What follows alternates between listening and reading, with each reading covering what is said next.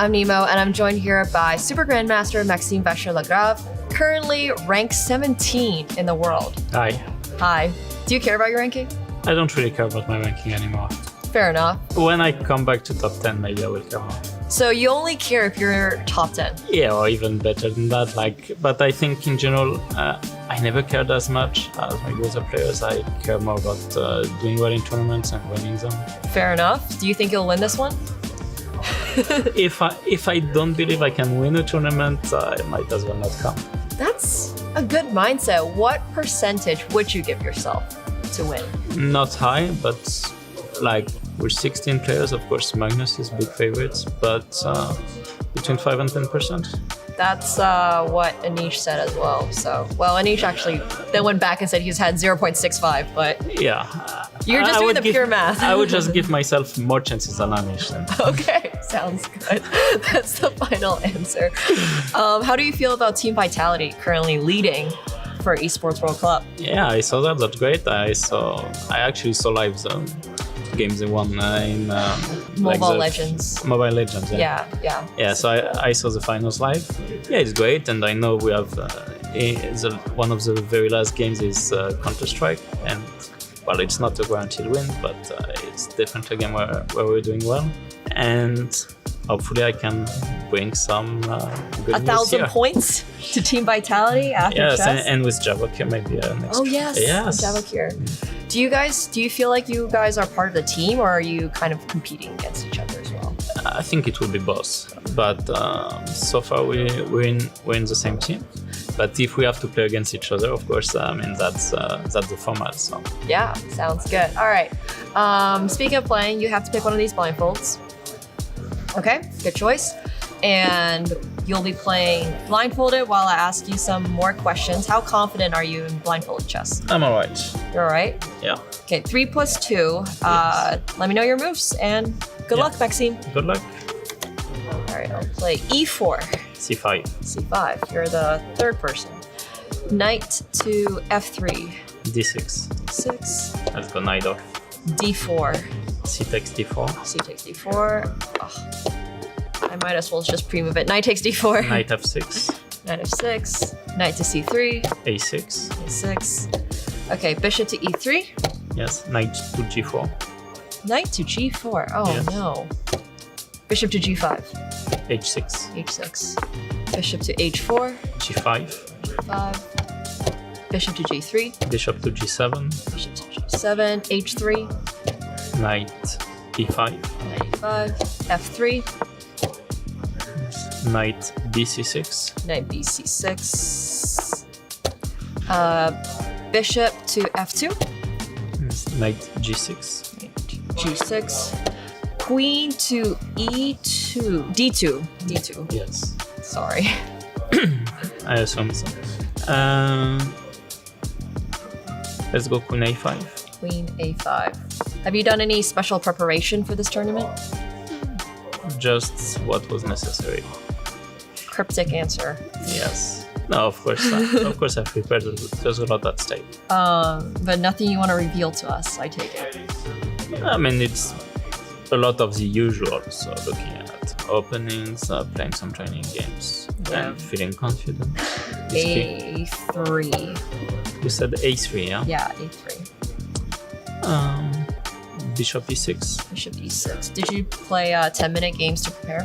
Not really, but I played the the 2 online events, and I played a lot of no-increment blitz. No increment blitz. Yeah.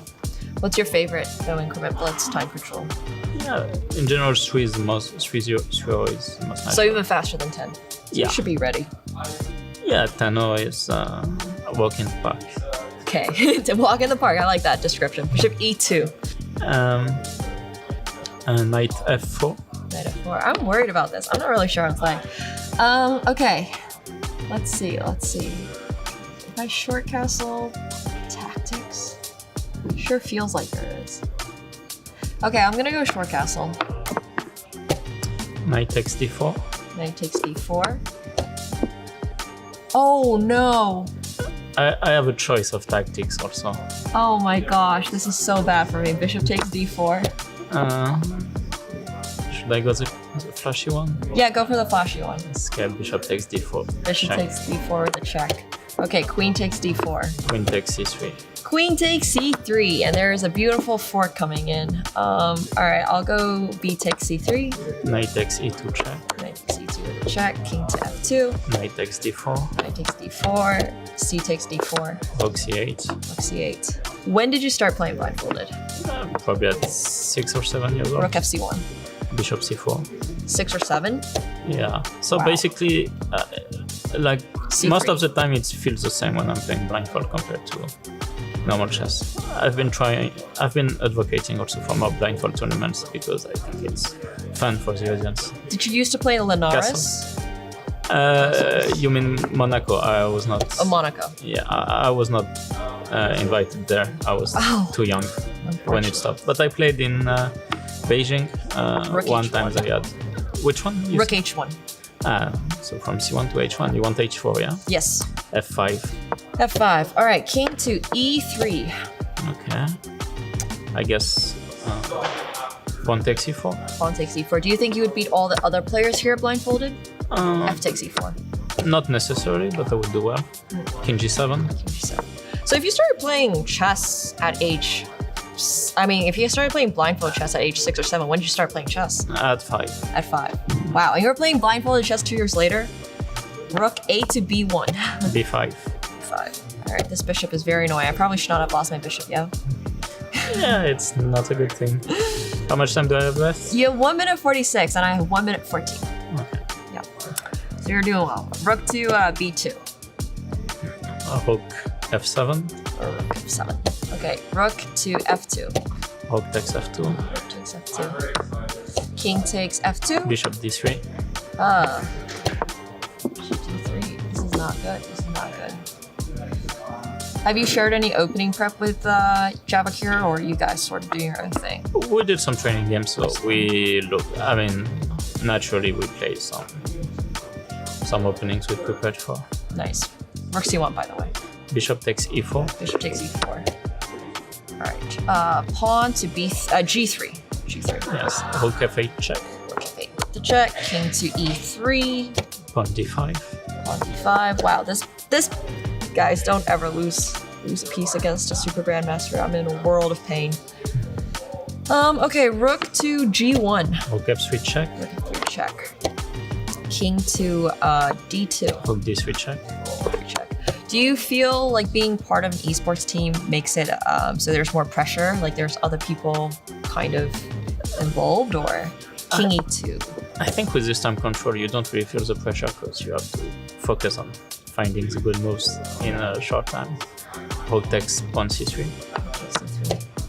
That's fair. All right, you know what? I resign. Good game. Thanks, you. Maxime. Yeah.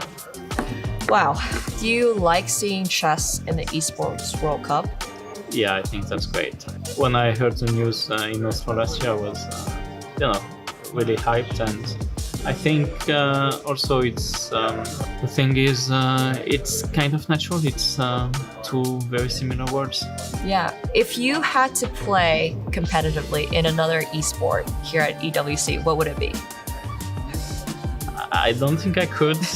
So that's the issue. It's purely hypothetical. Yeah.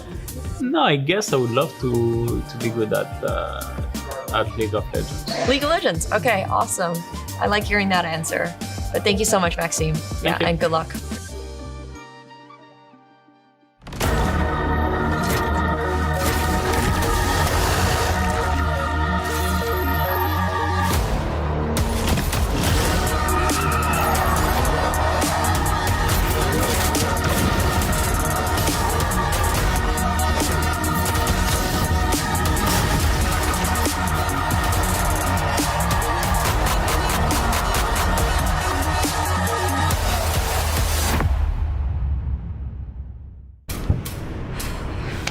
Yo, what's up, Tanya? You alright? Man, James, I'm losing my mind. I am obsessed with chess. It's taking over my life. I'm dreaming about it. I'm talking to people. I'm thinking what chess piece they are. Wow. Chess patterns everywhere. I think I need a break, Hey, man. Tanya, breathe. It's okay. I've been there before too as well. We all have this time where it's just too much chess going on. What you need to do is take a break, breathe. What I like to do is I like to horseback ride. I like to go, watch some Netflix, or maybe go to the gym sometimes. Maybe eating ice cream with my friends.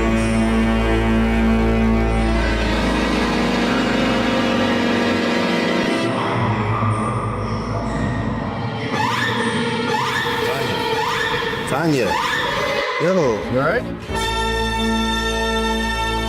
I need a break. I need a break. What? What did I say? What did I say?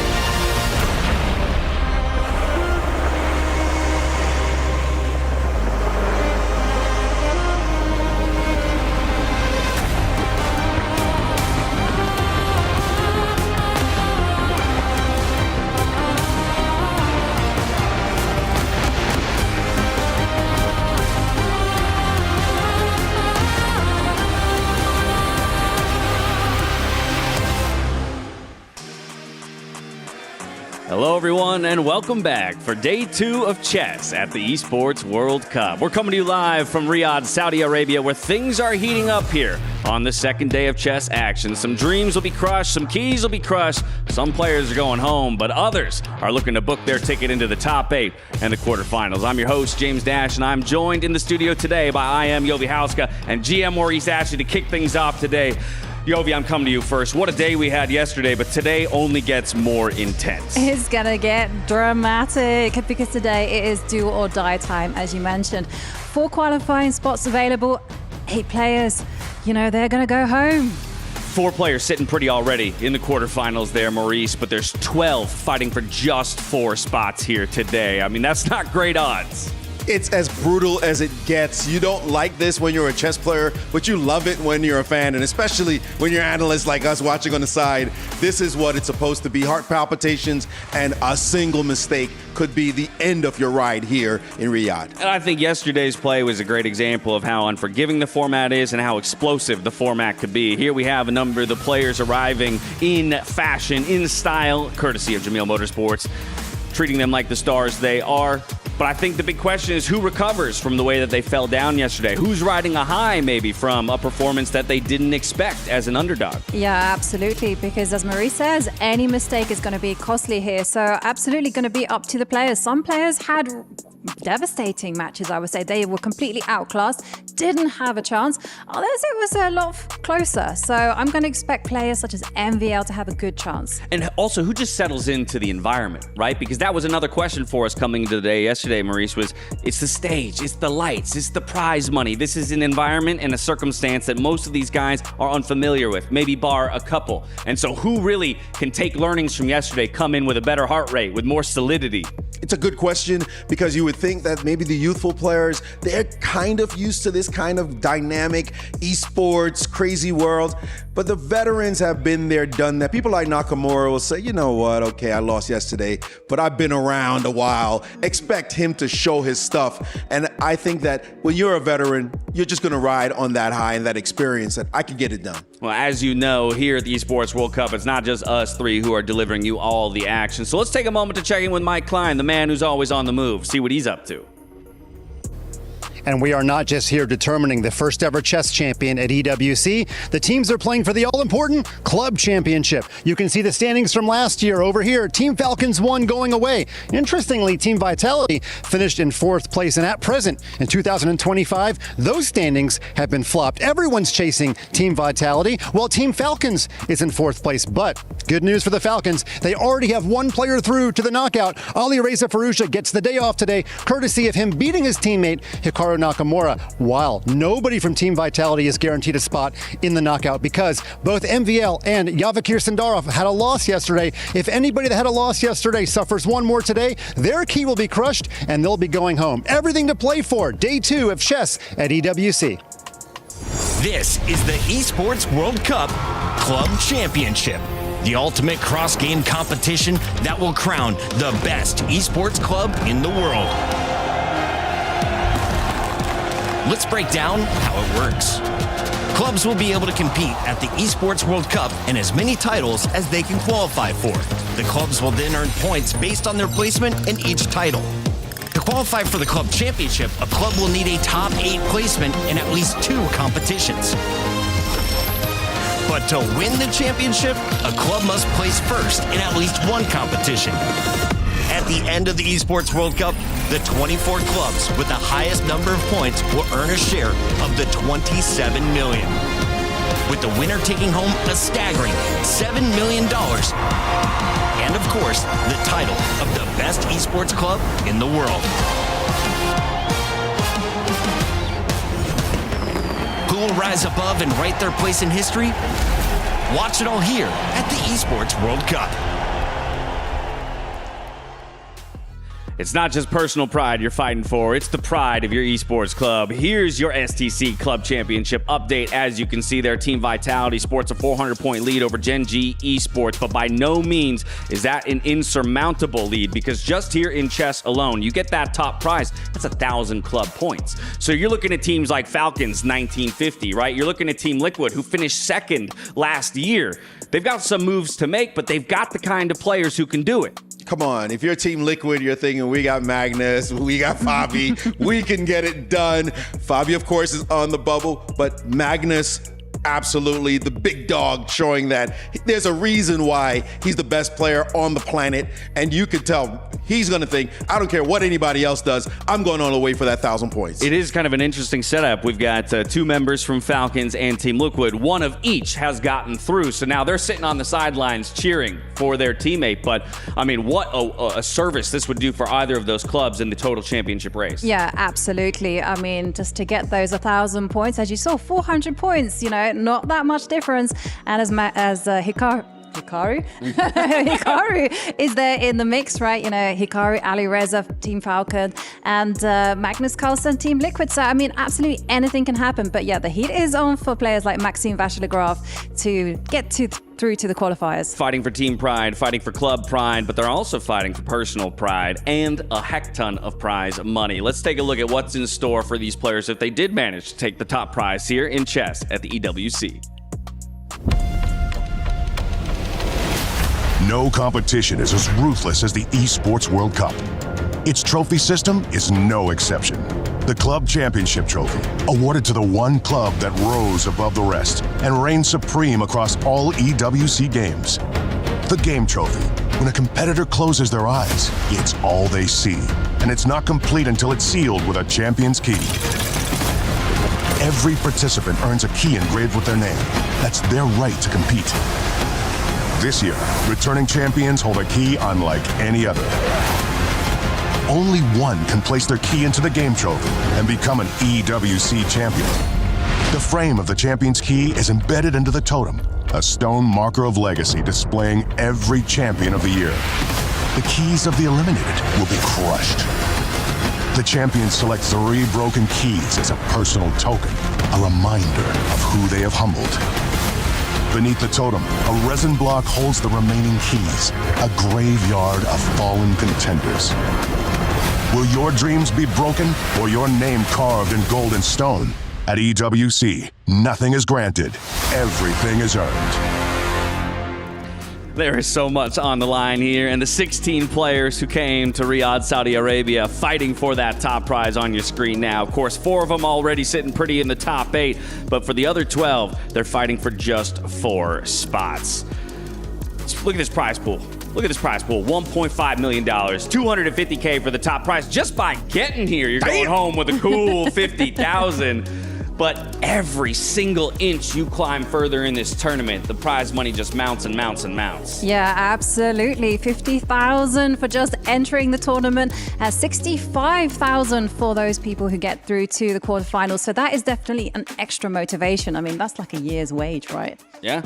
Absolutely. I mean, if you were one of those 4, you already jumped halfway up that board just yesterday alone. You're already thinking about going home with $90K. That's just ridiculous. Let me tell you right now, that's easily a first place prize at a lot of the biggest tournaments in the world. So to them, to have this opportunity, these players think that they've died and gone to Riyadh. Yeah, that's exactly what they've done. And so much of this, right, is because we've now taken this world of chess, we've taken the world of esports, and we've slammed them together. To think, just 3 months ago, most of these guys weren't even a part of an esports club, and now they are. Let's take a look at the journey that esports and chess have gone on in just this short time.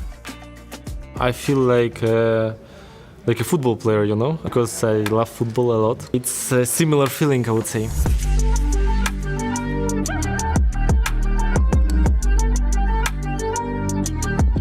Navis truly is helping me, and it's great, exciting to play for them. They help a lot. For me, it's very easier to, I don't need to organize everything myself. Thanks for them, I don't need to think about this, and it's much easier for me. We have a great team here with us. When I came here, everything was set up and everything was managed. Any questions I have or anything that I need, they provide. So this is fantastic that they make everything ready for me to focus on chess. Team Liquid has been great so far. Been very impressed with what they do, how professional they are. I've already learned a lot from them in terms of preparation for the events and what they do. So I think there are a lot of possibilities for getting support. Having those possibilities is definitely a good thing, and it can only be beneficial. My team really support me. I feel that every detail is good organized. I was very happy to be part in this team. We are speak with Maxime. If anyway I will not qualify, I want to stay here and support Maxime. I'm very happy to have my partner here, and we will show our best. Having Hikaru in my team is fantastic because it puts us in a very good situation. I think we are one of the favorites, so we talk a lot, even last night in dinner, and to make some game plans and these sort of things. Great to hear the perspective of all of the players, but Yovi, the thing that jumps out to me is the repetition of the word support. Right. I tell you what surprised me the most, the fact that we have Ali Reza and Hikaru working together, giving each other advice in order to make those all-important qualifying stages and pick up those points. And it's just absolutely astonishing to hear. And Maurice, I think typically, chess thought of so commonly as an individual sport. While yes, there are some team competitions, this idea of bringing guys in together, building that support system around them, making it so that they don't have to take care of all their travel arrangements and everything like that. Maybe you can speak to how this can be a big part of growing the game of chess. The funny thing is, you hear the word team and they say team, and they kept saying that over and over again. As individuals, we're used to taking care of everything ourselves, and you're separate from these guys. They're your competitors, not your friends. Here you see the kind of camaraderie being shown and spoken about, and I'm looking going, what? You're friends with that dude?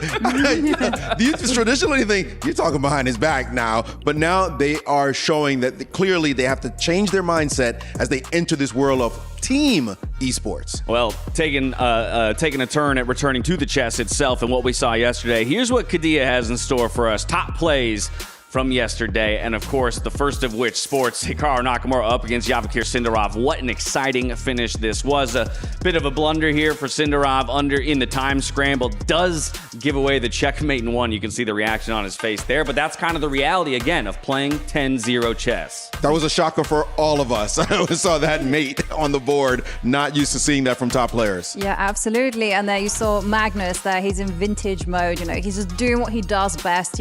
Just making sure that he grinds out his victories and just forces the opponents to blunder.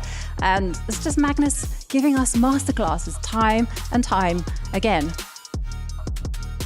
And in this game, Aronian came with it. We love this one. 42 years young, but showing the youngsters how to get it done when he smashed his rook down on c3 and busted open that kingside, dropped his knight in the middle of the board, and there was no chance after that. Levon just cruised, showing his class. There's nothing Yesepenko could do but just bow down to the old master. Yeah, that's a respectful handshake. Even a smile on his face as he goes down to Levon Aronian. Here's a picture of the first half of the day yesterday. As you can see, it was that surprise right out the gate, Maurice. I think that's the big thing when I take a look at these 6 results. It was Yesepenko who took our expectations and threw them out the window in the first match of the day. Yeah, I got to say, I had to eat crow because I had Nepo going down, but Yesepenko showed it right away. He got in here just on basically luck when Fedoseev didn't make it, but he said, hey, I'm in with a shout, and his ending with that queen and rook with seconds left on the clock, he was able to pull it off and finally deliver that mate.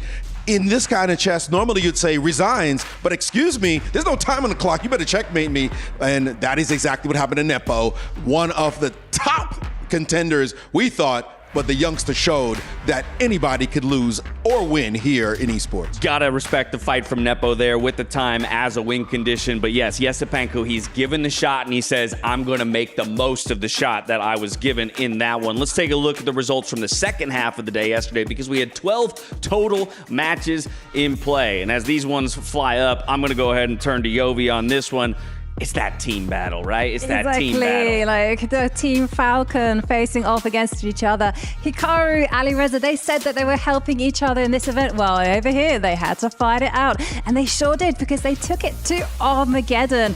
I mean, here, it was just this crazy battle with Hikaru just desperately trying to flag Alireza. And Alireza just had seconds left on the clock. And he's one of the fastest players around. And he had to find a way to force that draw to get that Armageddon win. And here you just see him throwing in some checks. It looked like maybe Hikaru might actually do it in terms of the clock, but it was around about here where, Alireza just shows us his genius. He finds a way to trade off those rooks, force that draw, and yeah, there you see laughter there from Hikaru. He knows. Yeah, nothing to do but to show a sign of respect, to have the smile on his face as he falls down to his teammate there. That left us with only one more matchup to play at the end of the day. It was Magnus Carlsen up against Jan-Krzysztof Duda. And Maurice, there was an opening for Duda in that one. As we already know the results here based on the screen, but he had his shot, just couldn't get it done, perhaps against Magnus Carlsen. Everybody says those same words all the time against Magnus. Of course, you had your chance. You have a great position, but Magnus defends like a genius. If he had won the game, of course, they go to Armageddon, but it is Magnus we're talking about. He's such a great front runner that you cannot afford to make any errors whatsoever. All Magnus needed was a draw, and he was able to pull it together in this game and knock Duda down into survival mode. We see here, Magnus is just that guy. They all know if you have a chance, you've got to get it done. Otherwise, he's going to show why he is indeed the GOAT. Look at that liquid jacket. Abdusattorov. Let's go. That's glorious. I love to see the branding. Stylish. Yeah. Pretty nice. But also proving our point as to why he was one of our 2 favorites alongside Alireza. Those guys are already up in the quarterfinals. Of course, it was Hikaru who had to fall down to a favorite himself. He still has a pathway today. Sets us up for a brilliant day, too, and I can't wait to see what we have. But first, let's take a look at some of the reactions courtesy of Sony PS5. Look at that. We got the fist bumps. We've got the the growls, the snarls. The frustration there from the players. It's all about those emotions. You normally don't see these faces at chess tournaments. People are poker face usually. We don't want to show anything to your opponents, but the energy, the tension, the drama of the moment, they all feel it, and it was showing on their faces during the competition. Well, that brings us to the picture that we entered the day with. Here's what Group A looks like. We had Levon Aronian already booking his ticket to the playoffs, and then of course Andrei Yesipenko, he drops down awaiting the winner of Jan Nepomniachtchi versus Vladislav Artemiev. That will be one of our first matchups of the day. But it's this guy right here, again, who's probably having the best month of chess of his career.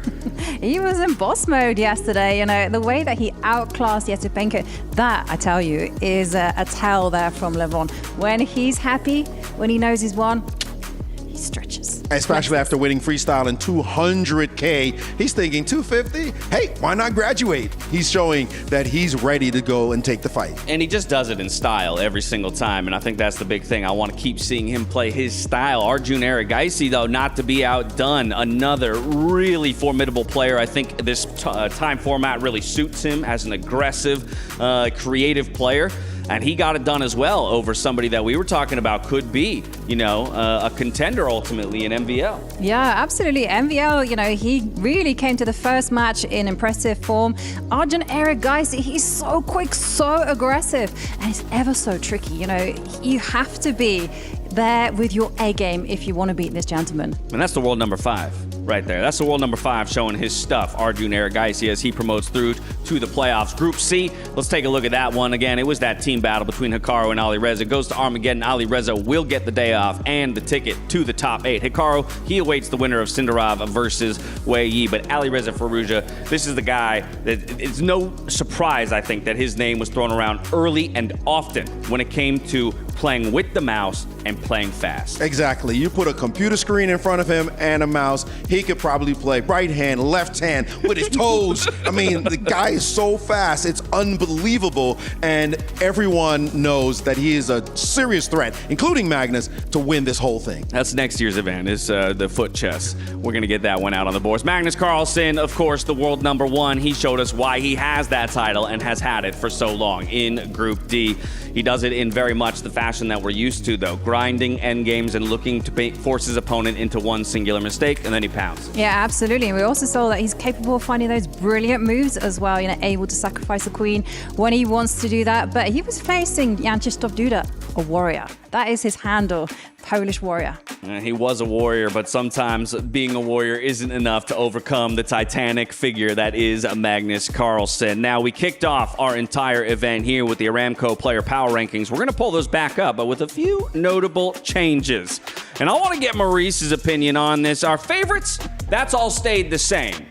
You agree? As they it should. still belong. Absolutely. Okay. Nakamura taking some blood on the chin, but let me tell you, he's the favorite, whoever he plays today. Exactly. And if you're going to fall down to somebody else, it better be a favorite. That's exactly what happened. So let's go straight to Quickshot, though, because it was Nakamura who took a loss. Let's see how Nakamura is recovering, let's say, from a loss to a teammate. This is yesterday. Quickshot and Hikaru Nakamura. Hey everybody, I'm joined by Hikaru after a very difficult set against a fellow teammate. Before we talk about the game, how are you feeling after the match? You seemed to experience every feeling under the sun in your face throughout the course of the game, including, it seemed like you were laughing at the end, at the last move. How do you reflect? Well, obviously I was quite tired. It's been a long day, and I mean, I just messed up the opening, so that's simple. Later on, Alireza gave me an opportunity to maybe get back into the game, but overall, I mean, other than a little bit of luck, it was never meant to be in that final game. So it's unfortunate, but that's how the tie breaks work, and at least I'm not eliminated yet. Yeah, got a lower bracket opportunity ahead of you. What is it like playing up against a teammate? You know, obviously being fairly familiar with one another in what could be a deciding match. I think it's unfortunate that we were paired against each other, that we're in the same bracket, but you know, Magnus made that choice. So it's a little bit unfortunate, but nonetheless, you're in a situation where you have to play. But again, one of us is through, and hopefully I'll make it through tomorrow. Yeah, I mean, definitely seems to be, it's something that a lot of people would expect. As somebody who's been around the chess scene for a very long time, you were actually the first chess player that I learned about as an esports commentator. 5 years at least, multiple organizations. How have you seen chess growing? I consider you to be the OG esports chess guy, and now it seems like there's a lot of colleagues. You're picking an interesting time to ask me that question. I think there's been big peaks. To be frank, I think at the moment we're in a bit of a downturn, or not anywhere near where we were during the heart of 2020. That being said, ultimately chess is in a much better place than it was pre-pandemic. So it's obviously good to see that there are so many people considering chess content, but it's also good to see their fans here as well. Fantastic. Thank you so much. Best of luck in the lower bracket run. Back to you at the desk. Thank you so much, Quickshot. I love to call out that Hikaru Nakamura, he was one of the trailblazers to a degree when it came to associations with esports organizations and kind of bringing chess more into the digital sphere. But now we move on to the contenders, and this is where we've dropped a couple people out. MVL and Nepo, they have been dropped out of the contenders list. You're insane. Well, okay, tell me why.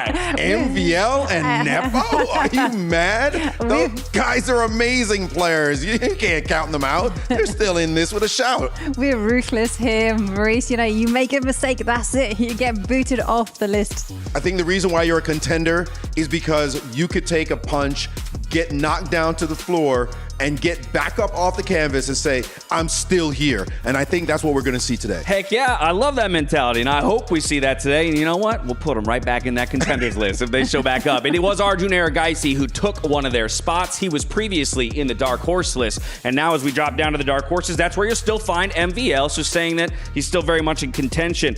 Yesipenko, Duda, though, I think a couple names that are jumping into this conversation for dark horses. Yeah, absolutely. MVL yesterday showed he was in great shape in his first match. Also, Duda winning against Fabiano Caruana, and he's going to be awaiting his fate today. But of course, you mustn't underestimate the youngsters. I've got a strong belief that this format does favor them. And I got to say, Arjun, he's one of those young players who never seems to get the respect he deserves. I think it's time you put some respect on his name, because he is one of the top players in the world. But if it's the Indian crowd, it's always Prague or it's always Gukesh who gets the love. It's very rarely this youngster who is showing to everybody, I belong at the elite level, and I'm going to smash the people you think are going to beat me. Exactly that. And this was those final moments of the Duda versus Fabi match. Again, a bit of a surprise for us. This happened on Stream B. So really, when we saw the results, we went, wait, what? Fabi already got knocked down into an elimination situation. That was pretty crazy. Yeah, it was crazy because it all fell down to what Fabi calls one really stupid blunder. Like, it just went wrong. And chess is like that, right? But the players today, they can't afford to do that. Today's going to be all about precision, being resilient, and bringing the air game to the tables. All right, so then let's talk about today by taking a look at the schedules. First, we're going to start with the Stream B schedule. So that's not our stream, but make sure that if any of these games are the games that you want to be checking out, that's the stream you're heading to. Of course, we'll have Mike Flying giving us updates all throughout the day. So today's schedule over on Stream B is going to kick things off with Anish Giri versus Nihal Sarin. How about that one? That, I think, already is promising some fireworks. Obviously, Anish Giri and Nihal coming in through the last chance qualifier. They're going to be terrified. I don't know how you keep your nerves together. You talk about one stupid blunder. Guess what? You get one, but you don't get two, because otherwise you are going home. So this is an incredible matchup right away, and they just got to get it done.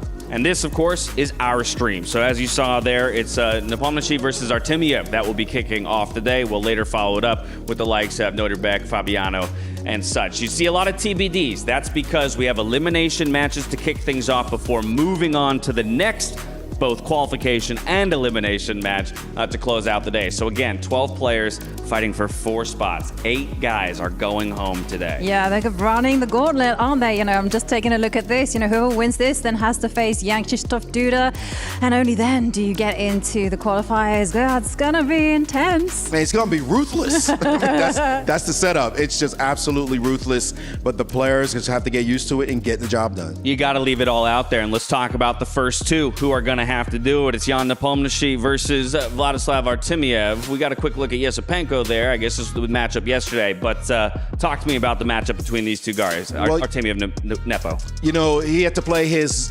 countryman, did Nepo versus Yesepenko is what we're seeing here. But now he's got to play another one in Artemiev. You got to think, well, I got to play my homies, and one of us has got to go home. It is absolutely rough, but it is the way of the draw, and we just got to accept it. All right, now, but if I look at these stats, this is already looking well in the favor of Nepo. So let's talk about maybe why that is, but also where are the openings for Artemiev? Yeah, I mean, I have to say that Nepo is on paper the favorite. You know, he is, after all, World Blitz co-champion. You know, he's one of the best, fastest players in the world. But Artemiev, he's ruthless. He's got ice cold blood in his veins. You know, really, he is one cool customer, and he's tactically really, really sharp.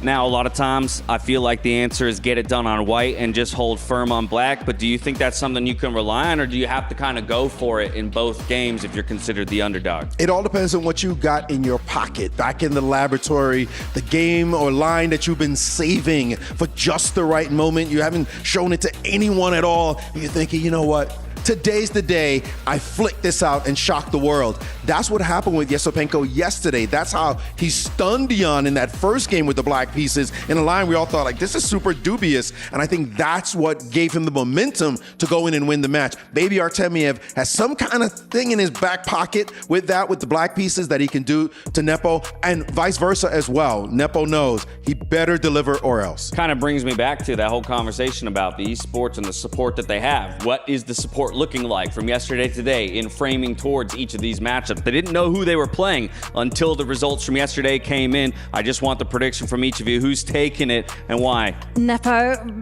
sharp. Nepo! All right, double predictions on Nepo there. That's all we have for you. The stage is set, the stakes are set for our first matchup of the day. Let's get into the arena, though, to kick off day 2 of chess at the Esports World Cup.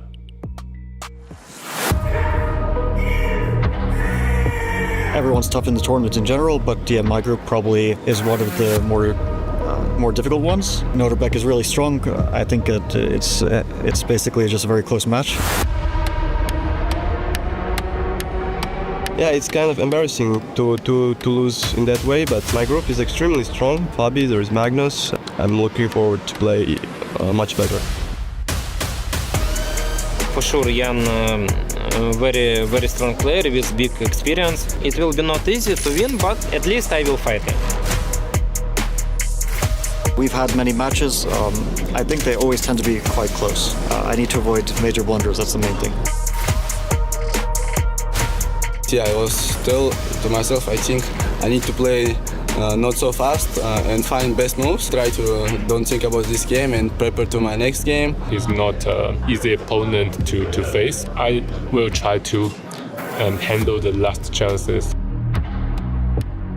I've lost a match to Nihal in the qualifier. He's not most best opponent for me either. It's an uphill battle. Anything can happen, I think. I think this event, like, all players are really, really strong. That's how sport goes, I guess.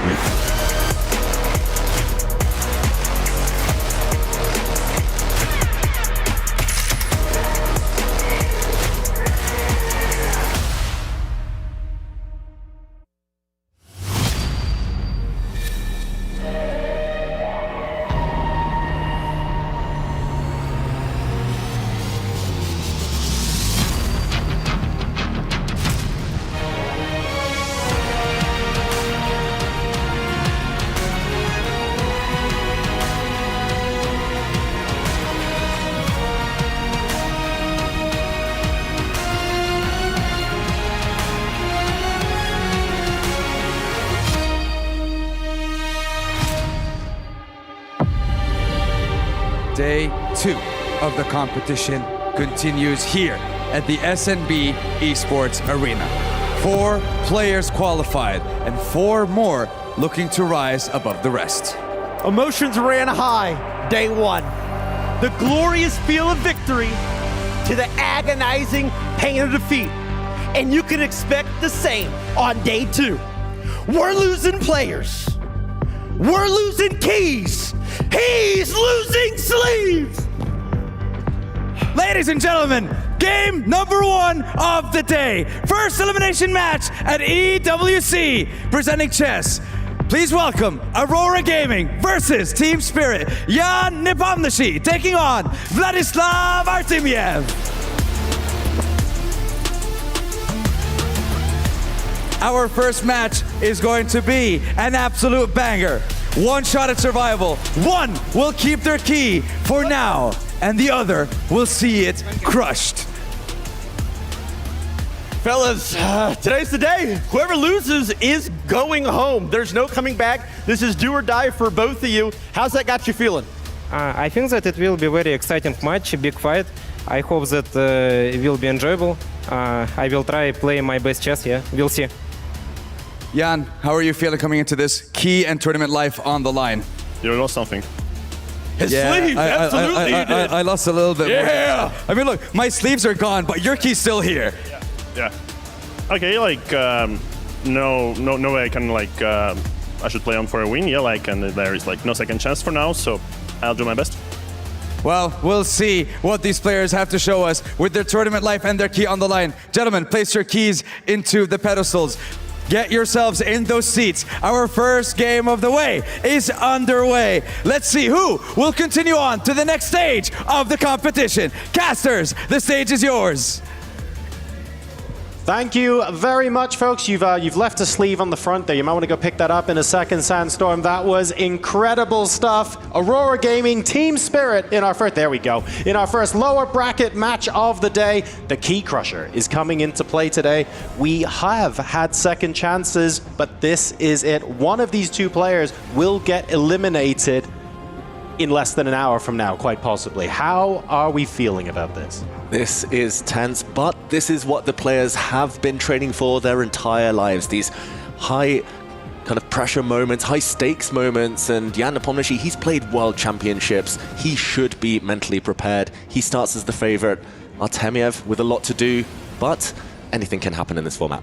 This is just like we've never seen before, right? High stakes, high pressure, high drama at the biggest esports stage in the world. And we start in a position where 12 players today are facing elimination, no second chances. You know, you've got to win the match for Jan Nepomniachtchi. It's going to be his speed, his thrilling chess versus the steadiness that Artemiev brings on the board. One of them about to be knocked out, the other continues their path to try to make it to the quarterfinals bracket. Action starts now. That's one of the things I love about the group stage format and the way things pan out in this way. Losing on day one doesn't mean you're out of the competition, but you do have to run the gauntlet to make it back. The winner of this match doesn't qualify. It gives them the opportunity to redeem themselves, and they still have to win another match before they can progress. But they have to cast that out of their minds now, because everything that matters to them is on this board. And here we go. It's Jan Nepomniachtchi who starts with the white pieces. We see a Roy Lopez, a Spanish opening. This has been part of his weaponry, his arsenal for so many years. It's a traditional opening, but it's also an opening he played yesterday in his unsuccessful match against Eyasipenko here. What do you make of it, Tanya? Solid start to this encounter? Definitely. One thing we know about Jan Nepomniachtchi, the position barely stays solid for too long. You know, it's blistering speed for him, but he also thrives under chaos. He likes to bring in those calculations, those complications on the board.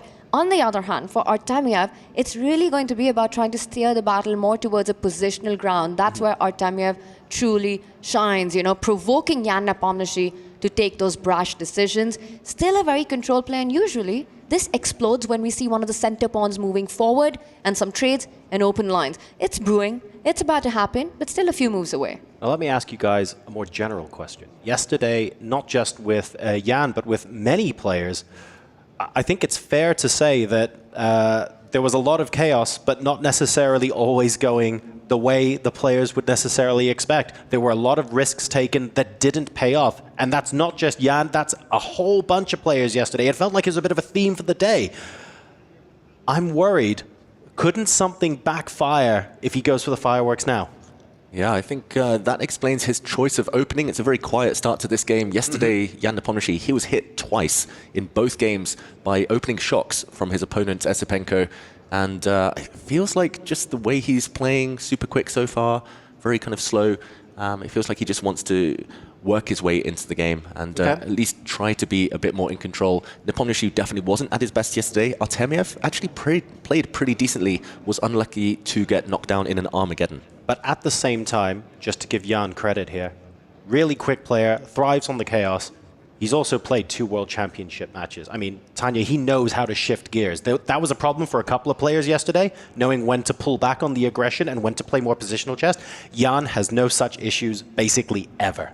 Yes, and I think intuitively he wants to try to create dynamics, and this is exactly what I was talking about. You know, it's Jan Nepomniachtchi. It's not going to stay solid for too long. That pawn break does arrive. Now you've got a bishop trade being offered, but I like how Artemiev's handling it. He's going counter for counter. He also moves a center pawn forward. The bishop's tension between that. A knight under attack. It looks like with the king in the center, the black king in the center, the complications of the line do open up, might favor white just a little bit more. Yeah, if black had one more move, had this exact same position, but had castled his king, we would be talking about Artemiev here fighting for the advantage. But for now, Nepomniachtchi has a small window of opportunity before the black king escapes from the middle of the board to try starting an attack. And there we see on Artemiev's screen, he's pre-moving. He's assuming that the bishops are going to get traded, the dark squared bishops there, and he's going to take back with his queen instantly. Very easy pre-move. No risk attached to that one. It will only happen if there is a bishop trade, and there we go. He saves a few seconds in the process. So we've got a pair of minor pieces left on the board for both players. Black needs to castle, but other than that, things look... I mean, there are 2 pawn islands for each player. The pawn structure is slightly different, I suppose, but there's nothing about this position that's jumping out at me going, oh my goodness, in 2 moves, this is going to be chaos, this is fireworks. This all seemed, well, rather okay, rather normal, but now we're castling opposite sides of the board. And that usually means a race to each other's king. This last move threatens a pawn on the board on the other side. The queen's moved 1 step forward, and a7 is a soft spot here. I'm expecting Artemiev to slide the king over to b8 to defend that pawn. And like you said, it felt like a slow start. But with kings now on the opposite side of the board, we can expect pawn storms, one on the right flank and the other going for the left flank. And stylistically, it should, on paper, favor Nepomniachtchi, who's a much more dynamic player. Artemiev is more strategically minded, very positional, likes to keep control, avoid too many tactics. He's an endgame specialist, Artemiev. But for now, it is hard to envisage anything going too wrong in terms of the king positions, since there have been so many exchanges so far. A first frown from Jan Nepomniachtchi reacting to this knight retreat, maybe hinting that the black knight wants to jump further towards the white king, maybe a bishop for knight exchange in the air. Maybe you can help me understand that. I thought the knight on d5 looked like a great piece because it was stopping white from moving that b pawn forward to b4, for example, because the pawn on c3 would be under attack. Retreating the knight to me seems like an interesting choice if the knight isn't being attacked. Yeah, I think it was just a very concrete move. The white knight was also attacked by the black bishop a move ago just before it jumped away. So maybe trying to go for that trade. Maybe the black knight was trying to jump forward to the g4 square to try and hit the white queen. Watch out for that idea in the near future. But for now, it very much is just a case of slowly improving, a bit cagey. This last move prevents that idea you mentioned of the white pawns stepping forward on the left flank. Tanya, it feels so weird to be talking about slowly improving your positions, tweaking the positions of your pieces, when the players have castled opposite sides. Like, in my brain, I'm expecting fireworks in a couple of moves, but in reality, it is a lot slower than that, isn't it? It is, but I still feel like it's brewing, you know? You still have a lot of majors on the board. You've got your queens, rooks, and I like how all the pieces are in the game. Very often, one of the mistakes that we make in chess is we kind of tend to forget one of the pieces. Right. You know, they're left undeveloped. But look at this. The bishops, knights, the queen beautifully placed. A threat on the board currently. Once again, Jan Nepomniachtchi slides up with the queen, attacking a soft pawn on g7. So black needs to find a way to defend it. And it's not ideal, you know, because you'd either have to make your rook passive or your knight passive. You can't move that pawn forward. The knight on f6 would be hanging. So not an easy decision. I like how Nepomniachtchi is creating a threat every move. Yes, it feels like even though the position is relatively equal, we're fighting for initiative right now. I think it's fair to say even the knight to h5 is Artemiev saying, I want you to be responding to a threat that I'm producing so that I have the freedom to do what I want to do. But Nepomniachtchi isn't allowing him that opportunity right now. Yeah, this is the third, fourth move in a row that Nepomniachtchi is starting to create threats. And for Artemiev, his knight clearly a bit offside compared to its counterpart in the middle of the board. The white knight looks beautiful. I would say this position is easier to play for white. Maybe that's why Nepomniachtchi has a 2-minute time advantage right now, but he doesn't repeat moves, Nepomniachtchi. He goes for the black pawn.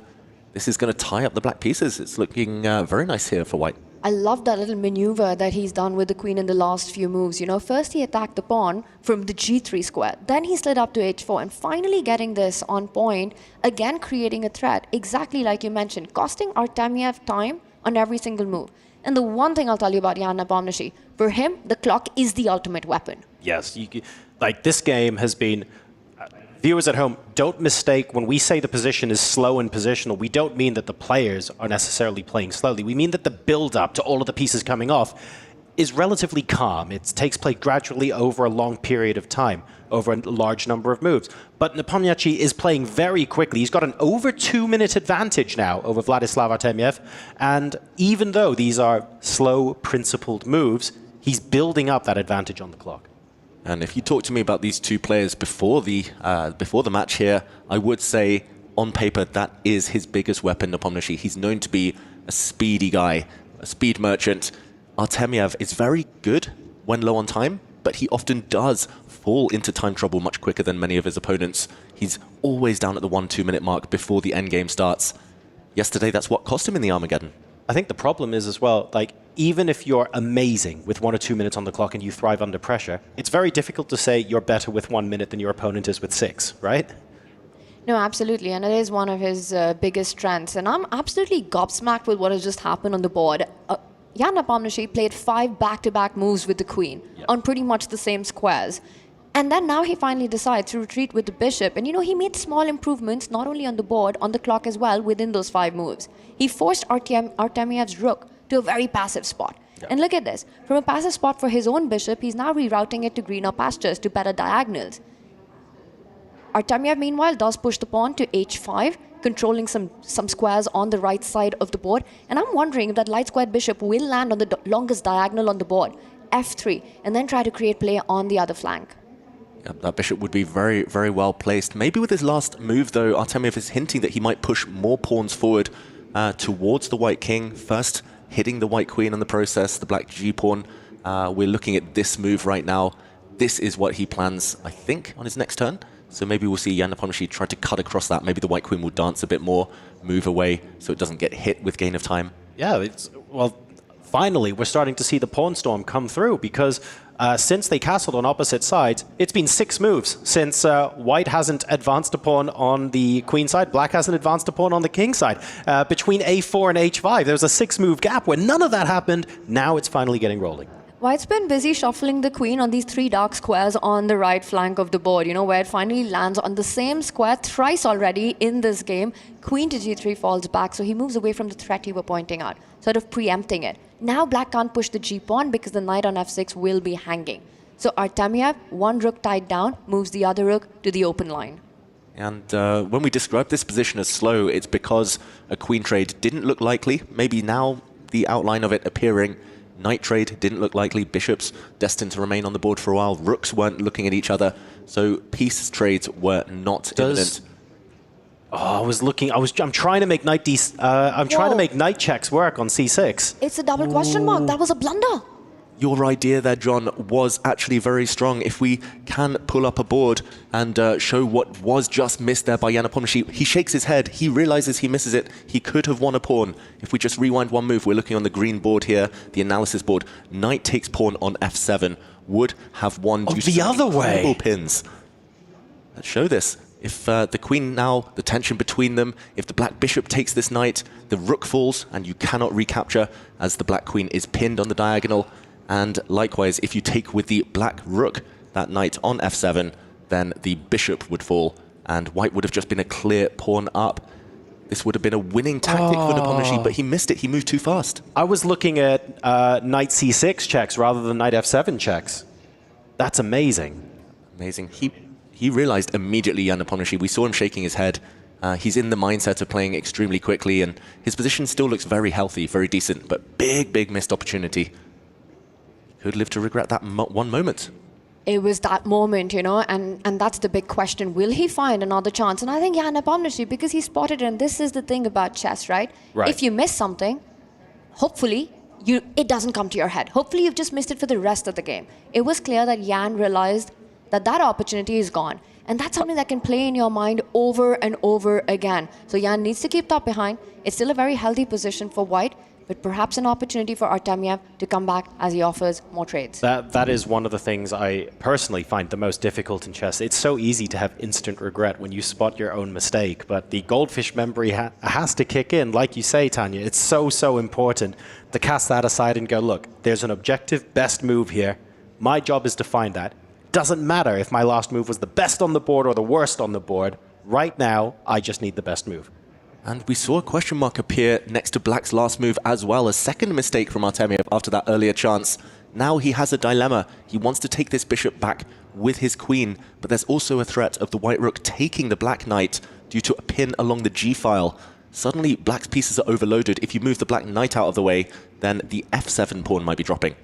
That is so uncharacteristic. I mean, Artemiev making that first big blunder, missed by Jan, and then just a few moves later, just one move later, another second big inaccuracy. He does invite rook takes knight now, and that cannot be a miss. That can't be a blunder. Artemiev, what's the trick that he's got up his sleeve right now? Rook takes knight would be a whole piece up. Yeah, you can take this knight with white. This is the move Jan Nepomniachtchi is looking at, calculating right now. That rook is poisoned. I believe he's going to try and use another pin of his own, Artemiev. The black rook here is going to slide across and put pressure on the white knight. It might be holding together, but it's holding together by a thread. And he's down to 2 minutes. Here we go. Rook takes knight. You cannot retake because the white queen would deliver a killer blow on the back rank. Queen takes rook would end in checkmate. That rook is poisoned. But the fact that he's thinking under 2 minutes now, bad news for Artemiev. Absolutely, because then that's a sign that this isn't part of some great tactical combination that you've thought off the entire sequence of moves, but actually something that you had a blind spot on. He goes with the best alternative, lines up, triples down on that knight at the center of the board. You know, you could slide your rook back and defend it, but that would have invited the black pawn forward, again creating big threats. We see the trades, but at the end of it, white's got that interest. You have that extra pawn. It's 5 versus 4 for Jan Nepomniachtchi. Yeah, note how both kings are cornered right now. No king likes to be fully cornered with no air to breathe. And there are back rank checkmating ideas for both sides.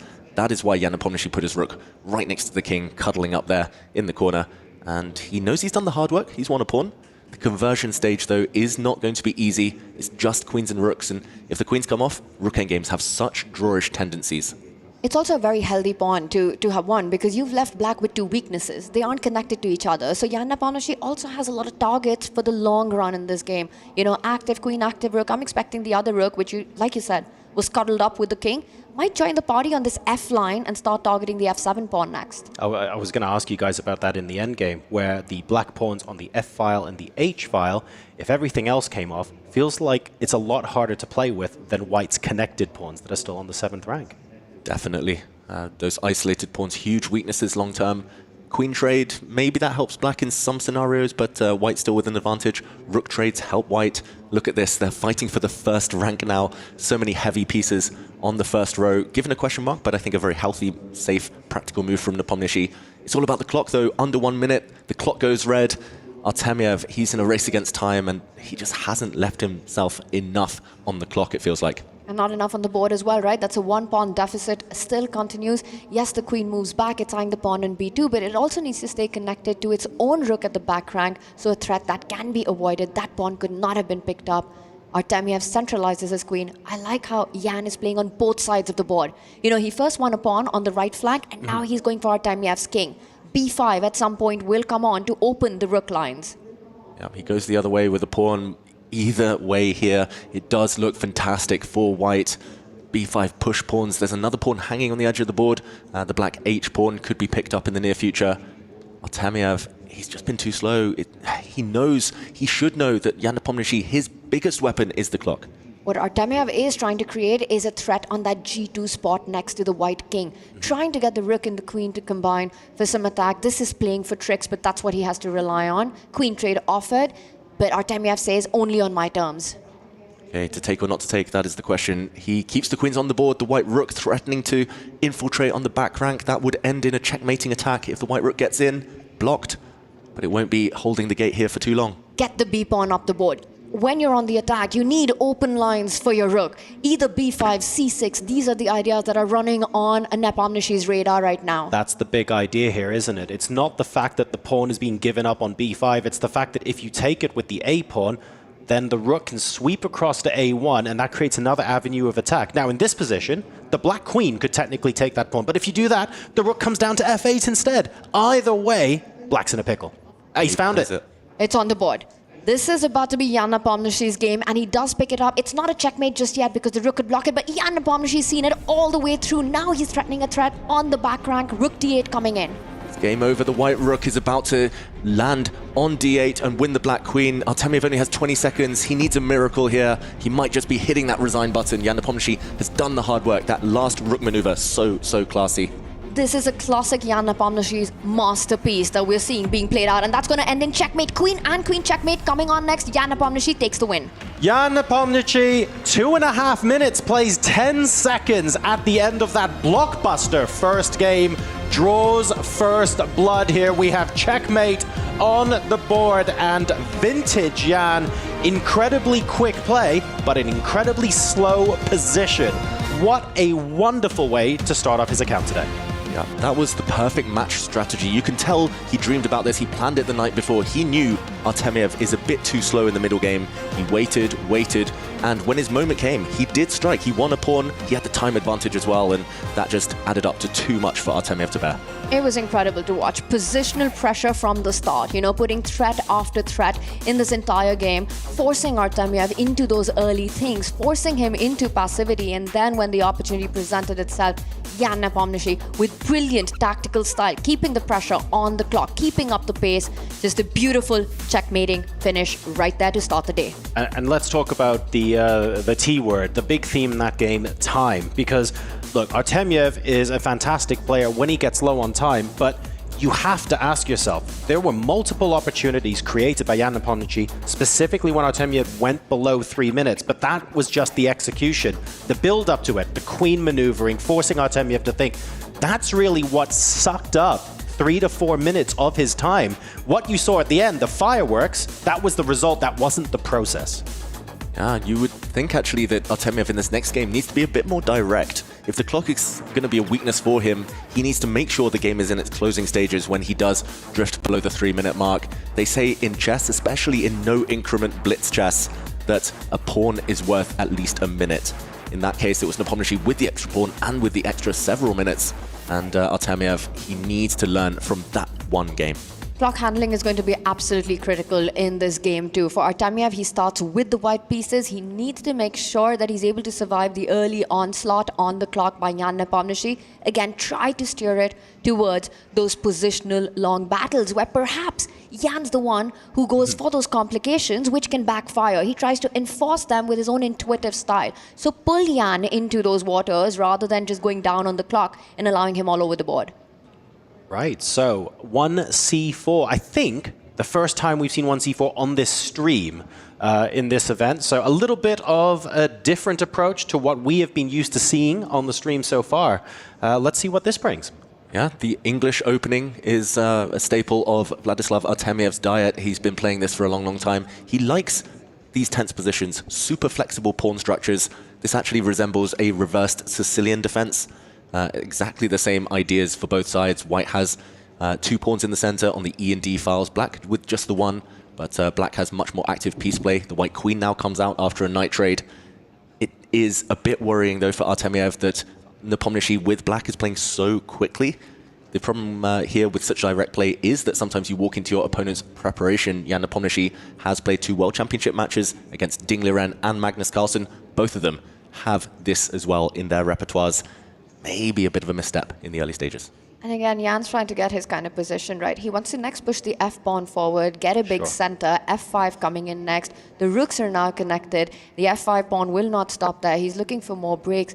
So it feels like Black's the one who's fighting for space here with this last move. Also feels a little bit sort of more advantageous with the white central pawns, one of them weak on d3 as well. Jan should be happy with this opening outcome.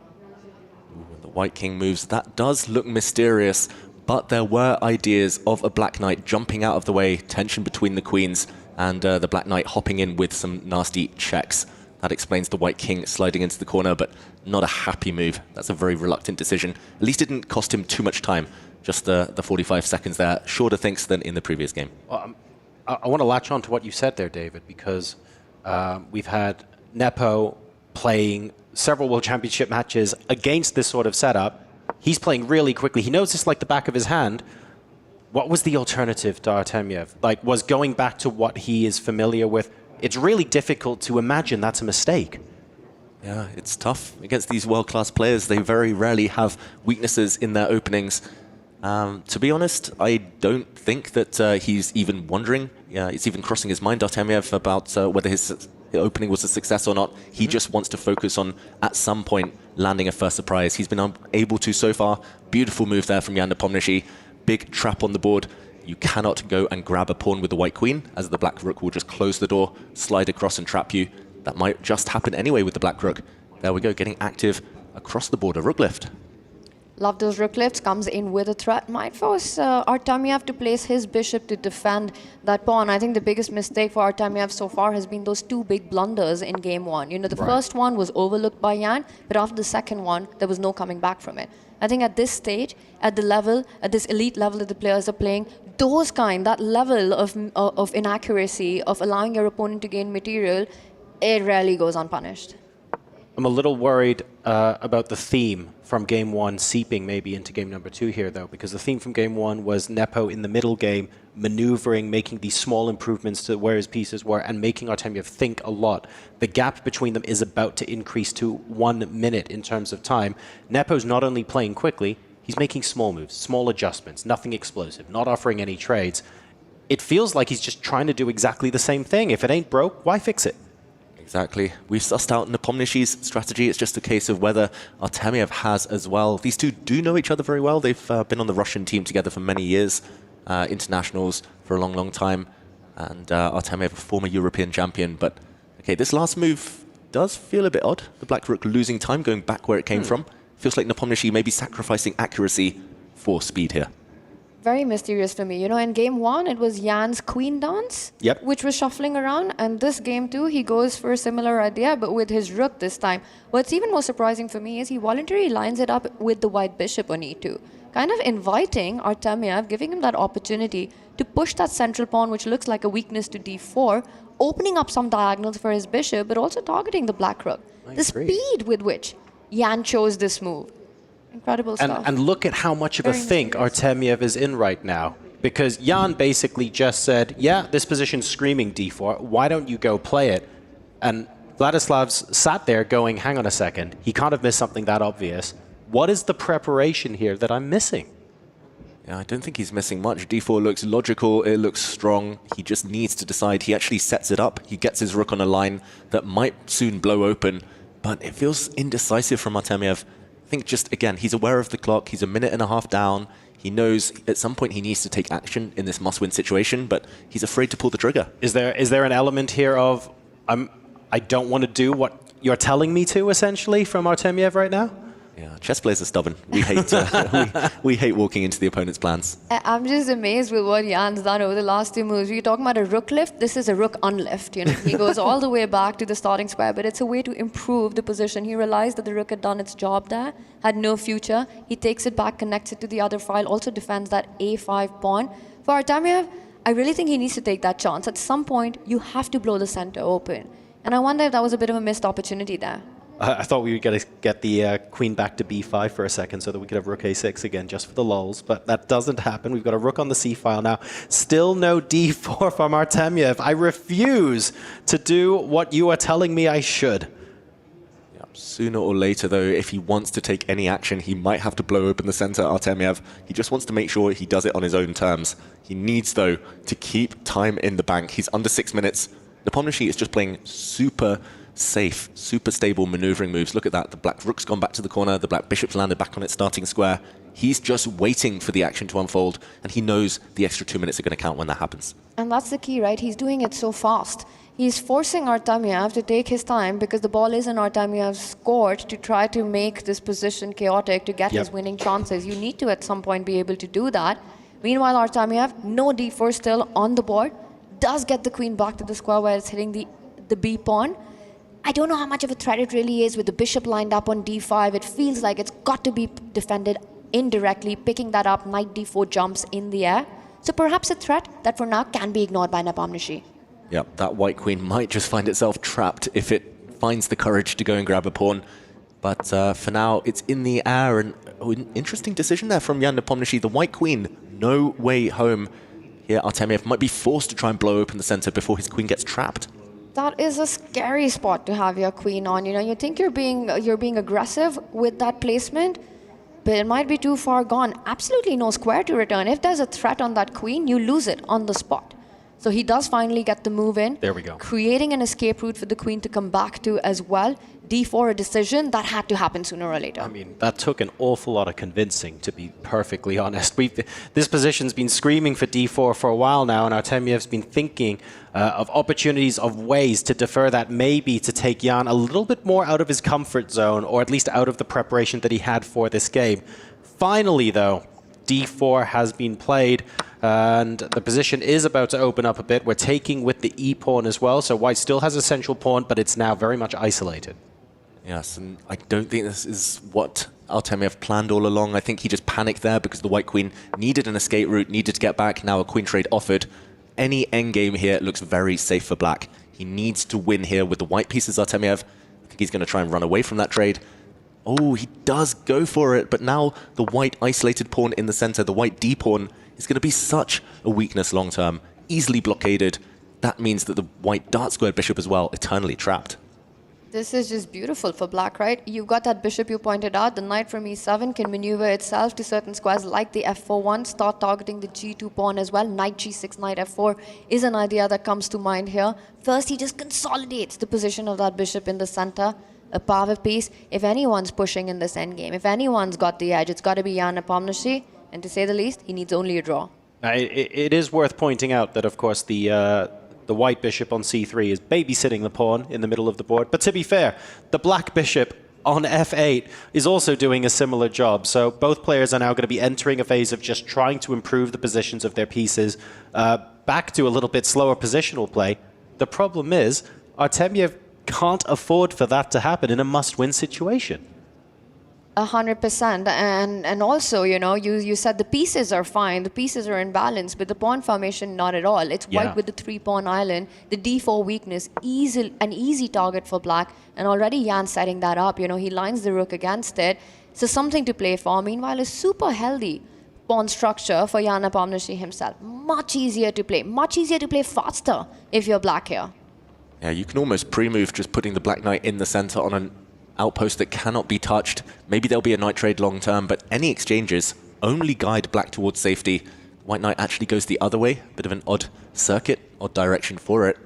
But yeah, bishop's coming off, helps black to get closer to the draw. Knight's coming off, also bring you closer to safety. This is a dream position for Jan Nepomniachtchi.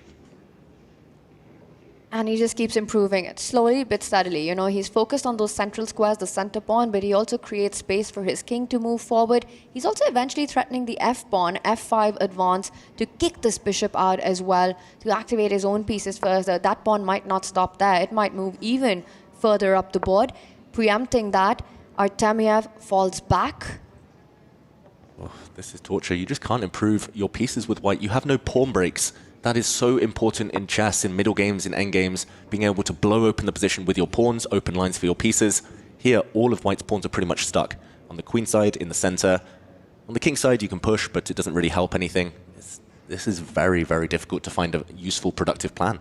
Full control. And speaking of productive plans, you know, the way Jan has placed his pawns, what he wants to do is also double up on the D line. He's made it possible by pushing the white bishop back to play the rook to d7 and get the other rook into the game, you know, the one that's had this entire journey, this whole game that it has. It's taking a rest right now. It's taking rest right now, but that's the plan that's in the air. He first attacks the white rook. Also a beautiful bishop, making sure that the other rook cannot come to the defenses of that central pawn. Yeah, white's pieces look very discombobulated compared to black right now. Really difficult to get the rooks onto the same file. He can't move across the c3 because the knight's protecting. You don't really want to swap off the light squared bishop because then black's light squared bishop has this absolutely beautiful outpost in the middle of the board, and you spend more time trying to get rid of that. The other rook can come up to a5 to defend it as well, so you don't even need 2 moves to defend it again. This is This is black tying white in knots right now. Like, it's so much easier to come up with a plan if you're playing with the black pieces.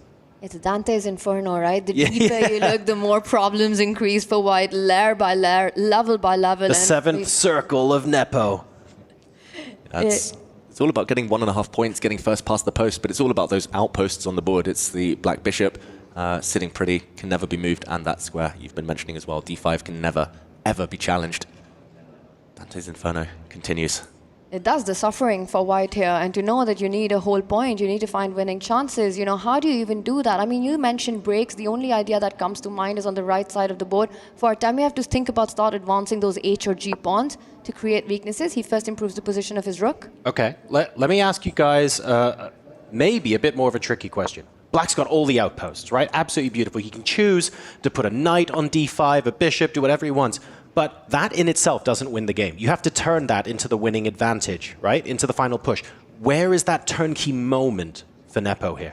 Well, I don't think he needs to. I don't think he'll even be looking to. He's just going to improve his pieces. He's going to sit. He's going to maximize. He's going to put his king on a better square. Right. His rook's now perfect. And then he's going to say to Artemiev, you need to win. Come at me. You've only got 2 minutes on your clock. So what you're saying is the clock is the turnkey that Nepo is using here, just like in game number 1. Exactly. Consistent strategy. It's paying off so far. His whole career, not just here at the EWC. I mean, we've seen Nepomniachtchi constantly put pressure on the clock. That's really part of his game plan, regardless of where he's playing, who he's playing against. The one drawback of that sometimes is that he tends to rush a decision, and then that blind spot happens where you might miss it. But the problem with what we have in front of us is missing something looks impossible here. It's such a beautiful in-control position where everything's just defended. So, you know, for Artemiev, he almost needs a miracle to equalize this match and take it into an Armageddon. And Artemiev's move there, the previous turn, the white rook sliding across, was given a question mark. It's simply because that's a blind alley. You can go up a couple of squares with the white rook, but that's just a one-move threat that will be easily defended by a black rook. And, okay, it's going to happen. It's unfolding on the board. That white rook just looks a bit silly now. Doesn't really have a purpose. White cannot improve the other pieces. He's just trying desperately to seek some ray of hope, but it just doesn't exist here for Artemiev. The clock goes tick-tock, right? 1.5 minutes now to him, and it's easy for Jan Nepomniachtchi to continue that improvement path. That knight from b6 can eventually land on the c4 square, a nice juicy spot, and it's not going to be easy for Artemiev to defend his counterpart, the pawn on b2. Now, to Artemiev's credit, he's looking for ways that all of his pieces can be somehow involved in playing some sort of threat. Maybe that rook lift is going to go some way towards planning a knight c1 after the king moves across to stop the back rank check or something like that. I don't know. He's looking for more active pieces, more active squares for his pieces, but at the same time, it feels like a series of very isolated threats. It doesn't feel like there's much harmony among the pieces. There's no natural follow-up because look at the rook on a7. How can that work with anything else? Well, he's trying desperately to break through here. This is a pawn sacrifice. That pawn likely to be captured. He's just throwing that pawn away because it was tying down the white knight anyway, and the white knight wants to use more active squares. This is pure desperation. This is the last roll of the dice, Artemiev. It's 1 minute against 3.5 minutes, though, and he's about to be a pawn down. Yeah, this is panic, right? And you can take that pawn, it won't be the only pawn. Once again, the b2 pawn hanging can be picked up on the next move after that. It does take Jan by surprise, you know, so that could be a plus of this last move that Artemiev's played out on the board. As Jan, he thinks I'm expecting him to take a couple of seconds and then eventually capture the pawn. For white to jump with the knight to the center of the board, yeah, it's really hard to play this position when you know a draw isn't enough. You have to make those objectively bad decisions just to keep practical chances alive. Yes, and it's a very difficult thing to do as a chess player, right? This complicates things. I know it's not the best move, but it's what I have to do to give my opponent the maximum percentage chance of doing something that goes wrong. I will also say that Artemiev has, I would fear Artemiev's poker face because his facial expression has been completely the same, whether he's at 1 minute or 9 minutes. You can see his eyes constantly darting around. The calculation never stops. This last move, given a double question mark, a huge mistake. That could have been the last opportunity for Artemiev. The white knight should have actually, from e2, should have gone back to kick away the black bishop. It was a bit of an odd move, knight retreats, but now the white knight doesn't really achieve much. Nepomniachtchi back in full control. He didn't go a pawn up, but he soon will. The black knight about to grab the pawn on b2. It actually goes the other way. A bit of an odd decision, but he wants to land a check with the black rook. He's closing in for some potential drawing ideas with some checks here. He just wants to wrap this game up. He's not playing for the win, he's playing for the match win, and not just the game win here. So the king falls back, attacks the rook. I mean, I have to say, from a match strategy, this has been flawless by Jan Nepomniachtchi, you know? Coming in with that first game, playing with the white pieces, maximizing all his chances on the board, getting that beautiful checkmate in. And with black, such a controlled performance in this game too. Yeah, already a silent draw offer. The black king has just moved back and forward. He's offering to repeat the position. Nepomniachtchi, of course, Artemiev will not agree to that. Instead, moving his own king forward, but 33 seconds. How on earth are you going to win this game with just 30 seconds on your clock? Still a packed board, still level material. Black has protected everything. I expect here Nepomniachtchi to continue just waiting, putting pressure on that clock. I don't think you do. I mean, this is incredibly hard. And now Nepomniachtchi not only putting pressure on the clock, but on the board as well. He brings that rook in, slides it to the first rank, threatening some knight checks, forcing the white king. And look at that. Every single move, a draw offer by Nepomniachtchi. An offer to repeat the position, something that Artemiev would love to do, being worse, but just can't afford to do it. A big decision there. A rook trade was offered. If you'd recaptured there, the white pawn would have become very, very strong. So now the black king, will it continue to move, or will this check be blocked? Nepomniachtchi's lost a bit of control. He's going back with his king. This is the best position Artemiev's had in a while, at least in practical terms. But 23 seconds as a knight trades off for bishop. Black rook goes behind now to remove white's very strong pass pawn on d6. And it looks like he's guiding it towards safety yet again, Nepomniachtchi. This is 100% the best position Artemiev had. He's now going for the other pawn, and if the rook joins the party, there can be threats against the black king. This has just gotten messy. 17 seconds on the clock. Wow, if the times were level, if the clocks were level here, it's a great chance for Artemiev. He's fought so hard in this game. The white knight looks actually very tricky, hitting the black rook, threatening some forks in the air. But just no time, 13 seconds. Against a minute. Surely now it's hopeless, and a draw by agreement. Artemiev gives up his chances and leaves the competition. The match score 1.5 to 1/2. That is enough for Nepo. The draw was offered. Artemiev accepts it, knowing that that is match defeat. Nepo reigns supreme and will advance. Artemiev will therefore be the first player to have his key crushed on this ace ream. And what a performance by Jan Nepomniachtchi. You know, you could see it at the end of that game with his expression, just how relieved he was, because out of nowhere, Artemiev did manage to create some complications, managed to create those chances. The rook pawn endgame, a big surprise, got pretty messy in these last few moments. Jan Nepomniachtchi trying desperately to trade off those rooks, which eventually did happen, securing the draw, securing the match victory. But in the end, a few surprises thrown in on that. But overall, brilliant play in the two games by Nepomniachtchi. Absolutely.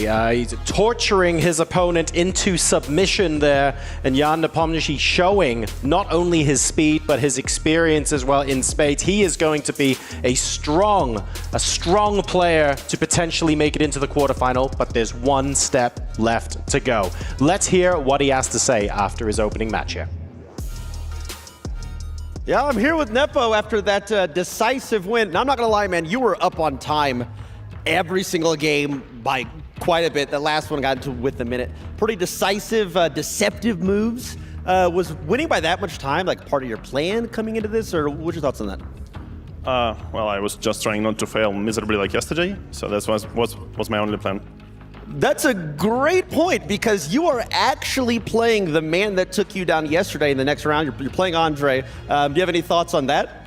Hopefully it goes better than yesterday once again, but we'll find out soon. Guess we will. Yeah, that we will. But before that, we have a little prize for you. You will be the first person here at the EWC competing at chess to crush your opponent's key. Are you excited about it, or what's going through your minds?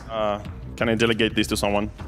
No, bro, you gotta crush the key! You have to do it! You are crushing his key! Destroying him! He's going home on a plane! Sorry, bro. Yeah. Chill. Apologies. Okay. I will if that's needed. All right. Well, ladies and gentlemen, I hope your key lasts longer than my sleeves. Let's head on over back to the studio and get ourselves ready for the second match of the day. Thank you so much, gentlemen. It's Jan Nepomniachtchi who comes out on top in our first matchup of the day. Earns himself a rematch, a revenge match, if you will, against Andrei Yesipenko in just a few minutes' time. But we got to talk about how he got it done here, Maurice, because I think this is the Nepo that was in the contender category. Absolutely. Nepo showed why he was a world champion contender. He played that kind of boss chess and just had a majestic performance, especially in that first game where it didn't look like it was that devastating an edge for him until he got to later in the game when he played this amazing move B5 and opened up that king and delivered checkmate. This is the Nepo we expected to see. Of course, still had to get it done in the second game. He goes up with a decisive lead in game number 1. Game number 2 only needs the draw. I think what Tyler keyed into, he's playing quick. He was playing smooth, Yovi. He was playing confidently and he was in control right from start to finish. You know, he was never in any problems whatsoever. I just got to echo Maurice's words. You know, he was in impressive boss mode than the first game. I mean, that really stuck out. And how about that? The reticence to the idea that now he has to crush one of his opponent's keys. I mean, it's interesting for these guys. I think something very unique to chess typically is even when a matchup is over, everybody gets together. You start talking about the game. There is this camaraderie and respect between opponents, but now we're kind of forcing a more adversarial element into it. I think it is tricky for players who are used to being gentlemen and cordial. You keep a poker face. You don't jump up and down when your opponent loses. Crushing keys, what's up with that? So being forced to bring that out of himself, that kind of aggression, definitely looked like it scared Nepo a little bit on screen. And he's telling the guy, calm down, bro, calm down. I don't need to get that route. He wants to delegate it to somebody else. No, you're going to have to do it yourself. Maybe for next year's EWC, we'll have a dedicated key crusher for those who want to pass the responsibility off. But I want to go back to that moment you called out in game number 1. Let's just get it up on the screen, play it through so those at home can maybe really understand and appreciate the beauty of the B5 find that you called out. It was an excellent moment for Nepo in this game. He had this nice bind on the king side, on the attack with Black's king in the corner, and he realized this was the moment to open up that king, and he was calculating just right this second. He's like, that's the move I want to play. It looks really good. Doesn't quite work though. You've got to work through all the mathematics of the move because you know if you open up that king, you could end the game. And you see there, that's the main point, is to bring the rook over, but it had to go even deeper than that. As obvious as that move looks, you have to go one step deeper because after the pawn captures, that check is not gonna be enough. So when the pawn took check, the rook blocked, but boom, that rook swinging back to that file that the rook vacated. Now the rook's coming down to the back rank to hit both the king and the queen. That is just unstoppable, and he knew it leaning back. Artemiev was done in that position and had to accept the checkmate. Those little intermittent moves, right? Positioning the rook to achieve something. Now it slides back for the killer blow. We also saw an interesting commitment to multiple rook moves in the second game, Yovi. And for me, what a switch up that was in terms of understanding what he needed to play for and the patience that he was willing to put on display. Yeah, absolutely. He understood, right, especially there in the middle of the game, that he understood he just needed to wait. And he didn't need to do anything, didn't need to provoke Artemiev. Instead, he forced Artemiev to react. And do you know, Artemiev did not handle the clock well. He was the one with no time on the clock, and that, in the end, was his downfall. I mean, that's going to be, I think, perhaps the story of the day, right? Who can live up to the moment, not just in the chess itself, but when it comes to clock management, when it comes to nerve management. And Nepo, he doesn't get much time to refocus and reframe for his next matchup because, again, the format only gets more brutal. You get the win in your first game today, you step right back on stage and you got to do it again for qualification. Time is a third competitor. It is not your friend. It's how you actually manage it that will dictate a lot of what makes people victorious. And here, poor Nepo has no time to go against the young man who smacked him yesterday, but his revenge on his mind. Our Group A picture is almost complete. Again, Levon Aronian getting it done yesterday to advance to the playoffs. Andrei Yesipenko, he's awaiting the winner of this matchup. It was Jan Nepomniachtchi who will take it. He slots over into that decider matchup, playing for the final spot in the quarterfinals out of Group A. it's a rematch. I think the question is, what did he learn from the first time out against Yesipenko? Well, he learned it's all about the opening, right? Because Yesipenko came incredibly prepared and basically outgunned him there. So Nepomniachtchi has to decide, he's got to play his own game. He's got to force the pace and he's got to be precise. He's got to be precise. Can he do it? Is he showing you better form today than he was yesterday? Is he making you more confident in that matchup against Yesipenko? I got to tell you, not really. He looks a little bit tired. He looks a little bit stressed. He wants to live up to this moment. And Nepo, there's a tendency sometimes to make mistakes that cost him.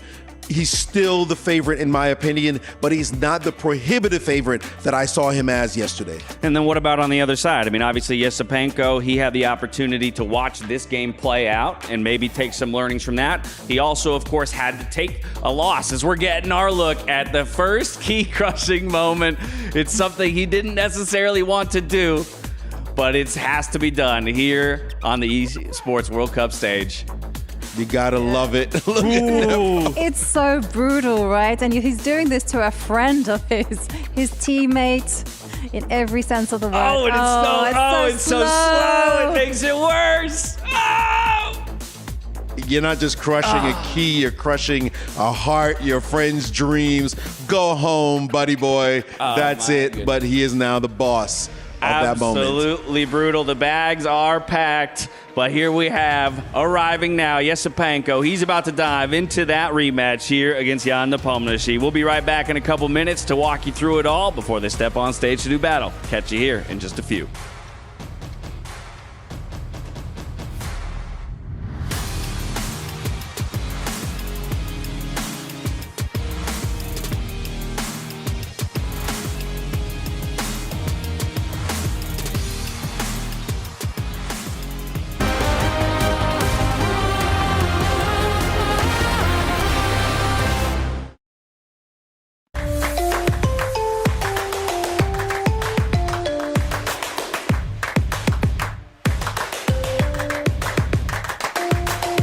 Level up your gaming experience with over 8 billion playlists, only on Spotify, the official audio streaming partner for the 2025 Esports World Cup.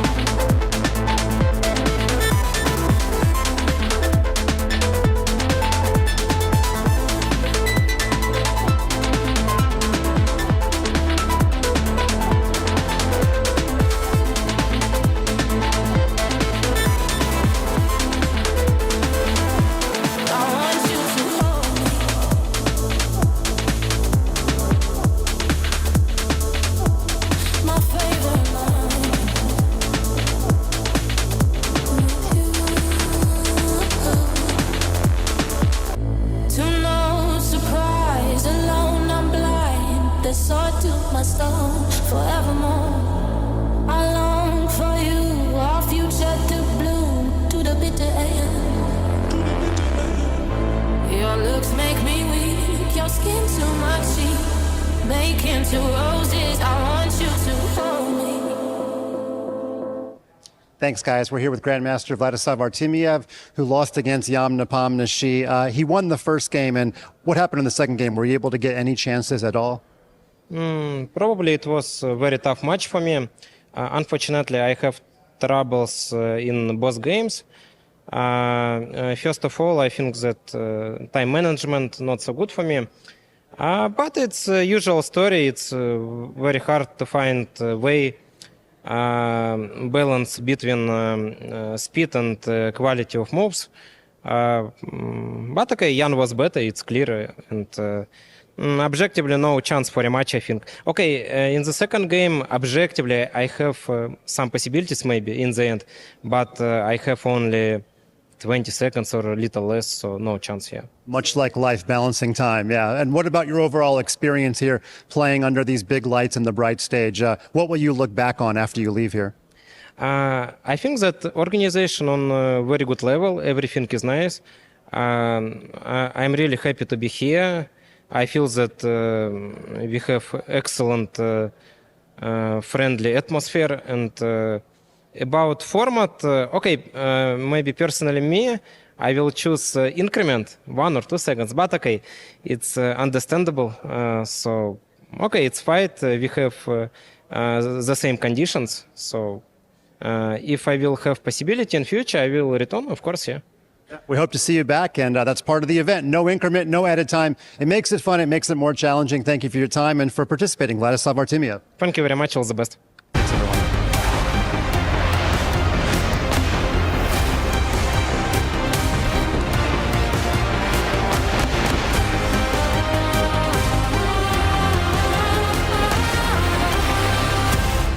Welcome back to the Esports World Cup, where we've already said goodbye to Vladislav Artemiev, and Jan Nepomniachtchi, after taking him down, has earned a rematch, a revenge match, if you will, up against Andrei Yesipenko. But that's not the only result we've had. Over on Stream B, Anish Giri falls down to Nihal Sarin. So Anish Giri as well. Key crush, dreams crush, and Nihal will move on to play MVL for qualification. As we come into the studio here, we're welcoming in GM Ben Feingold to join us to break it all down.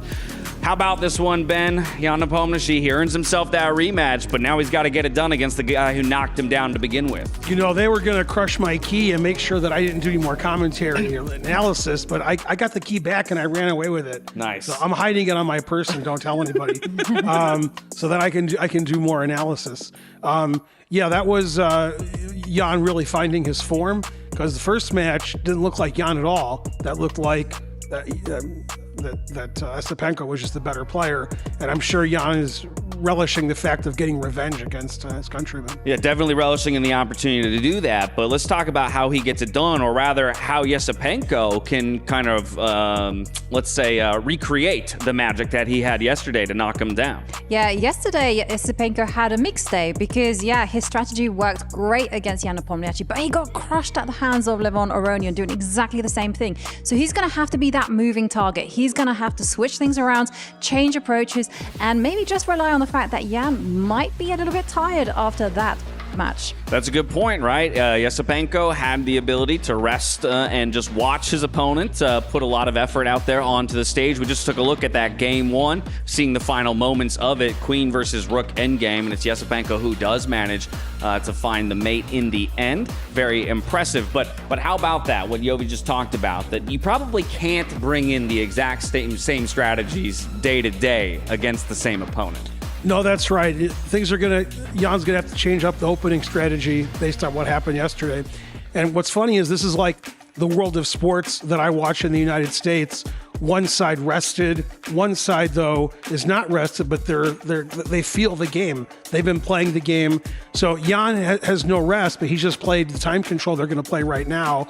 And maybe Yesipenko is going to be sloppy because he hasn't played in a whole day. So we're going to see if what's better, the rest and relaxation, or the people who have just played like Jan and they're ready to play again. Well, which side would you rather be on? I personally, I like the rest. I think Yasipenko has the advantage there because there's a lot of decisions to be made, and especially in the quick time control. So I think advantage Yasipenko, but I'm still giving the nod to Jan. I did yesterday, and it cost me. I'm gonna burn my bridges. Doubling down. And double down and go for Jan again. Okay, but where are you on that? What do you think, Jovi? Yeah, on that conversation. Would you rather be in Jan's position, already feeling the groove of being on stage and the time controls, or you rather be rested? I would also rather be rested, but I have to say that Jan had a relatively easy, stressless match there because he took control in the first game, and so he won't have that adrenaline pumping through his veins. Instead, he can just more or less take 5 minutes to take a breather and then get ready. And I think that experience, that fact that he's played the time control is going to help him. We already had the prediction of Nepo here. Are you aligning with that? Do you think just, again, the kind of player that he is on paper as well as what he's already shown us today indicates that maybe he's in better form than the form that lost? You know, my head says Nepo.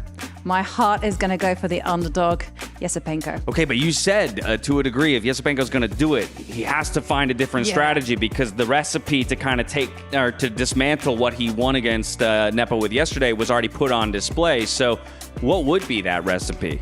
Well, it would be first up finding a really good opening strategy. And what you want is actually something that is going to force Jan to burn the bridge on the time. You want to force him to be active. You want to force it to be a little bit uncertain, unclear, no direct path to the victory. So I'm expecting something like that from Yasipenko. Is he the kind of player who can do that? Because Jan was moving with patience, but smooth and quick still in his first game of the day today. No, Yasipenko definitely is capable of changing it up and getting an advantage in the opening, playing quickly. Although, after watching his match with Aronian yesterday, I don't know if he's feeling it anymore. It could be it was a one-time thing against Jan, and now Jan's going to get back into form. I don't see Jan losing 2 matches to Yasipenko the first 2 days, so I'm still on the Jan bandwagon. All right, there you have it. It all comes down to this. We're closing out the picture here in Group A. After falling down to his opponent in just a moment, Jan Nepomniachtchi earns that rematch, and they're about to dive onto stage here for that final spot out of Group A into our top 8. Let's head out there and meet our competitors.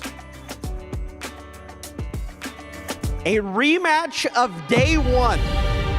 Both of these players are no stranger to this stage. But this time, the stakes are higher than before, Tyler. This time around, a spot in the top 8, or your key gets crushed once again. So, ladies and gentlemen, let's bring them on down for our second game of the day and our final one of Group A. You know these two people. You love them. It's Jan Nepomniachtchi representing Aurora Gaming versus Virtus Pro's Andrei Yasipenko. A spot in the top 8 on the line. Can Jan exact revenge, or will Andrei assert his dominance one more time here in the SNB arena? Andrei, I'm coming to you first. I know you're a man of very few words. So I'm just going to ask you one. Yeah, I'm asking you one simple question, bro. What have you done, or how are you going to keep your key safe today? I will try what I did against Jan in the first match, and will not play like against Levon. Yeah, that's what I'll try to do. Yes. Jan, how are you going to make sure that the result from yesterday doesn't get replicated in today's games? You already got a win on the stage. Can you get another one? I hope so, but you can never be sure. Well, let's wait and see, boys and girls. Another best of 2 on the line, a spot in the top 8. Gentlemen, you know the drill. Keys onto the pedestals and get yourselves in those seats. Our second game of the day is going to be underway. Casters, we wait for you to see who will make it to the top 8. Thank you very much, Sandstorm. Thank you, Tyler. This is it. It's the decider match. It's the qualifying match here from Group A. Yesterday, we have to talk about the history going into this match. The first game between these two yesterday, if you haven't watched it on stream, very, very tense draw, but Yasipenko was the player on the front foot. And the same thing happened in game 3. Yasipenko kept pushing, and he broke through on the 3rd or 4th attempt. It almost looked like what we saw Jan just do on this very stage moments ago. Which way is it going this time? Yesterday was so impressive from Esipenko. The pressure, the intensity, the opening preparation, he had it all, and he had the technique to finish. It did feel like Esipenko was at his best yesterday. He was at 100%. Jan was off it slightly. Jan wasn't at his best. Today it feels like Jan has woken up slightly. I think he does start as the favorite. Revenge on his mind. I mean, this is amazing. It's a script you could not have written. You know, Esipenko delivering the first shocker here in Riyadh, being an underdog, taking down Jan Nepomniachtchi in that opening match. And then as fate would have it, they meet each other again, and this time it's a decider. You know, both want that qualifying spot. Jan Nepomniachtchi wants a revenge as well. This one's screaming grudge match energy. Game number 1, grudge match energy, opens with e4, e5. It's a Petrov to begin with, so we're going to try and close the door as black. Jan Nepomniachtchi here trying to keep things calm with the black pieces. Wow, and it's the 4 knights defense, all 4 knights coming out very early, and a knight landing in the middle of the board. This is known to be a bit of a tricky one. It's just like yesterday, Esipenko's aiming to shock Jan, surprise him early doors. Look how he's trying to blow open the center, but a pawn sacrifice here. And I have to say, I mean, Esipenko, when he was talking to Tyler earlier on the stage, he sort of said it, right? He wants to do the same that he did yesterday against Jan. And what did he do? He got that early surprise, the opening prep in. Andrei Esipenko, he's known for that deep and sharp prep. He's sort of taken Jan into this position. You said pawn sacrifice. He does grab the pawn. Once again, Esipenko sacrificing a pawn for the initiative here. Yeah, and this is a very trendy variation, so I think it's more likely, as we see with the speed here, that Jan Nepomniachtchi is prepared and has studied this, as opposed to yesterday when he was clearly on his own very early and had to freestyle. As Esipenko, the pressure is on him. He has gone down a pawn, but white ahead in development. He needs to find compensation here to justify that investment. This is certainly very explosive out of the gate here. Move 7, and already we're seeing both players continuously tussle, but Esipenko trying to get Jan out of his comfort zone. Even if that doesn't succeed, the statement of intent here feels really clear. It is. The intent is that if you're white, you've given up a pawn and you're playing for these open lines and diagonals. At some point, he wants to neutralize the tension.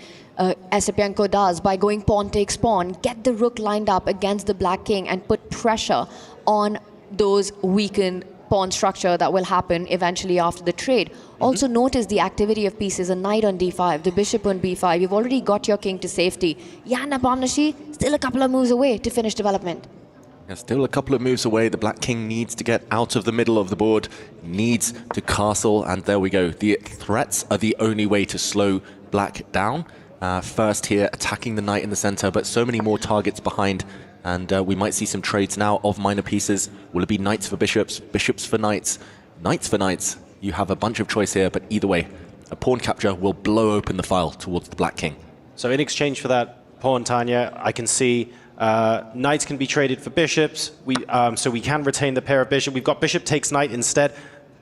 What is white looking once the dust settles from this? Because we could talk about the 4 or 5 different choices that white would have had here for quite some time. What I want to know is, what's the desirable end result? Well, I think the desirable end result for Andrei Esipenko would be to regain that pawn, which will be at the center of the board, and get a material imbalance, a piece dynamic, where perhaps white is left with the bishop and black is left with the knight. So imagine if white trades the knight on d5 for the bishop on e7. The bishop, which will be captured right now on c6, as we see it being played out, takes the knight on f3. Once all of that's dissolved, and you get that extra pawn back, white's left only with the dark squared bishop, Jan Nepomniachtchi is only left with the knight on the board, and then you're fighting an open position where long-range pieces are stronger. So perhaps that's where Esipenko's advantage or a positional edge might lie. Yeah, and the move you pointed out, Tanya, apparently here is the only way to avoid being significantly worse here for Jan Nepomniachtchi as black. Anything else gives white a decisive advantage. You need to play bishop takes knight to remove one of the attackers of the black central pawn. Otherwise, the center blows open and the white knight will be ready to pounce.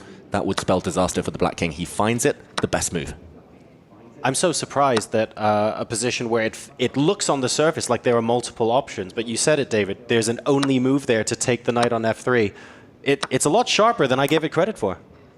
And there we also have it, what we were talking about. Esipenko has won that pawn back. Yep. He's got a 6 versus 6 now, but compare the pawn structure, the pawn formation. More weaknesses for Jan Nepomniachtchi currently. Meanwhile, the bishop versus knight dynamic on the board. Yes. What is it? It's not a blocked position. It's not a closed position where knights usually flourish. It's an open board. The bishop has beautiful long-term diagonals to land on.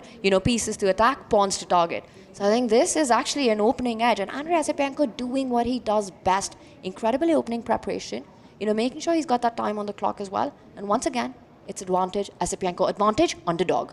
And advantage on the clock. Jan played so quickly in the last match. By this point, he was possibly a minute or more up. He's actually currently about... at the start of this move, he was down on the clock. He's only just crept ahead again. So really respecting his opposition here and really taking his time by the looks of things compared to the last match. Yeah, and Andre looks like he's playing with a bit more freedom than he did in the second match yesterday, his unsuccessful clash with Levon Aronian, where he just seemed a bit off. There were some one-move blunders. Here, he's been playing very quickly, aided by great opening preparation, but he cannot allow himself to fall too far low on the clock. That's a great move. Keeping the white pawns on light squares, the bishop will go on dark squares, and the white bishop on this long diagonal is going to cut across the board. This is going to be a fantastic home for it long term.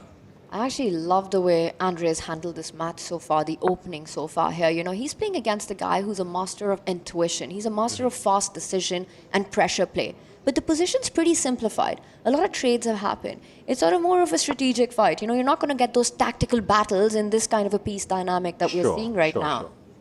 Wow, and he's just so willing to give up pawns, Jan Nepomniachtchi, in these types of positions. That last move surprises me, or at least the last couple of moves. White here, at will, can win that pawn that has just advanced.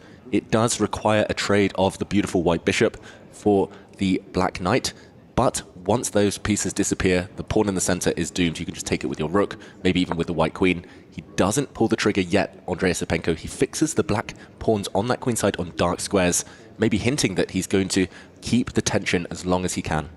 And the other advantage of a move like that is if the majors get traded off, if the queens come off the board, and even if the rooks come off the board, because that weakness has been fixed on a color complex, same as the white bishop, you always have targets to play for. In fact, I think an endgame is close to winning for white here for Andrei Esipenko.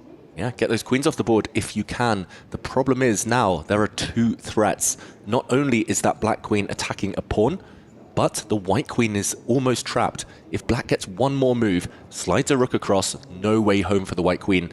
I think Andrei Esipenko, maybe a small slip up there. He might have missed that this is an option. He needs now to be very, very resourceful. Tricky Nepomniachtchi. Potentially, I guess, maybe removing the knight frees up d5 as an escape square for the queen. I'm looking for alternatives to chopping the knight off the board, but does that just work? I'm worried about the doubled pawns. How does that affect Nepomniachtchi's endgame? Yeah, I think while queens remain on the board, opening up the black king is a good thing for white. The black king could become weak, but if queens disappear, doubled pawns, maybe not the most important thing there. Not going to be a game changer. He does remove the knight, as you mentioned there. The white queen at least now does have a way home. He takes a pawn off the board. So now it's becoming all about calculation. White is a pawn up. The black queen can start getting greedy as well. This one, it's going to be a race to see whether Nepomniachtchi can create counterplay before white's better pawn structure pays off long term. It might even become a race to black's king, right? You've got the majors on the board right now. The G line opened up. The rook sort of threatening to fly over, give a check if that pawn is captured on c2.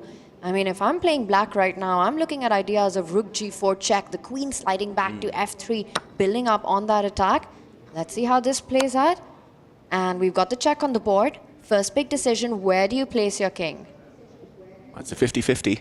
Towards the corner tends to be the safer option, but according to the computer right now, going the other way was the only way to survive. Now your move, Tanya. Checkmate in one is threatened. Exclamation point given. Queen takes pawn, traps the black king in the corner. This could be a game changer. How is he going to hold this now? And Jan Nepomniachtchi played the most natural move in the position. That's where you feel your king is safest. And it turns out to be a massive blunder. Now Jan doing the rook lift. He did that in the previous match as well to defend the pawn laterally on f6. How is Andrei Esipenko going to build on this attack? He gets a third power play in, pushes that h pawn. It wants to march right up the board as close as it can get to that black king. Very logical, also creating some breathing space for the white king. Now the white heavy pieces, the queen and the rooks, do not need to be tied down to the white king. It will kind of look after itself now, and it will be the turn of white to start attacking the black king, lacking defenders. Now, the pawn on f6 can be defended. All of the major pieces can potentially defend on f6, so logically, when you think about how to open up a chess position, you're looking for that second weakness. You're looking for that additional way to prise open the position and really put the game beyond doubt. Where is that second weakness here for white? Is that the pawn on c7 or something else? Well, that's definitely a long-term point, right? What you mentioned, the pawns. Look at the horrible, the ugly pawn structure that he has. But more importantly, the black king. And look at that. He gets a third piece into the attack. That's the breakthrough. Whoa, and that gets marked a blunder. I am surprised by that. I thought that was the most natural move in the position, attacking the pawns, heading to the black king. But he's rushed, and now Jan Nepomniachtchi does have a small window of opportunity. He can take this pawn with his queen, offering a queen trade. It actually defends this pawn as well. It's still going to be a very difficult endgame for black to hold. It is white in the driver's seat, Jan Nepomniachtchi on the defensive, but he could have been patient. He could have just defended that pawn that was attacked. Long-term, totally crushing position. Jan actually gives a check first, driving the white king away, and now offers that queen trade. A big decision, because you really want to hang on to your queen right now. You know, just seeing the black king caged up in a kill zone, any check would end the game on the spot. You want to keep the majors on the board. Will Andrei Asipenko go all out, say, fine, take my pawn, I still want the queens on the board, I'm still going for checkmate? The fact that he's not rushing with the trade to capture the queen, to capture the pawn, I think he might want more. Is it bad that the first move I started looking at was queen e4? I need to stop playing so much speed chess. That's not good at all. I'm sure there are objectively much better moves than that. But that's a fun little trick that you have in this position, isn't it? Yeah, and let's show this on the board. The white queen stepping into the center. Do not take this queen. It might be a bit of a joke, but it's actually a very strong move because white now will lift a rook up to the back rank. Black can throw a rook in the way to block, but it will just end in checkmate. The black king caught in the crossfire of the two white rooks. Beautiful trick there. There must be a more objective, stronger move, of course, than playing for tricks. You absolutely ignore my one-shot tendencies. Yeah, maybe the black queen would have dropped back to block on the e6 square. In the meantime, the queen's actually coming off the board, as they might have done in this variation anyway. And now Andrei Asipenko has to win it all over again. The advantage almost gone. Huge missed opportunity. Felt like he had his priorities wrong. Instead of going for checkmate, he's trying to collect pawns. He got so close, doing everything right? Getting that advantage out of the opening, converting it into a big mating attack against his opponent. Now it simplifies into this endgame. He doubles up the rook. He's got a draw in his hand right now. Yes. Although there is a check coming on that h4 pawn. Gets picked up, defends h7 as well. You can trade the rooks further, get one of those two rooks off the board. Jan Nepomniachtchi can place his own rook right next to the king. I think this is heading towards a draw now. Jan Nepomniachtchi, the worst is over. Yeah, he just needs to be accurate here. Jan Nepomniachtchi, he's got one black rook attacked. He can counterattack with his rook here. Or he can just save this rook that is just hanging on the side of the board. He can bring it back, bring it forward. He should be safe enough with the extra pawn temporarily for black. Still, I think white's position easier to handle with the active rooks. But for Asipenko, so many missed opportunities. Even if he just put that white h-pawn on h3 all those moves ago, he would have been winning this endgame. Instead, the pawn dropped with a check. If he kept the queens on, he would have been winning. If he blocked any checks, he would have been winning. But ultimately, it's fizzling out towards a draw now. Now that the eval bar is chilling out a little bit, and Jan Nepomniachtchi is also looking a lot more chill, being able to find the equilibrium in the position, to what extent are the clocks going to be playing a factor in this game? Is this one of those games where actually a tiny mistake under pressure turns a drawn situation into an insta-loss? What are we looking at? Possibly the clocks are going to play a role. I think they actually help Jan Nepomniachtchi here. It feels like the type of situation where if there isn't really a winning plan, Andrei Asipenko might be forced to pull the brake and go for the draw before he ticks too low on the clock. 40-second difference, though. 3 minutes should be enough for both sides. I agree with that, but I also feel like you have to factor in the position. Compare Asipenko's rook on the 7th rank to Jan's, much more active, a better pawn formation. The white rook's already tying down a Jan's rook to defense. You know, the king's ready to march up as well. The position looks like it's still completely in control for Asipenko, but not enough to push for the win. Well, where's the Magnus grind here for white? Where do we find that infinitesimal edge that still looks drawn until your opponent makes that critical mistake that looks innocent? Where can we find that? I think we need to call him up. I've got him on speed dial. Yeah, okay. Subtle flex there by David Howell. Okay, apparently already the path is narrow. Black only has one move here, again, to minimize the damage. I would say it's the most obvious move. The Black King can step two ways towards the corner. Rarely makes sense in an endgame. Stepping towards the center is the best way to wait. The Black Rook actually has to stay as a guardian of the 5th rank, so cannot really move to a logical square. Maybe it can slide across, but here, I think Jan will be forced to find the best move. Waiting with the Black King, White struggles to find a plan to break through. Well, there is a sort of a deeper dynamic to the point you make, right? Because you could wait with the king to the right side stepping up or the left side. Now, the problem is if you put the king to the right side, you're allowing the white rook to target the f6 pawn by getting behind it. And that's sort of not pleasant to deal with. You move it to the left side, you're allowing the white rook to target the other pawn, the h5 pawn. We might eventually see Black losing one of the... Whoa! He just voluntarily gives up the a5 pawn? Not just that, but now he has to go back where he came from. First, he defended his kingside, Yasipenko here with white, all the white pawns, the white king looking nice and pretty. The Black Rook has to go back where it came from, otherwise the white king steps up the board. I think we're going to see a very, very classy maneuver from Andrei Yasipenko here. He's suddenly got a winning advantage. It did turn. The Magnus touch is out. Wow. I mean, I did not think it would happen that quickly. I thought it would happen 20 moves from now. It's unreal to think that that tiny piece of maneuvering swings the eval bar so far, because this still, to the naked eye, looks like it wasn't very different. I don't know about David, but I think Yasipenko definitely got that speed dial going right there, getting Magnus on the phone. I don't know how this happened, but this is completely winning. Look at that. He forced the Black King to the left, and now he's going for the h5 pawn. The White King is about to march up, win perhaps the second pawn, some checkmating ideas to combine as well. What a huge blunder. And this could be disastrous, absolutely. How do you even save this endgame? King takes pawn. Black does have the opportunity to take the g3 pawn. And Yasipenko, he realizes it. Is he about to push the g-pawn one step forward? Only winning move. He has to save his pawn before the Black Rook comes across. And of course he finds it. Yasipenko, this has been a power-packed performance so far in the endgame. Now he pushes his pawns forward. The White King is doing the hard lifting here. It's going to win a pawn. It's going to be 2 connected pass pawns for White. Black's pawn on the left side on the A file, irrelevant. Now you can take this pawn, and bang of the table from Nepomniachtchi. He knows he's losing this endgame. There's a check threat here that would force rooks off the board. It's going to be a win for Yasipenko. He's going to do it again. Yeah, Nepomniachtchi there reacting on our camera. He can't believe what he missed through in this one. An endgame that he would hold 9 out of 10 times, and the one time he didn't happens to be on the biggest stage. Wow, the panic on Nepomniachtchi's face. He's down to 1 minute as well. How rarely have we seen this throughout his career, that he's the one lower on time. The White Rook moves back. He's banging the table again and again.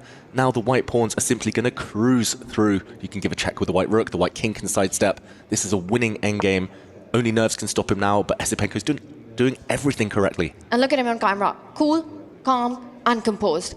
He's got this, you know, and he knows it. He knows what's at stake for Jan Nepomniachtchi, just unbelievable. I mean, this is a guy who's so strong at endgames. The amount of times he's managed to win and hold difficult endgames, it's amazing Jan Nepomniachtchi does. And right here, that one move blunder that he rushed through could potentially cost him a quarterfinal spot. Now the White Rook just needs to find any better position, and it's a win. The White Rook, if it can teleport onto the 8th rank, would deliver checkmate to the Black King. It looks logical to drop it back and around, bring it across and through. This looks like he's about to convert.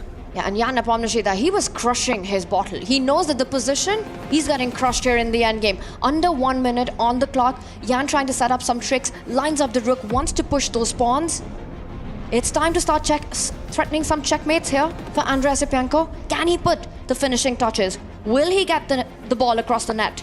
Look at that. He was even drawing the path with his fingers a moment ago, Yasipenko. He's bringing the rook in. He's going to be just in time. A rook check, and he's going to threaten checkmate. The Black Pawn is 1 square from touchdown, about to make a new queen, but the Black King is doomed. He's calculated this all the way through. He knows this is over. Jan Nepomniachtchi knows this is over. Is he going to hit the resign button? He's cursing himself. It looks like he's talking to himself, trying to motivate his way into playing a few more moves. But look at this. That was the killer blow. Checkmate in 1 threatened. The White Rook stepping up is going to soon win the Black Rook or deliver mate, and it's game over. And Andrei Esipenko, a subtlety in that rook endgame, proving the prize-worthy 1-0 so far, able to prize the position open from a seemingly equal position. Fantastic stuff there, spotting the opportunity and executing cold. And he takes a one-game advantage in this series. This is unbelievable. Andrei Esipenko coming in as a last-minute substitute to Fedosiev, taking down one of the heaviest hitters in the chess world when they meet on day one, and then doing it again in this decider match in their game one, taking the lead. That's 1 foot into the quarterfinals for Andrei Esipenko. And what a power-packed performance this was. You know, in this battle of Jan Nepomniachtchi's tempo versus Andrei Esipenko's theory, once again, the opening preparation coming out beautifully, yet he missed out. And then a stunning conversion in the end game when he got that one opportunity, David. David, this is almost history repeating itself here, because you cast your mind back to yesterday. It was an equal position, but Esipenko kept pushing, kept finding opportunities, didn't convert the first one, and then went on to win. Guess what? Same things happened again. And again in a rook endgame. He's beaten Nepomniachtchi in 2 rook endgames, both starting from a small advantage but nothing significant. It feels like he's in Nepomniachtchi's head. It's that simple. Very rarely do we see Jan spend so much time on the clock, be so indecisive and make such uncharacteristic mistakes. But it's clear that this rivalry, wow, it's really bringing out the best in Esipenko. 100%. And you could see the anger and the frustration on Jan, you know, in those final moments of the game. He needs to calm himself down right now, because this is the final battle here. It all resides on this one. Jan Nepomniachtchi in a must-win. The match victory that he had against Artemiev right before this, it felt like we're going to see a fire performance by Jan. You know, he's ready to go. Then this is what he faces. Look, here is the good news for Jan, right? Of all of the players who need to relax, reset, get into the right mental state, Jan is one of the only players other than Magnus in the field where you would say, actually, you've got so much experience and you know how to do this in your sleep that I'm supremely confident this doesn't tilt Jan. He comes back stronger, he comes back fighting. So that's got to play into his favor, but he can't just do that right now because he can't afford to draw, David. This is now must-win territory, so he has to find a way to take that skill a step further. Yep, he needs to lock in, he needs to forget. Jan has always been a very emotional player. Maybe the one thing that held him back, especially in his kind of teens and early 20s, he couldn't quite break into that top 10 in the world. It took him so much longer than people expected. But in recent years, he has been much more stoic, much more composed. He needs to bring back all of that composure now in order to bounce back. His last life, his last legs now in the Esports World Cup. And we start with E4, E5, a King's Pawn opening. It's another Roy Lopez, another Spanish. This brought him success in the previous match against Artemiev. Will it do so again against Esipenko this time? And the opening does develop, and once again for Jan Nepomniachtchi playing with the white pieces, usually the Spanish, you know, the Roy Lopez, it all comes down to these central breaks. You kind of develop first, it starts cagey, starts slow, but the pressure in the center and eventual trades is what opens up the position. I think for Jan right now, it's all about the mindset. One thing is what's happening on the board. He needs to forget what's just occurred in game one, because he's a player who sometimes lives in Tilt City. You know, it's so easy for him to go down that emotional spiral that, David, you were earlier talking about. And that's going to be the hardest part to recover, especially with barely any time. It's so frustrating being in a position where, we need to be thinking about, okay, what move comes next? This is all theory. How am I maneuvering my pieces? I play the Roy Lopez. I'm sat here thinking, right, what is white going to do next? How is black likely to respond? But you wouldn't be able to do that half as easily if in the back of your mind you're thinking, you're not here to play the opening well. You're not even here to find a brilliancy in the middle game. You're here because if you don't win this game, your key gets crushed. It's impossible to stop that nagging voice in the back of your head. Yeah, everyone is human. Everyone has ghosts. Everyone kind of gets overawed occasionally by the momentous occasion like this. And for Jan, I think he can do it. I believe in him. I've seen him do it so many times before. But just the manner of that previous defeat, the fact that he lost yesterday to Esipenko as well, that's got to haunt him. And this is the first time Esipenko has paused, by the way. He looked away from the computer screen, looking down. He's trying to recall what he has analyzed in this opening before. And this is the Archangel variation of the Spanish. Black has actually sacrificed a pawn. The white knight has gone greedy. It's grabbed a pawn on b5. but it is a bit vulnerable to the black bishop, to the black rook, so there are often tactics here in the air, and it does feel like Yesipenko, with the opening surprise yet again, with the 1 minute advantage that's now dropped a bit, and another opening success. He seems to know exactly what to do against Jan Nepomniachtchi. He really does, but I think he needs to pace up, because when you give up a pawn like that right out of the opening, you want to kind of prove your initiative. And look at Jan, you know, he keeps shaking his head, not because he's not liking what's on the board, but because it's still in his mind what's just happened in game one. And again, one of the hardest psychological battles, because Jan's not only playing a very in-form Esipenko, but he's also fighting his own self. And if anything, that is the most telling thing that we've seen in game number 2 so far. Jan might not have shaken all the cobwebs off yet from game number 1. He's still irritated by that loss. That doesn't necessarily mean it's going to affect his play, but you have to ask the question at that point. There are visible signs of that frustration. Are we sure that's not going to affect it?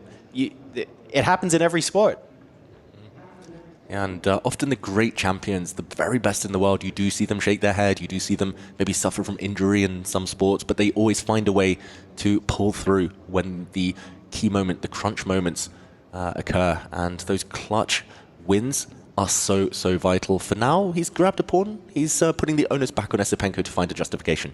Very big think here from Esipenko, going down to below 8 minutes now. Of all the moves to send him into the tank like this, I didn't realize it would be h3. Yeah, and sometimes that's all it takes, a quiet move. And often when you study with computers, when you prepare openings, you look at the most forceful moves, the most direct attempts. For sure. Often it's a long sequence, calculation involved, required. Esipenko there, kind of with his hands gesturing, he's like, I know I've frozen, I just need to speed up. As the heart rate is still relatively calm for both, but it's that type of position that could explode. Yeah, Esipenko is willing himself right now to make a move. And the thing is, this position, I think this has been a very successful start for Jan's campaign in that comeback win, because the imbalance is already there. You have an extra pawn. Esipenko has to prove his compensation, has to prove why he just gave it away. And when your opponent goes into a 2-minute think, he's not feeling that much confidence about doing that. So we see a pawn trade in the center with Esipenko trying to get some squares for his knight to eventually jump to. Jan Nepomniachtchi takes that vulnerable knight to recapture, now also eyeing the f5 square. The thing is, this requires concrete play from Esipenko right now. Yes. He can't go into a strategic positional mode. There's a couple of things he's still thinking about, of course. The rook on b8 can potentially be eyeing up the bishop on b3, depending on how these trades go as well. So it's not a case of, you can just take that with whatever and not have to think about it. He's busy calculating out what's going to happen after these trades take place. But when the dust settles here, a decision has been made effectively to liquidate, and a lot of the tension that was in the position has gone. Presumably, that benefits Esipenko more as the player is in the lead? Yeah, although he was a pawn down temporarily, so this last move, grabbing a pawn back, was the acid test of what Jan Nepomniachtchi has been doing. He needed to restore the material balance, and that white bishop was doomed anyway. It was going to fall prey to the black rook, so it gave itself up for the highest price possible. White, again, a pawn up after that couple of exchanges there. But the black knight, very active. The black light squared bishop about to become very, very strong as well. Looks like great compensation for the pawn. It really does. You know, that bishop that you highlighted, it can attack the white queen, it can attack the white rook. A lot of cool squares to jump to next. Also, let's point out, the rook, which has just captured the bishop on f7, sits on a really nice open line already. The queen from d8 ready to join in the party from the f6 square. I think this is Andrei Esipenko proving the initiative that we were earlier talking about. Yes, he's down a pawn, but a lot of piece play in the position. And again, it comes down to that tempo by tempo play. You know, the entire sequence of forcing move gets him here. I'm thinking about like what squares all of the pieces would like to be on, and the light bishop for black, you know, it looks like it could be eyeing up a very juicy long diagonal. The knight's currently in a great place, but is it actually going to stay on b4? And then I ask myself the same question about the bishop currently on c1 for white, and I'm not sure I have a great answer for that. And because the knight doesn't have e5 as an outpost either, I'm also not sure what the answer is for white's knight. So there's a couple of questions to be resolved here in Nepomniachtchi's position. Yep, some difficult questions. I'm going to kind of predict here that he burns a bit of his time advantage. He's up 1 minute, Nepomniachtchi, as he tries to find a coherent plan, some nice homes for his pieces. Really difficult, to be honest. That white bishop is maybe the problem piece. The white rooks can get into the game, but black's moves on the next few turns are going to come with gain of time. They're going to come with threats. Yeah, and you know, in this time format where clock is really the 17th piece, you want to be able to make those fast moves, those easier moves quickly, especially putting pressure on your opponent. I do like what Jan's done with the rook, lifting it to a3, laterally defending the knight on f3. So, you know, sort of ready to be an attacker to the c7 pawn by placing itself on c3, but also to assist in the defense of the king side. But as David, you predicted, goes into a think, not easy to decide where you want to place that dark squared bishop. How are you going to handle the upcoming threats on the queen at the center of the board once the black bishop lands on the long diagonal? And that pawn on b2 in many ways is a bit of a liability for white as well, because while you're busy deciding where the bishop is going to go, you need to remember there is a black rook staring down at that pawn if you stray too far. So that's another question for him to solve. Yeah, white has two isolated pawns. Yes, it's a pawn advantage for now, but that might well change a bit later. He tries to control the light squares before the black bishop got into the action. Also keeping an eye, the white queen now on that black knight. I like the idea, but that pawn is very, very weak. It's on a light square that will not be able to be defended for too much longer. There we see his idea, queen trade, offered by Esipenko. If the queens had disappeared, the white pawn in the center would have fallen off. Level endgame, and that's only good news for Esipenko needing a draw. But can that pawn still be captured? That's going to be the question on Andrei Esipenko's mind, because there is a weakness on c7 which is also being targeted, which comes with a hit on that black rook on b8.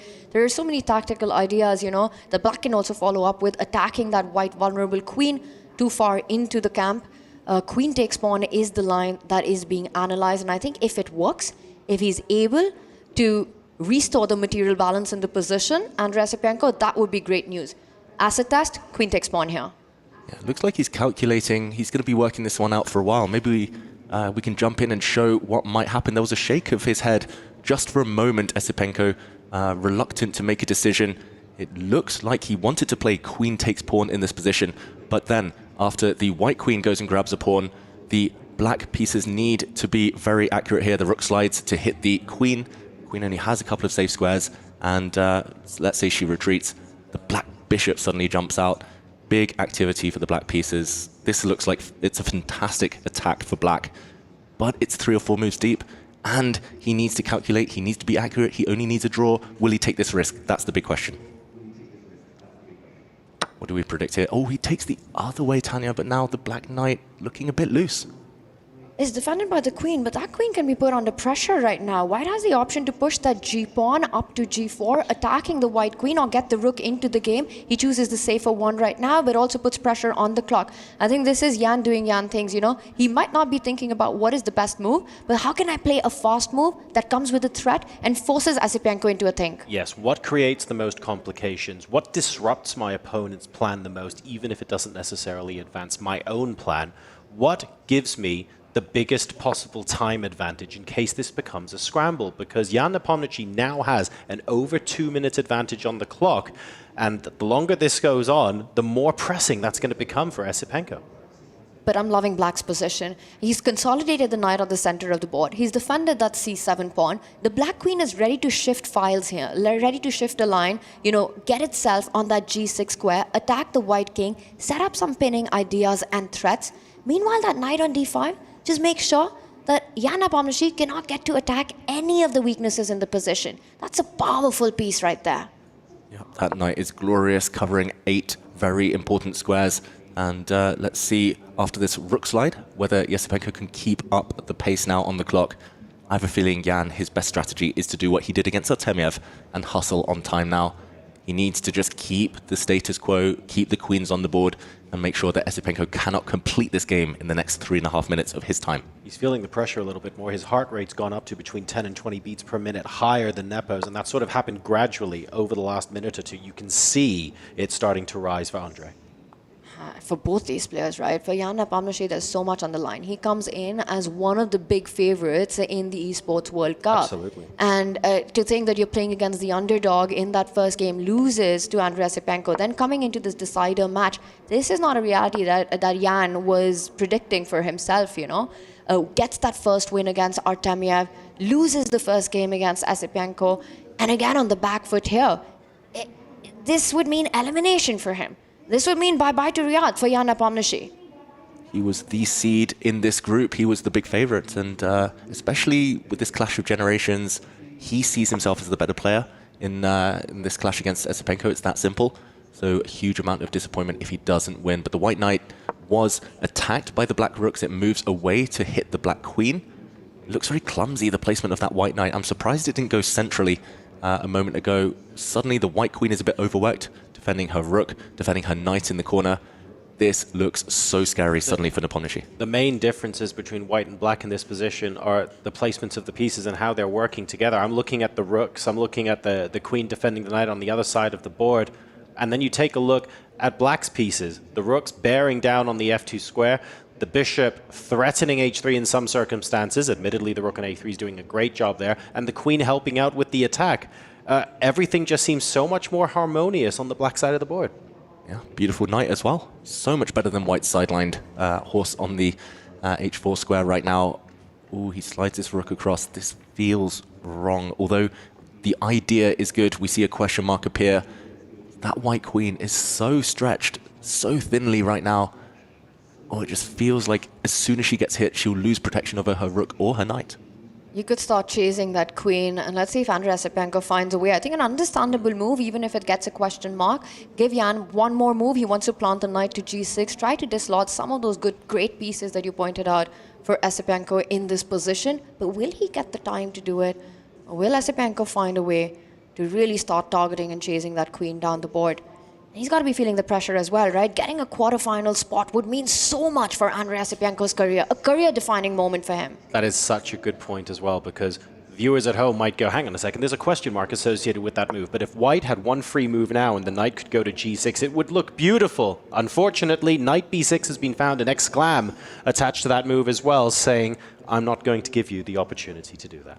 Beautiful move, hitting the white queen. The white queen is defending her knight, defending her rook. You cannot really do this for much longer. If you slide across, you continue to get hit by the black pawns and you will lose material. You might have to counterattack against the black knight that just moved, but oh, the knight trade not helping white either here. It's all about the clock. That is his best chance. The position not going Nepomniachtchi's way. Oh, I'm going to say blunders again. He moves his queen across, but where's he going next? Oh my goodness, the queen is running out of squares. It's overloaded. It needs to defend the knight. It needs to defend the rook. There's no square that exists that does both. Is Jan Nepomniachtchi about to get knocked out of competition? This might be his last game in the Esports World Cup. Jan Nepomniachtchi, that last move, so uncharacteristic. He could have brought his queen over to the a6 square to attack the black knight. The game's still alive, but now he needs a miracle. He needs some kind of trap to set for Esipenko, but it just doesn't exist. I don't see it. You don't see it. Jan Nepomniachtchi doesn't see it. It's unbelievable what is happening here. The queen has no squares to keep everything defended. Andrei Esipenko locked in. He leans in. These could be the final few moments of Esipenko booking his spot into the quarterfinals. And look at the heart rates here. They're telling the opposite story to before. Suddenly, Jan's heart rate has shot right up, but unfortunately, the adrenaline here might be coming too little too late. Yeah. That is so surprising. He centralized his queen. Obviously, black's move was going to be to attack that piece, but he's frozen. He's tanked. He's lost all of his time advantage. His biggest ace up his sleeve there has disappeared, and now the white rook in the center is falling. Pick up the rook. Queen takes rook. Jan Nepomniachtchi playing for tricks, trying to set up something against the g7 pawn with the queen and the rook lined up, potentially the bishop jumping onto h6. But Andrei Esipenko, he rushed through. c5. A counter mistake. Turn around, and white only has one move. There we go. He finds the best move, Nepomniachtchi. A counterattack against the black queen, and Esipenko's the one to react in shock. Suddenly, a full turnaround. Nepomniachtchi given another life. Back in it. And Esipenko had 2 minutes on the clock. He had a rook that was hanging. Just pick it up. You know, you need only a draw to advance. How could he have missed that opportunity? He didn't calculate. There were some details he might have missed deeper in that variation, but look at this. The queens are off the board, and Nepomniachtchi totally winning now. There's a checkmating idea on the board. If he finds it, of course he finds it. Look at those white pieces swarming around the black king. Nepomniachtchi, he's back in it. Look at him on the camera. He knows it. The head bob is back. He cannot believe it. No one can believe this. Andrei Esipenko is about to get checkmated. He doesn't even have room to come back. There is nothing left. The white rook joining in, rook g6, and Jan Nepomniachtchi does not miss this stuff. Rook takes knight, rook takes pawn coming in with a check. White's beautiful pawn formation. Jan Nepomniachtchi has done the unbelievable, the unthinkable. He's making his comeback, taking this to the Armageddon. When the dust settles, he will be 2 full pawns to the good, Jan Nepomniachtchi. All of the black pawns are weak right now. They're all going to drop off. Esipenko breathing out there. He's down 30 seconds as well. Coming back in what looks like it's going to be an Armageddon now for Esipenko after being so close to progressing. So heartbreaking for him. And all he had to do was make the most natural move in the position. Pick up the free rook. And he just rushed through, made that move in 1 second, and everything turned around. This is chess. It's brutal.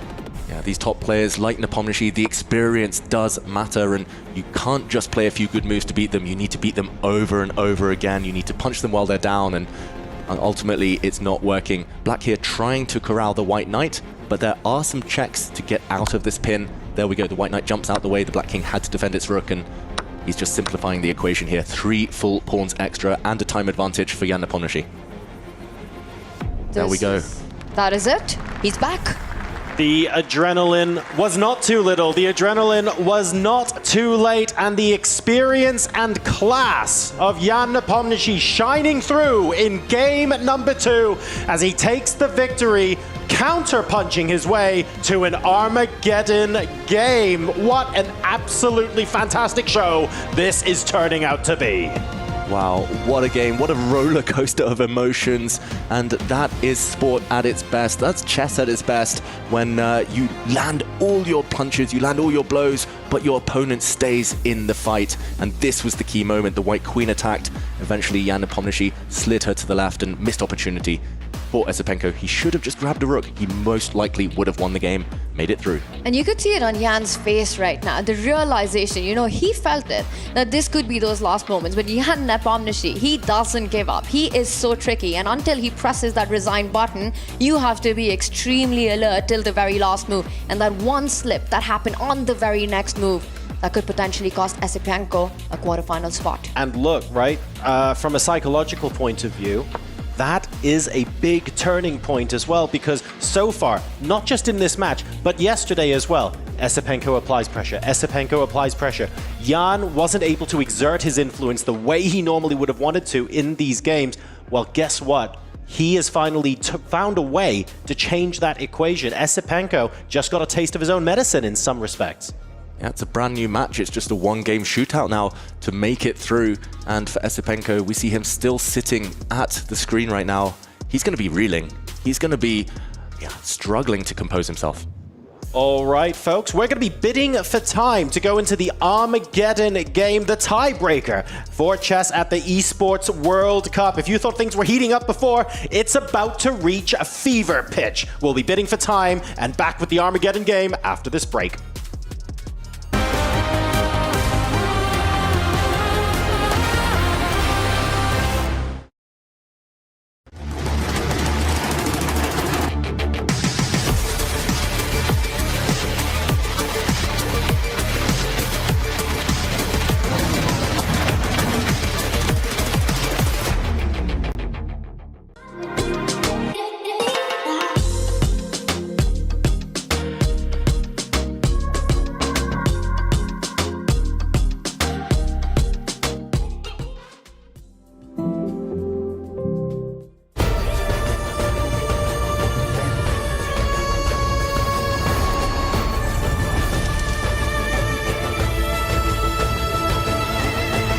This land is calling.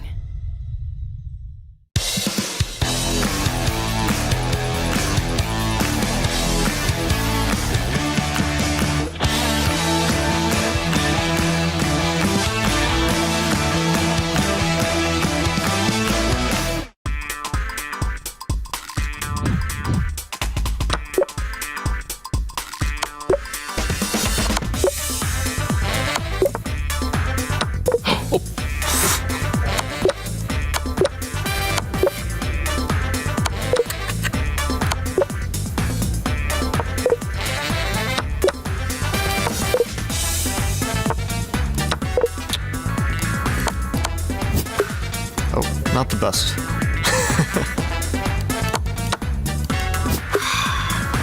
Terrible. I was too slow this time.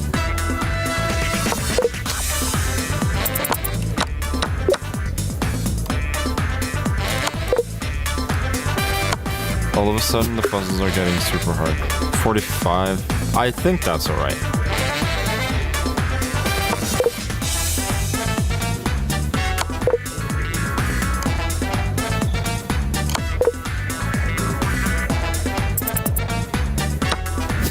Okay, whatever. Oh, no. So bad. Most embarrassment.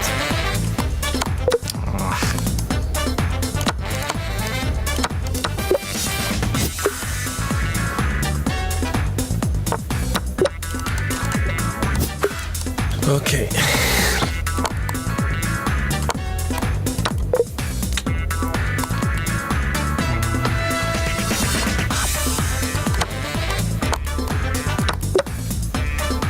$53. Decent score. Okay, I got 53.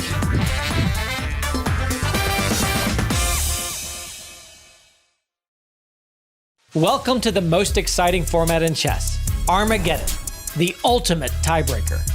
Armageddon grants White more time on the clock, but in return, White must win. A draw secures Black the match point.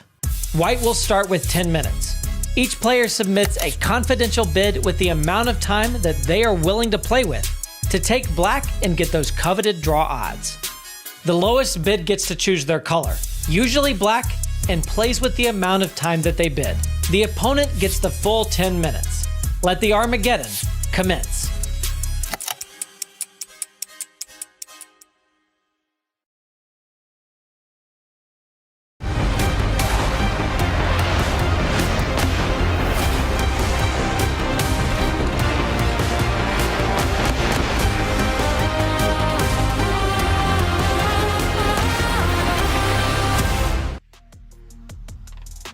One player advances to the quarterfinals. The other has his key crushed right here, right now. The stakes literally cannot be higher as we go into our first Armageddon match of the day. It is Nepomniachtchi versus Esipenko, the rematch. Are we going to see a different result this time around? Quite possibly. And here we see how Armageddon works. The players bidding with time. The winner of the bid, the one who goes lowest, gets the black pieces. The loser of the bid, the one who goes higher, gets white, but must win. So I can reveal now that the players have both put in their bids for black.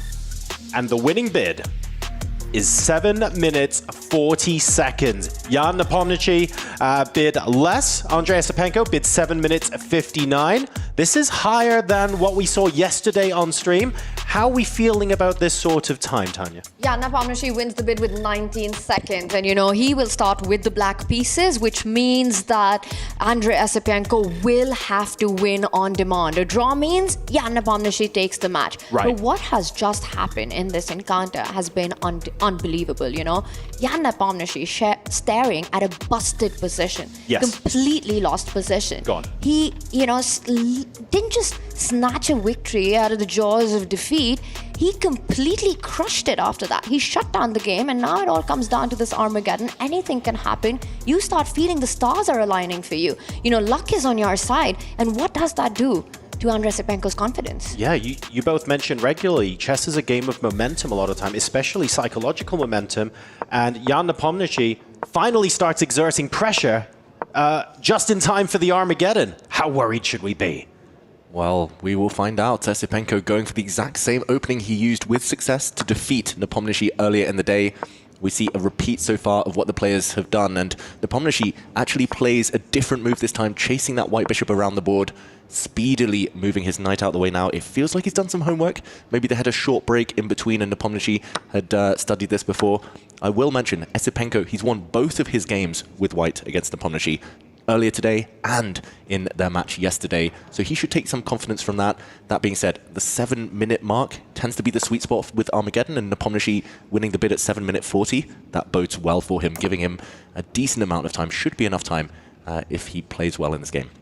I mean, Nepo could have a minute on the clock. It would be a decent amount of time. He's just a speed monster, right? It's one of his biggest forte, one of his biggest strengths. So I think 740, a great bid. And with that, also getting the result odd in. But because their chess, their games have been so decisive, perhaps draw is anyway not on the cards. And look at the position we have. That's absolute fireworks. The pawns have rolled up the board. Black's king is still in the center. White's lost that central pawn as well. This is fire on the board from the very start. But also, this is dangerous for Jan. You're right, he is the speed master, but for some reason, I don't know if it's playing the player, not the board, I don't know what it is. He used so much more time against Esipenko than we've seen in other matches where Jan is so fast, he has that massive clock advantage. That hasn't existed, frankly, against Esipenko, so starting with less time is super double-edged for him. Yeah, whether this is Esipenko's last game in the Esports World Cup or not, I've loved watching him. The openings, he's so brave. He's playing these offbeat ideas that are rarely studied, sometimes even brand new ideas, and going head first for maximum complications, not fearing his more experienced rivals. And it's paid off so far against Nepomniachtchi. He's had opening successes game in, game out.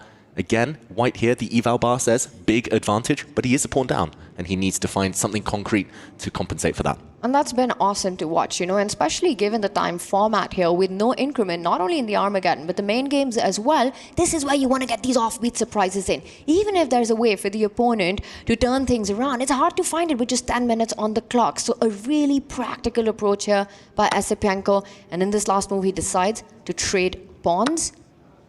The eval bar didn't like that as much. It felt like there was an advantage for White somewhere. I couldn't see where. Oof. Oh, wow. Whoa. Rook coming in. Hello, what's going on here? That's a double exclam. Of course, if you recapture the rook, the queen swoops in via b5, presumably, and that regains the material. But very much on the front foot here is Andrei Esipenko. Beautiful rook sacrifice, first double exclamation mark of the game. Nice to see the fans enjoying themselves out there in the arena as well. Ultimately, though, that rook sacrifice only regains the material he gave up earlier. So we're back to equality in terms of pawns and weaknesses now around the board for both sides. Black with a very strong knight, though, in the center. That gives Nepomniachtchi something to play around. And 2-minute deficit intact. He needs to keep that advantage, Esipenko. He needs to either trade rooks here or slide the white rook across, bring it to safety. You can also use the white queen, go grab a pawn. A lot of choice, but he needs to play quickly. He needs to put pressure on the clock. I have a question for you. Where is safety for the rook right now? Because this looks weird, doesn't it? It looks weird to the white rook. There are 2 safe squares across the board. You can trade off. That would make a lot of sense as well. But maybe you want to keep your active rook. So sliding towards the center. There we go. I would say the other logical choice here, because it does hit Black's pawn on yes, d5. Yes, that's right. And then the pawn on d5, you sort of respond with, yeah, rook takes e5, and suddenly things look a lot more calm. And there's also a bishop hanging, right? So the queen is tied down to defending that piece. So he first moves that bishop, but it doesn't defend enough because you've got the knight and the rook both targeting that central pawn. Right. And I think Esipenko could potentially just pick it up. You'd be up a pawn, but he does wait. It's a bit of a cagey, weird approach here, you know? It gets the cross as well.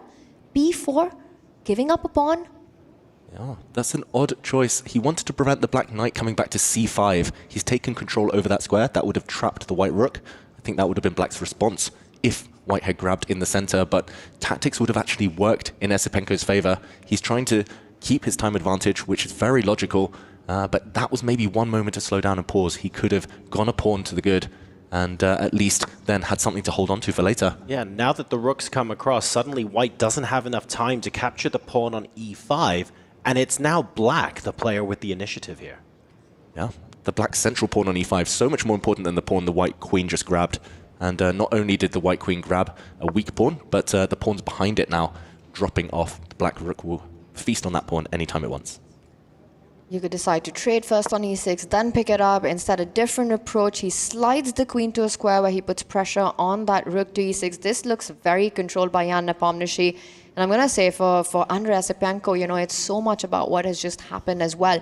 In his mind, he's thinking how close he was to actually just finishing the match off after a perfect brilliantly played game. The performance in game 2 was just brilliant. It came down in that winning moment when you make a move that loses the game on the spot. That's what's going to cost him the match right now if he doesn't manage to create his chances. He's up a pawn, but he's got these two weaknesses on the B file. The rook on E6 attacked. You can see the pressure on his face.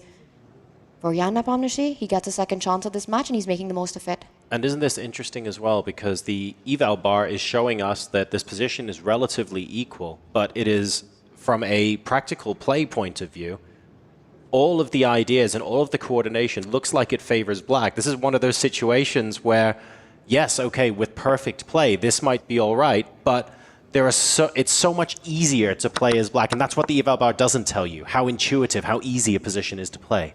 Exactly. The material balance has been restored as well. The black piece is super centralized. White was playing without the bishop and without the rook now on f1 next to the king. So here we see Jan Nepomniachtchi offer a queen trade. It's going to be hard to dodge this. The white queen is needed on the board to protect those two weak white pawns on the b file.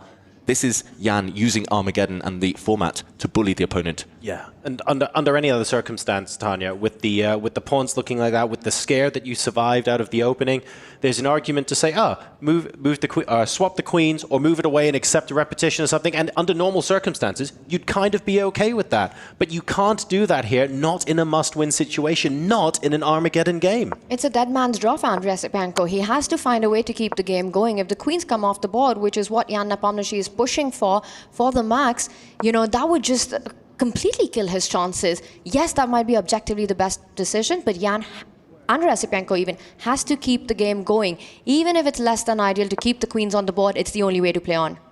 And this is the downside too, keeping the queens on the board. Suddenly the black queen is the more active of the two. The black queen is eyeing up some weak pawns.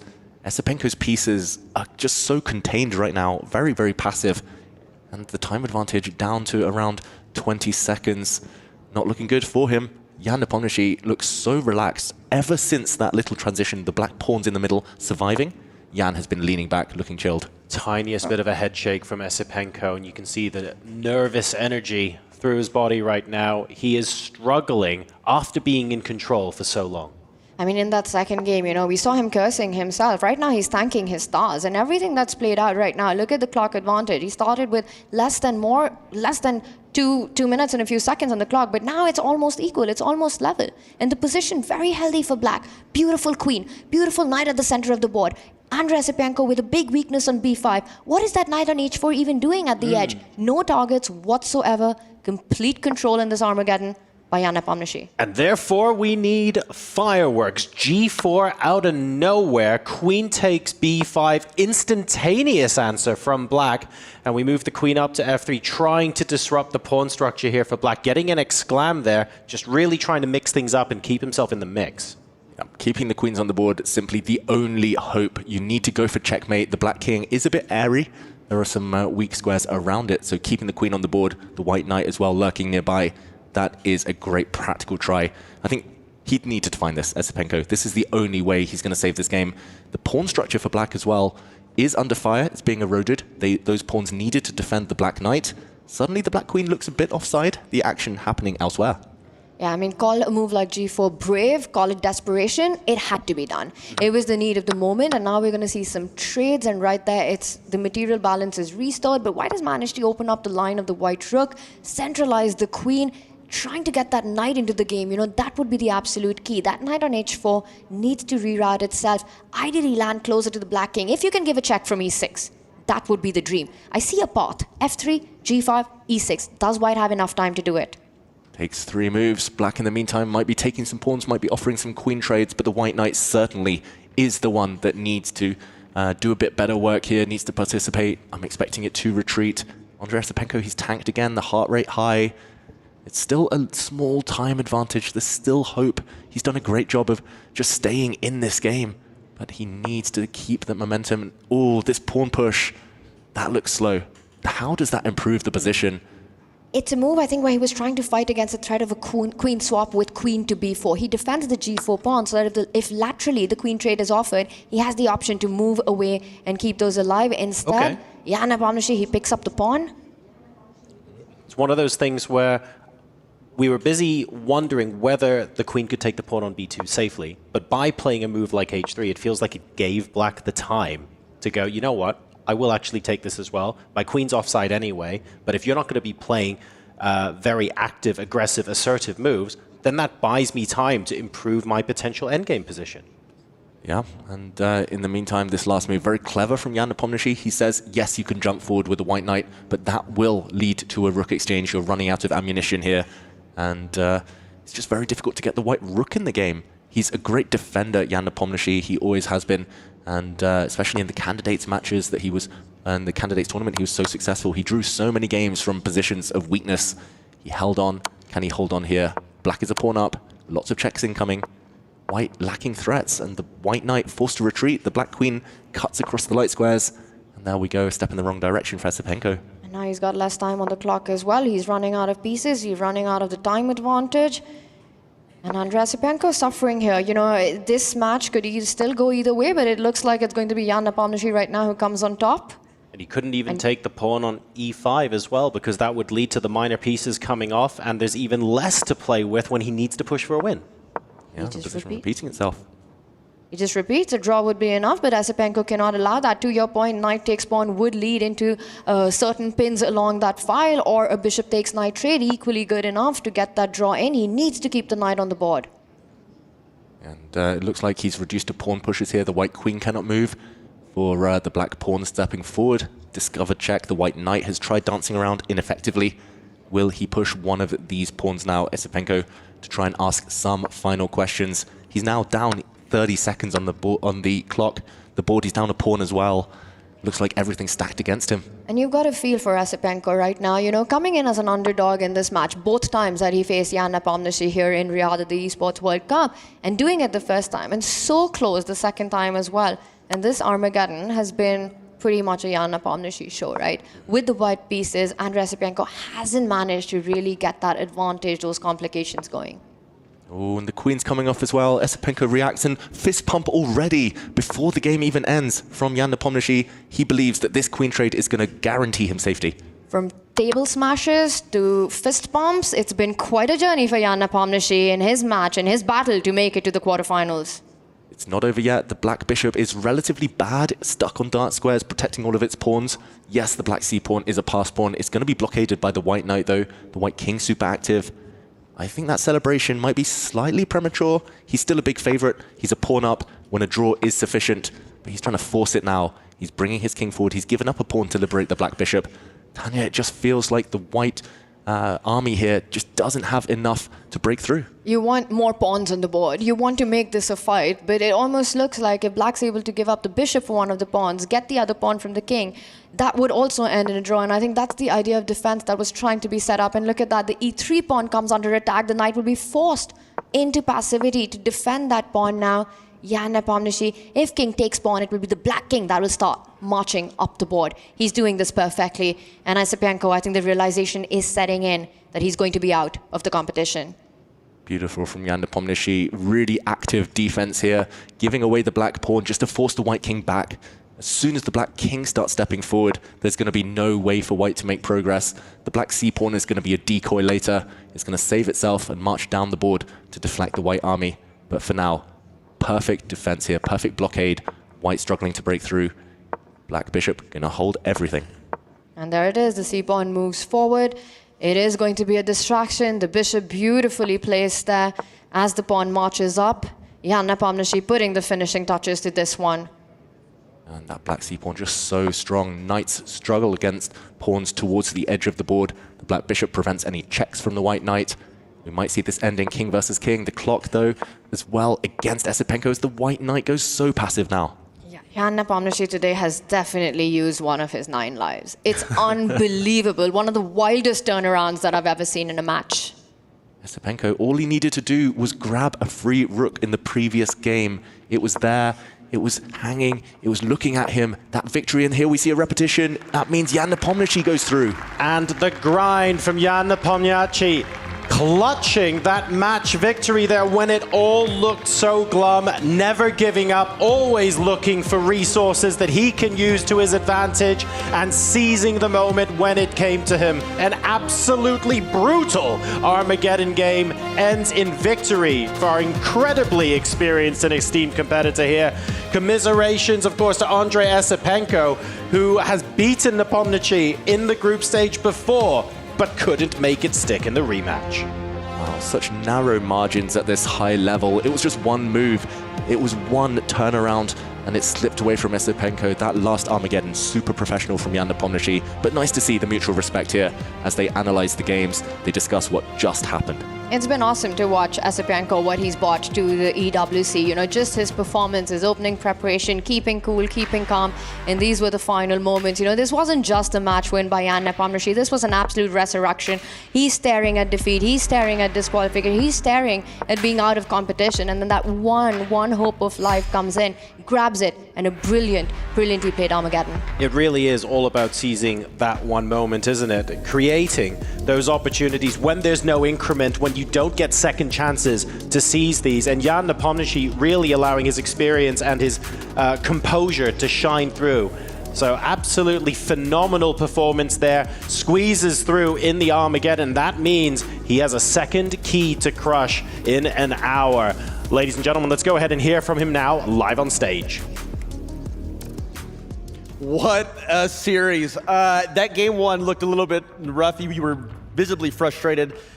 Game two started. That was an absolute roller coaster as well. Can you walk me through how you were feeling before that Armageddon start and then also during it? Well, I mean, like, game one, I almost, like, made it, like, to the safe harbor. I should have made a draw, but, I mean, I misplayed, like, endgame badly and, like, gave a 3-point to Andrei. And the second game, I didn't get anything specific out of the opening, so it's a more or less well-known line, and he equalized. And then, I mean, I was trying to keep up the game going, but, yeah. I guess after c5, rook e5, suddenly I'm okay, but before I was, like, in a big trouble. I mean, like, it could easily end, like, 2-0, like, so I would go home with a clean sheet, yeah. Now, going back to that second game, it looked like the game was over, tournament life was over, but walk me through the emotions when you were given that second life in the game. No, I mean, like, it was very quick. I mean, everything happened very quickly. So let's say after he played, like, c5, I saw, like, rook e5 instantly, so I suddenly found out that I'm not worse anymore, maybe I'm even winning. So that was a nice surprise, but before this, of course, like, I mean, like, he did his homework, so he played good in the opening, so, I mean, yeah, sometimes you need some pure luck to keep yourself in the key row. Now, first of all, congratulations. You made it into the quarterfinals. Is there anyone that you're looking forward to facing in the next stage of the competition? Or, I mean, we know every single person here that made it to the top 8 is a sensational player in the game. So anyone you're looking forward to or excited to play against? I'm looking forward to see my room and my bed, at my bed, mostly. Yeah, because, okay, I almost didn't sleep today. So, yeah, this would be a good start. And then whatever RNG suggests, I'll happily accept. Well, you know what? We'll give you time. It's time for you to get yourself back to the hotel, get yourself in your room, and relax, because tomorrow you'll be back for the top 8 spot. Congratulations, Nepo, on joining us in the next stage of the competition. Ladies and gentlemen, that is the first person to make it here today to the top 8. Let's head on over back to the studio. We're just super excited here with what's going on the stage. Boys and girls, break it down for us. $90,000. Thank you so much, Sandstorm, and rightfully excited you are, because what an explosive finish to this one. Nepo gets it done for a second time today. He'll be crushing another dream and another set of keys here on the stage, the World Cup stage, that is. But my goodness, in the rematch, the fact that he first earned it, then he steps on stage, he weathers a bit of a storm, and then he gets it done in the Armageddon. Yeah, it was a real roller coaster. You know, what a match that indeed was. I mean, it had all the elements. You know, first up, Nepo losing, and then suddenly here you can see the Armageddon, where he just has to hold his nerve. He's weathering the storm, and it is enough. And wow, hats off to his resilience. And by the same token, heartbreak for Andrei Esipenko. Again, the idea that he almost didn't even make the tournament, but he gets that shot It looked good for him out of day one. In this rematch, he seemed strong early, but to fall down just at the end there. That was a huge turnaround, and we were all really surprised that Nepo was able to win the second game and force the Armageddon. The Armageddon, Esipenko looked like a beaten man, and it almost like he knew the match he was in trouble, even though he just needed to win the match. Jan, very resourceful, and many times before, Jan is such a resourceful player. A lot of the other players say that he's lucky, but you make your own luck. And as Capablanca once said, the good player is always lucky. Exactly right. And this guy is no stranger to big matchups, to final tables. And so, again, it's kind of what you would expect in that way, where you create your own luck. But let's talk about that moment in game two, because by all accounts, Jan was dead in the water. Absolutely dead in the water. I mean, it was an emotional game. I mean, we were watching and we were up shouting. I mean, it was a great, great game from Esipenko there. You know, he's giving up a pawn in order to get his pieces active. And, you know, from here, he just takes control. He keeps on improving his pieces, keeps on applying the pressure to Nepo. And here is the big moment. Oh, my God. You know, just could have taken a free rook. That's tough. Why wasn't it taken? Can you find any logic behind it? You got sucked into the pace of the game. What happened? I think he thought the move he played was better than taking the rook. He was always trying to find the absolute best move instead of the obvious move that would solidify his win. And he went. I think he just missed rook e5. And once he missed rook e5, now he's not winning anymore, and it just went downhill from there.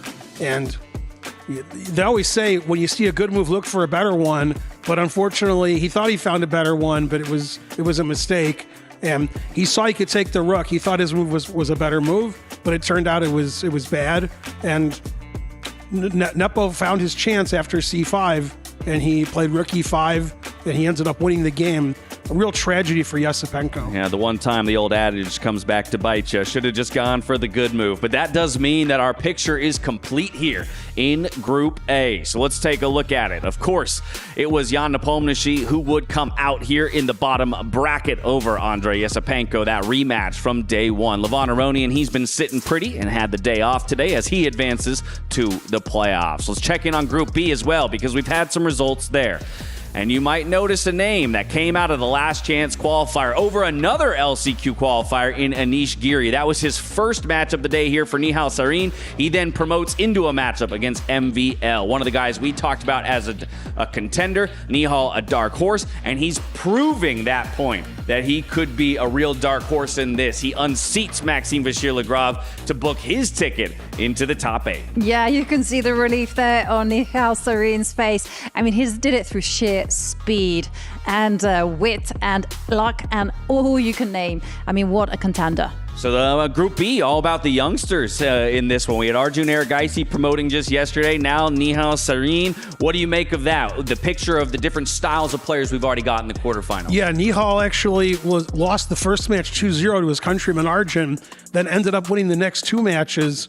We mentioned him before the broadcast when we started on day one that he was one of the guys to watch out for, that he was a dark horse because he's such a young player. He's so good on the clock. The time control is advantageous to him over some of the other players, and he showed it by beating a real world beater in MVL.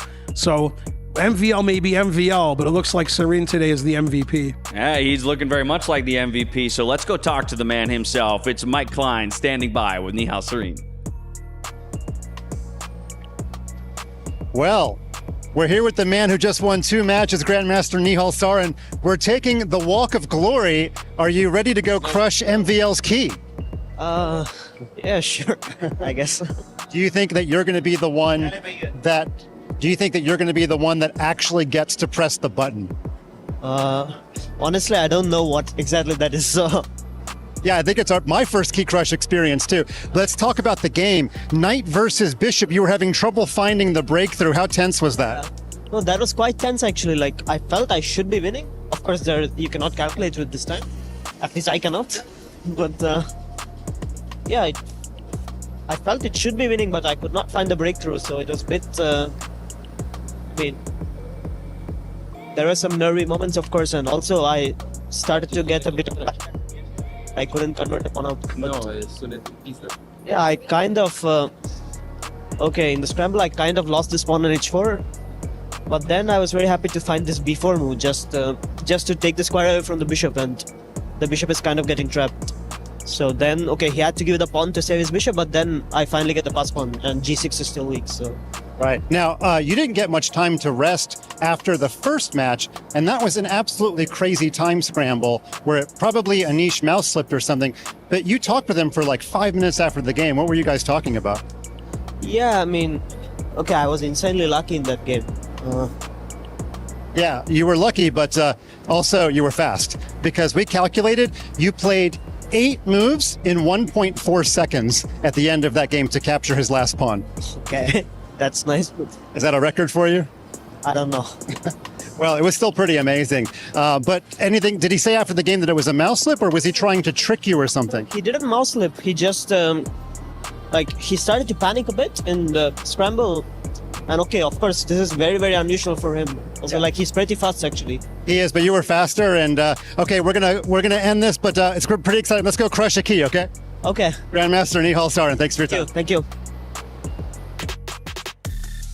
8 moves in 1.4 seconds. That's what it takes here on the World Cup stage to earn your bid into the quarterfinals. It's Arjun Erigaisi who got it done against MVL yesterday to go to the playoffs. Nihal Sarin will do the exact same against MVL today. And of course, that means he gets the pleasure of crushing some keys. It's a dramatic moment to say the least, and we want to make sure that we catch it all in all of its glory.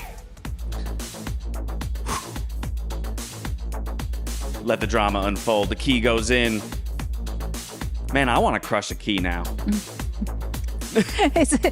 I'm not quite sure the chess world is ready for this moment. I know, it's kind of, it's an interesting thing for the chess world to kind of come to terms with. It's this very brutal, visceral experience that isn't usually seen in the competitive environment. I mean, they say that chess is a gentleman's game, and this kind of is bringing in a whole new dimension to it. That key got destroyed.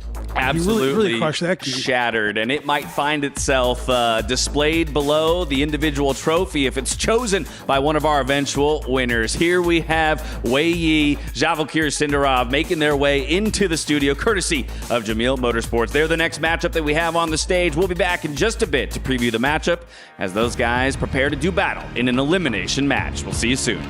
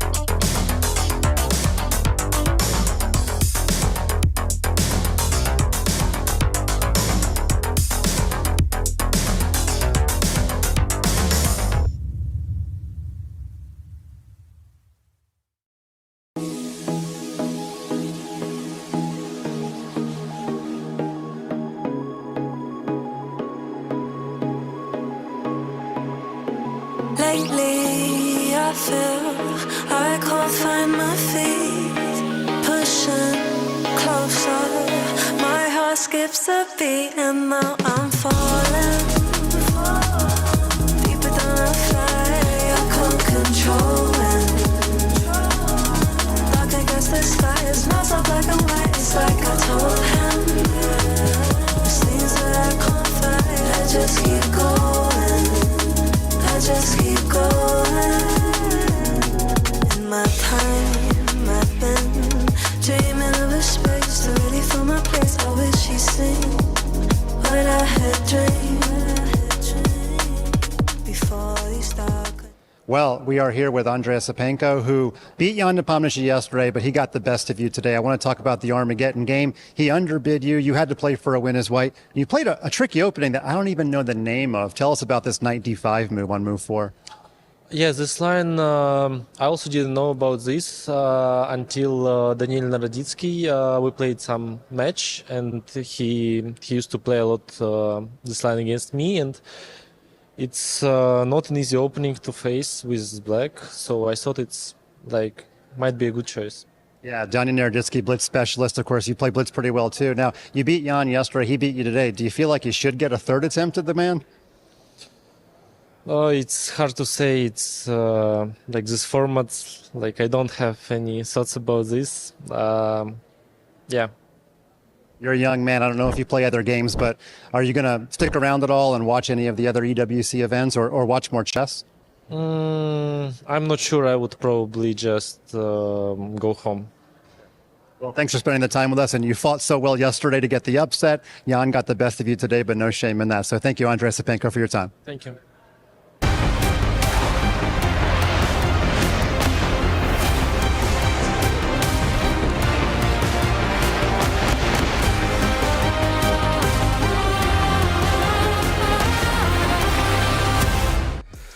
Welcome back to the Esports World Cup. We're midway through the day here with the chess competition. Just a moment ago, we saw Nihal Sarin crushing the keys of some of his opponents as he promotes into the top 8. But by the same token, we're welcoming GM Maurice Ashley back into the studio, and I've got to come to you on that Nepo versus Yesepenko matchup because crushing defeat for the young man. I got to tell you, I feel crushed, devastated for him. He had a rook right there. Just put the food in the mouth and you can eat, and he didn't do it, and you could see the dejection in that loser interview. He said, I don't even want to hang out. I'm just ready to go home. Yeah, I mean, I can't imagine the emotions going through the man right now. Again, like you say, just one move away, essentially, from victory, promoting into that upper bracket, $90,000 when you weren't even supposed to be here, and you had that shot. But now we have to turn our attention to the next two contenders out onto the field. It's going to be Vachier-Lagrave, Sindarov, Wei Yi. These guys are playing in an elimination match. Winner will move on to play Hikaru, but we're not even going to talk about that just yet. Ben, how do you see these guys matching up again? I see a lot of green on the right-hand side of the board. Is Wei Yi really a favorite?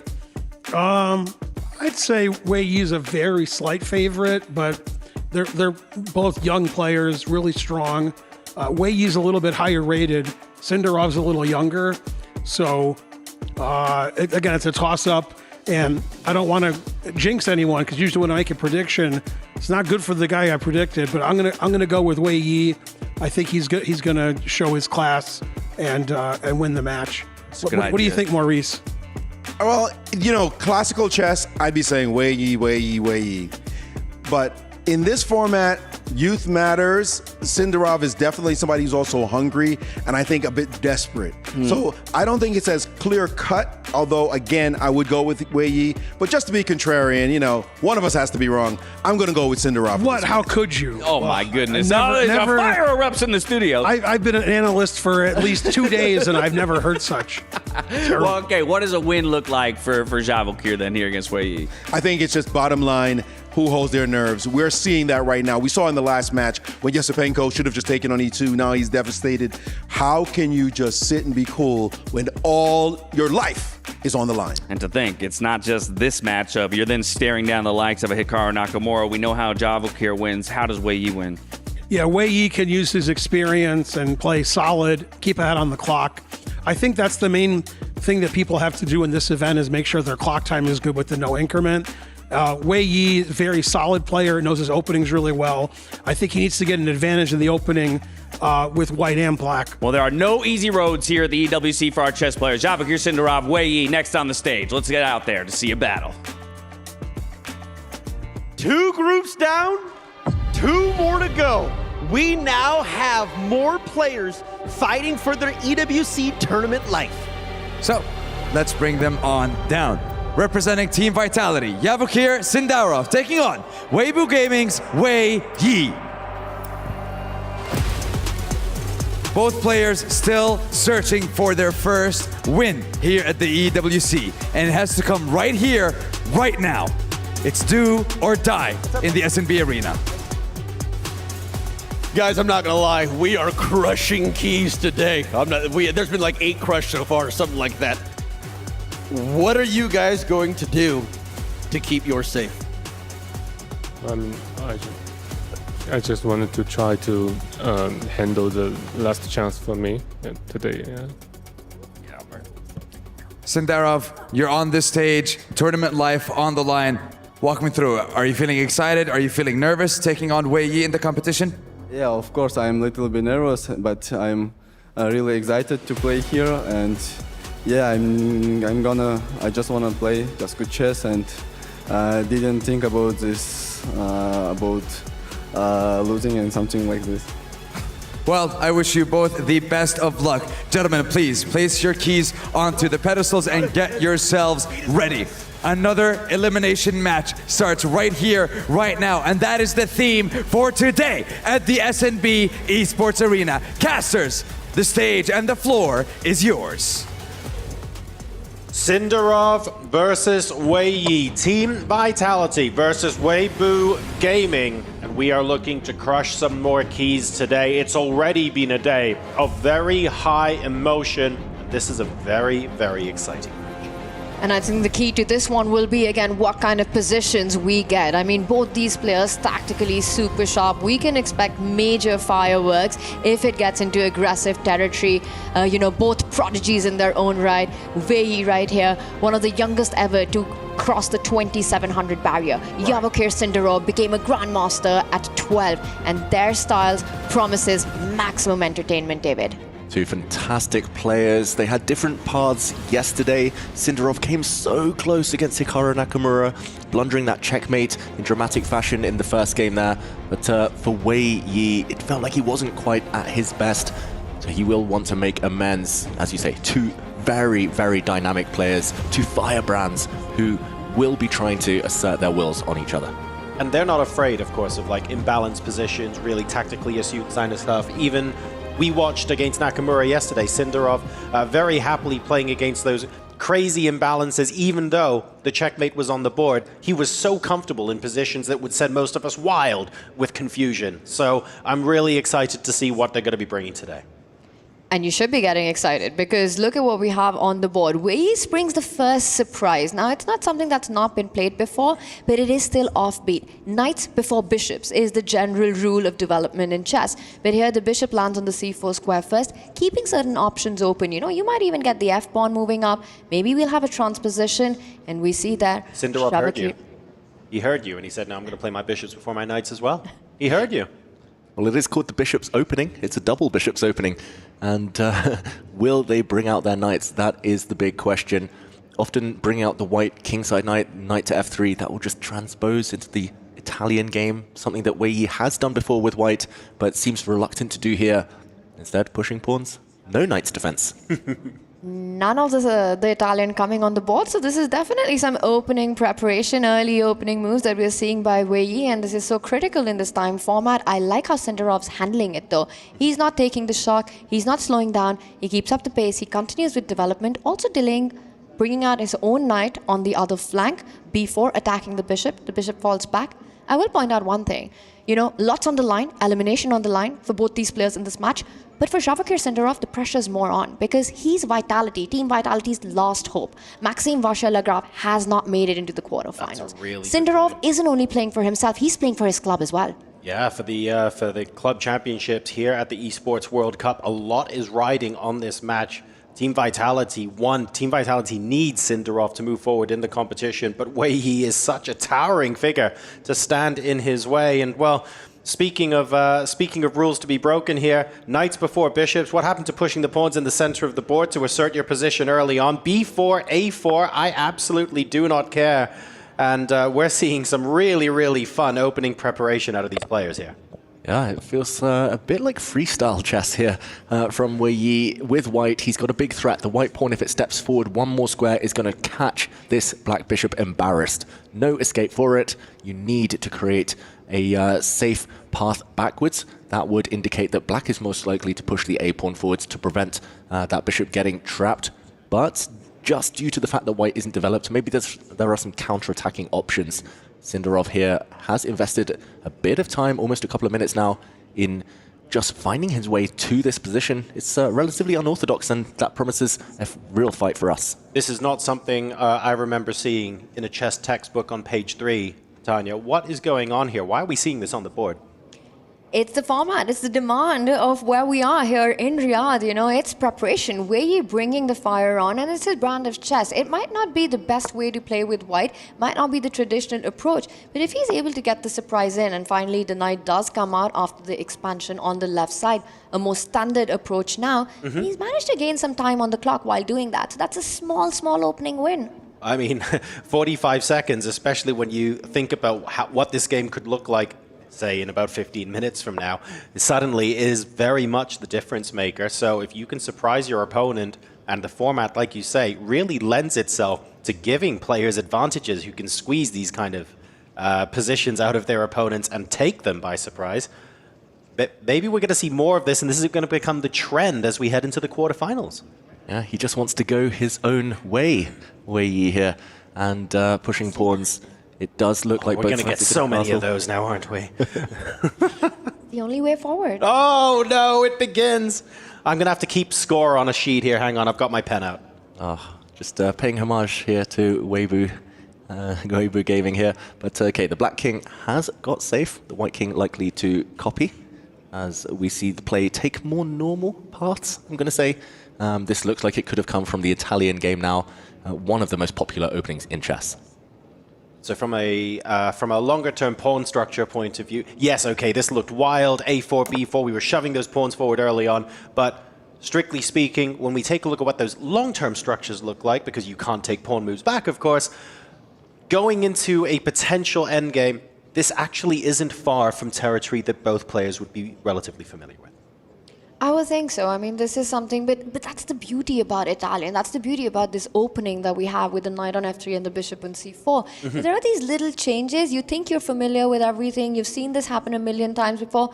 But these small pawn moves, sometimes the big ones that we're seeing on the left side, when you castle, when white develops the knight, does he delay it? That creates these tiny dynamics that always forces an opponent to sort of pause and take a think how that has changed the position. The question in this, you know, white has their ideas clear. Knight from b1 will go to d2 next. Eventually, the rook will slide over to the center file. The knight will try to reroute itself over to that f5 square. For black, meanwhile, I think what you want to do is trade off the light square's bishop. You go d6, you go bishop e6. That's how this game will develop. Yeah, but why is he thinking so long at this early stage, Sindarov? This is still a very standard position. Yes, there are nuances. Yes, there are different move orders you can take that might lead to different paths, but ultimately, you have to trust your instinct. He spent a long old time before blowing open the center. This was his idea. He feels committed already, but this could backfire. Black's knight in the center, not stable. The black central pawn as well could come under fire in the near future. White has so many pawn breaks that you have to calculate on every single move. I do fear that that big time investment might come back to haunt him.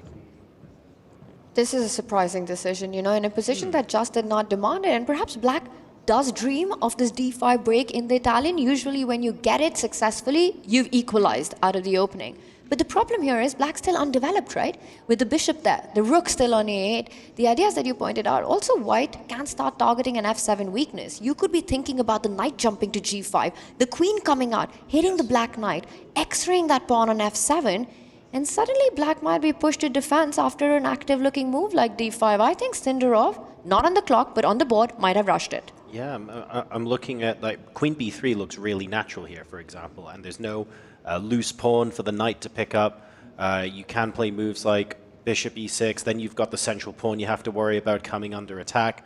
The good news is I'm still not 100% sure where the dark squared bishop for white is going to end up in this position. And of course, if you're going to be starting with knight d2, it's going to take a while for it to get to f5. So it's not like there's a 1 or 2 move knockout blow or anything like that. But in terms of keeping the initiative and having the time and space to keep your plans like in motion, this feels a little bit rushed from black.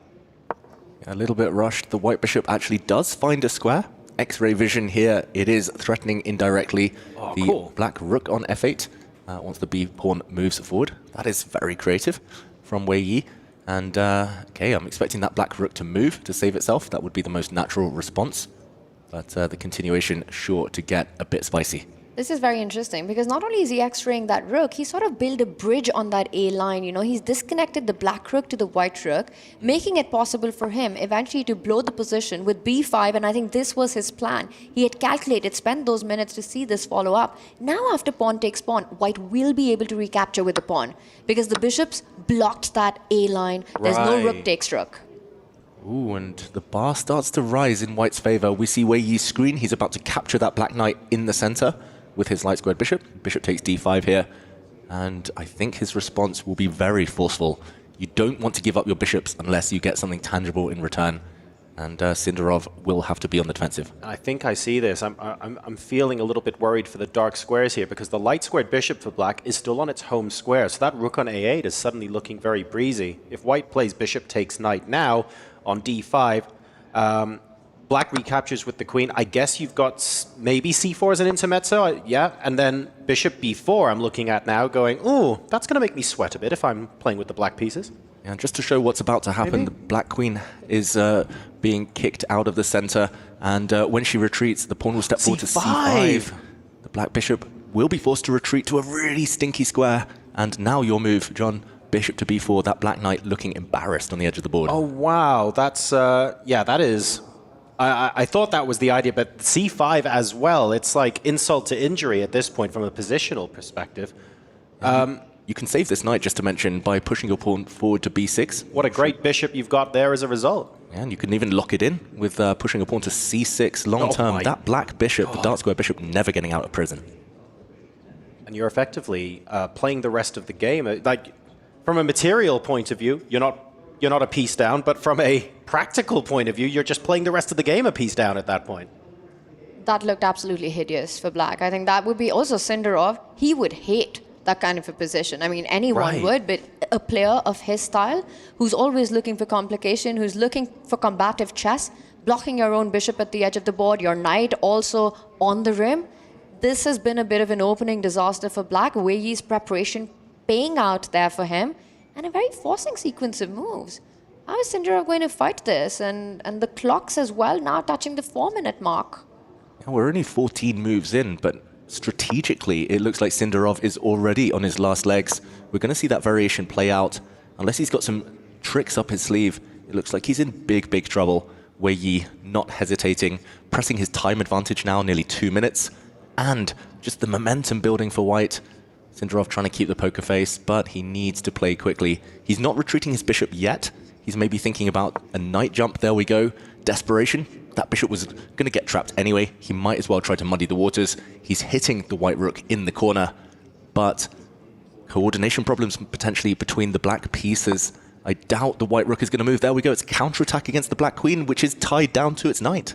Neither of these players believe in defense. Offense is the best defense for both of them. You know, bishops attacked, I don't care. I'm going to jump in with my knight, attack your rook. Rook's attacked, I don't care. That knight jumps in, hits the black queen, and you don't have too many squares to stay connected to that knight that you have. So again, you have to get very creative with your defenses here if you're Sindarov. Does a great job of muddying the waters, though, because Sindarov also asking the question back, saying, hey, you know that rook on a1? Well, guess what? That knight on b1 is blocking progress as well, and I'm going to try and target that. So this is, yeah, very, very creative, very, very confusing for us following as well, because these guys are computing on such a high level. This is really, really solid stuff. Yeah, very impressive defense here from Sindarov. It cost him a lot of time. He's down at 3 minutes now, though, and it has cost him a piece.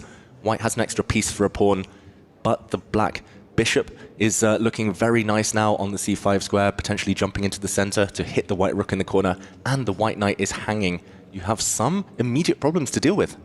The house is on fire. The black bishop is hanging. The white rook is hanging. The knight on g5 hanging. The black queen potentially lining up against the white king idea as a bishop h3 maybe someday in the air. There's so much to take in the position, and I think this is where you need those extra minutes on the clock. Wei Yi looking cool as a cucumber in his green t-shirt, and he's known as the quiet, the silent assassin here.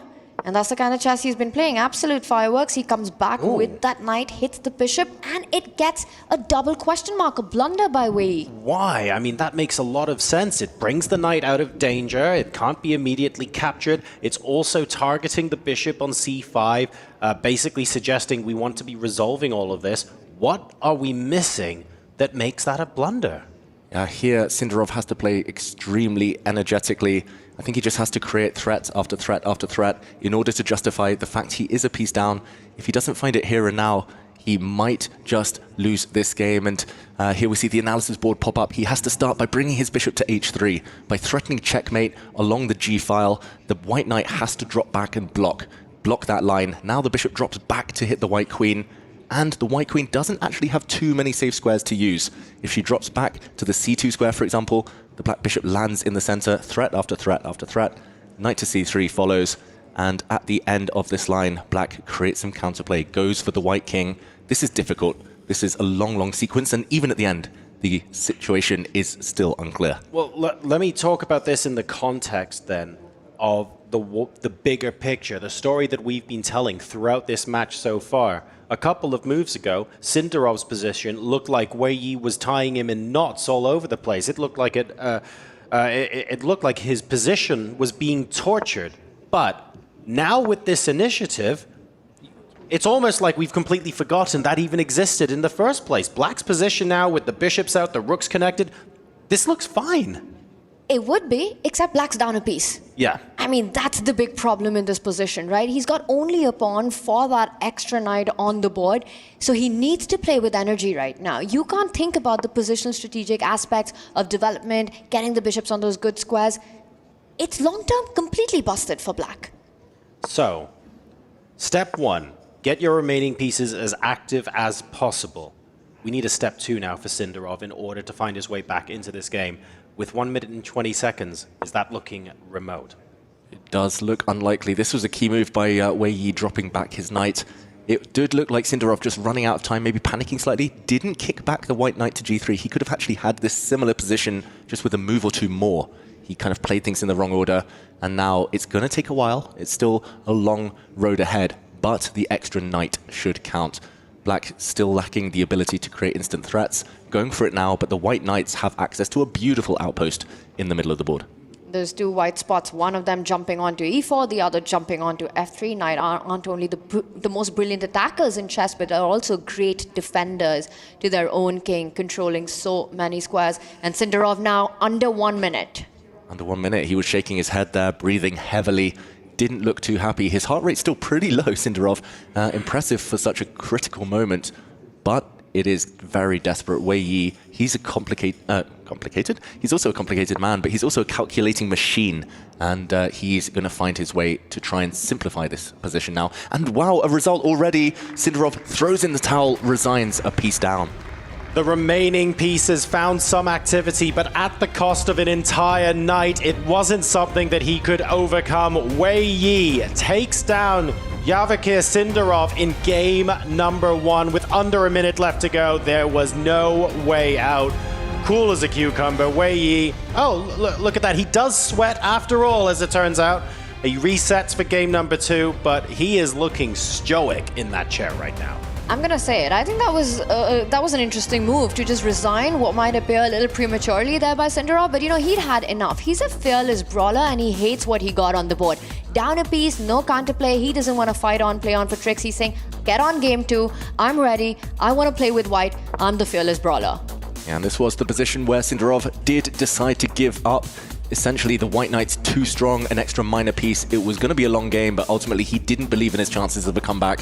That does show a bit of weakness. It shows a lack of confidence, but the clock ultimately adding to his miseries there as we get ready for the reverse encounter. Sindarov needs to strike with white now. He just never got the position out of the opening with the black piece. And I think it's going to be absolutely key to start strong from the very start. 24 moves is all it took, Wei Yi, to take down Sindarov. Does Sindarov have a similar surprise in his back pocket that he can bring out against Wei Yi now that he has the white pieces? Remember, it is now a must-win situation.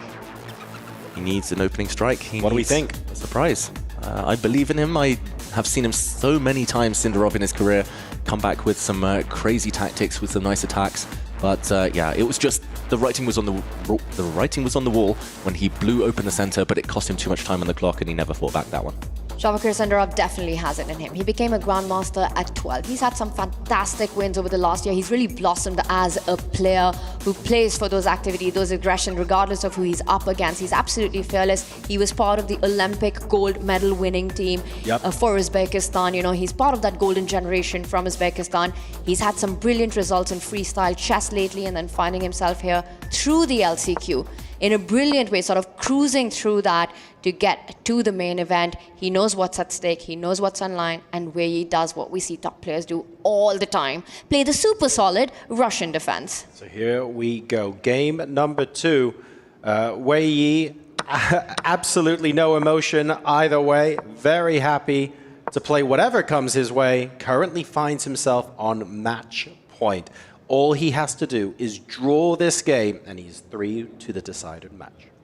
And almost deja vu, at least until this last move, as Sindarov meets the Petrov defense. The opening, I would say, of the Esports World Cup so far, he did the same against Hikaru Nakamura, this exact same variation, but Wei Yi switches things up, brings his knight out. Hikaru instead had moved his queen in that position, and a shake of the head already from Sindarov this early in the game. He's been the one caught by a surprise. That's not good. I mean, he needs to win this. It's a must-win situation with white. Already close to a minute down on the clock, and we've played 5 moves. So this is not the opening surprise, not the turnaround we would have expected. Advantage Wei Yi. One thing we've seen completely happen all around in this competition is clock, right? Time management. You're playing with white, must-win situation, and you're already down by more than a minute on the clock on move 5 in an opening that's extremely solid. That is a nightmare start. And especially for a player like Sindarov, who looks to put pressure not only on the board, on the clock as well. I mean, Wei Yi's just Mr. Cool today. And the one thing about top-level chess these days is you can't be too predictable. Sindarov had this opening, this exact variation against the Petrov yesterday. Of course his opponent, Wei Yi, is a professional. Of course he studied it before. You're just a sitting duck waiting to get hit by a surprise. There we see Sindarov burned a minute and a half off his clock, played a move. Wei Yi reacts instantly. He's kind of walked into the opponent's comfort zone here. Wei Yi, great start to this game. This looks like a pawn sacrifice, but ultimately all the center might just blow up, and Sindarov's chances with it. Wei Yi's used 8 seconds to play 6 moves, and it's Sindarov with white. I mean, that tells you everything you need to know about the opening exchanges here in this game, and it is such an important game. Tournament life on the line at the Esports World Cup for Sindarov, and Wei Yi continues to turn the screw. That's a bold statement. The speed with which he's playing, it's clear. And that's really hard to face, you know, as a player. When your opponent's blitzing out those quick opening moves, you know you're going down on the clock and you feel like you're in familiar territory of what has been studied by your opponent. And then you're just feeling like a fool. Like, why didn't I change this up? Why didn't I study more? Where is my opening preparation with the white pieces? For Sindarov, needing a win, this has been a disastrous start. He needs to try something special here. He needs to maybe even play some dubious moves to get Wei Yi out of his opening preparation. It's looking difficult already. Nearly 3 minutes down now. He brings his queen out. That does not look like a happy move. Already the queen is pinned by the black bishop, the knight as well in the way. The black knight has some jumps. Maybe you can take a pawn. Maybe you can jump your knight into the center. Either way, a lot to calculate, but it has at least forced Wei Yi to pause. That is a good sign, at least psychologically.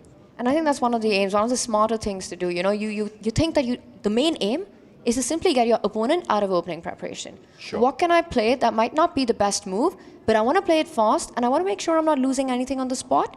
And if your opponent starts thinking, feel like, yes, I've done that. So I think Sindarov's got reasons to be pleased with it, but the problem is it's a choice of plenty for black here. You can grab the pawn, you could jump on with your knight to d4, you could fall back with your own knight. It almost feels like all these moves work beautifully for Wei Yi. And unfortunately, he's made Wei Yi think a little bit from a position where Wei Yi was already 2+ minutes up on the clock. So rather than get an advantage out of it, really we're just minimizing deficit here and trying to claw our way back.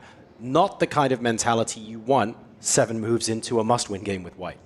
Yeah, the other negative for Sindarov is that Wei Yi has clearly studied this opening before, most likely last night or this morning, and the fact that he's surprised by this queen move, Wei Yi will know it's not approved of by computers, he'll know it's not objectively a good move, and he'll want to try to punish it. He actually plays a safety-first move. Understandable, since he's a point up in this match, he brings back his knight. He's eyeing up the white light-squared bishop, keeping everything safe. The white queen still feels uncomfortable in the center, and both sides now most likely to get on with castling. It looks like the move that you want to make with white right now. Also line up your rook. Sindarov needs to pick up the pace on the clock. I mean, we've seen him do incredible things on the board. He's just 19 years old, but plays beautiful chess, but he has to play fast here. The clock is such a massive factor. We've seen Jan use it as a big weapon for Wei Yi up on the position, up in the match, up on the clock currently. Sindarov makes a choice, attacks the bishop. One would expect it to fall back on the same diagonal, keep the pressure going, bishop to h5, eyeing that knight, eyeing that central e5 pawn. Or is Wei Yi thinking of an in-between move, or perhaps a more aggressive knight jump? Yeah, another knight jump is available to black. The black knight could leap forward, hitting the white queen due to this pin. You could also take this bishop with a check before deciding what to do with your own bishop. Wei Yi still nursing the time advantage before ultimately playing the move, I think the most natural move, as you suggested there, Tanya, as we see some physical chess pieces. That's very different. This is really interesting. So as white castles here, as things start to simmer down just a little bit, I can't help but think often out of an opening, we would say whether an opening was a success or failure for a particular player on the board. In this case, it feels like from the opening moves, even without referencing the board position, the opening was a success for Wei Yi in the sense that he was forcing his opponent to think and make that time advantage. It just shows how multifaceted this competition is. Exactly. It's so vital that you get your first surprise in, that you have done your homework better than the opponent, that you land the first psychological blow. It's vital for team vitality here that Sindarov recovers from being hit by this opening surprise. And okay, black is now just 1 move away from castling the king. Once the black king gets to safety out of the center, very healthy position for Wei Yi. And Sindarov, meanwhile, protects his own bishop pair, making sure that that's not an advantage that he passes over to Wei Yi. Bishop b5, pinning that knight on c6. The black knight can eventually fall to a nice e6 square, but a good idea, get your king to safety, unpin yourself. Castle would be the most natural approach in this position. He first starts with the knight maneuver. Very logical. That is not quite an outpost, can maybe be kicked by a pawn long term, but it's going to be very difficult to destabilize that knight anytime soon. We see Wei Yi's mouse still hovering over that piece after he had moved it. And now surely we will see the black king get castled. This last move, I think it was also a bit of a necessity, as Wei Yi was targeting the d4 square, another knight jump that was being threatened, which is stopped now. Sindarov trying to get his bishop out. We're going to see the next few moves develop with both players getting their pieces into the game. For Sindarov to create chances, one of the weaknesses that I see is the d5 pawn. Line up your rook against it. Try to target it. Try to get to it. That would be the path that perhaps is on his radar right now. If he wants to go completely crazy, push that g-pawn. Go g4, unpin that knight, and bring on the fireworks. It might be required. You're down a point. Yeah, weakening your own king, but at least getting some action going.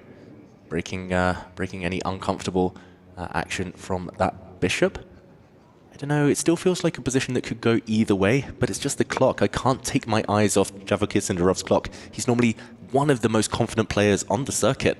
It just feels like what happened in the previous game, that opening disaster, here being hit by a surprise as well, it's messed with his mind. He's managing to hold his own on the board, but you're right, the clock could come in and play the decisive factor once again at the Esports World Cup here.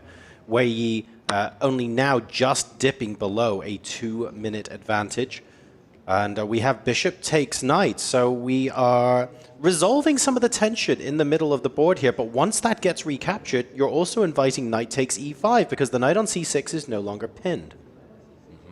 Either you damage your own pawn structure here with white, you take back with your pawn, and just to keep e5 protected, defended, but you ruin your king's shelter, or you take with the queen, drop a pawn. Maybe you can regain the pawn in the center, but you're only inviting liquidation, and what looks like a very equal endgame. That's not going to suffice here. It's not going to be enough for Sindarov. He goes for the more cautious approach. He's going to trade pawns at the center, and now you've got a completely symmetrical pawn formation, and that's bad news for the player who's in a must-win situation.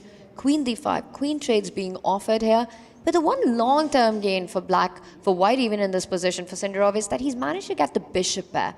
If he's able to retain that over the next few moves, if he's able to keep the long diagonals going, might give him a little something to play for.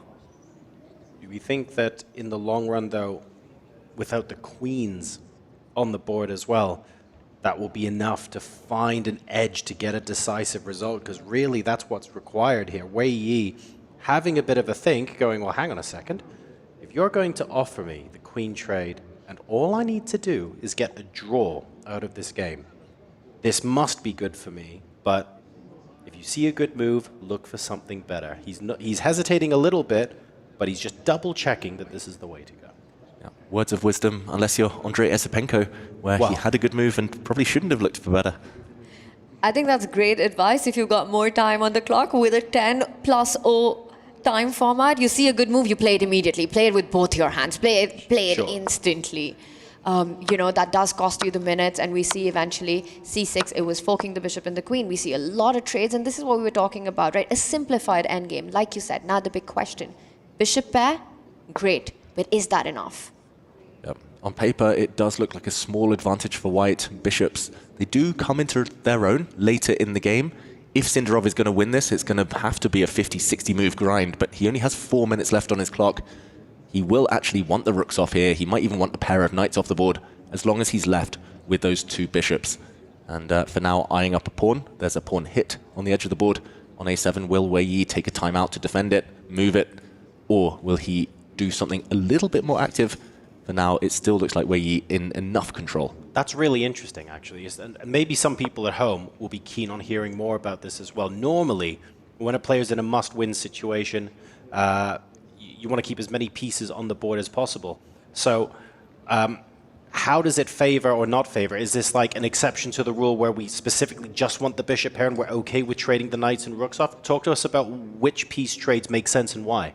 Yeah, it is one of the exceptions in chess, I would say, in a must-win situation. Just trading off pieces is when you keep the bishops. It's of paramount importance that he needs to keep the 2 white bishops on the board. You could trade anything else of equal quantity. You maybe want to keep as many pawns as possible still on the board. You need to push pawns later, create passed pawns, make new queens.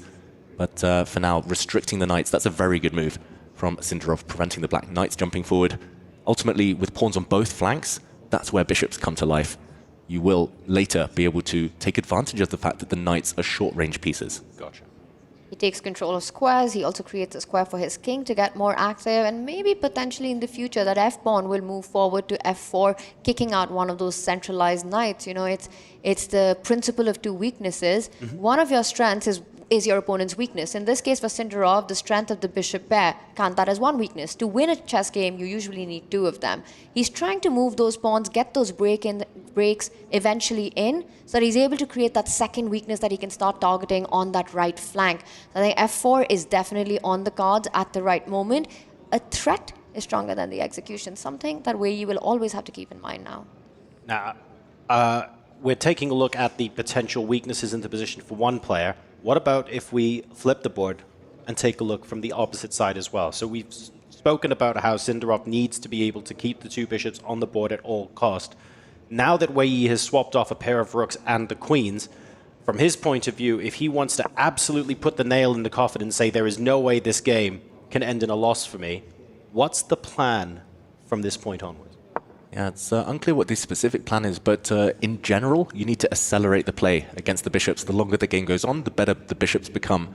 So by pushing pawns on the last move, Wei Yi was threatening to drop a knight into the center. That was stopped. Now he's pushing this pawn, very logical. He's trying to force the issue, push pawns, push the bishops back before the rooks get traded, before knights disappear. The bishops aren't 100% stable for now.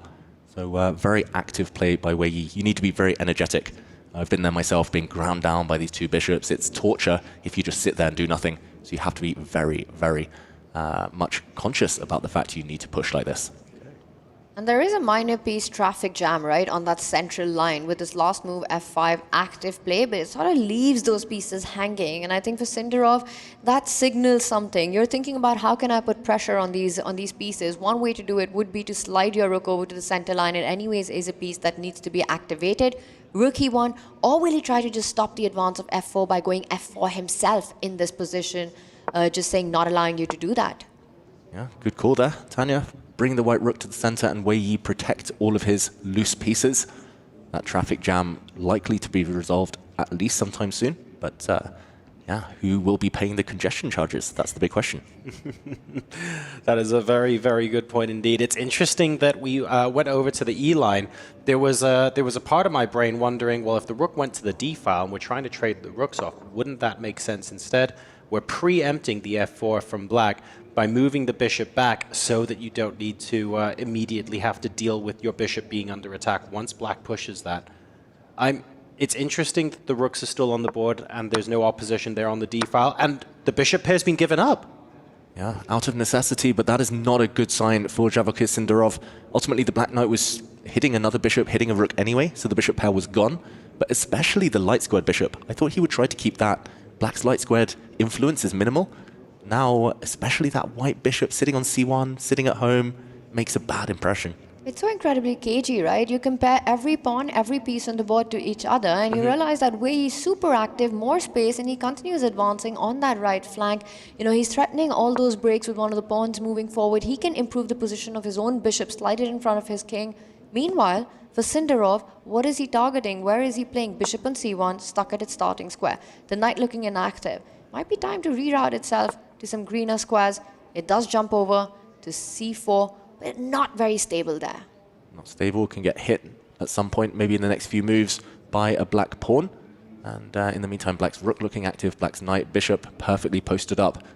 It does feel like the type of position as black you might start getting a bit optimistic about playing for a win, but it feels like just the manner of the last few moves, Sindarov is sacrificing objectivity for time. Suddenly the clocks are level, dead equal. Sindarov is going to try and flag Wei Yi here. That has to be the strategy. I think it does at this point, especially considering that Wei Yi at one point had over 2 minutes advantage over Sindarov, right? We mustn't forget that absolutely fantastic advantage on the clock that he managed to build up at the start of this game. So if that's now been wiped out, okay, the position's not exactly a dream, but at least you've got something to play with. You've got something to cling to. I think this is one of the best positions that Sindarov has had. Look at that last move. Now this makes sure that the knight on c4 is consolidated. a4 stops the move b5 for a long, long time to come. And Sindarov continues to improve the position of his pieces. It is going to be about flagging. Crazy things happen when players come down to those time scrambles. And usually it's the younger generation, it's the younger ones who come on top of those. Yeah, both pretty young, but Sindarov the younger of the pair. Wei Yi, in the meantime, cynically trying to get everything off. Look at that. On the screen, we see him making a pre-move. He's getting ready for the bishop trade. If the bishops do leave the board, maybe the black knight can jump in, but so can the white knight. This one, level on the board. The clock, though, ticking, ticking, ticking. Not good for Sindarov. He just needs to move. He has to move. I mean, that's his only hope. And this is not a critical decision. It's not going to be about finding an advantage here. He does get 2 moves back to back in there. Strikes on the left side of the board. Wei Yi's got the option. Does he push the pawn? Does he capture? Or does he keep the tension? Keeps the tension. The 1 minute mark has just been hit. The clock goes red for Sindarov. Will he be seeing red at the end of this game? The black knight looking active. We see a trade. He can go a pawn up. The white knight can get greedy and grab that pawn on b6, but the black rook is ready to jump in, and the rook might just jump in anyway. The white king steps forward in the meantime. He's 40 seconds down though here. This is the one thing he could not afford right now. And look at that, Wei Yi, clinical in his approach, gets the knight off the board. It's a pure rook pawn endgame. Position-wise, objectively, completely drawn. It's a flagging battle. Rook endgames, they're so well known. They're infamous for their drawish tendencies. All rook endgames are drawn, goes the idiom. But here we go. Wei Yi says, let's keep the rooks on the board. No king and pawn endgame. That adds a bit of uncertainty to the mix. The black rook looking super active. Wei Yi just needs to sit on this time advantage. And he's got loads of it, right? 30 seconds, 32 seconds right now for Sindarov. Nothing, no tricks to play for either here. Wei Yi takes a small pause. He activates his king even further into the game. A lot easier to be Wei right now. Sindarov just has no plan. He's going back and forth now. Wei Yi asking Sindarov to find something to do. We see a repetition of moves there. Second time we've seen this position. White's rook is paralyzed. The king unable to really do any damage here. And the black king is the one coming in. It's coming in. The black rook superbly plays. Nothing can be stopped. Winning on the position, winning on the clock. Wei Yi is. Wow, the black king is about to start entering. The white rook is fixed where it stands. The black king is just going to go back and forth. Wei Yi's going to bully Sindarov here on the board, on the clock. But he needs to move, he needs to keep the pace. Don't let the clocks level out if you're Wei Yi right now. Sindarov trying to throw a spanner in the works right now. He presses the panic chaos button. The king steps in, attacking the white rook. That was pure desperation from Sindarov. The white rook now has to give way, and the pawns are dropping. That left flank is all disappearing. Black's created a pass pawn. It's a shake of the head and a resignation from Sindarov. And Wei Yi with a 40-second advantage heading into the end after his time advantage was originally wiped out. He built it up one more time to put Sindarov under immense time pressure, and eventually that pressure led to the cracks appearing and a victory for our Weibo gaming player. An incredibly strong and composed performance there, allowing him to get into the qualification match. Yeah, so smooth in the end. The damage was done in the first game. It was a bit of a miniature there. Very quick, lightning fast victory, winning a piece against Sindarov in the first encounter. This second one, much more cagey, ultimately very, very balanced. Wei Yi turning it in his favor in the last few moves, but it's because he always kept slightly ahead on the clock. And you've got to do that. You've got to play all the elements here in Riyadh. You know, you have to play the clock, you have to play the position, the player you're up against, and he did all of that perfectly. Clinical performance here by Weibo's Wei Yi in this one, getting that first win in, and with black, he never lost control. For Sindarov, he never got his kind of positions that he thrives in.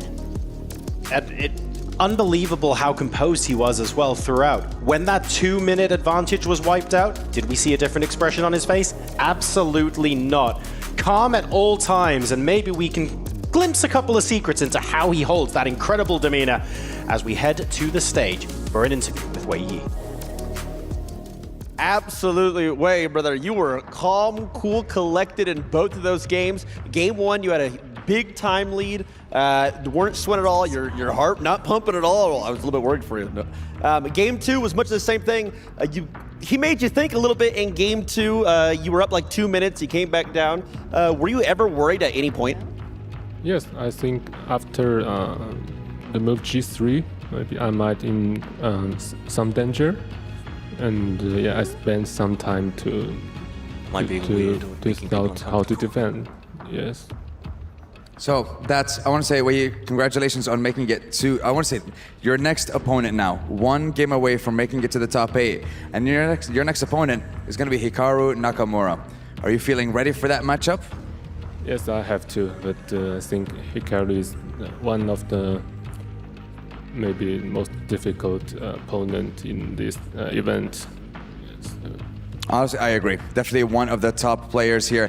But I think you are definitely up to the task. So we're going to leave you to get yourself ready for the next matchup. Yet another elimination match underway in just a few short moments. So let's head on over back to the studio and we'll see you guys in a few short moments.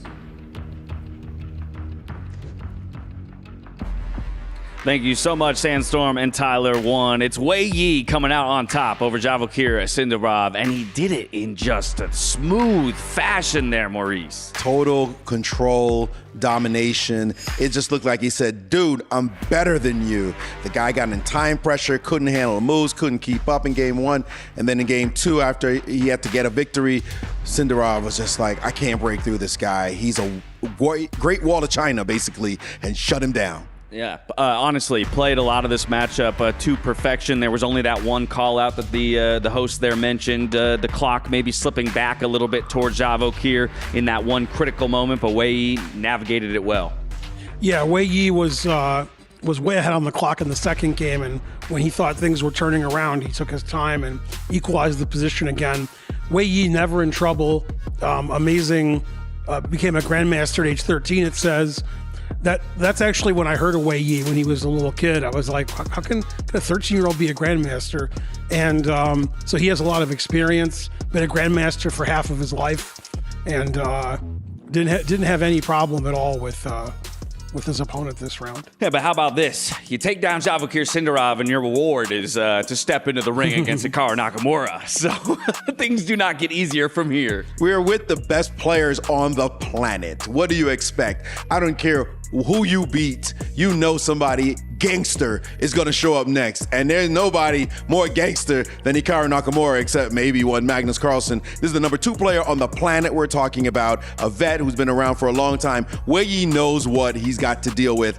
And I got to tell you, his hands are full. Yeah, he said it there right on the stage, right? Hikaru is one of the toughest opponents in the entire tournament. That's who he's going to have to get through to earn himself a top 8. But let's also talk about what he's already accomplished. He knocked the second Team Vitality player out of the chess portion of the tournament. That means there will be no point totals going towards Team Vitality, our number 1 in the club championship. It's open season now for these other players to shoot their club up to the top. Yeah, and for you chess fans out there, this isn't just chess. This is the Esports World Cup, and we're talking about the clubs and which club is near the top. Vitality was at the top, but now they won't get any more points. So it's looking good for Team Liquid and other teams, Team Falcon, that can get points with their players now. So it's not just an individual event; it's a team event, and looks like Club Vitality is not going to be very vital in this event. At least not coming out of chess. There's still plenty of games to be played here at the EWC. We're getting another look at a dream being crushed. Earlier, it was Jan Nepomniachtchi who overcame 2 opponents, the second of which was that rematch against Andrei Yesipenko. He might be a little reticent to do it, but it's a necessity here on the Esports World Cup stage. He's looking a little bit more like he's getting into this. Like, okay, I guess I have to crush somebody's key and their heart as well as part of the program. Why not?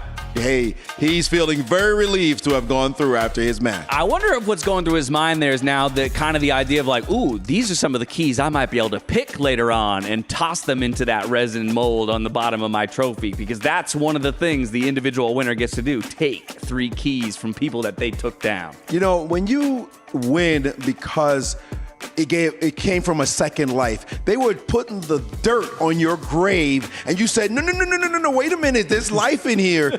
You feel like, hey, maybe it's my tournament now to win. And he's got to have that feeling. Sometimes it's better to be lucky than good. He definitely pulled it off and took his chance when it was given to him. Maybe this is the chance he gets to run all the way to the championship. Absolutely. Only a few more spots to be determined in the quarterfinal. This next matchup is going to be one of them. Hikaru Nakamura versus Wei Yi. Then we'll go to the group of death, and we'll decide that a little bit later on in the day.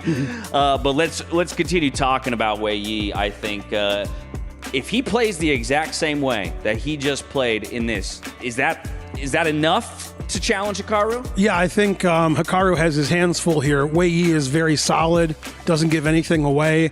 He uses the clock pretty well. I think Hikaru's biggest advantage is going to be on the clock. I think that's what Hikaru's plan is going to be, to get ahead on the clock really early in the game by move 10 or 15, have a couple minute advantage, and try to hope that Wei Yi makes mistakes in time trouble. Well, Wei Yi, he has more tournament life to play. Unfortunately for Sindarov, it's packing his bags and going home. Let's go over to Mike Klein, who's standing by with Sindarov. We're with Grandmaster Vachier-Lagrave. Things didn't go your way after losing game 1. I know you had to go for broke in game 2, but it felt like the pieces came off the board a little bit quicker than you would have liked. Was that the major issue in game 2? Yeah, after losing first game, no, I think first game it was played completely bad. Yeah, I didn't see anything. Yeah, because I didn't expect he will play second move bishop c4, and yes, I think I played very bad, but second game, yeah, I just want to try to do something, and yeah, of course he's prepared from the opening, and I didn't find anything. Yeah, it's, I think, no chance.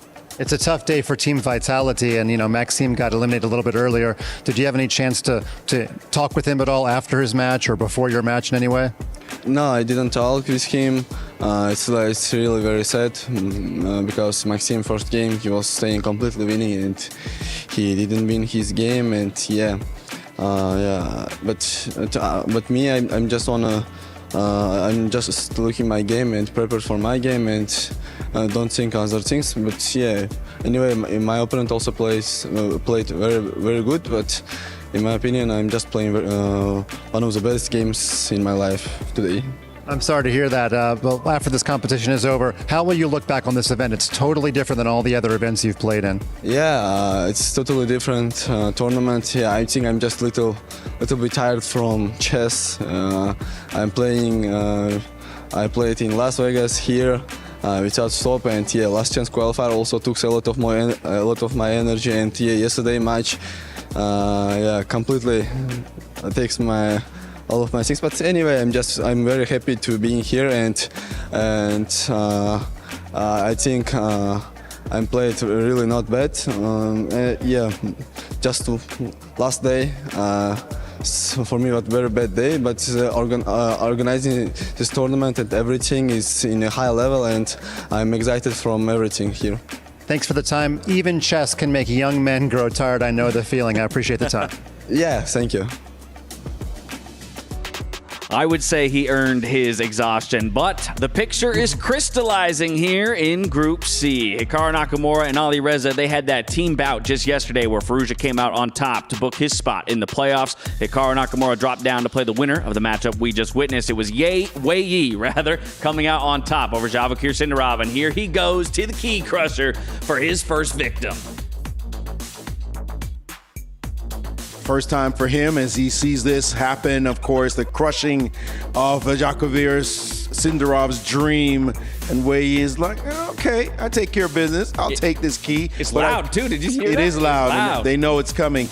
But now I think his real focus is on the next dude that he has to play against. This man, dude. We know, Hikaru Nakamura, superstar in the world of streaming for sure, that he knows he's very confident coming in. Entourage in tow. It's Hikaru Nakamura up against Wei Yi for the final spot out of Group C. We'll see you just on the other side of this commercial break.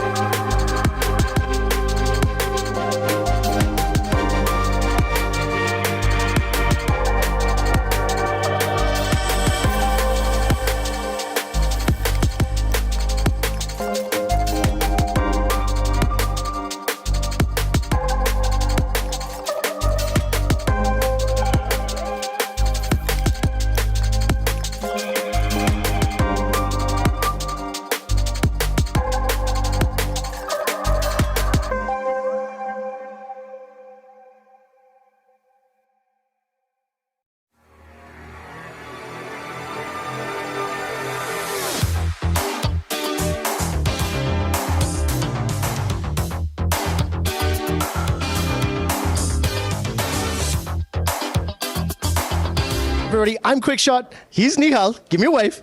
Have you played ping pong before?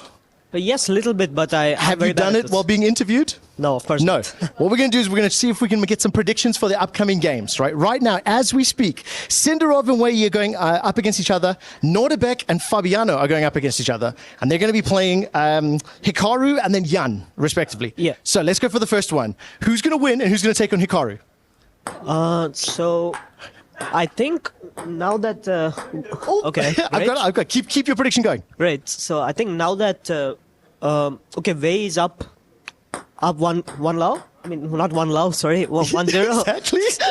Getting mixed with the sports. Okay, let's get the question. Will Wei be able to take down Hikaru?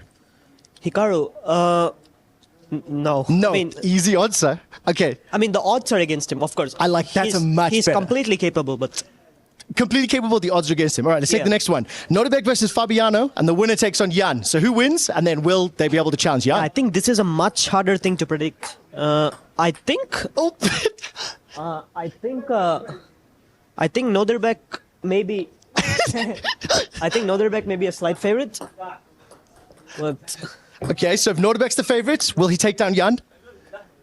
Yeah, I think in that bracket anything is possible. I think anyone can beat anyone. Like. Ooh, that's all mine. Okay, let's put the microphones down, play one more round. Back to you guys, the show. Okay, I'll give you that.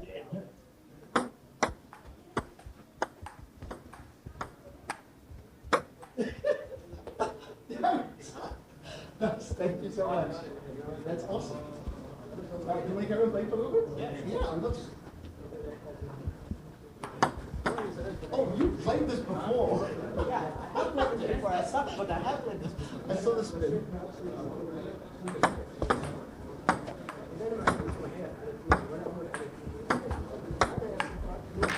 Oh. This year.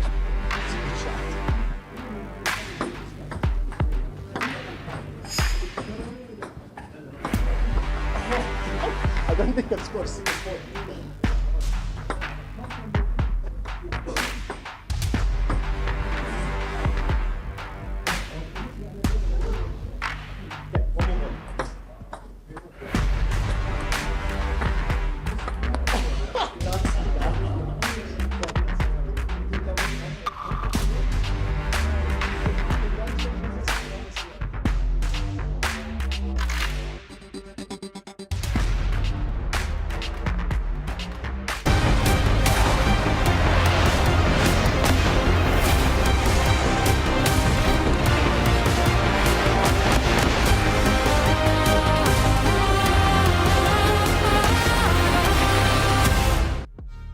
Welcome back to Chess at the Esports World Cup. Next up, it's Wei Yi and Hikaru Nakamura vying for a spot in the top 8 and the quarterfinals. We heard from Nihal there in the interview, getting pressed a little bit on predictions for these upcoming matches. And Yovi, he kind of said, no matter what, you got to be favoring Hikaru in this qualification matchup. Yeah, Hikaru is the boss. I mean, let's face it, he's consistently excellent. But we did see a small weakness. He did lose in the Armageddon against Alireza Firouzja.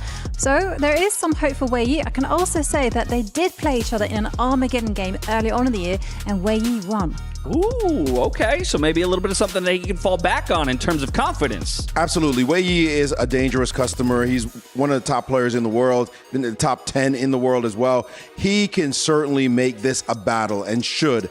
But Hikaru Nakamura is one of those people that when his back is to the wall, he's one of the greatest defenders ever. We call him Hydra. You cut off one head and 2 grow back. It's just very hard to crush him because of that resilience, that tenacity, that defensive ability. So expect him to give us a tremendous fight. I love that. There's a beautiful and terrifying picture that you just painted for me. And we just got to look at the bracket, kind of the journeys that each of these players had to take. Of course, Hikaru getting knocked down by Alireza Firouzja. But importantly, this is a first-time matchup here at EWC. So within this time control, within this set of pressure and circumstances, unlike what we saw at the top of the day where it was a revenge match, it's the first time we're going to see Wei Yi and Hikaru stepping into the arena. Yeah, absolutely. This is the first time here at the EWC. And I just took a peek into the playing hall and I saw that Hikaru had gotten there early, and that means he means business. Is you reading into that much? Absolutely, yeah, because he was pacing, he was early, he was getting himself into the zone. All right, so we've painted him as the favorite, but also we've seen what our predictions have done to some of the favorites and some of the picks in the past. So I'm going to put the screws to you, starting with you, Maurice. Is it Hikaru Nakamura who joins his teammate Alireza Firouzja in the quarterfinals? Absolutely. We talk about favorites and prediction, whatever. Our favorites are actually pretty solid right now. Magnus went through, Alireza went through, and the only one not through yet is Hikaru, who lost to a favorite, one of the favorites in Alireza. And by the way, he lost to Alireza in one situation in Armageddon, down to the blitz mode with no time left on the clock. That's what you got to do to beat that guy. I'm not sure Wei Yi's up to it. Final thoughts here on this matchup before we head in. It's going to be a wild match, that's for sure, because Wei Yi is going to be bringing his A game. He's going to have to fight. Both of these players are going to have to fight tooth and nail here. There are no easy roads at the EWC, and for both of these players, they're taking what is the next step on the journey to the top 8, fighting for $250,000, 1,000 points for their club, as everything is open in our Esports World Cup Club Championship. Away we go to find out who will be the next qualifier from Group C. Hikaru Nakamura, Wei Yi. Let's get to it. Woo. These games have been intense. Keys getting crushed, people going home. Trust me, this next one will be no different. That's right. 2 evenly matched players. One manning his battle station, and the other joins us now in the SNB arena. Please welcome, representing Team Falcons, Hikaru Nakamura.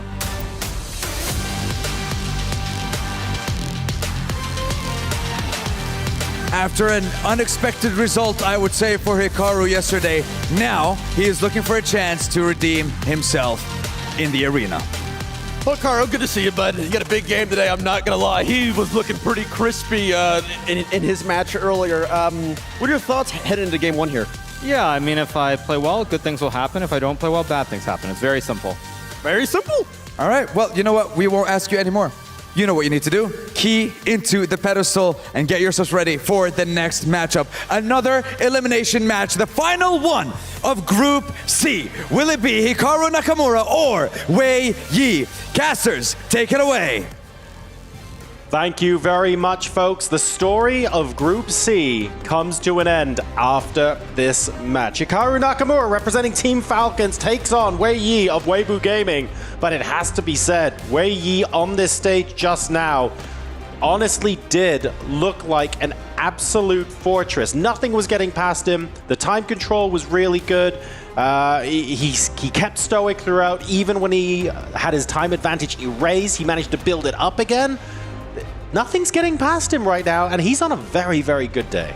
Wei Yi stepped it up so much today compared to yesterday. He looked very, very good in the previous encounter, and slightly ominous for Hikaru is that in groups A and B, it was the person who rose up, who did fight the earlier match, who went on to win the second match as well.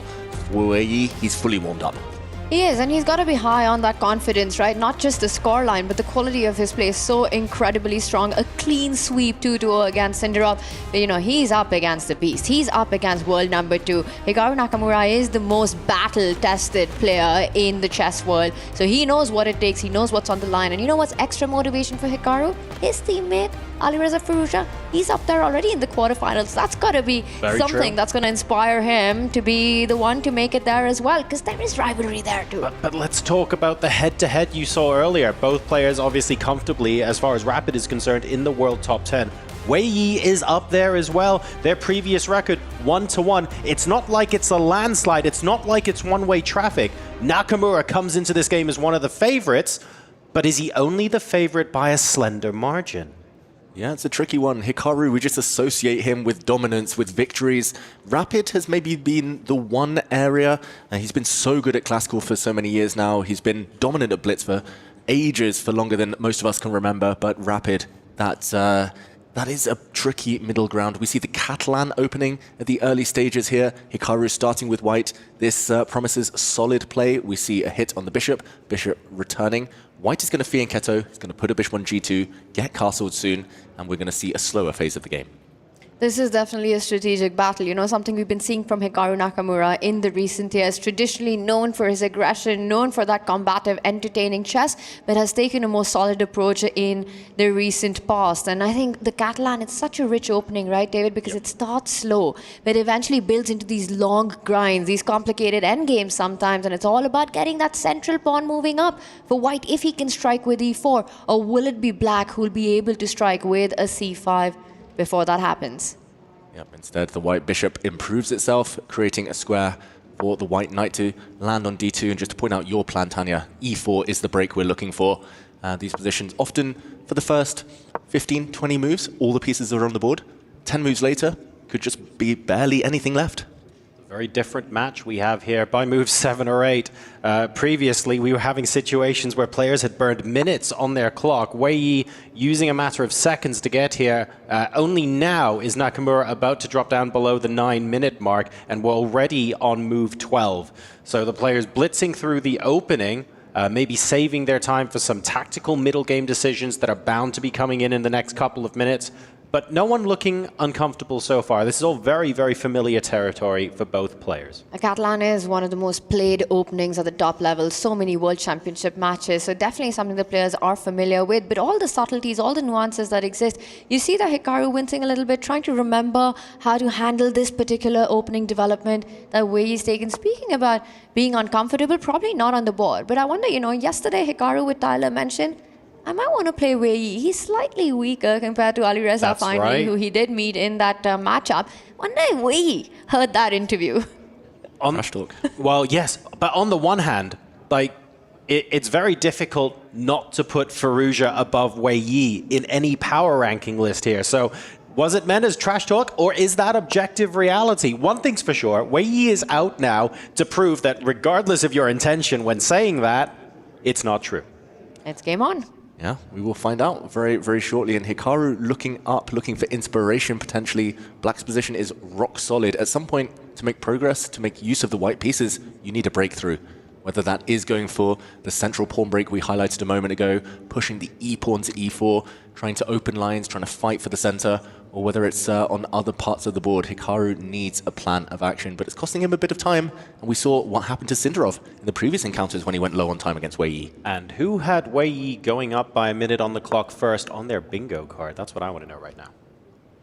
Nobody, that is for sure. And in the meantime, Hikaru does find a breakthrough, and this is very, very sneaky, very opportunistic as well, because the black bishop on a6 is the key detail. It is hanging, and just to show on our analysis board, the green board on our right here, if you take that pawn that did just move 2 squares, capture it again, you can no longer take it with your bishop. An attack has opened up from the white rook to the light square bishop on a6, and white would go up a piece. So Hikaru, he is playing on a square that did look covered. He's breaking through on the queen side, and if we go back, suddenly the 3-pawn wall, I'm going to say here, on b4, c4, and d4, look fantastic for Hikaru.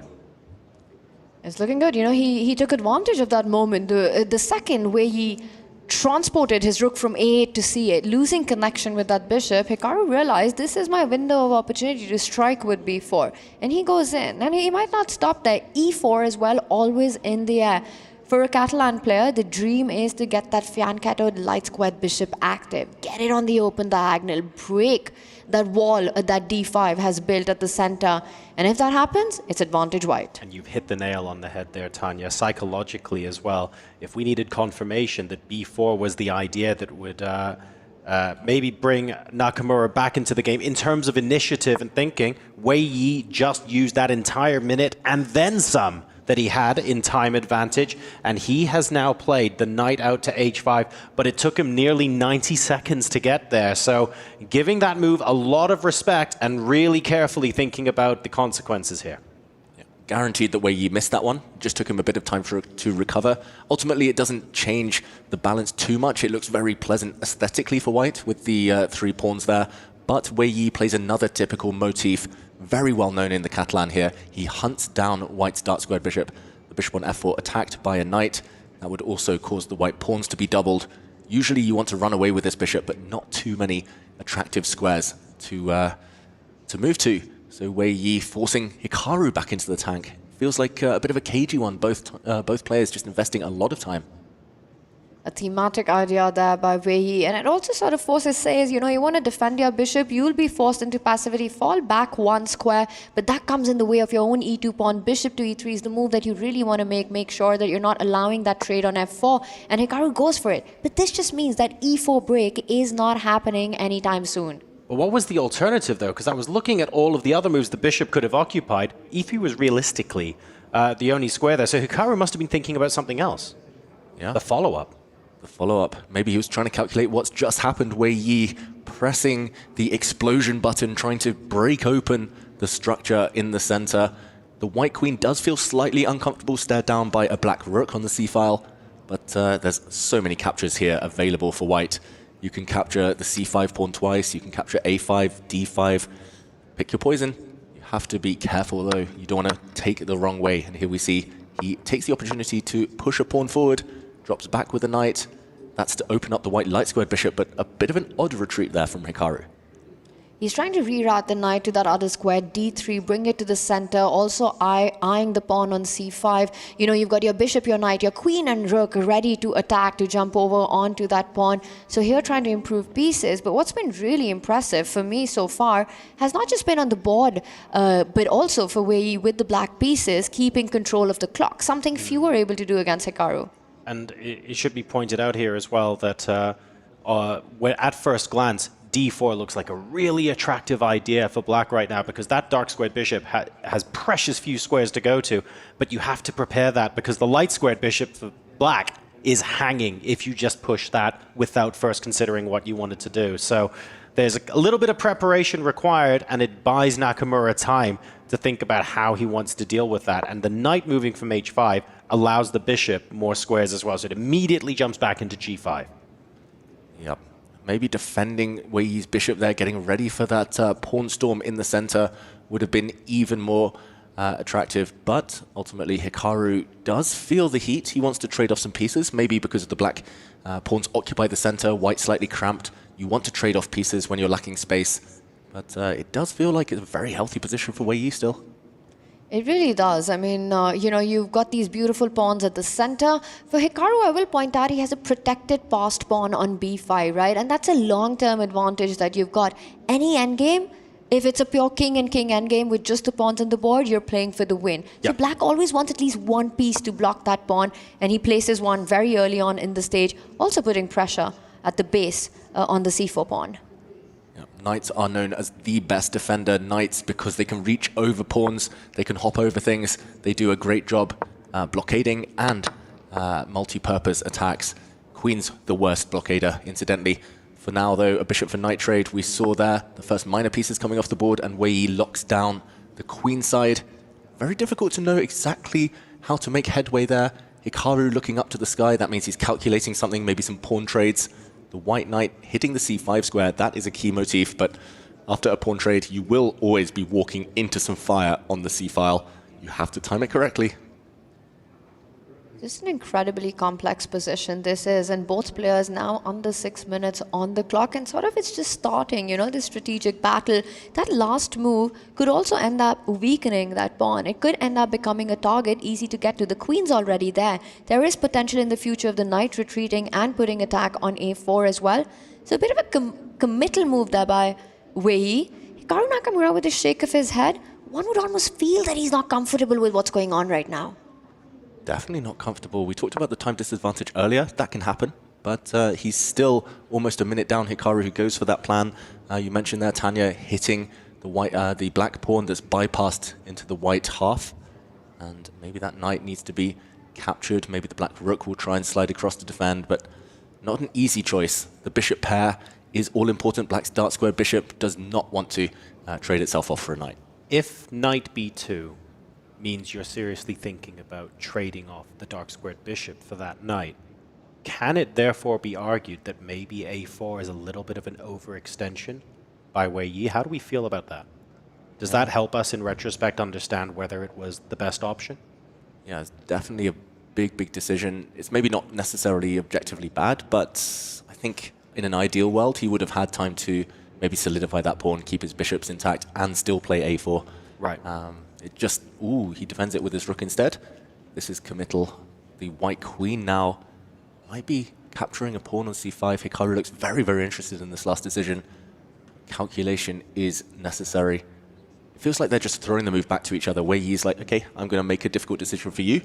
You give me one. I'm going to give a solution back. And ooh, the knight returning back where it came from. A silent draw offer potentially from Hikaru Nakamura if the black rook, again, continues that dance and goes to c8. Wow, big moment here. We'll understand the mindset of the players, and it looks like we're not the only ones finding this super complex and this position very rich in ideas, barely being able to handle under 5 minutes. The players repeating. If that happens 3 times, that's an instant draw. And look at that. Repeating? Hikaru says, I'm ready for it. Will Wei Yi flip the script? Will he change his mind? Will he grab that knight and say game on, go for more? Or is he going to repeat now? Oh, we can't blame him if he had gone for the draw, but power move by Wei Yi, showing his ambition. He wants to win this game. He smells weakness potentially from Hikaru. He's up a few seconds on the clock, Wei Yi. He's got a beautiful pawn center. He solidifies everything now, defending his bishop, getting ready to push in the middle of the board with those pawns. This is really interesting because it's almost a psychological play as well, right? Wei Yi saying, oh, I can see that you're thinking of repeating moves. He didn't stop there and think and consider the draw. It was forceful. It was almost, it wasn't quite a pre-move, but he took pretty much instantaneously on b2 as soon as Hikaru decided to repeat. And that decision, will he be rewarded for his guts, for his bravery, Wei Yi, or will that come back to haunt him? Only time will tell. And time in this format is the biggest factor right now. It's Wei Yi who is up on the clock. Hikaru on the defense. He stops that d pawn from moving just a bit forward. Also defends his own e2 pawn, which was on the open line, the line of attack of the black queen. Rook d8.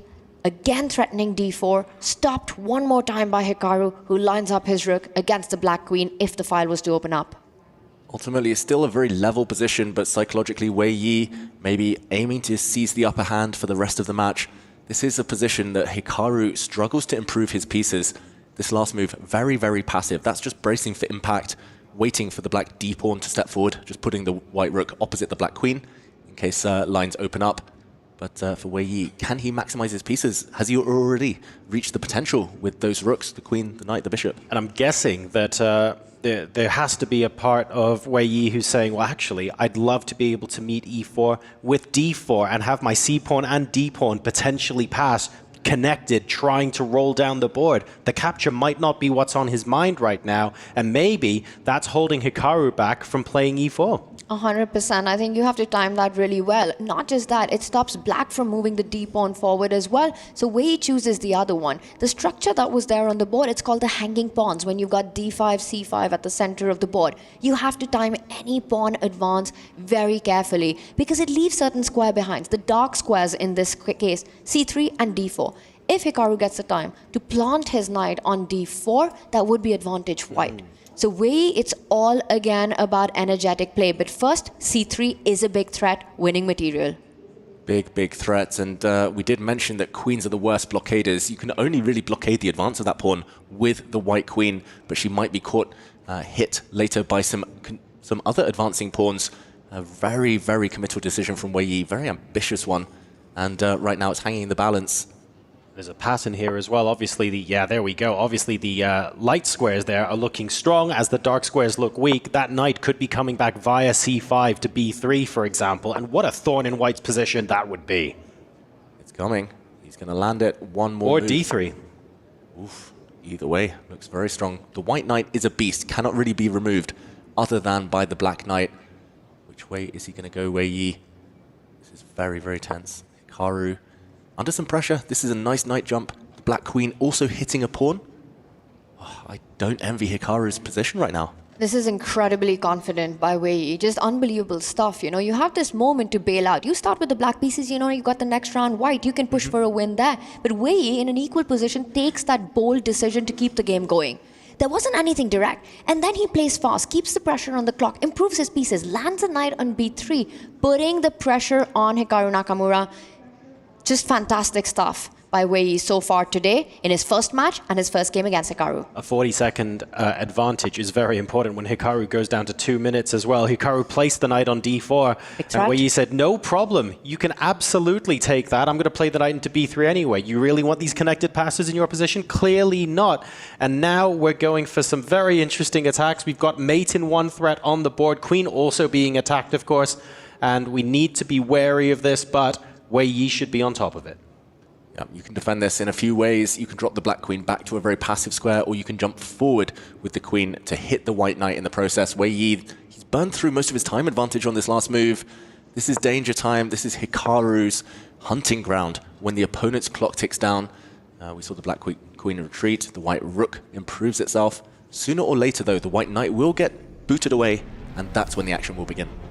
If this comes down to a time scramble, no one beats Hikaru. He's just an absolute monster then. And it's sort of reaching that territory. You know, it's under 2 minutes right now. And look at that, the knight comes back, but that gives Hikaru the chance to attack the queen once it's picked up that pawn on a3. That rook is untouchable due to a pin on the black knight. The black queen will have to retreat now. Unless your name is Zalireza Firouzja and you're a speed demon as well, you do not fancy your chances in this ensuing time scramble. The knights disappear. A pawn about to drop on b5. Wei Yi is going to be a pawn up, but 20 seconds down. Look at the speed with which Hikaru is now suddenly playing. He's paced this up, and how? He's got this beautiful blockade. Yes, Wei Yi's up a pawn, but all those dark squares fantastically captured by Hikaru. He shakes his head. He feels he's in a good position. All the majors in great positions. Now he's about to win a pawn back. A double attack on the bishop and the pawn. Hikaru wincing there because if he takes the pawn back, the center might explode. The black d pawn might push forward. Or does he have some tricks up his sleeve? He might be winning a pawn in some variations, Hikaru, but this is a nightmare for Wei Yi to defend almost 30 seconds down. One isolated pawn, a very bad bishop for black. It's been a bit of a turnaround over the last few moves, just out of nowhere. Again, comes down to these blitz territories where Hikaru just puts the pressure on the clock. Rook d4 beautifully placed, killing that bishop that Wei Yi has, which is now stuck behind the pawn. This is going to be so difficult for Wei Yi. If he holds this, fair play to him, but he just has to sit tight and pray. White can do anything here. Hikaru can play this position for another 50 moves, can sit on it, can improve his king, his bishop. It's going to be a scramble on the clock. He'll play it for another 100 moves if it's required. Wei Yi with 1 minute and 4 seconds on the clock. Hikaru's got only one agenda, which is to flag him, and a big miss there. Yeah, Hikaru could have actually gone forward with a pawn with a check. There would have been a rook sacrifice, and the tactics working in Hikaru's favor. He's shaking his head. He realized he just missed a winning move, Hikaru, but it's actually all about the clock. He's not even necessarily trying to trick Wei Yi here. He goes for that check, maybe one move too late.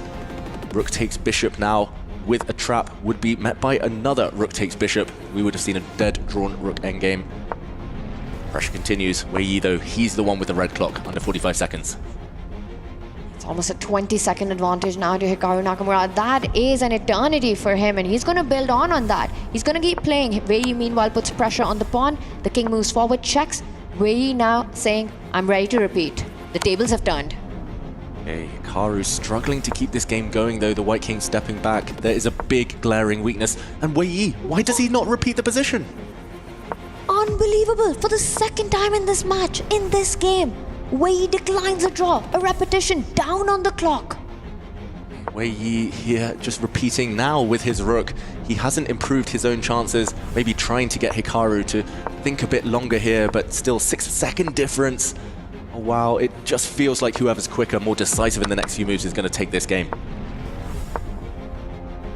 This is getting incredibly tense now, and the bishop moves. The bishop was under attack. Now Hikaru comes in with the rook, pinning the black bishop. It's time to unpin yourself. Wei Yi gets his king into the defense. Under 20 seconds. Why did he not repeat at that moment? Wei Yi's position is getting better and better. He's traded off his isolated pawn. He's moving his king across. He's going for victory here. Now, Hikaru Nakamura down a pawn. 15 seconds though, can Wei Yi hold on? Wei Yi's playing on the board, Hikaru's playing on the clock. Hey, Wei Yi's just winning. He's got this extra pawn. The black king is coming. You can pre-move almost, pushing the f pawn forward. This is a winning endgame for Wei Yi, 10 seconds. But is that going to be enough? And he keeps moving the pawn forward. Hikaru's bishop and the rook controlling the queening square. And Wei Yi gives up the bishop. but he's going to remove the final pawn. This game is going to end in a draw. White's bishop not enough to deliver checkmate. The clock will not play this decisive role in the end. It's a draw. What a tense end to that game. Wei Yi maybe playing mind games there with Hikaru a little bit, declining the repetition for the second time in the game while down on the clock when both players have under a minute to go. That sends a very big "I do not fear this" message, but Hikaru handling that time advantage in the endgame masterfully, forcing Wei Yi into a position where he could not convert an on-the-board advantage. Psychologically super gutsy, the way Wei Yi declined repetition twice. Not something you see players do against Hikaru Nakamura, but there was this moment that Hikaru had a massive opportunity to wrap the game up. You could see him shaking the head at the end of that, but this endgame, it was Wei Yi on the push. He had the winning position, but not enough time on the clock. And eventually, it ended with no material, but missed opportunities, David, for both these players. Yeah, it was a game in 3 phases. The opening was a big success for Wei Yi. The middle game, he was a pawn up, trying to apply pressure, but ultimately Hikaru won the pawn back. The end game, it was all about flagging. Missed opportunities for both sides.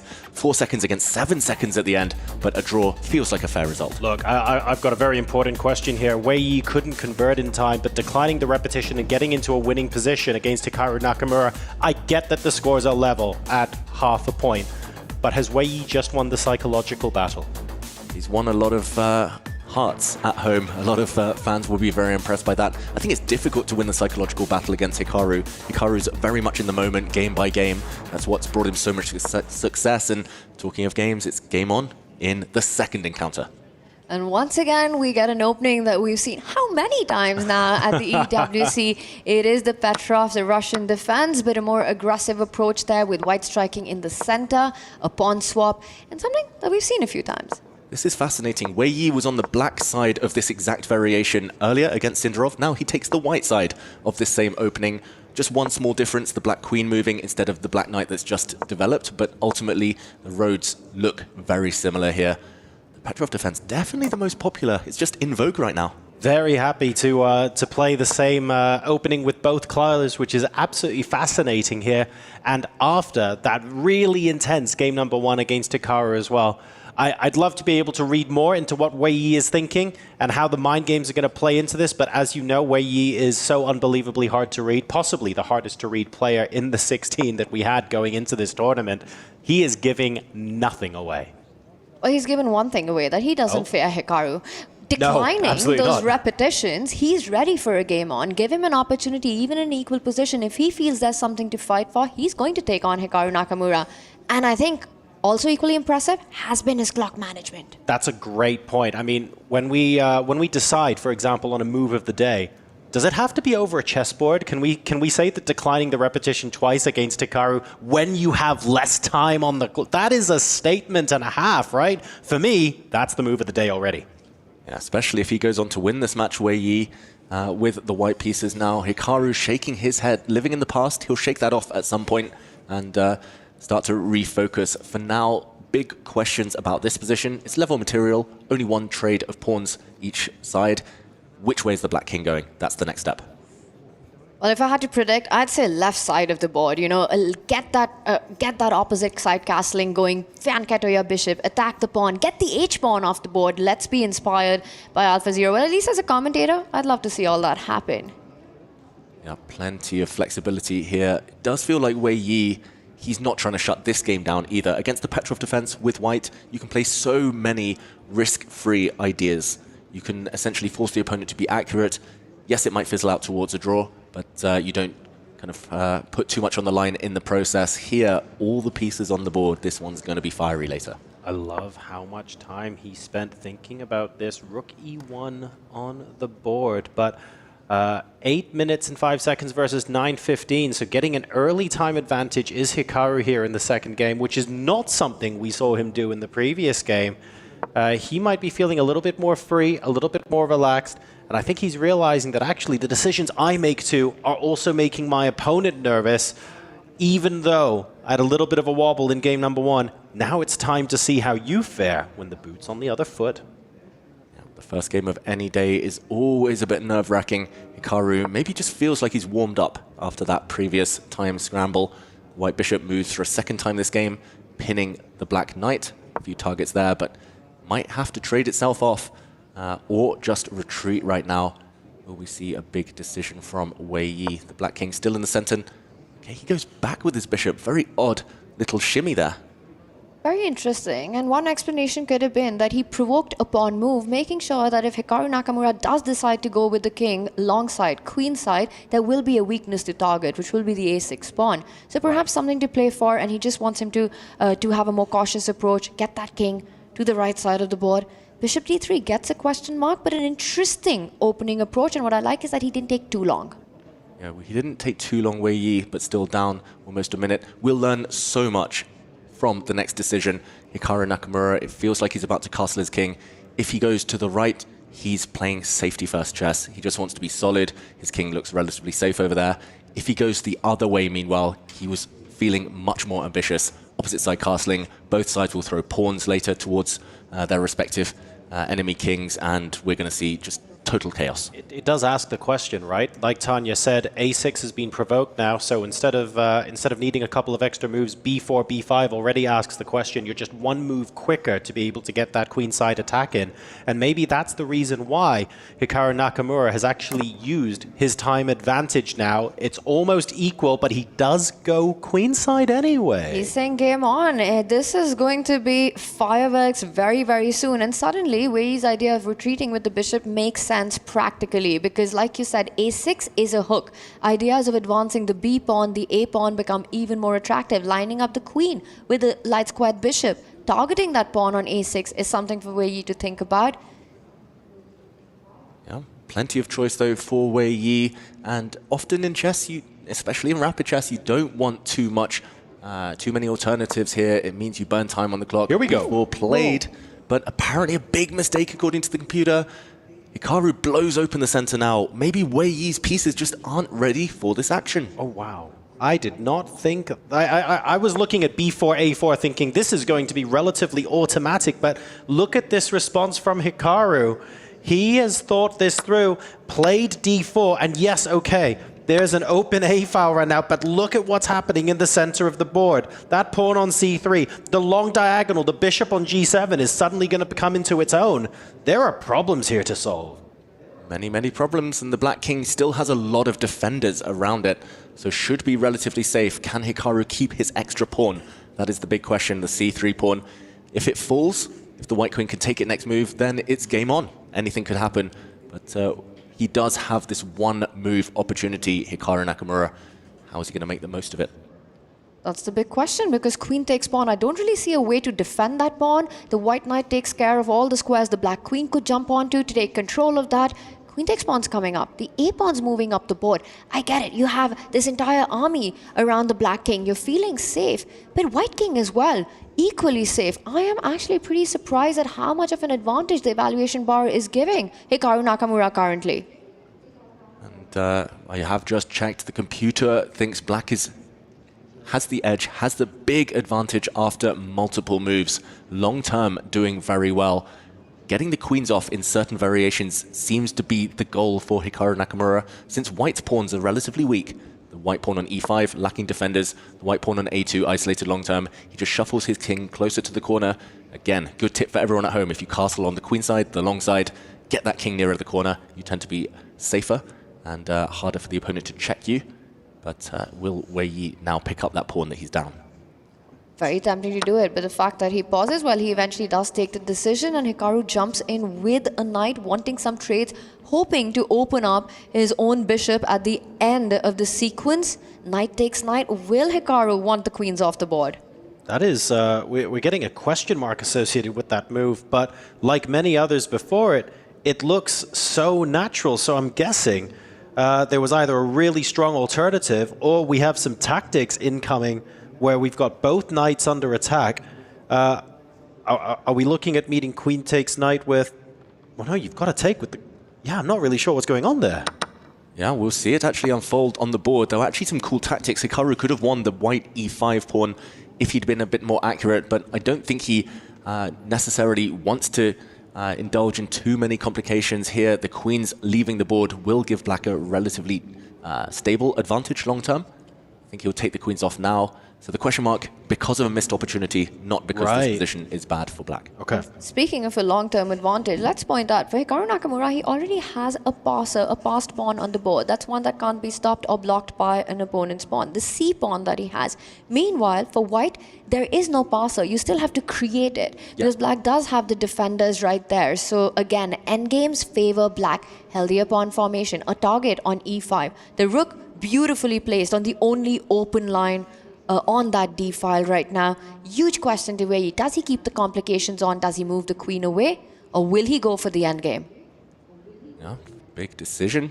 Queens off the board looks likely. Hikaru does take them off the board, and a double attack, hitting white's light squared bishop, hitting the E5 pawn at the same time.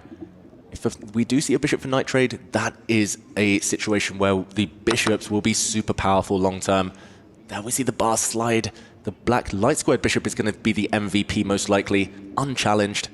White with weaknesses all over the board. That must have been a very difficult decision to make, to give up your bishop pair. It really is, because you take a look at white's bishop that used to be in and around B3, and you're thinking, oh, long-term, that raking across the board looks like a fantastic opportunity for Wei Yi. But being forced to give that up for the knight, those dreams have now been shattered, and he's left with a position where it's Hikaru Nakamura's bishops that are causing all sorts of problems. And that's not the only dream that's going to be shattered. At some point, Hikaru is going to line up the two rooks on the D file and just deny Wei Yi any opportunity to challenge for the only open file in the position.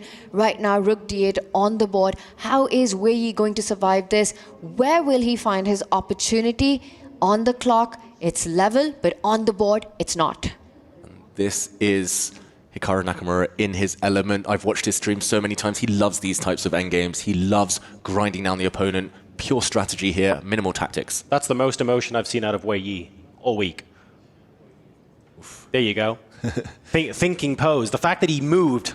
Seismic. Yeah, he's 99 stoic instead of 100 stoic at the moment. But he really is in a lot of trouble right now, and he needs to think of a resource to climb his way out. And the heart rate agrees with you. I mean, that's 130 right there for Wei Yi. So he's feeling the nerves currently. Hikaru keeps putting pressure. You know, he hit the bishop in the last move, doubled up on the D line. Now he's getting the bishop to h6 to attack f4. It provokes Wei Yi to push the G pawn to defend it, but that's going to make the light square so incredibly weak around the white king.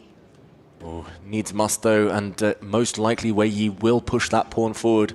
Hikaru was shaking his head. It was slightly confusing because his position is so good right now, but maybe just frustrated that there's no immediate knockout, but long term looking very good. And normally I talk about connect 4, but white's pawn structure less impressive this time. All on dart squares, a bishop blocked on dart squares, and the white king not going to be safe long term.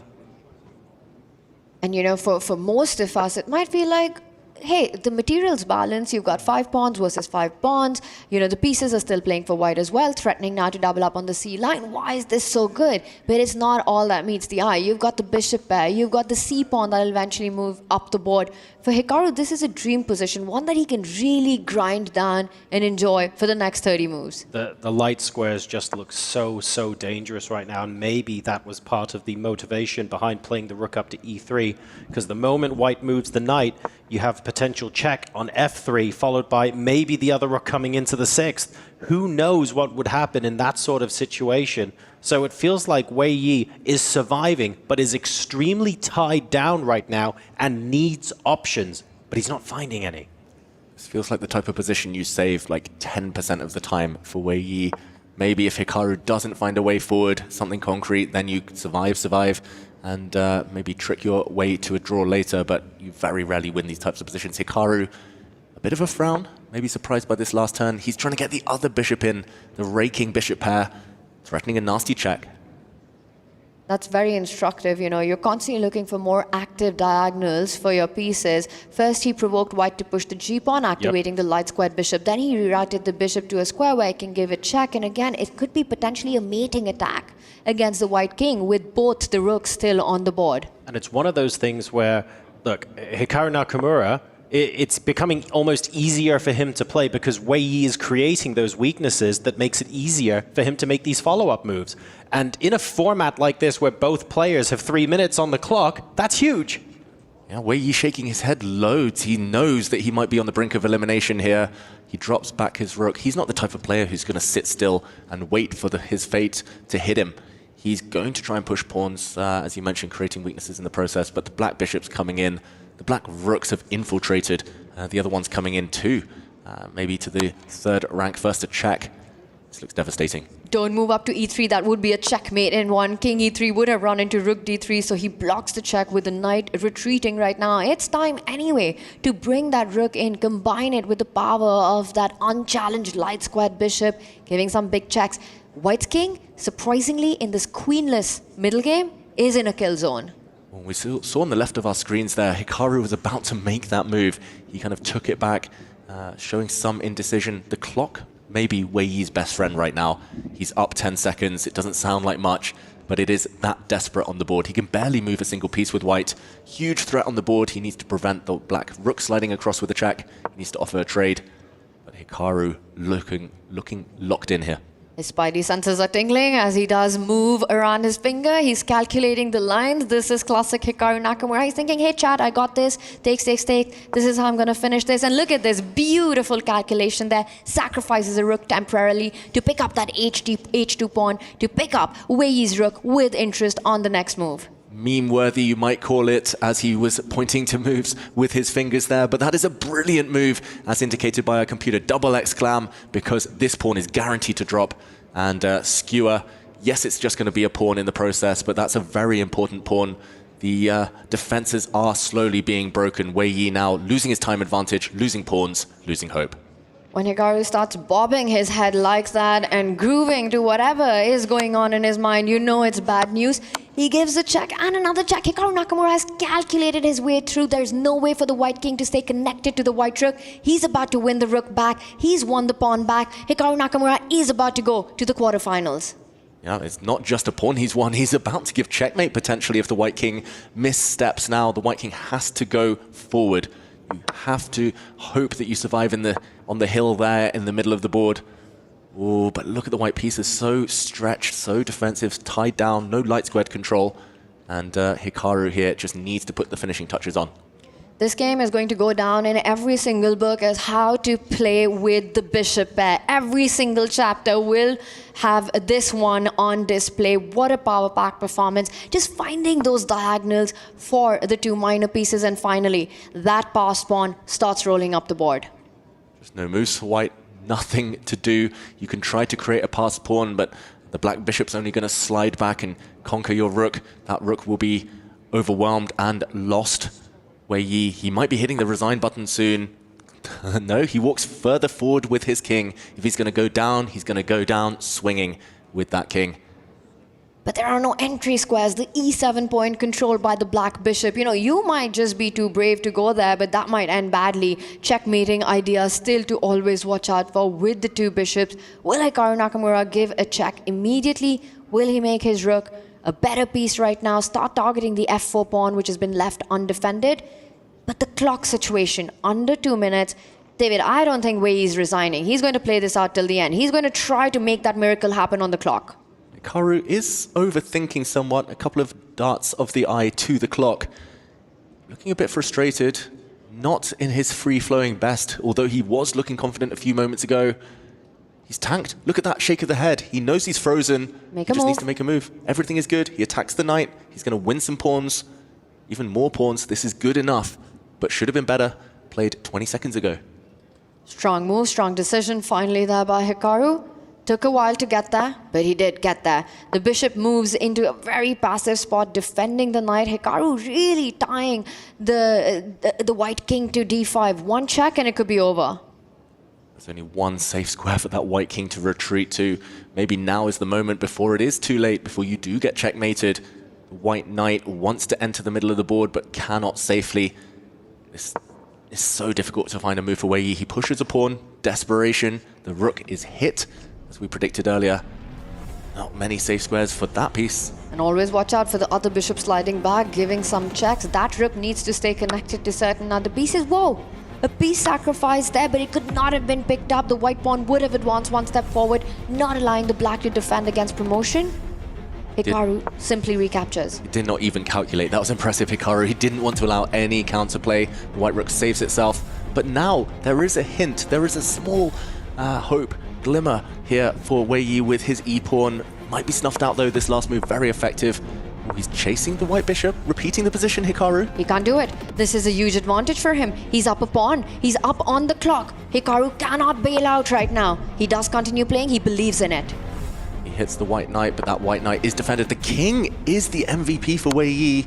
It's not over yet. Look at the king marching. The e-pawn moving. Hikaru's panicking here. It's setting in. That head shake, very different from the head bob we saw a few seconds ago. The advantage is slowly starting to fade. Yes, that was a little trade of pawns. Yes, black's still up one pawn, but there is counterplay. The e-pawn is running. The black rook is just so offside right now. Ignore the evaluation bar right now. This is a game for 3 results, and now the clock is leveling out as well. Look at Hikaru's face and you get to know the full story. It's the e-pawn, it's the threats of the white king. This is far from over. Hikaru cannot believe it. He's saying, move, move, move. He's cursing Look himself, at him. Hikaru. Look at the heart rates as well, both rising. Wei Yi is so excited because this is the closest he's been to saving this game in ages. Hikaru's literally willing himself to make a move. He gives a check, but this is sort of putting the snooze here because the white king doesn't have too many squares. Can he checkmate the white king? There's a double attack though, hitting the white knight and bishop. The knight gives up its life, but wow, he's blundered Hikaru. He's lost his bishop. Hikaru Nakamura is losing and he has no time. He can't believe it, and he's under 20 seconds. Wow, he completely had this. So close. Eval Bar says draw, but white has the pawn, white has the moves and the time. And very cool as a cucumber throughout the roller coaster. We might see rook and bishop versus rook, the hardest endgame to defend. With 10 seconds, not possible to defend. And Hikaru, he actually blundered there. There could have been a rook trade, but Wei Yi is just playing for the clock. And that's all he got to do. Look at Wei Yi, slowly, steadily moving towards the screen. He just needs to make sure he keeps the pressure on the clock. Hikaru here pre-moving desperately. Wei Yi's messed up some stuff there. He's about to lose his bishop. It's all about the clock though. 2 seconds versus 3 seconds. The pawn comes in. Oh my goodness. Wei Yi's about to get flagged. He gets Hikaru's rook. Wei Yi cannot lose and it's a draw. Wei Yi times out. Hikaru saves himself. Absolutely ridiculous end to that game. A winning panic in a winning position. The eval bar, the position. Forget that. The psychological warfare swinging between both players multiple times. There are many people who would say after that roller coaster ride, maybe a draw was the deserved result, but both players will be ruining missed chances in that game. Wow. Both deserve to win, neither deserve to lose. That was a roller coaster, one of the most dramatic finishes that I've ever seen. Wei Yi with all the material advantage, a rook up, a queen up, but not enough time, gets flagged, and this was the crazy endgame. Hikaru Nakamura reacting there, up the entire time, so close to winning, and David, then quickly it just slipped out of his hands. Yeah, banging his head, Hikaru Nakamura. 3-4 minutes earlier, he was bobbing his head, knowing he was about to win. Still reacting here, still so frustrated, Hikaru. He used his clock skills to save himself. Wei Yi might feel like he should have banked it there, but ultimately, we go down to Armageddon. Hikaru not yet eliminated. This match might be the most amazing we've seen so far. Definitely a tale of two halves and plenty to talk about as we go into Armageddon. We're going to get ready for that now and give the players a bit of time to reset as we hop into a break. But my goodness, don't go anywhere.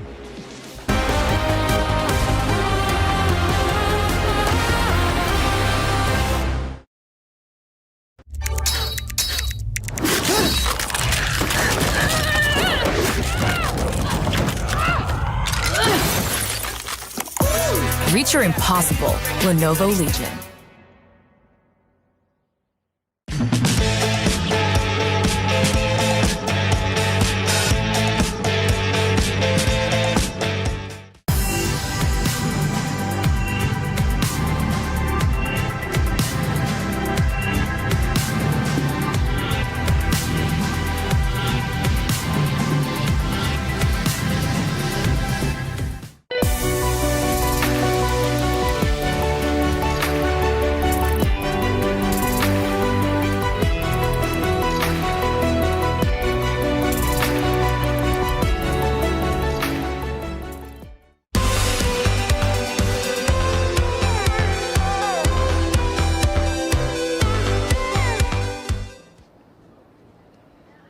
What's up, everybody? I'm joined by Maxime from Vitality. Unfortunately, has just been eliminated from EWC. Before we play some mini games and have a little bit of fun, how has your EWC experience been? It's been great. My tournament, not so much, but I love the settings around here, and being able to watch everyone in the same place, and at least in the next couple of days, I will try to have some. Can I do a test? Can I do a test? Yeah. Who is the best esports player in the world? Has to be Faker. Oh, nice. Zaiwu. Say Zaiwu. Yeah. Okay, I like that. Okay, listen. Have you played this before? I have. You have? No, I have. Okay. But it didn't go well. It didn't go well. Okay, grab a ball. What we're going to do is I'm going to ask you to do predictions as you're throwing. Okay, so number 1, Nodirbek versus Fabiano. Fabiano. Tell me why. There's no why. There's no why. Okay, I'll have a shot. See if I can get it in. Nope, that was terrible. Okay, next one. Hikaru versus Wei Yi. I'm going to pick the underdog, Wei Yi. Wei Yi? Okay, guys, yeah. Let's go. So close. Okay, I'm gonna try another one here. Yeah. Nope, that was terrible. Okay, now the next one's going to be Jan versus Fabiano. I'm going to pick Fabi. Fabi, tell me why. He's good. He's good? Yeah. Okay, can we try win a prize here? Who's going to win EWC 2025? It has to be Magnus. Magnus, you may win something, we won't. Can we just hang our heads in shame and walk away? Yeah. Okay. Wait, we can do another one. There we go. We got a prize. Consolation prize. Good consolation prize. Okay, you're gonna catch it? Let's go. Let's go. Yeah. Are you ready? Are we going? Yalla! No! Oh my word! Right, back to you at the show. Welcome to the most exciting format in chess, Armageddon, the ultimate tiebreaker. Armageddon grants White more time on the clock, but in return, White must win. A draw secures Black the match point. White will start with 10 minutes. Each player submits a confidential bid with the amount of time that they are willing to play with to take Black and get those coveted draw odds. The lowest bid gets to play Black and plays with the amount of time that they bid. The opponent gets the full 10 minutes. Let the Armageddon commence.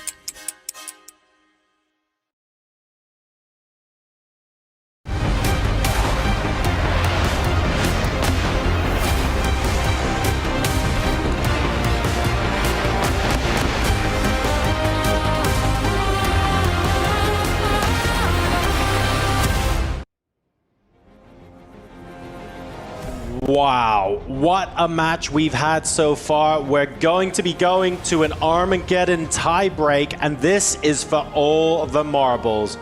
The winner that progresses from this match goes on to the quarterfinals. The loser from this match gets their key crushed today. The stakes could not be higher. Both players have reasons to be frustrated at the moment. This is getting more and more difficult to figure out what's going on by the second. Let's take a look at how Armageddon is going to go down. Both players will be bidding an amount of time that they're willing to have under 10 minutes, and that player will play with Black once the lower bid wins.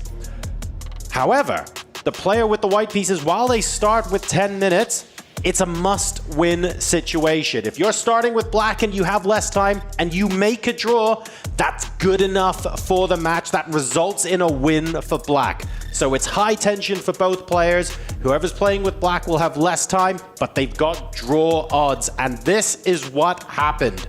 Hikaru Nakamura will be playing with the Black pieces. 6 minutes and 49 seconds his bid. Wei Yi bid 7 minutes 36. That bid was unsuccessful, so Wei Yi will start with 10 minutes with the white pieces against Hikaru Nakamura. 6 minutes 49 with the Black pieces. It is all or nothing.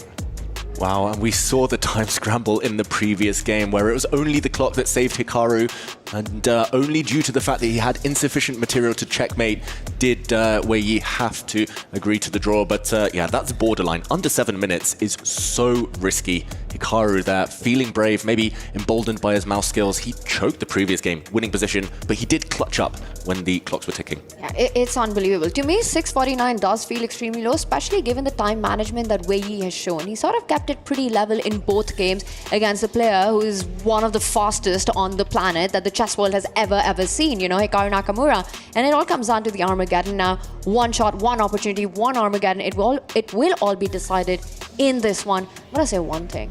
You know, the nerves would have been very high. Tension would have been very high. But you could only see it on one of these two players. It was Hikaru Nakamura, the frustration.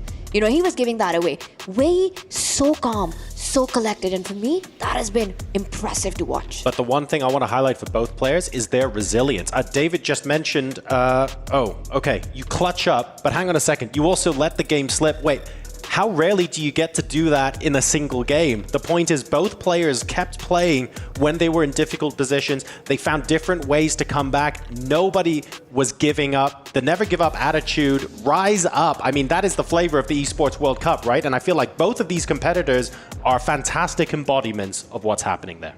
That's right, Hikaru frustrated coming up against tenacious Yi in the previous game. And it's yet another Petrov.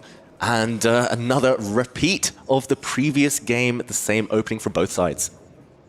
We've seen this happen twice today already, all the colors that you can imagine, and there we've got Wei Yi with the white pieces, a must-win game. He keeps the speed on. He knows that he has to put the pressure on the clock. He knows he has to play fast. The clock will be as important, if not more, than the moves played on the board. Very, very quick moves from Wei Yi. He was the one who was under pressure from the previous opening. Hikaru with a quick winning advantage, but Hikaru this time going kingside, castling his king to that right flank. It means he's going for a more solid type of position, maybe where calculation less of a necessity. But ultimately, all the pieces on the board, just one pawn trade. Very understandable that Wei Yi has gone for a position like this. That's got to suit the player playing with more time on the clock, right? As few trades as can happen for as long as possible, that has to be better for white. So Wei Yi, some great strategy right now in play. Hikaru has to try to get a more liquidated position. But what we have with the pawn formation, 4 versus 3 on one side for both these players, it's going to be hard to get those trades in. And it's too early to read into any sort of conclusion from this, but Hikaru going for a 20-second think already maybe wins just a little bit, because this isn't any normal game. Hikaru's now down to 6 minutes versus over 9. That's going to play such a big part in this Armageddon game. Not only is it not normal because it's an Armageddon, it's not normal because of the storyline that's happened in this match so far, right? In game 2, Hikaru winning throughout the game. Right. He was bobbing his head. He was feeling it. He was ready to snatch that spot into the quarterfinals. And then suddenly Wei Yi pushing him to the brink, to the point where Wei Yi was the one winning. I mean, that game flipped about 50 times. Going into an Armageddon, 6 minutes left on the clock, I would say it's advantage Wei Yi right now. And I should mention a very, very important point. These two have recent history in Armageddon chess.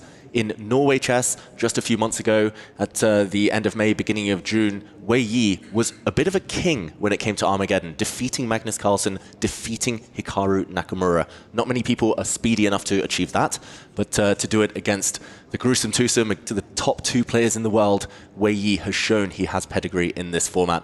He's leapt forward with a knight to f5, Hikaru playing on the other flank, hoping for some pawn trades, some simplification there, but this game is only just beginning, and still with 2.5 extra minutes on the clock, Wei Yi. I think we've passed the point where we're predicting winners, but maybe we should be predicting who might get into a winning position first, given how many times this match has flipped, both psychologically and over the board in the last half an hour. This has been absolutely amazing to watch. And we've got potentially another 13 minutes of it left. Wei Yi now playing with just under 8 minutes on the clock. Hikaru Nakamura just under 6. So that time advantage has been reduced to 2 minutes. And once again, we get to the first imbalance of the game. This time, it's Wei Yi with the bishop pair. Last time, it was Hikaru Nakamura who made it work perfectly for himself, you know, until the crazy time scramble happened. Right. But Wei Yi, can he again do the maneuvering game? Can he find a way to get those beautiful diagonals going? He needs to get active with his other pieces too. The white queen not really participating right now. It was a really reluctant trade. He burnt most of his time advantage, Wei Yi, trading off that beautiful knight on f5 for a bishop. So although he got the bishop pair, he did have to part with his best piece, at least the most attacking piece. And here Hikaru, you can see how forceful he's playing. He knows, because of the clock situation, he needs to clarify the board. He needs to get to an endgame, go for trades. He's now attacking White's bishop. He's speeding up very, very quickly. He had that 3-minute advantage. That 3-minute advantage was a 2-minute advantage, and now it's 1.5 minutes. We could see parity on the clock by the time the players hit 5 minutes at this rate, and that would be mini disaster for Wei Yi, who started with 10 minutes, remember, playing with the white pieces. It's also a must-win situation for him. That is bad news, and we see the trades come on and the bishop does fall back, where he always has to watch out for that d pawn moving forward as well. If Hikaru is looking for more clarification on the board, the black knight can jump onto some juicy outposts on the light squares. Knight c5, it happens, the knight's not going to stop there.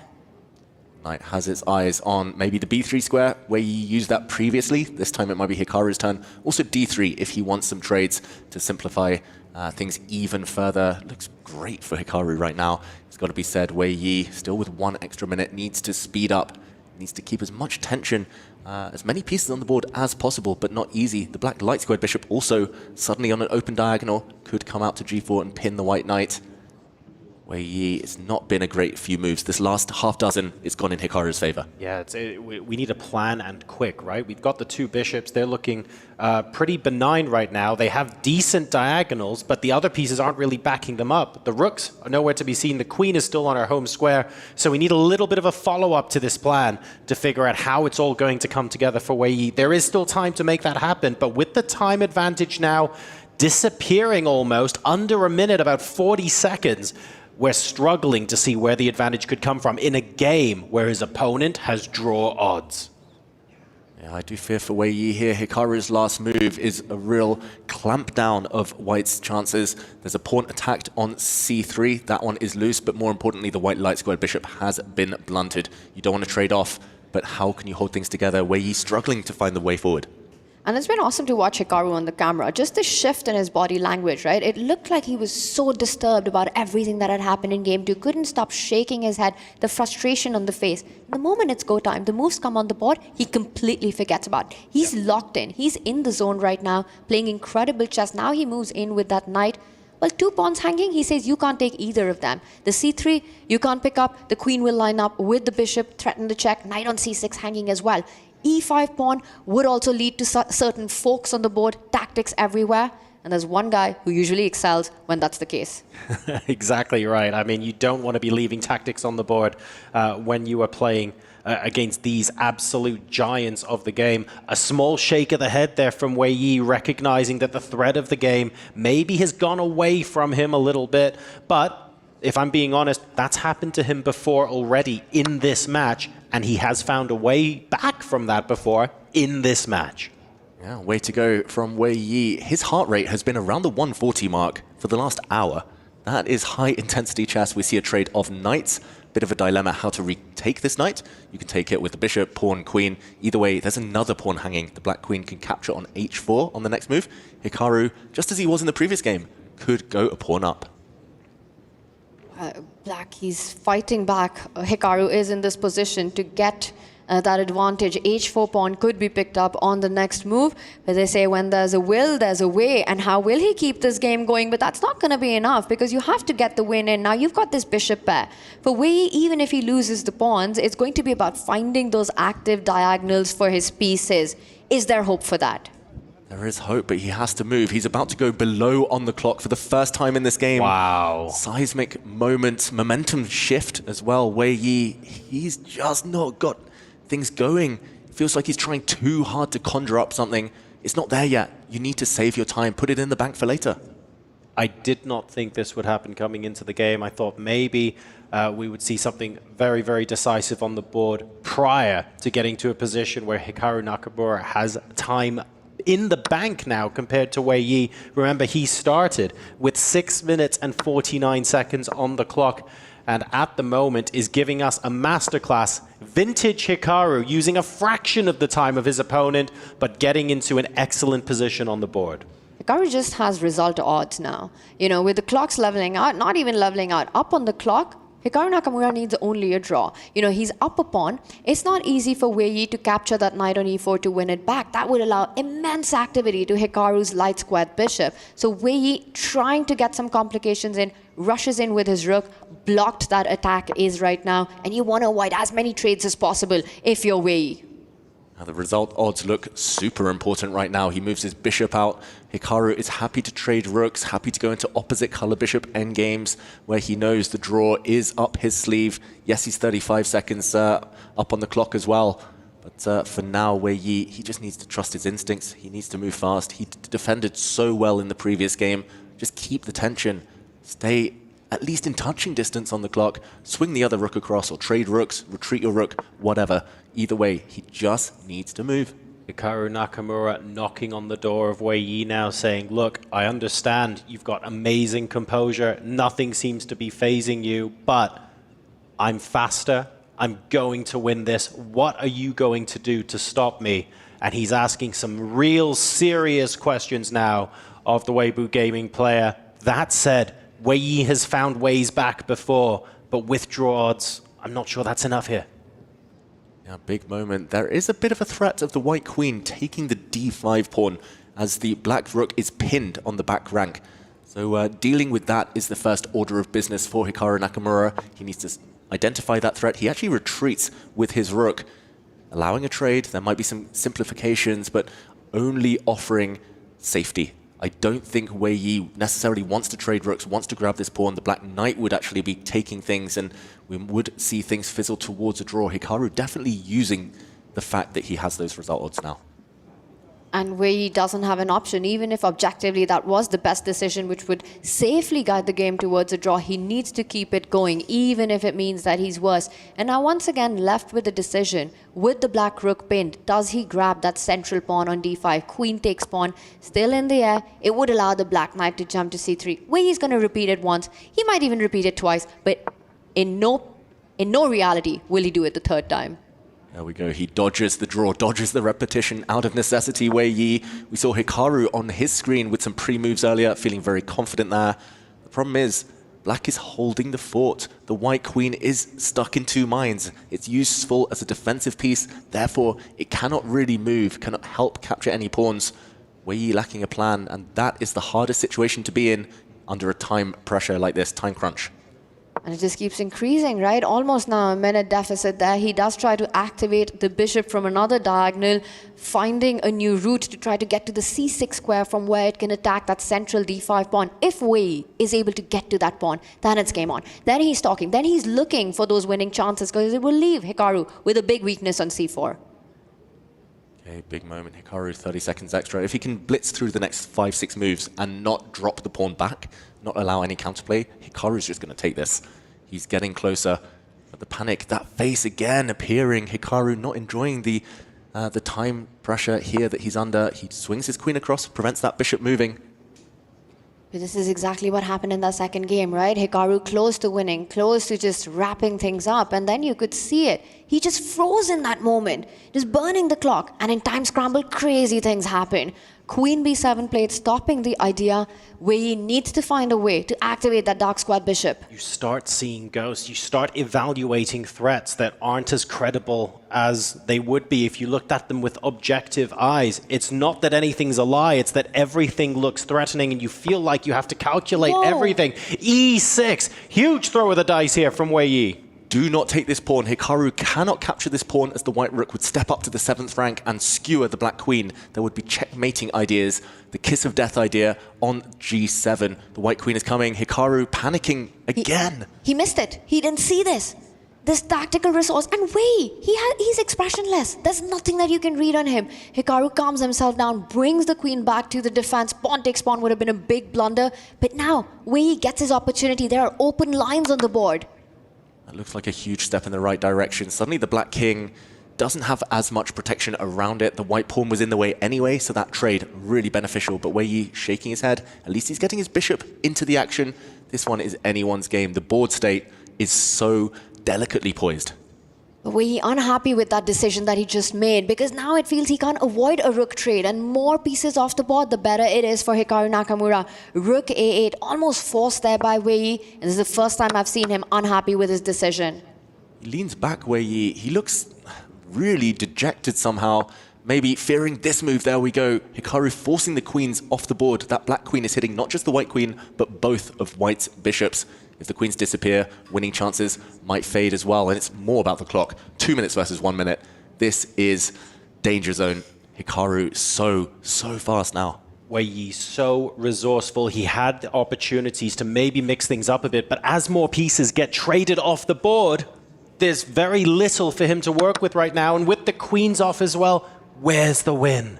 It doesn't exist. Hikaru needs only a draw. Wei Yi is under 1 minute on the clock. The queens are off the board. Hikaru Nakamura has an extra pawn. That pawn has been picked up, but the c3 pawn hanging as well.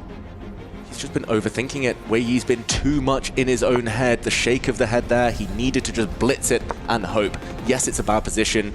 Yes, it looks forlorn now with those two black pawns marching, but it is more about the clock. That gives Hikaru confidence. He's trading off from a position of strength. He knows he only needs a draw. Given a question mark, but let's ignore that one. As the white rook slides across, we'll see some trades. The black knight's going to step out the way. The pawns will advance. Nothing stopping them. The white bishop steps forward, attacks the rook way down to 25 seconds. Hikaru with the hand movement, says he's seen it all. Rook d5. Hikaru knows he's so close to getting to the quarterfinals. Wei Yi looks like he's got his hand over the resign button. 20 seconds, Hikaru Nakamura goes through. Speed, resilience, and grit. What a gripping match there. Hikaru Nakamura books his place alongside his Team Falcons teammate in the quarterfinals of chess at the Esports World Cup. But my goodness, was there drama along the way. That was an extremely hard-fought victory. Fantastic character shown from both players, but in the end, Nakamura emerges victorious. Wow, so up and down, so fitting that it had to end in Armageddon. The only way to separate these two fantastic players. Wei Yi played out of his skin, but ultimately not enough. What a fight this was. What a match this was. An absolute blockbuster. I mean, are you not entertained here at the Esports World Cup, seeing these two beasts take it down to the wire, and Hikaru finally showing why he is such a big boss here in this endgame, in this Armageddon. It was a Hikaru Nakamura show, and with that, he's the one who goes through to the quarterfinals. There are so many emotions throughout that game, let alone throughout that match. Let's hear them from the man himself while they are still fresh in his head. Advancing to the quarterfinals of the Esports World Cup, it's Hikaru Nakamura. Are you kidding me? That is the absolute pinnacle of chess. How entertaining. Hikaru, I know you are not pleased with the way you played. You looked pretty frustrated after that first loss. You were able to close it. You look somehow even more frustrated after the second one. How were you able to hold it together and lock in for that Armageddon? And absolutely, it looked like you were a different person for that game. Yeah, it was very difficult. I mean, the thing is, in the first game, I saw the winning move as soon as I played the other move. And then the second game was very choppy. But I think in Armageddon, if I felt that if I have the black pieces, I'm the favorite. And I think actually we saw it today, usually the player who gets the right color wins the game. So it's just a matter of moving quickly and not thinking at all. Now, when it came to playing on the black side in that Armageddon match, Wei Yi just went with 9 minutes, 50 seconds. He handed you essentially the black pieces. Did you think that maybe he was confident and he had a plan in mind? Were you feeling like any kind of way? Nervous, anxious going into that third match, especially with the way that game 1 and 2 went? Well, apparently I need glasses because I thought he bid 750, not 950. So that's the first thing. But yeah, I felt that if I got black, I would be pretty good. And it really came down to the first 10 moves. I had some flow and I just moved quickly. And yeah, it was a good result. But obviously, I'm not pleased with the way I got there. Well, look, regardless, at the end of the day, you make it to the top 8, so congratulations. Ladies and gentlemen, we still have 2 more matches and 1 more group to wrap up. So let's head on over back to the studio after that whirlwind of a series. Thank you so much, Sandstorm and Tyler 1. Hikaru Nakamura, he gets it done in the Armageddon against Wei Yi. But this is why we are here. This is the kind of drama that we want on the Esports World Cup stage when it comes to chess. Just getting to that Armageddon was so intense. We were jumping up and down, screaming, watching game 2. That finish was absolutely bananas, and these two really did it. Wei Yi has nothing to be ashamed of. The way he performed here, he might have to go home, but he gave Hikaru, one of the big dog favorites in this event, a true run for his money. Yeah, you've got to respect the absolute fight out of Wei Yi here against Hikaru. Yeah, totally. You know, he was tenacious till the last move. And there, Wei Yi, you know, just, I thought he was going to turn it around. But Hikaru, I've got to say, he was able to switch, right? He completely panicked in game 2, lost the plot, but then he calmly just reset and just say, oh, you know what? I need to flag. And I've never seen such drama. I mean, I was going nuts. The all-telling Hikaru head bob comes in, and that's when you know he's found it, he's back in his rhythm, and he will end up taking this one through. But the head bob was preceded by all kinds of head slams. Exactly. He was talking himself up. I mean, I really wish I could have been courtside there for that game too. It looked like this guy was in total meltdown. He was banging his head, just absolutely upset because he had allowed this counterplay. He saw himself out and dead, but it is why we call him Hydra. You cannot just kill this guy because he will find a way to do it, and he did, making this comeback in this crazy time scramble. There were ups and downs, heart palpitations by everybody. That eval bar was going crazy, but again, this is a man who knows how to get it done when the seconds are down and the game's on the line. Eval bar was swinging, the moves were flying out, and with just under 4 seconds on his clock in the end there on game 2, he manages to get away with the draw. But you can see everything that he's feeling in that moment. He leaves nothing to the imagination. No, but I can tell you, it wasn't just him that was feeling it too. We all felt it here as well.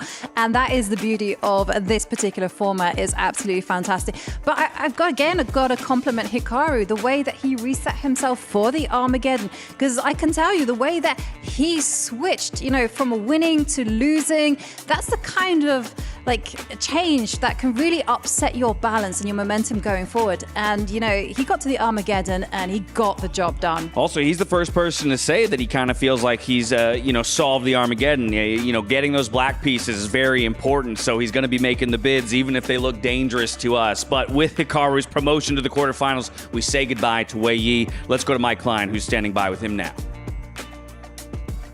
We're here with Grandmaster Wei Yi, who leaves the competition, but not after an amazing fight with Hikaru Nakamura. Of course, it went to Armageddon, but the second game had everybody going crazy. You were losing, you told me that before we started here, but was there a moment where you thought you might be able to flag him? Yes, okay. I mean, when we went to the end game, I think Black just was much better, and he has more time, so I think it should be lost for me. But after I played King F7, I realized maybe I had some chances. But okay, the only problem was the time. So and even further down in the game, he had 4 seconds, you had 8 seconds, but it looked like you were still trying to win on the board, and he was just making random moves. Did you think about just making a bunch of random moves? Did you think about just moving quickly? I didn't realize about my time. I just want to find the way to win, but okay, maybe that was stupid. I should play faster because I think I have only a few seconds. Almost no one can play as fast as Hikaru Nakamura. You gave us probably the most interesting and exciting match, so thank you for your time, Wei Yi. Thank you. Thanks. Thank you, Mike. Thank you, Wei Yi. Can't forget the third competitor out there on the stage. It is the time. And ultimately, when you're playing the Hydra, when you're playing the guy who plays the time the best, it's a tall task that we're asking you to overcome. Hikaru Nakamura, he will join his teammate Alireza Firouzja in the playoffs there for Team Falcons. So things are looking good for our returning champion esports club from just last year. A couple of their chess players already in to the top 8. Of course, this does mean there will be a key crushed and a dream crushed pretty soon here, and it'll be Hikaru Nakamura who's hitting the button. You know, there was a very big point made by Wei Yi, which was I was trying to win. I was looking for the win. That takes brain processing speed. How fast can you calculate? No, Hikaru Nakamura, he used to play Bullet 8 hours a day, maybe more sometimes. That's his training. And in Bullet chess, 1 minute per side. You have to move instantly, and when it's down to no time, you don't care about the clock. You just move as fast as possible. I mean, about the board. You don't move as fast as possible. That was Wei Yi's blunder. That's what cost him this match. And this goes back to your point, that moment of recognition in Hikaru, Yeah. right? Understanding, oh, my win condition has changed. Yeah, totally, because we saw on the video, right, he was just tapping his head. He was so angry with himself. How could he get himself into this situation? And then at some point, he just goes, okay, right, reset. This is what I need to do. I need to flag. If I'm going to have any chance of winning this, and whoa, he did. There you have it, Hikaru Nakamura. It was a lengthy day for him to fight through Wei Yi and the Armageddon to book his ticket into the top 8. But next up, we go to the group of death, where things only get scarier. It's Fabiano, Caruana, Nodirbek, Abdusattorov making their way into the arena. We'll come back in just a moment to preview that matchup. We'll see you on the other side of this commercial break.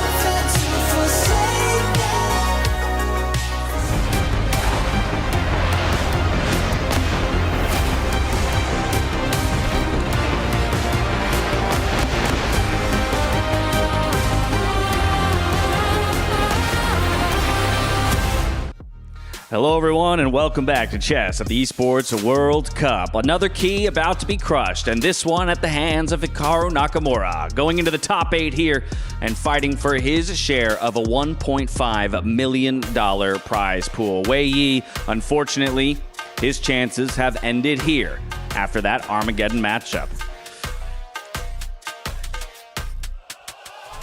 Yep, that's a crushed key, okay. All right. I wonder who's got the best crushing form so far. It wasn't that one. It wasn't that one? It wasn't the most crushed key, no. All right, fair enough. We're going to have a power rankings for that later on. But this is, of course, our next matchup as we head into the group of death. It's Fabiano Caruana up against Nodirbek Abdusattorov. I mean, Group D, we talked about it from the beginning of the tournament. All 4 of the guys in this group felt like they could be contenders to get out. Of course, Magnus Carlsen has already booked his ticket. A lot of people looking at his teammate in Fabiano Caruana. Can he do what Hikaru just did and join his teammate in the quarterfinals? What are our thoughts here? Because Nodirbek is not going to make it easy for him. No, he's certainly not. I mean, Nodirbek, he's been world rapid champion. He likes active, dynamic positions, and Fabiano's a really principled player, so this one's going to be an intense battle. It's almost too close to call.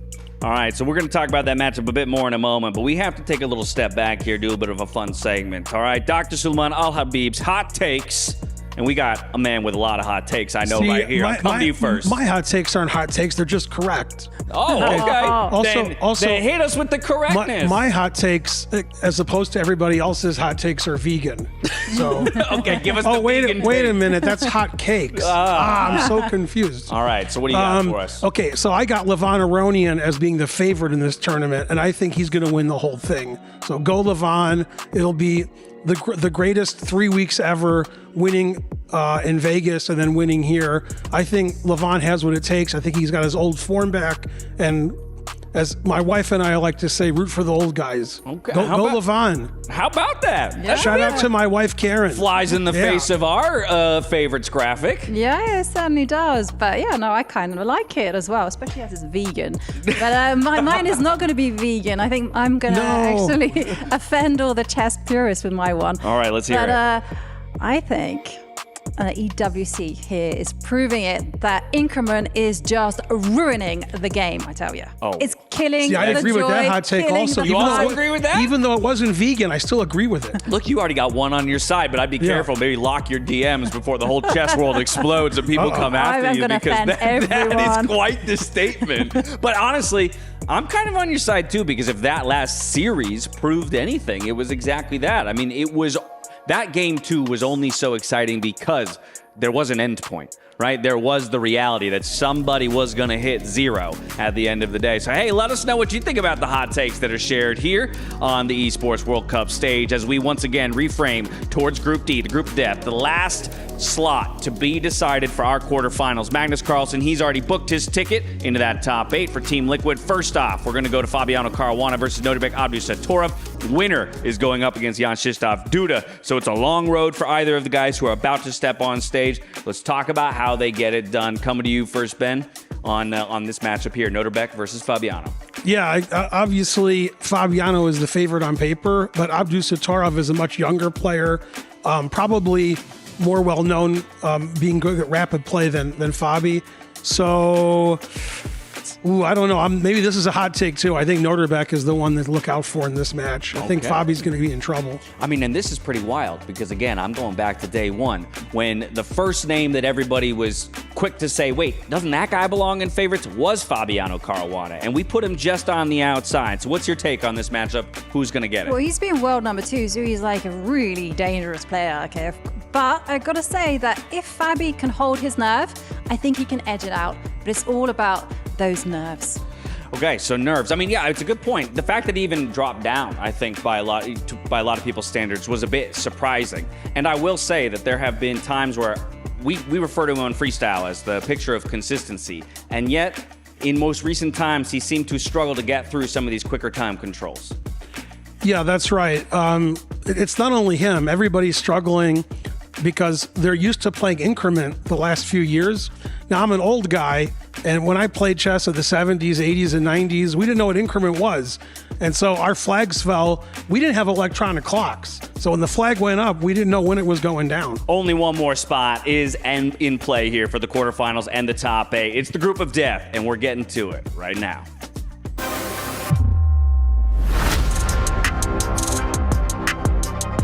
Fabi is extremely strong in the opening. I will try to, play even faster and to manage my time well. That's my game plan. I think it'll be a tough match. I mean, everyone was tough in my group. Between Nodirbek and I, he's one of the players who I think compromises a little bit in order to get a bit more time on the clock.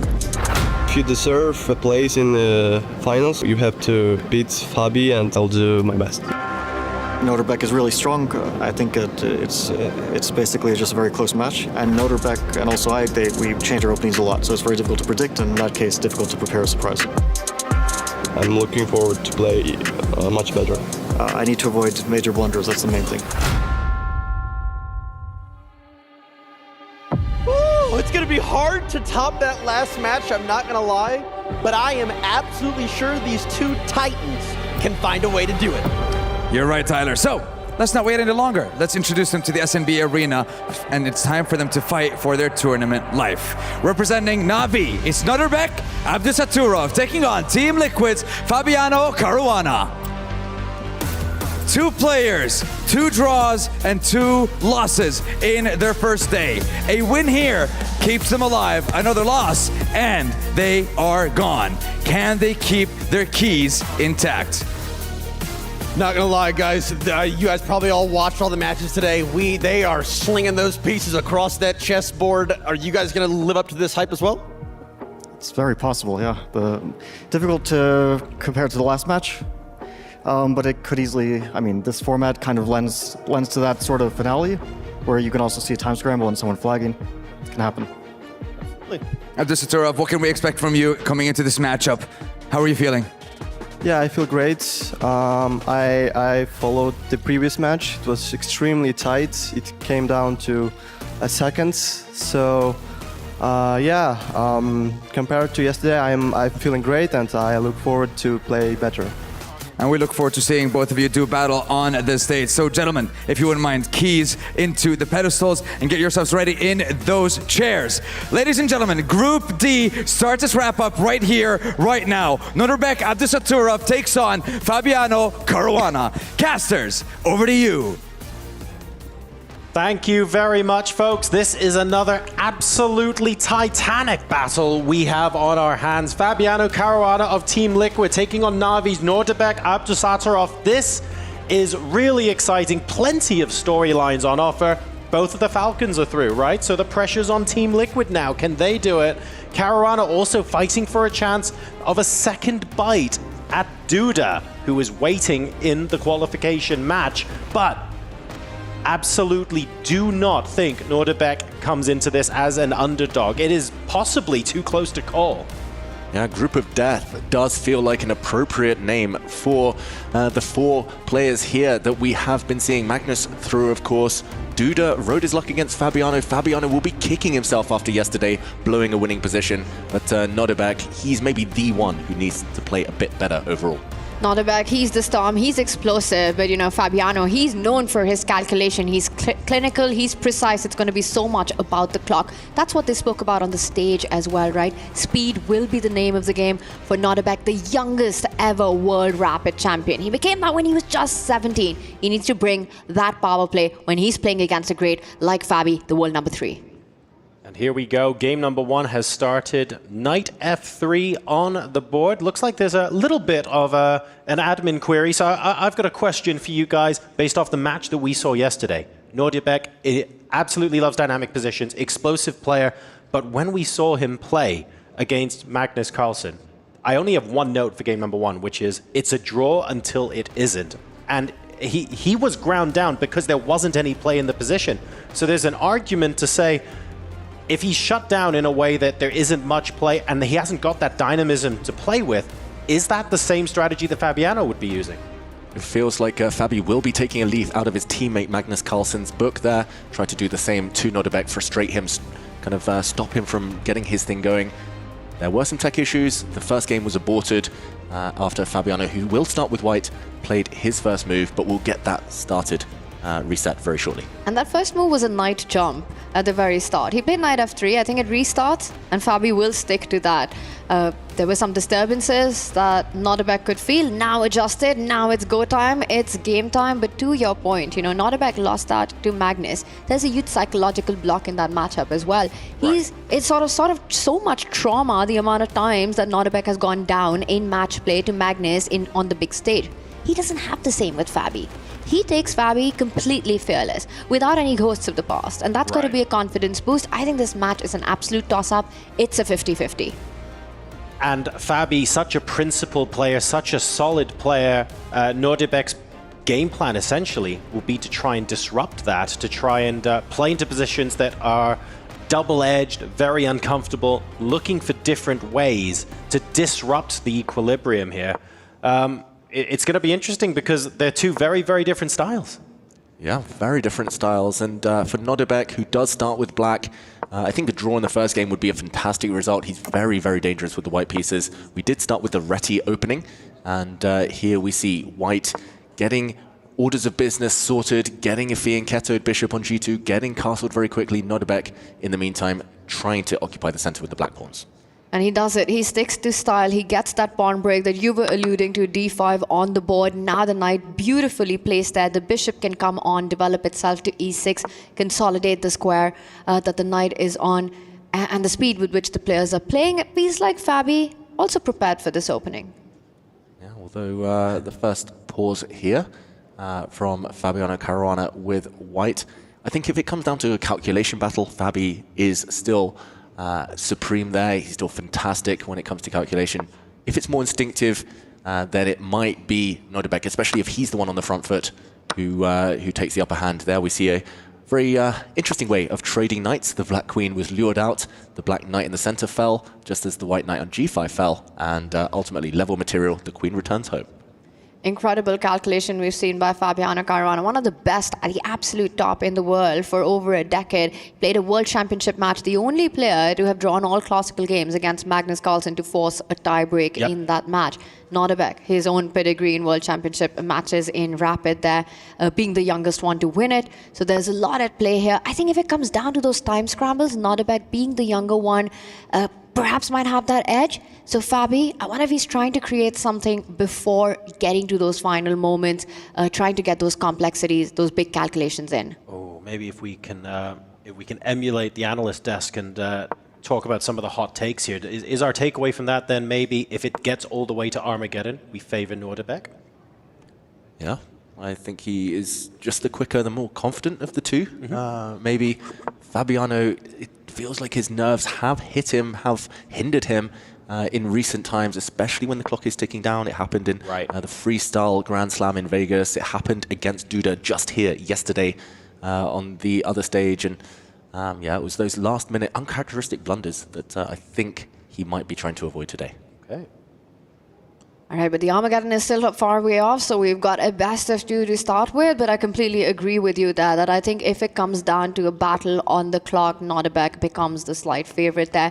But Fabiano Caruana, for now, with the white pieces, a slow, cagey approach so far, trying to just improve the position of his pieces. At some point, if you have to make play, he gets the rook on in as well. You want to try to strike in the center, right? With d4 completely under control, Fabi's got to have the f4 break on his radar.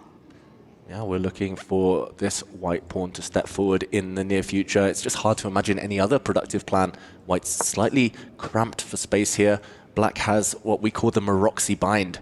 Normally it's from the white side, but these black pawns on c5, e5, they just prevent most of the white pieces from having any active prospects here. I was going to say something very similar in that if you take a look at the amount of space, you take a look at where the pieces are positioned and how happy the players would be, it does feel very much like Black is very happy out of this opening, maybe equalizing and then some against White here. And the pawn structure is just super solid. The bishops are very versatile in the middle of the board. They could go either way. There's no obvious weaknesses. We've got two major pieces on the half-open file there. Black is looking so unbelievably solid. And this opening, this pawn structure, now Fabi finally breaking forward. F for Fabi, he pushes f4. But this opening, it's exactly a accelerated dragon, but with colors reversed. And this does not have a great reputation for the side with the structure that Fabi has gone for. I do feel that he was kind of move order tricked in the opening, Fabiano. It felt like he kind of walked into this structure, which is very comfortable for black. That black knight in the center, now beautiful. If traded off, white will lose the dark squared bishop. And again, yes, he got the pawn break in, but it hasn't really helped the white pieces and their scope. Now Nodirbek continues with the avalanche now on the left side. You know, again, we speak about these pawn islands. Fabi with 3 pawn islands, Nodirbek with only 2, a healthier pawn formation, which is left with open lines in the center, and each and every minor and major of Nodirbek occupies one of those central squares. So things a lot more harmonious in black's camp. Knight d4 doing a beautiful job of threatening to win a bishop pair. If you want to get rid of that knight, never an easy decision to make. And Nodirbek, he also keeps the pressure on the clock. He absolutely does. Currently playing with 8 minutes on the clock to Fabiano's 7. And if you take a look at the position on the board as well, this is just absolutely delightful. You can see black is clearly angling for some breakthrough, potentially c4. The a4 pawn could, the a pawn could get shoved up at some point as well, maybe even eyeing up that side. We've got f5 coming in as well. The plans for black look relatively straightforward to conceptualize. Even the ones that don't work, you can at least see really quickly. Whereas for white, if you're looking for where the next break comes from, you're almost watching behind your back a little bit because it's a lot more reactive. Yeah, good luck finding any active moves if you're reduced to retreating like this. The white queen took a step back. Now the white knight retreats. It looks like he's setting up for the next game, almost, Fabiano.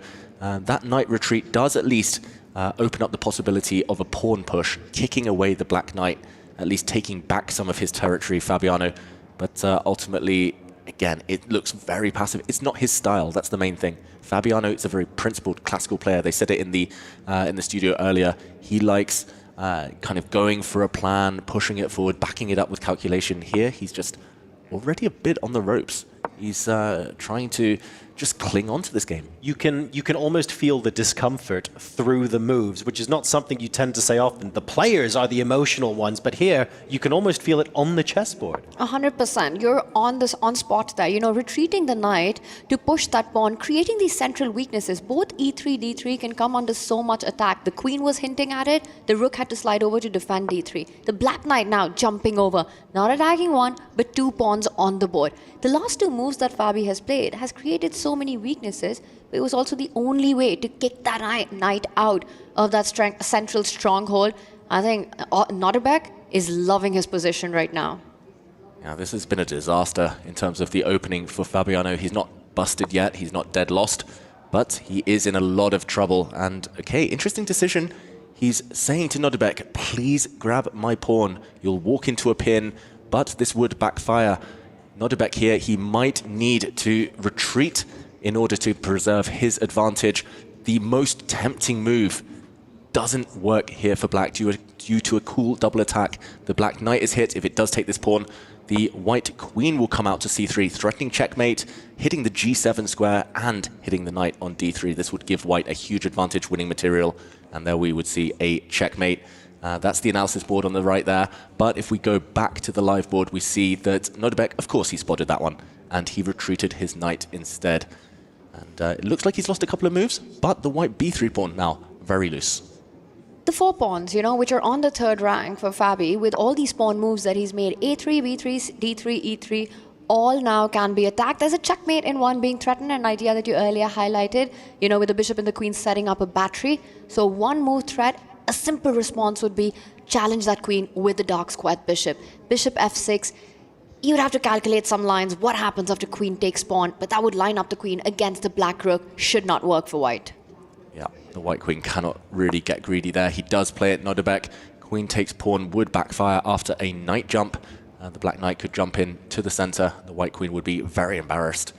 Fabiano more likely to retreat his queen. There we go. And still it is black with the advantage. Still hunting for that elusive plan.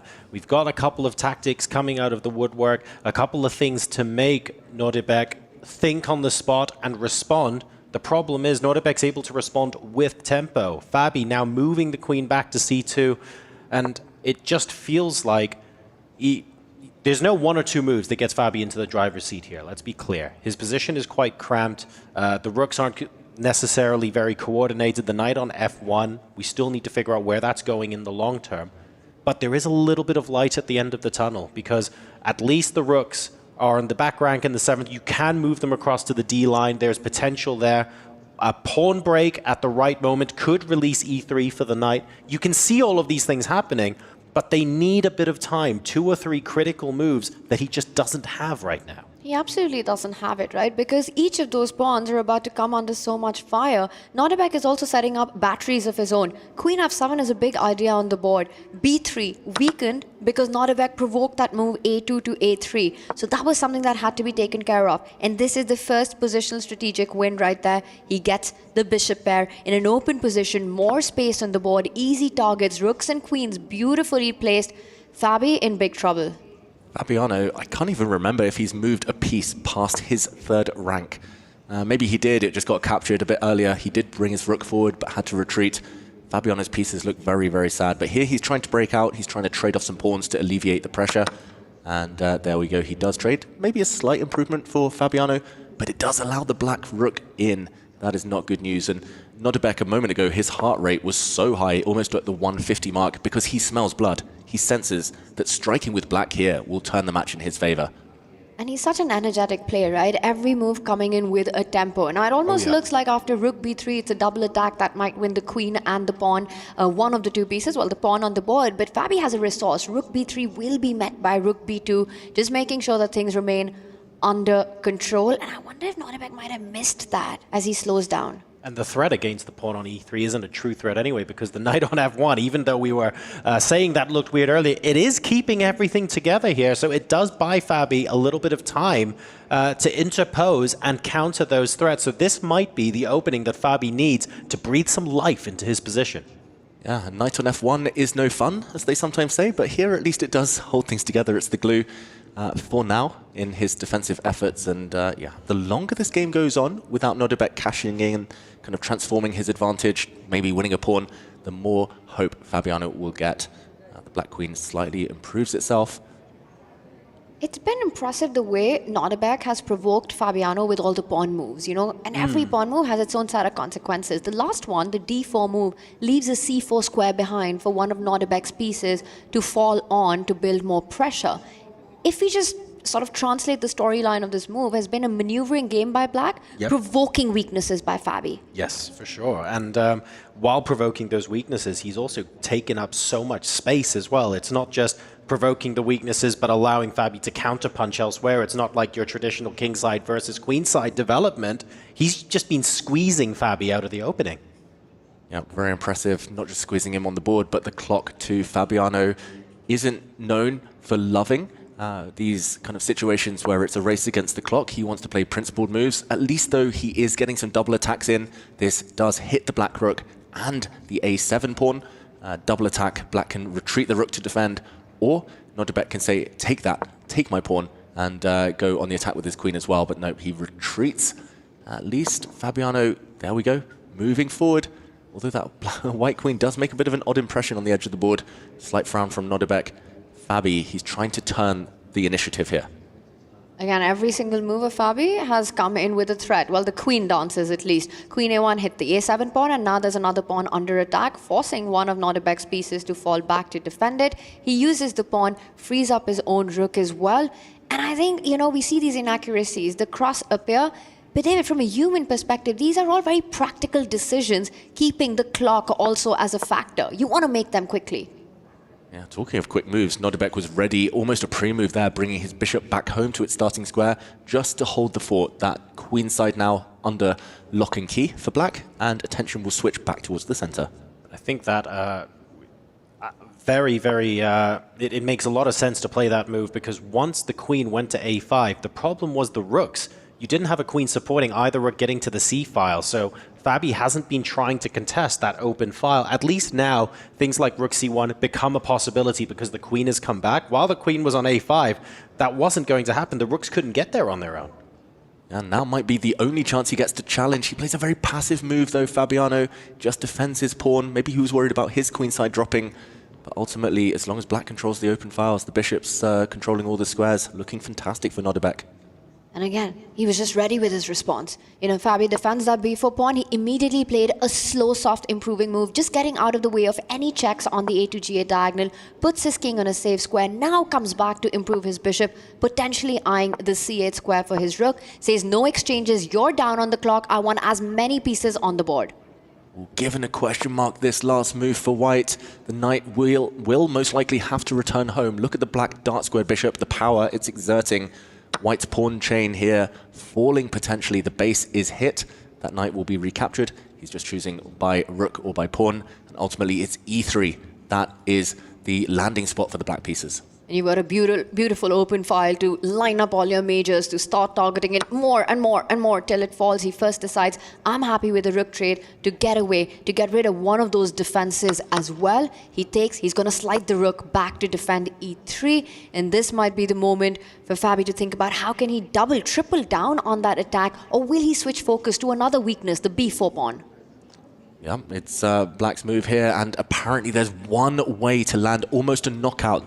And it is a deflection motif for Nodirbek if he pushes his a-pawn forward. Oh, wow. Whoa, he didn't find it. There was a pin. The white queen would have been lured away from the e3 square. Instead, Fabiano clings on here. Black's gone to pawn up, but it could have been more. It could have been a lot more. That was a super strong move available. A5 would have put Fabi under so much pressure. The one resource Fabi has is the opposite color bishop complex, right? If the majors are off the board, that gives the position huge drawing tendencies. But as far as the queens and the rook exist, it's still big advantage to Nodirbek. Now the a-pawn joining the party, bringing the pressure on. Push that pawn. Can you go a4 here? I think you can keep going. He's got double the amount of time as Fabiano as well. That's going to be the extra piece in this position, right? The fact that he's almost on 3 minutes to Fabiano's minute and a half right now means that, and the plan's really simple, right? Find a way to push the a-pawn. This isn't stuff that's going to send you into the tank thinking about your moves for a couple of minutes. The plan is very simple as well. Yeah, two plans. Push the a-pawn, but also go for the white e3 pawn, the base of the chain. The black rook soon will land on the b3 square, trying to break through. But for now, Fabi's holding things together as he hopes to survive on the clock. These players, they were watching the Hikaru Nakamura Wei Yi clash. They know that flagging is going to be so important. Maybe Fabi hoping now, speeding up slightly, that that might be his route out of this game. And this is something Jovanka mentioned, right? Having this no increment, no bonus time just brings in that sporting element to chess. And you've got to love it because clock management by the very best in the world has to be a skill that you have to have. It shouldn't be made easy for you. Yes, and I mean, the Esports World Cup is really bringing that to the fore for everyone to see as well. It's produced such amazing, exciting matchups, and this is no exception. Now starting to turn the screw. Bishop takes d4. We inch closer and closer to Fabi's back rank. And look at this, another retreating move, admittedly harmonizing the queen and rook. But this is feeling like it could be too little, too late. The rook is pinned to the king. Fabi can't get off his half of the board. That was the clincher. The moment Fabiano was about to get active, the rooks disappear, and Nodirbek now, he's got a clear run through. That black pawn is sprinting forward to promotion. No real counterplay. At the moment you are attacking this one, the c-pawn can also move. There are no checks against the black king, which will hide on dart squares. 2 extra pawns for black and both unstoppable. He starts by pushing one of them. Fabi desperately trying to improve the position of his queen, but he's allowing some checks to Nodirbek himself, which can assist the c-pawn from moving ahead. But Nodirbek keeps his queen closer to the king, advances the other pawn. Whoa, he's playing with his king. Ooh. That's brave. Very brave. Now the white bishop is actually doing a very good job, a dual-purpose role of stopping the 2 black pawns. We'll see a flurry of checks now. The black queen checking the white king. A queen trade would most likely lose the game for Fabiano. You cannot stop the pawns. Instead, the checks continue. At least there's a ray of hope here. 40 seconds, though, against 1 minute 15. That's the biggest problem here for Fabiano Caruana. He is under 40 seconds right now as the checks continue. The black king, where will it find its hiding space? The queen blocks it for now. Queen trade would be game over. He keeps the queens on. He has to. But the checks have dried up. No more ways to attack that black king. The black bishop needs to be improved. Nodirbek is sorting that out. Watch out. The black queen is threatening to dive in with a check now. Any queen trades, it's game over. Even without the black bishop, the black pawns will overwhelm the white bishop. And there we go. Fabi hides. He hides, but he can't hide on the clock. 24 seconds to Nodirbek's 1 minute right now. He had to get the king to safety. Nodirbek, he takes a pause. He knows that this should be winning. He's trying to calculate. He's trying to force the matters. He comes in with his queen. Black's king beautifully placed. Absolutely safe on 8-6. You've got the dark squared bishop. Place everything on dark squares. White queen could not have moved that without allowing a check on the f1 square, so Fabi uses his bishop to stop any checks. The black queen retreats. Ooh, you got to watch out. There were some checks in the air there, but the players are getting nervous. It's all about the clock. Nodirbek just wants to flag Fabi now, down to 12 seconds. He can come in with his queen. He can start threatening checkmates of his own on G3. And Fabi, he's giving up. Nodirbek, Abdusattorov is taking the win in game 1. Game number 1 goes the way of Na'Vi. Nodirbek, Abdusattorov doing an incredible job there, putting Caruana under such immense time pressure. That was absolutely incredible. Now, how are we going to turn this around? It felt like Fabi, let's call it what it is. He wasn't comfortable for the entirety of that game. This was very different from the last match. It wasn't constantly topsy-turvy. Fabi felt like he didn't get a word in edgeways, so he needs to think of how he changes his approach to turn that around in game number 2. A bad start for Fabiano Caruana. He had to resign. His checkmate was incoming on the G3 square, but ultimately it was a power-packed performance from Nodirbek. He sees the advantage from the opening with black.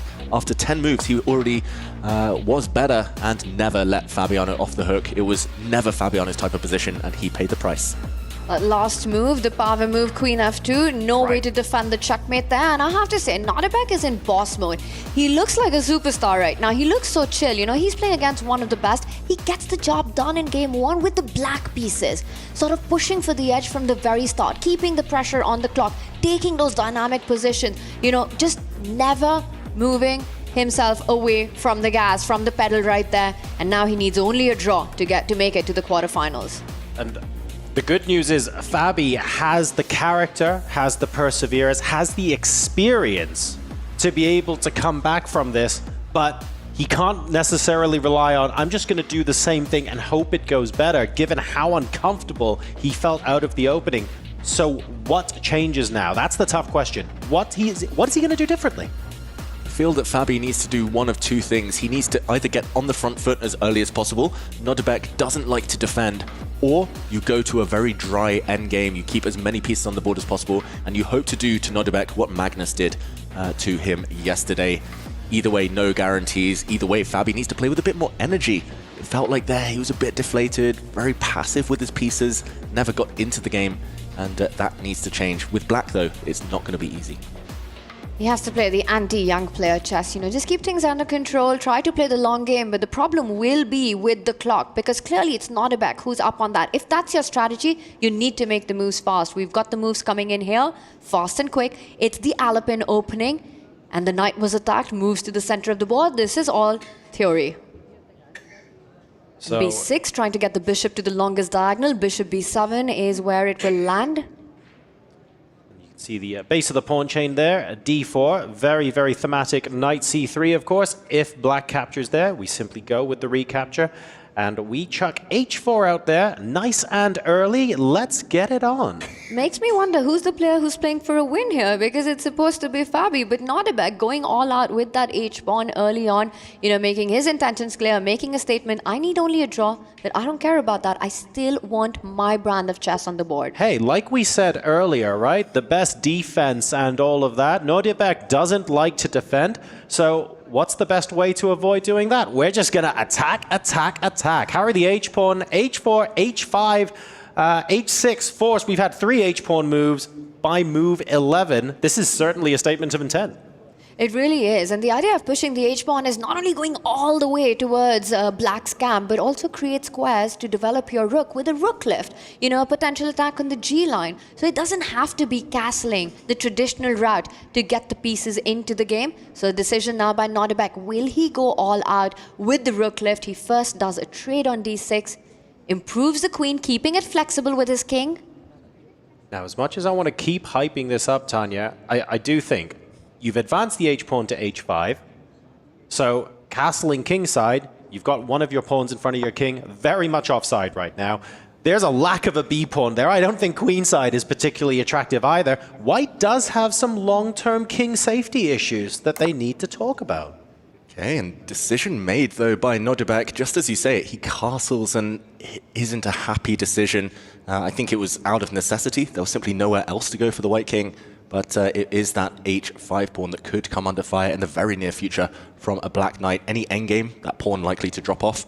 This is a dream for Fabiano, by the way. It's enough imbalanced to give him hope for a comeback. So this is interesting because, you know, we wanted to see Fabi come out of the gate swinging. It was actually Nodirbek who was throwing everything at Fabi straight out of the opening. But actually, the way everything's resolved, the way the chips have fallen, this is looking really good for Fabi. And that's one of the aspects of Nodirbek's games that I've noticed so many times, where he just sometimes unnecessarily, forcefully takes the fight to his opponent. He's sort of itching to create something on the board. It also makes, you know, the Nodirbek immortals happen, but at the same time, sometimes can backfire. In this match, there was no need for him to completely go all out with that H-pawn, which now ends up becoming a weakness. With black, the ball was in Fabi's court. How was he going to create chances? Now he's got a clear, direct target on H5 whenever the knight jumps to F6.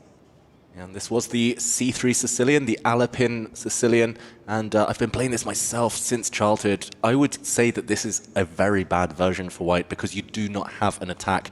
Normally with this pawn structure, we saw wince there from Nodirbek. You need some action against the black king, but the more trades that happen, I think Fabi will happily allow this light squared bishop trade. The closer black gets to being able to take advantage of white's pawns in the middle of the board, the fact that they're loose. Look at that white H pawn now, vulnerable. And yeah, Nodirbek, we've been here before so many times. He doesn't have a gear shift. That's the one thing that maybe needs to develop over the next few years. There have been so many times he's nearly won these big tournaments. Tata Steel Masters twice. He lost with white in the final round, only needing a draw to bank at least a share of first place because he just goes for it. And this is a case of going for it when you don't necessarily need to. You know what that produces, though, David? That produces crowd favorites. I mean, that produces someone that you can get behind for years and know you will always have someone to cheer for. Oh, you just need a draw? Yeah, whatever. I'm going for... Who doesn't love... Like, that is a champion's attitude, right? You cannot fault him for that. Absolutely. Nodirbek has a lot of fans, but he probably would have had a lot more tournament wins as well if you can get that gear shift in, you know, if you can just hold back when it's necessary. I mean, but just like you said, it makes it so entertaining to watch it. But then sometimes you don't always have to play for the galleries. I'll tell you what, it's great for Armageddon. So maybe if we save it for Armageddon and then just reel things back a little bit until we get to that point, maybe. He's found an interesting way to defend H5, getting rid of the knight in between. And we're certainly trying to keep how dynamic this position is. You can tell he's still constantly fighting. Oh, but strategically, this is a real struggle now for Nodirbek. Firstly, there is a bishop hit and a pawn as well. Potentially, if you move that bishop away, will fall prey to the black knight. Secondly, the black knight might just come back and gobble up the h5 pawn in the near future, and the black rooks are going to centralize. What's on those files? It is targets. It's all about the weaknesses of white's army. Structurally here, Nodirbek is living life on the edge. It was just so unnecessary for him to do all of this. With the white pieces, all you need to do is try and shut down the game. You know, you try to keep things solid. You try to sort of let your opponent take those risks, if at all he can afford to. But here, Nodirbek's just made his life so incredibly difficult, and the clock speaks of it. The first game, Nodirbek was the one who's putting pressure, never behind on the clock. And right now, already more than a 2-minute deficit, and that's not even his biggest problem. Right? Like, basically 6 minutes into this game, and he's now struggling with the white pieces. It slightly boggles the mind, especially when he won game number 1 in such emphatic fashion, only needing a draw to advance here. Yeah, sometimes you do need to be cynical, and I think he'll be kicking himself for the way this opening has turned out. Of course, he wanted to win, he wanted to do it in style, bank it, Nodirbek, take Fabi down twice, but now he is suffering in this endgame. Double question mark, by the way, given to white's knight retreat. I think there were no good options there, maybe just making things slightly easier for Fabiano, who's going to double up his rooks against the backward c-pawn. This one is a huge target in the next few moves. And you've got all these light squares to play on, right? That knight retreat also leaves the rook with your idea to slide over to the square that it just did. Rook c8, but also rook a4 in the air, targeting both weaknesses. So again, this is just a beautiful strategic and instructive play by Fabi, where he's now rerouting his knight to a square where it can get to c3, more protected from d5. As Nodirbek jumps in with his own knight, inviting the black rook to slide over to attack the other weakness. There he goes. Fabi has his eyes all over the board. 2 pawns up for grabs now. You can't save both of them. The white A pawn, the white H pawn. Again, stylistically as well, Nodirbek, it's almost similar to the game he lost against Magnus yesterday. It's only rooks and minor pieces left. It's all about pawn structure, all about these long-term decisions. He's a very instinctive player, Nodirbek, but normally that means going for the opponent's king, and that's impossible here. He defends his A pawn, but Fabi doesn't even rush to capture the pawn on the other side of the board. It's not going anywhere. It can barely be defended. You know, you push the G pawn, black will swap the knight and then win that pawn. So it's impossible to keep that guarded. He keeps the pressure. He just keeps on improving his pieces. Right now, what Nodirbek really wants to do is push his C pawn to open up the bishop, to try to control more of the light squares. But that comes with its own set of problems. Pawns falling over the board, the knight being traded, rook takes pawn. This is a similar feeling to Nodirbek's first game against Magnus yesterday, where it wasn't necessarily completely and utterly busted on the board just yet. It was more the lack of breathing space to come up with a plan, because you're either completely reactive or there's nothing for you to do. You can't find better squares for your pieces, and you just start to wonder a little bit, and that's when those chances for your opponent inevitably appear. In this case, there will be a material deficit. That pawn is not going anywhere except the graveyard on h5, and even if that pawn drops, okay, that's a tempo. What can I do with this tempo to revive my position and get my pieces to work a little bit more harmoniously with each other? There's no obvious answer to that question either. Yeah, there's no weaknesses to attack in Black's camp. Normally, in order to get counterplay, you need some long-term hope. Here, he improves his bishop. Now I expect Fabiano to finally cash in and go a pawn up. There we go. The H-pawn does drop. I'm slightly impressed by Nodirbek's poker face. There was a small frown, but in general, he'd been keeping a straight face up until then. I would be almost resigning in this position. But okay, here we go. He hopes to push his C-pawn forward for glory. He does, but you know, that pawn might not survive too long. The knight's a defender. You could go bishop takes knight and pick up that c4 pawn, and on the way also defend any threats of the black knight on the edge getting trapped as you laterally protect the g4 square from there. So, Fabiano, on the way to pick up his second pawn, if he'd like to. Yep, Fabi, again, might not rush. He might just re-centralize the black knight, but that looks like a very convincing variation, Tanya. And Fabiano is very concrete as a player. It's all about the calculation with him, and the black knight does have a safe square to jump into if need be. Can't even attack it right now. 2 pawns to the good. 1 pawn, you can defend such endgames. 2 pawns feels like too much. If it wasn't for that, if the black knight was trapped on the edge of the board, maybe the counterplay here would be interesting. It would it would really shake things up in this game. But Fabi has everything calculated, and this is looking like. Again, very similar to that first game we saw yesterday against Magnus. It's a slow chokehold of a position where we are denying the opportunity to have any sort of counterplay. Absolutely, and that's the hardest situation to be in. You know, even if you're down material, if you can play for some tricks, if you can try to get some initiative in, if you've got pieces, that gives you hope. But here you're just suffering for nothing. You know, you feel like you're delaying the inevitable.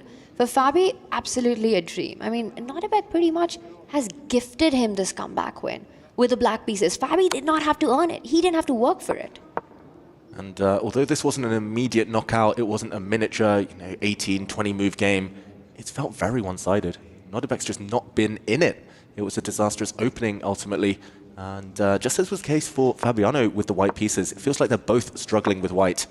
Here we go, Fabiano just defending everything. He'll soon try to relocate that black knight back into the action. If the black knight ever gets towards the center, game over. That's a big idea, you know, that knight on h5, pick it up, put it on d5, and you would be super happy with that. The a pawn, the b pawn will start marching up. There are ideas of king f5 also trying to activate it, get to the e5 weakness. Meanwhile, what is Nodirbek setting up? Because he needs to find his defenses. He's hoping that if the black king moves towards the left side, the white rook can swoop over, start targeting the h6 pawn. So that's a defensive resource he's counting on. For now, though, the black knight does retreat. He's trying to crack open a square for that knight to use the f5 square, so he's trying to trade pawns, Fabiano.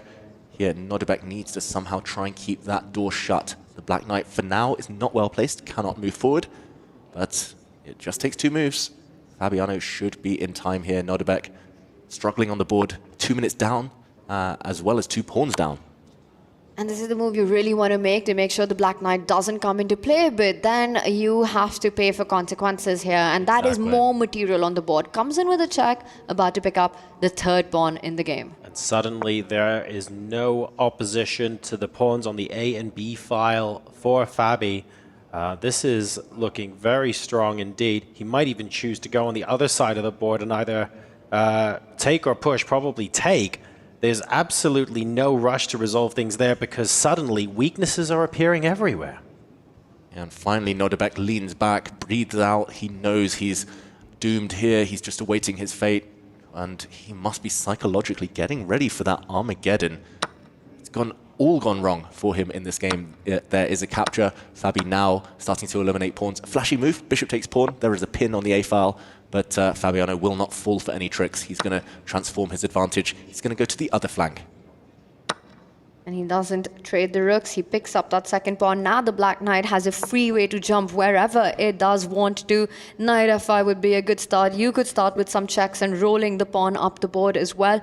Fabi's going to make a comeback in this one for sure. Nodirbek knows it, but it's also a good strategy to not just give up. You know, you keep fighting. You're also kind of getting your mind ready to the eventuality that this is going to be a reset. You're giving yourself time to calm down, as you even know that this is, in fact, headed towards a loss if you're Nodirbek. Exactly, and you can't afford, as the player who's losing on the board, you don't get the same time to reset because you have to constantly be thinking, has my opponent accidentally left the door open? Have I got a resource here that might enable me to come back? Whereas if you're the side that's winning, hopefully, unless you make a blunder, you're going, actually, I've got the time now to rest and reset, and this will hopefully give me an advantage in the next game. Let's not forget what happened in the very first match here, right? Jan Nepomniachtchi making that big comeback against Esipenko from a completely busted position. So miracles do happen. But again, this is the kind of position where those miracles perhaps are even harder to appear simply because there are such few pieces, such little margin for error here. Yes, and Fabiano might be clinical here, drop his rook back to the 5th rank, offer a trade. If the trade doesn't happen, he will win the white central pawn. 2-pawn advantage should be enough to secure the victory if the rooks are off the board here. Fabiano just doing some last-minute calculations. The clock as well, I think that's one reason not to resign. Good tip for everyone at home. If you're playing no increment chess, try and be ruthless. There we go, rooks off the board. And Fabiano getting ever closer. Wei Yi also saved a game against Hikaru where the computer gave +6 for his opponent. So stranger things have happened. And Fabi there setting up a trap, not letting the king march up. That would have been a fork, so Nodirbek had to waste time with getting the bishop. And you look at Nodirbek, you see he is actually getting ready for that Armageddon. You know, he's kind of preparing mentally for it. He realizes that with the white pieces, he just let slip of this game. You know, he just never got it going. It was worse for him after the first 10 moves. Here we go, the black king's got out. The black d-pawn is going to sprint forward and make a new queen. We're going to see it unfold. White's bishop, if it ever moves, will drop another pawn. Fabiano moments away now of forcing the Armageddon. This one's going to be a reset. And the thing for Nodirbek is there was no need to do that. It wasn't even a fight for him, you know? Needing only a draw. And you can look at him. He's not thinking about how do I save this position because that's not even possible. And Fabiano Caruana takes it to the Armageddon. So there we go. 1-1. Caruana takes the point back. And after a very interesting game number 2, where Abdusattorov continued to come out swinging, maybe that backfired a little bit here, but let's not take away from Fabi, who seized the opportunity with both hands, played very clinically, and absolutely gave no breathing room to his opponent. It's clear his strategy there, Fabiano, to get the queens off the board as early as possible, to make it very slow, very strategic. That paid off. That's what he's going to be aiming for in the next game. Nodirbek, meanwhile, should be hoping to get much more active, dynamic positions. That's what got him the victory in the first game. This just felt like a game which was Nodirbek's to lose and not as much as Fabi's to win. Just from the start, everything going wrong. But then, very professionally converted every moment of the way, taking every single advantage of all the inaccuracies that Nodirbek made, all those pawn weaknesses, and finally wrapping it up with precision in that endgame. He is being very professional here, very much the hitman in this matchup. And we'll be going to an Armageddon. Let's talk a little bit more about that when we come back, but I am very curious to know who is favored and who is going to be bidding the lowest amount of time. Players submitting their bids now, folks, and when we come back after this break, it's all to play for.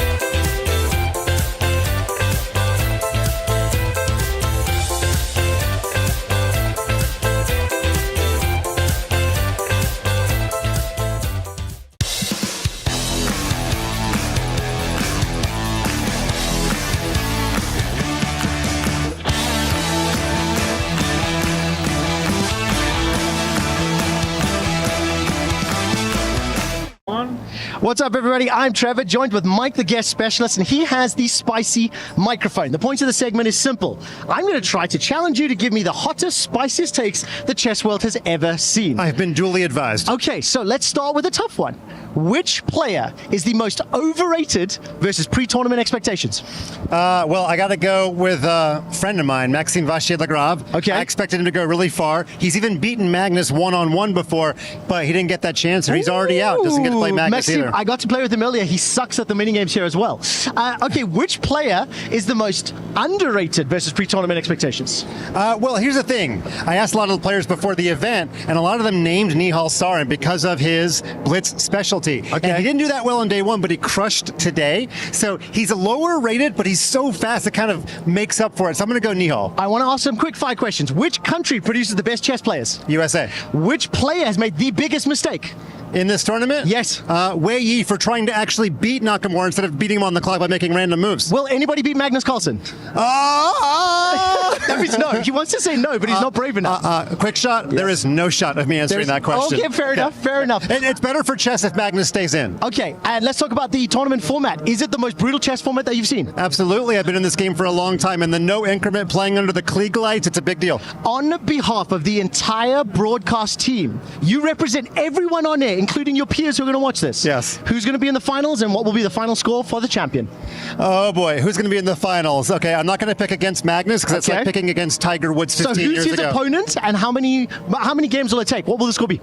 Okay, first of all, Magnus versus Hikaru breaks the internet. Okay. And so if you pick anything other than that, you're rooting against the growth of chess. And you're saying Magnus is going to win. Come on, be brave. I'm going to say Magnus likes... To the camera. Magnus likes to win everything at least once. I'm afraid if he wins this year, he doesn't come back next year, but we all know he's going to come back both years anyway. So let's go Nakamura. You're going Nakamura. Welcome to the most exciting format in chess, Armageddon, the ultimate tiebreaker. Armageddon grants White more time on the clock, but in return, White must win. A draw secures Black the match point. White will start with 10 minutes. Each player submits a confidential bid with the amount of time that they are willing to play with to take Black and get those coveted draw odds. The lowest bid gets to play Black and plays with the amount of time that they bid. The opponent gets the full 10 minutes. Let the Armageddon commence.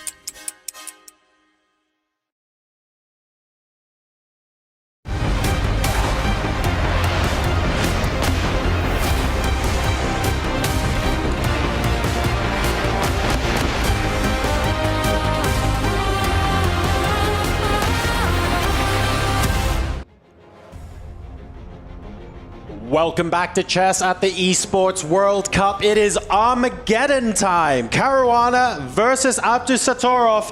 One of these players will get to move into the qualifying decider match in their group. The other will have his key crushed on this stage after the end of this game.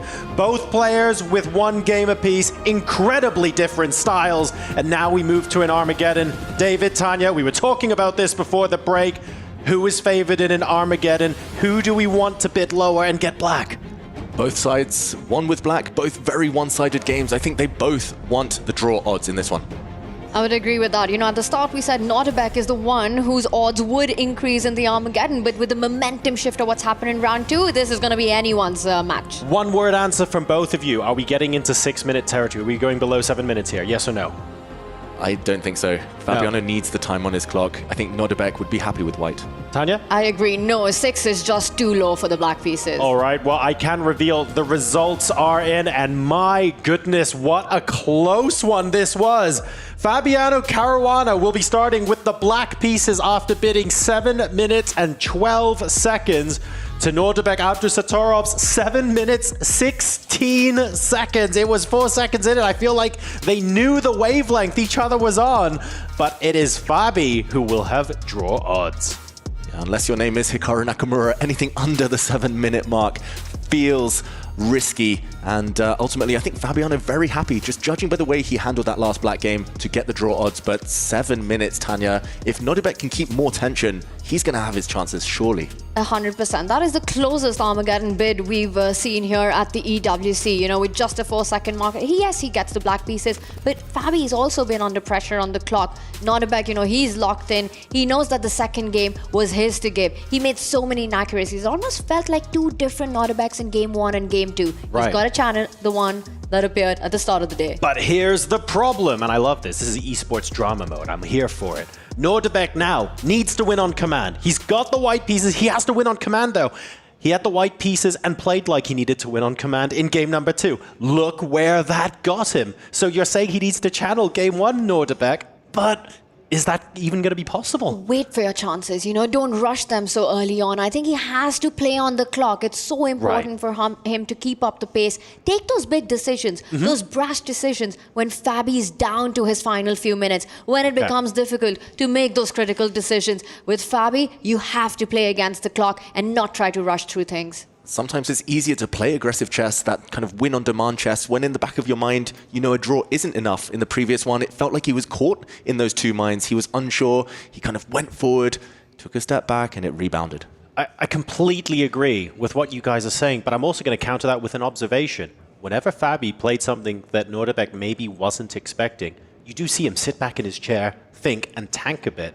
His ability at that point to go, no, you know what? These are two moves. They're both good. Let's just play one to keep the time pressure on Fabi. I'm sure he's capable of doing that, but we haven't seen that from him so far. Not yet. He'll need to show that to us here and now. Nodirbek, I wonder what opening he's going to go for. It needs to be something different to what we just witnessed.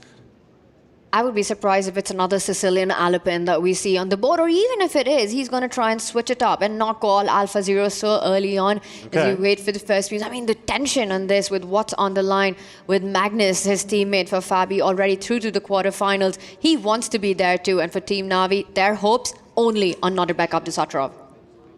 All right.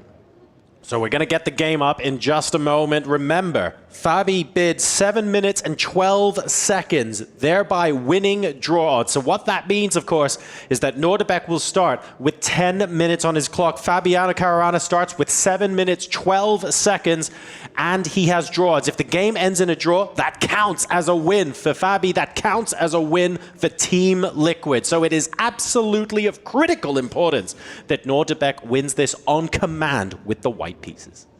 That's just the name of the game when it's Armageddon. And I will say, you know, we speak so much about the momentum shift. Nodirbek did take a crushing victory in game 1. It looked like a complete Nodirbek show. But with Fabi getting that opportunity and going ahead to convert that, does the momentum move towards Fabi? And we've got a lot of moves coming in. Oh my goodness, here we go. Here we go. We have had the game starting. It's been a lightning fast beginning to this game as we see all the pieces on the board until the moment we jump in. Knight takes bishop. There's a small imbalance. This came from the Italian game.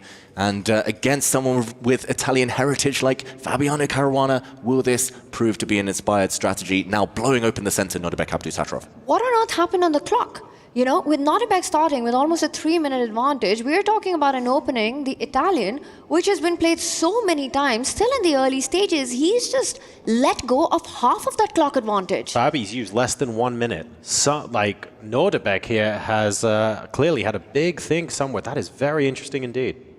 Yeah, it looks like he tanked for a while, a bit earlier in the game. We'll check if those clock times are correct. But for now, Fabiano, burning too much time himself, needs to decide what to do. Does he trade pawns in the center? Does he just sit there and set up the barricades? He's facing the bishop pair. He does open things up, though, the white queen jumping out. And this is so tempting to do, right? Not to keep the tension when a draw is enough for you. You're always attracted to the possibility of trying to liquidate matters, and Fabi goes and does it for the second time, offering a second pawn trade. If this one's captured, the side pawn will come into the game, also destroying Nodirbek's pawn formation. I think he has to keep the tension, Nodirbek. You can't go for pawn takes pawn here. So you're saying that Fabiano, Team Liquid, needs to liquidate this position.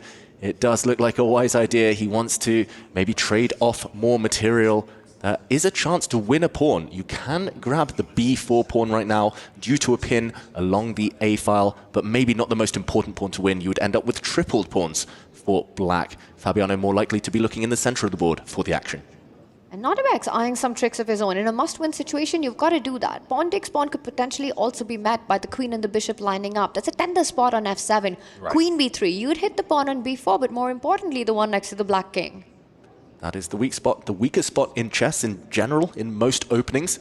So Fabiano will be watching out for that one. I would assume that he's also looking at bringing his bishop out to neutralize that idea in the near future. And we're talking about the queen potentially moving across, participating in an attack here, but also bear in mind the queen is one of the defenders of the pawn on e4 as well. So white's position isn't without its lose points. Interestingly, shoving the pawn forward here certainly brings about a different set of challenges. And it's Fabi now trying to keep things a little bit more open, a little bit more flowing. He certainly feels like he has a lot more space in the game than the game that he lost. Yeah, that's a great move from Fabiano, trying to clarify, clear the board here, going for some exchanges, but it cost him over 1 minute. That's a huge time investment. There we see bishop for knight trade. We'll see maybe the queen's leaving the board. Which way will Nodirbek recapture? At least now Fabiano, he knows he's got less material to deal with. He's getting closer to the endgame, getting closer to safety. Fabi is a calculation beast, and that's what he did. He took those few extra seconds, but went for the most direct, concrete line, which forces pieces and pawns off the board. You know, if you take that knight with the pawn, the rooks will come off, the black knight will start jumping to attack the queen. Let's point out, pawn takes pawn still in the air. Fabi playing for the activity. He brings his queen to a very strong square. Watch out, moves that rook that's being attacked on a1. Yep, the white rook is hit. Not so many squares to use to defend it. You could maybe push your pawn up to block as well, but more likely the white rook is going to move. There we go. And the black bishop now ready to jump out. Fabiano did sacrifice a pawn, though, in that little melee, in that little transformation, and he needs to find a way to compensate for it. I'm getting flashbacks here, seeing another knight move back to the back rank, but this is obviously a very different game and a very different position to the one that we saw before. The amount of activity and the amount of freedom with which Fabi is playing right now, it just feels comfortable for him compared to how we saw before. Take a look at the time on the clock. He is still down, but he's not down by that much. He's managed to narrow the gap a bit to 1.5 minutes, but he has to continue to do that because you don't want 2 minutes versus 30 seconds, for example. This is dangerous for Fabi. I mean, Nodirbek has that extra pawn. It's the opposite color bishop complex as well, so the majors are super important. That white bishop is about to land on the longest diagonal. Bishop on b2. You know, there's a tender spot on g7. Looking at setting up some batteries as well. And of course, the material advantage. I think this gives Nodirbek quite a bit to fight for in a must-win. Yeah, great start for him. Fabi again in the tank. It looks like Fabiano, he's playing 2 or 3 quick moves, spending a minute. 2 or 3 quick moves, spending a minute, but you cannot get away with that rhythm in Armageddon chess. Nodirbek looks locked in. Fabiano needs to get some activity. Maybe it's a rook move. Maybe he's going to reposition the black queen that's about to be hit by the white bishop. Either way, you need to be quick. You can think about trying to trade the queens off. Queen d4 is a move that comes to mind here. But move, Fabi, 3.5 minutes, and there's a lot of moves left to be played. If it comes to it, a player like Nodirbek, Abdusattorov, he's an assassin. He's not going to shy away from the possibility of trying to flag the world number 3. Queen d6. We spoke earlier today about queens maybe not the best blockaders of pawns, David, but in this particular instance, he wants to try and stop the activity Stone Cold. Remember, not necessarily the greatest mindset to be in, but Fabi isn't here to blow Nodirbek off the board with amazing moves and a crushing victory. A draw will suffice. Yep, this queen, not a happy blockader, but she's aiming to corral the white d-pawn, the extra pawn in this scenario for Nodirbek. It's on a light square. It can get hit by the black knight as well in the near future, and he cannot connect his pawns, Nodirbek. A very important detail, he cannot play c4 in the near future due to the black bishop's pressure on this diagonal. So he's aiming to regain the material. A very good move from Fabiano. He keeps playing these very kind of principled moves, very correct moves, but costing him the time. Nodirbek frozen as well. This is definitely the calm before the storm, before the scramble. Let's talk briefly about the white plan to win, because frankly, we have to win at all costs. Where do you see the pieces living on the board? If white had 2 or 3 free moves to place pieces wherever you want, where are we going? He's showing us the way, right? He activates that rook, the rook lift, and it'll come to the center of the board if it needs to defend that pawn. The c2 pawn can also move forward to really consolidate that d5 stronghold that you have, the passer that you have in the position right now. So a really nice find that the bishop is about to land on b2 as well. And as long as Nodirbek can keep the pressure, keep the pieces on the board, not trade too much, the biggest plan is flag Fabi. Yeah, that was a great decision, by the way. That white rook is super strong. Fabiano hunting down white's central pawn now. Heart rate's rising. We saw Nodirbek shaking his leg. That's his trademark. He's always about the adrenaline. Even in longer classical games, he wants to get the blood pumping. Fabi, though, with the threats. If that white d-pawn drops off, a draw is very likely, even in an endgame, even if white has an extra pawn. So he holds it. Nodirbek here. The black knight retreats, but the white pawn can continue to advance. Yeah, I'm looking at that, and my first thought, my 3-minute chess brain instantly went, oh, you're attacking it? Push. Push harder. And when you're done, push again, because this is looking potentially promising now for Nodirbek. It's looking more than that. The pawn it's not the only one that's going to push. After d6, the knight is forced to move away. The rook is going to land on d5 with a double attack, hitting the queen and the bishop. Nodirbek surprised as well. Has Fabi missed this? He spotted it. Nodirbek, he's going to move his pawn forward. There we go. And the black knight had to move. Now, stepping forward with the rook is a double attack, hitting the black queen and bishop, but the black queen can drop back and defend. Fabi, though, losing 2 moves. He moved his knight back, had to move it again, opening up his king. Does rook d5 still... I guess the queen can drop back to... Does c8 work? It's the only square that stays connected to the bishop, but what's the follow-up that Nodirbek has right now? He comes in with the knight instead? Is the follow-up pushing the pawn again? It will be soon. Yeah. First, the black queen is hit. Big decision. He trades off that pesky white knight. But once this bishop is recaptured, it's going to be so tough now to get to white's extra pawn. That d-pawn is going to just throttle the black pieces here, paralyze the black army, as the black rook acts as a blockader now. But Fabi does not look happy. At least he's closed the time deficit to within a minute.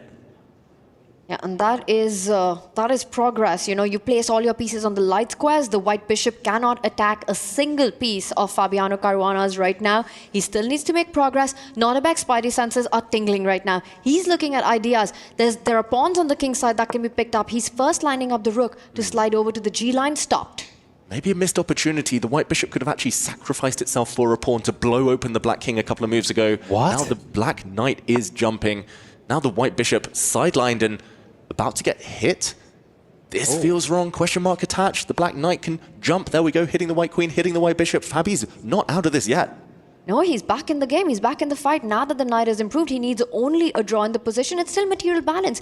It's 1 pawn down, but that pawn is blocked. Now it is a material balance. As the queen steps in, Nodirbek has lost most of his advantage. And this feels, yeah, it feels like it's things are starting to subside a bit. They're starting to chill a bit. Abdusattorov down to just under 3 minutes. Fabi now starting to play a little bit faster, 2.25 minutes on the clock. So about 30 seconds separating the 2 players right now. But it does feel like the biggest bit of danger is over. That said, that's only so far, because the biggest danger to come is going to be on the clock if we do get into a blitz finish. And as long as that d6 pawn is alive, Fabi is the only one who needs to be careful. He's desperately trying to get the queens off the board, but Nodirbek will not let that happen. He gives a check is blocked. Oh my god, he's made a blunder. Yeah, now the white rook can step forward. This idea we saw earlier, the rook could have gone to d5, winning the f5 pawn. There were tricks, discovered attacks there. That would have given white a winning advantage, but still in the air. It's the same theme as we saw earlier. And again, earlier he didn't immediately play it. Now he also didn't immediately play it. King g2 instead. Are there options to play it on the next move? No, there aren't. But still maintaining the advantage. King coming up to f3. We're getting really aggro here. Wow, leading from the front, that king, the white king, might continue its journey up the board to the f4 square, but for now, Fabiano is trying to lock down that flank. He is paralyzed, immobilized that black rook, so Fabi just has to wait. Fabi just has to wait, and Nodirbek has to find a way to get his queen onto the other side to infiltrate black's camp. It starts with a check, falls back, now attacks the b6 pawn. Black is just overloaded. The rook on d7, what rook is even that? Absolutely out of the game. Essentially, Nodirbek has an extra rook in the position. Great call there from Nodirbek. He's going to use his king as a defender. Now the white queen is going pawn hunting the black queen. Caught on the wrong side of the board. You can safely pick up this pawn now and restore your earlier material advantage. That's just the first step for Nodirbek. He still needs the breakthrough. Later it will be improving the white rook. But for now, job one done. He's a pawn up, minute up on the clock. And crucially, the plan is getting simpler. We now have a situation where we can start to create multiple weaknesses. We can look at pushing the A-pawn and make things uncomfortable on two fronts at once. There are very few complications that can happen now to prevent this win. It's getting closer. The black king out in the open. The white pawn so strong right now. Just no easy moves for Fabiano. That's going to be such a big handicap for him in this ensuing time scramble. And Nodirbek is one of the strongest players in the world when it comes to the dynamics of shuffling around with the major pieces on the board. Somehow, when it's him, it always lands at the right spot. He goes for a queen trade, completely in control in the position. Now the black rook is caught in two minds. If it ever moves, if it ever takes the D pawn, then the B pawn will be the one that falls. This rook endgame, it was the best position Fabi's had in ages, but it's all about the clock now. It's all about the clock, and white's king's coming forward. Lost on the board, lost on the clock. Fabiano Caruana about to get eliminated. If Nodirbek can finish this off, he's so close. Picks up another pawn on the other edge. The h5 pawn weak. This is so easy now for Nodirbek. He's going to slide his rook back to the 5th rank. Everything's defended. Black is a pawn down. The black king is off on a limb, doing nothing offside. He's going to break through on this right flank. The king is coming. Fabiano is desperate now. Beautiful move. That a5 pawn could not have been picked up. King g6 would have won the rook. The king is anyway coming there. Fabiano Caruana knows it. He's giving up hope right now. The last few moments here at the EWC for the world number 3. Last bit of calculation. Nodirbek wonders what will happen if the rooks come off. White is ahead in the race though. The white king's going to step out of the way, or this pawn is going to push, and the race will begin. And there we go. Nodirbek fist pumping. Fabiano resigns. Nodirbek, Abdusattorov, Navi make their way into the quarterfinals with an Armageddon victory over Team Liquid's Caruana. Absolutely incredible stuff in this final match. There were so many twists and turns. They're very, very solid compared to the topsy-turvy nature of some of the other matches we saw, but nonetheless, a thrilling conclusion. Nodirbek, he took control. He won a pawn early. He nursed it to an advantage. Fabiano, it always felt like he was fishing for the compensation, not quite up to finding that activity, just always a bit lower on the clock as well, and ultimately eliminated. The whole match was a roller coaster, and the one driving it was Nodirbek. Abdusattorov gets that first match win in, takes too many chances, loses the second game, and this Armageddon, beautiful technique here in display. Never easy to be in a must-win, with those finishing touches eventually going into this endgame, pushing the pawn, realizing both players would queen at the same time, but check, black would lose the queen, and this was the moment Fabi resigned.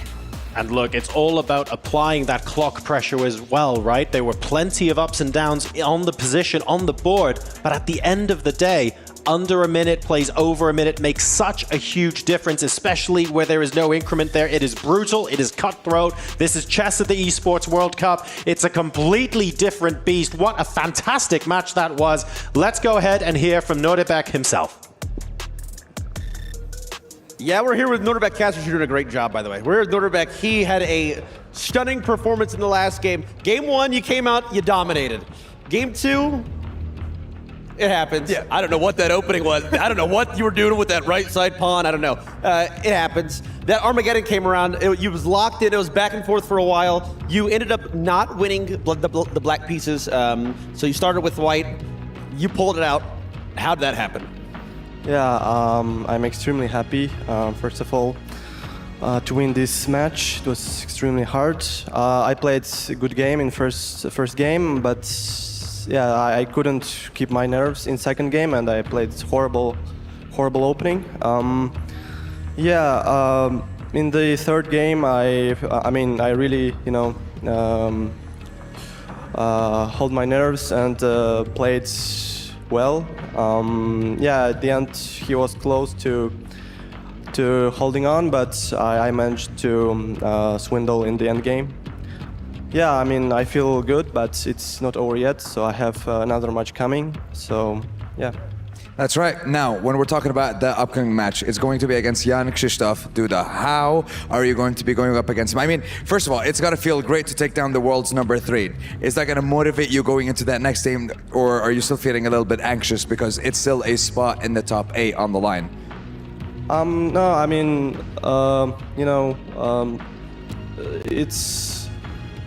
just, happy to play. Because I didn't expect to. I kind of expected to win this match, but going for next match, I think it's going to be extremely tough also. So, yeah, I will do my best and hope that it will work. Well, we won't take too much of your time. Congratulations. Still one more best of 2 standing between you and the top 8. Ladies and gentlemen, one more match to wrap up Elimination Day here at the chess tournament at the Esports World Cup. Studio, take it away. We still have one more to go. Thank you so much, gents, and a huge congratulations to Nodirbek for getting it done. But the guy has got to feel like he just ran a marathon and now has to step up to the starting line of another marathon. How about that, Yovi, though? Getting it done in the Armageddon after what was a bit of a disastrous game, too, to even be put in that position. It's not easy to play chess in the limelight, with so much at stake. But hats off to Nodirbek. He managed to reset, recompose, because with the white pieces, right, you feel like you're in control of the game. In that game too, he just lost it. Completely lost the spread from the opening, and he could never recover. And you must have been, he must have been kicking himself big time. Not just kicking himself for that loss, but then I gotta wonder, Ben, how he was reeling from the fact that he lost the bid for black pieces by 4 seconds. So just losing the game with white. Now I've got the white pieces, and I've either got to win or flag my opponent. That's a scary position to be in. No, that's crazy. I've never seen the 2 bids so close together, 7-16, 7-12. And typically I think you prefer to have the black pieces and have the draw odds. It's nice to have a 3-minute time advantage. But we were looking at other Armageddon matches. People were bidding in the 6s because they wanted to have the black pieces. And winning with white on demand, especially after losing with white the previous game, it shows what kind of nerves he had. And you could see his blood pressure monitor was off the charts. He was almost twice what Fabi's was, but he held his cool, he held his composure, and he ended up winning the match. Now he has like 10 minutes to rest, then he has to play another match with Duda. So if he wins, it'll be an amazing finish for him. Yeah, get some water, meditate, do something to calm that heart rate and step up back to the starting line. But I love the point about the intensity of having the white pieces and losing the bid, because we're literally coming off of a series where Hikaru said in his interview that he felt it was so important he get the black side of the Armageddon that he would be willing to bid as low as like 640. Yeah, exactly. And also it requires a lot of energy, right? To be in that must-win situation. Every move that you make requires a lot of power, concentration. You have to outwit your opponent. And the question for me is, how much energy does Nodirbek have in the tank? Because Jan-Krzysztof Duda is coming up next. That's exactly right. His road doesn't get any easier from here. One more opponent to get through. But we do say goodbye to one more of our competitors here in our field of 16. It's Fabiano Caruana being sent home at the hands of Nodirbek Abdusattorov. Mike Klein is standing by with a word. We're here with Grandmaster Fabiano Caruana. Nobody wanted to see you talking to me on your birthday because you're not on stage anymore, but I want to talk to you about your Armageddon bid. Black has been doing really well in this event. You underbid by 4 seconds. That seemed like a genius bid. Was there any regrets to the amount of time you bid, though? No, I was happy with Black. I thought it was reasonable. Yeah, the opening was probably about level, but a little bit more pleasant for White usually. Maybe some decisions weren't the most practical. You know, I thought the pawn sack would be very decent. 97 was a huge mistake. I just missed that after d6 I can't go to c6. I saw it after I played 97.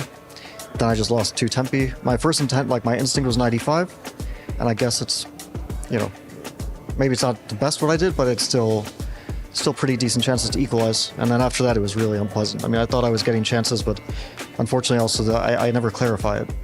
So I just suffer forever, and I don't know if there's any like real chances to hold. When we didn't see any, but yeah. So you have to look at this d6 pawn the whole game, and you start with about 3 minutes less time. That sounds like a double whammy in a situation like yours. Yeah, no, I think maybe I should have taken on b4 instead of sacking the pawn. Maybe it was better. I just felt like it would be the right decision to sack the pawn to get activity, but yeah. Also, I was probably playing a little bit too slowly in the opening, but they were difficult decisions. Yeah, probably just a few decisions weren't optimal. I mean, even though you're a huge veteran of the game, this is such a new experience for everybody. Are there any lessons to be learned for next year? The whole fact that you're playing on stage, no increment, and this interesting format. No, I don't think you can actually prepare for this too much. I mean, it's just very, yeah, you just have to go in the moment and do your best. But I don't think that you can really prepare for any possibilities here. Like, okay, I lost the first game, won the second game. It's already like 2 wins with Black in the match is already very, very strange, right? You wouldn't expect it. And the match against Jan-Krzysztof as well, kind of unpredictable. So yeah, it's just a tough format. You just have to be in shape. It's been great for fans. I hope you have a happy rest of your birthday. Thank you. Thank you, Mike. A tough loss for Fabi. Even tougher to see him go. An absolute classy player, but he falls down to Nodirbek Abdusattorov, someone that we said is mighty dangerous in a format like this. And we're seeing kind of the brutal and unforgiving nature of this format. With only one decider match to go, it's Jan-Krzysztof Duda up against Fabiano Caruana, or up against Nodirbek Abdusattorov. Sorry, we're going to see Fabiano's key crushed here by the hands of Abdusattorov. Oh, it's the double hand push. Wow, that's a new technique. We haven't seen that one yet. Key crushing. Wow. Is he moving up your key crushing power rankings? Yeah, that's pretty good. That puts him in the top 2 or 3 right there. Yeah, I'm not sure he realizes how noisy it is. That had a good snap to it, too. Yeah, that was good. All right. Well, good on Nodirbek. Again, he's earned himself this decider match up against his next opponent, Jan-Krzysztof Duda. That's the final one to decide who will get our 8th and final spot in the quarterfinals for chess at the Esports World Cup. We'll be back in just a few minutes to discuss it all and break it down for you. See you then.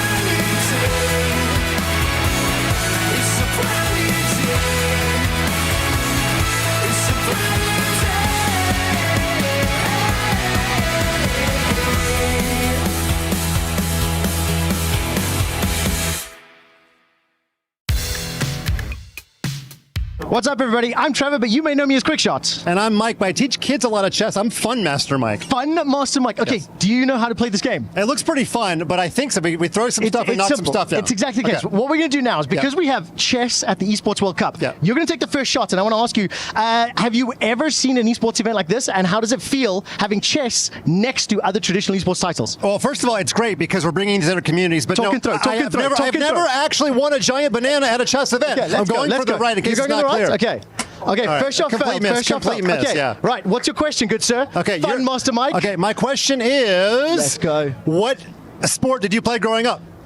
Cricket. Oh my God, he hit the Okay. bottom one. You definitely got closest. Okay. Okay. Cricket is not a real sport, by the way. Don't you dare say that. American cricket's called baseball. Okay, listen, I played cricket until I was 16, and then I transitioned to esports. Okay, I'm gonna go How for long a- have you been involved in chess? Let me hit my wicket first. How long? Nice, I like that. Oh, you missed again. I hit the pole. Listen, Fun This Master is Mike, how long have you been involved in chess, and why is it taking over the internet? You talk to the camera while I Since embarrass I was you. 4 years old, I've been involved in chess, and... Nice. Oh. Okay, he completely missed. I don't feel so bad. I get one more. I got to hit Yes, something. okay, you get one more. Last one. So, yeah, chess is my entire life. And are you going to be a chess player after this? I'm going to try. Look, I haven't played in about 20 years. Terrible. Let's go one more shot each. Okay, One more shot okay, each. Fair. I'm getting a bonus because my host is so nice. Does chess belong side by side with other esports? Did you see the heart rate monitor? Of course it does. I rest my case. They've done studies. I rest my case. A 6-hour chess game is a tantamount to running a marathon. Wow. Yes. Oh! Only Let's one go. block left. Let's go. Only one. Okay, you're Can definitely you hit closest. it at all? Let's go. Come on, let's go. Okay, if I do, I'm going to drop the mic. Perfect. Here we go. Let's Here we go. Let's find out. Let's find out. Yes! Oh, I got the High five. top You got two. it. You got it. Oh, Okay, man. nice. So, because you hit it, Yes. even though technically I won, Yes. I think he deserves a prize. What do you say? Yeah, he deserves the prize. Okay. Yeah. Can we give it? Can we give him one? Yeah, you Okay. can. Come on, choose. Pick your I prize. get to Pick your go- prize. no, I want a giant banana. Giant banana. That one, Yes. please. Okay, Giant let's go. banana. Giant. Yeah, blue one, Yes. of course. Yeah. Nothing. Have to get back. Come Nothing on. says nutrition like a blue banana. Okay. And as we say in South Thank you Africa, so much. shop shop. Shop, shop. That's right. Thank you so much.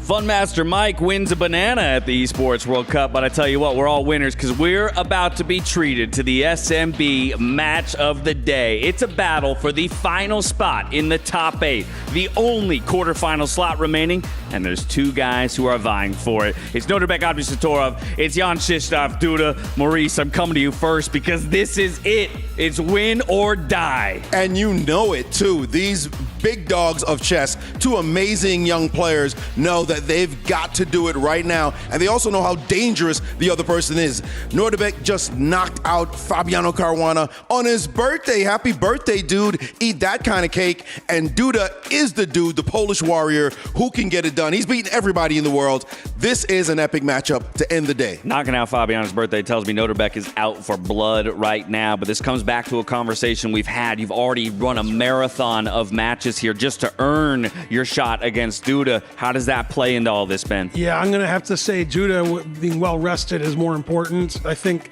Nodirbek with his really long match, really tough, really difficult match, has to turn around and play another match right away. I think Duda's the favorite anyway, and my picks have been reasonable lately. They're getting better. So I got Duda this one. You're warming into the tournament just like some players are. I'm easing in there. I see a shake of the head over on this side of the studio. I'm not feeling that pick at all. Disagreeing with me? What?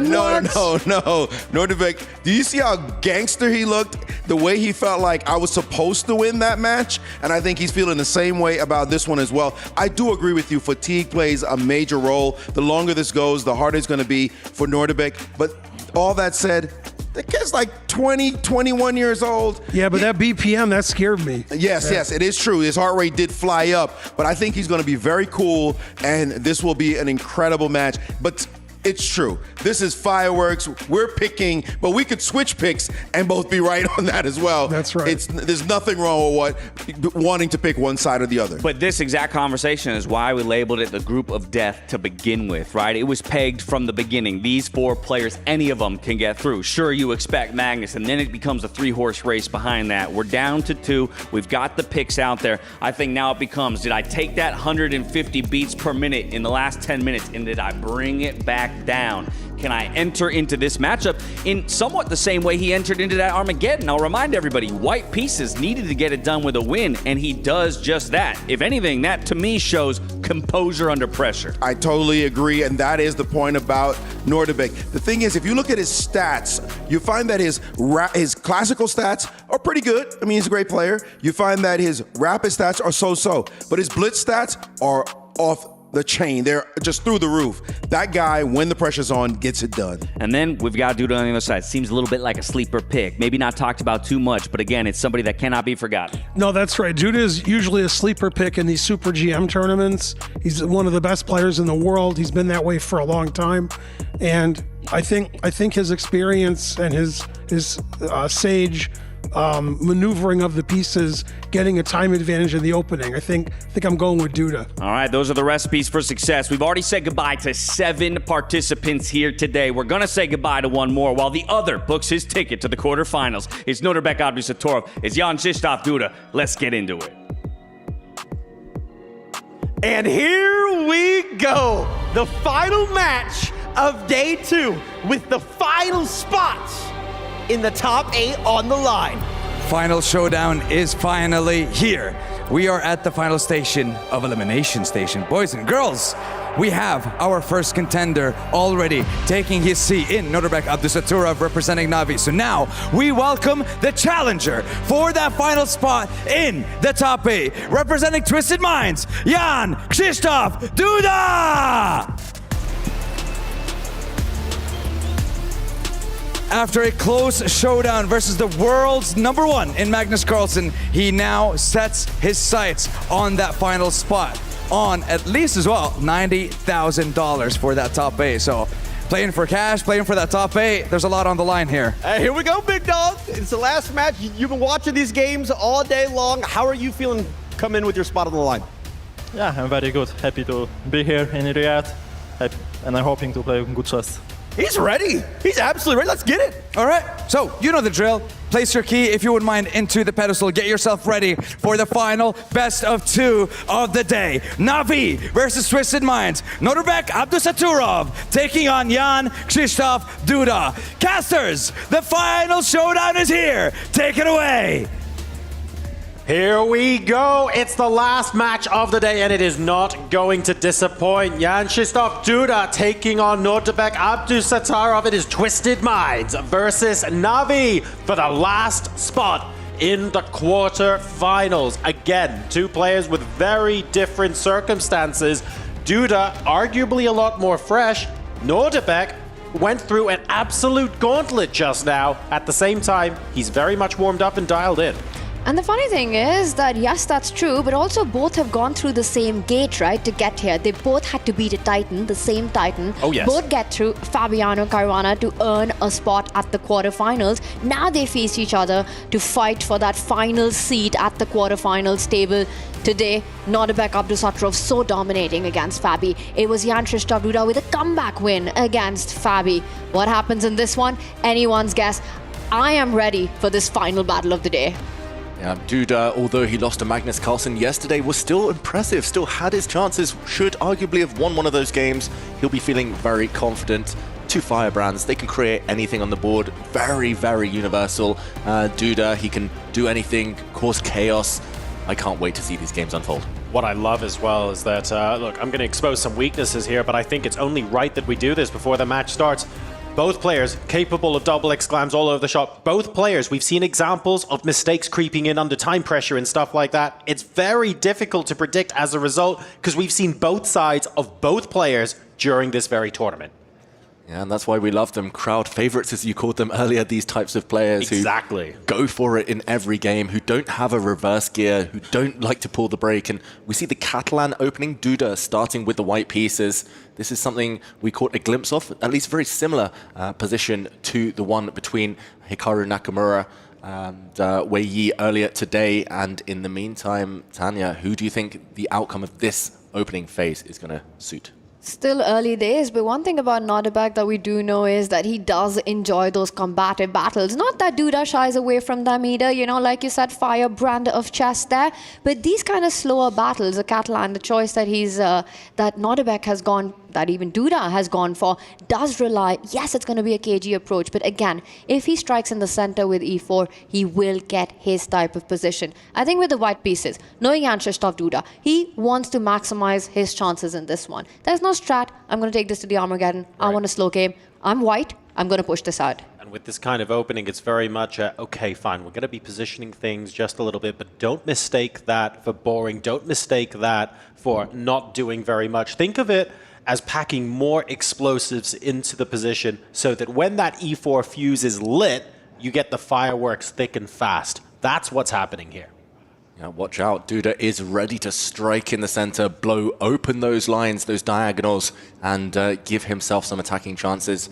It's not easy to prevent that move, so maybe trying to create his own play. There we go, Nodirbek. He threatens to win a pawn. Queen's Gambit style if he does grab on c4 on the next move. Given an exclamation mark, maybe the only way to counter Duda's idea. And a very active one, right? A counter offense on that c4 pawn, sort of forcing a decision by Duda. Does he go passive with his knight, or will he find other ways to play for the initiative? If I have to make a bet, you know, for Jan-Krzysztof Duda, he's a player who doesn't go on the defense. He's going to try to even sacrifice that pawn to get the e-pawn rolling up the board and try and play for counterplay. Very often in the Catalan, black wins a pawn and white wins the center.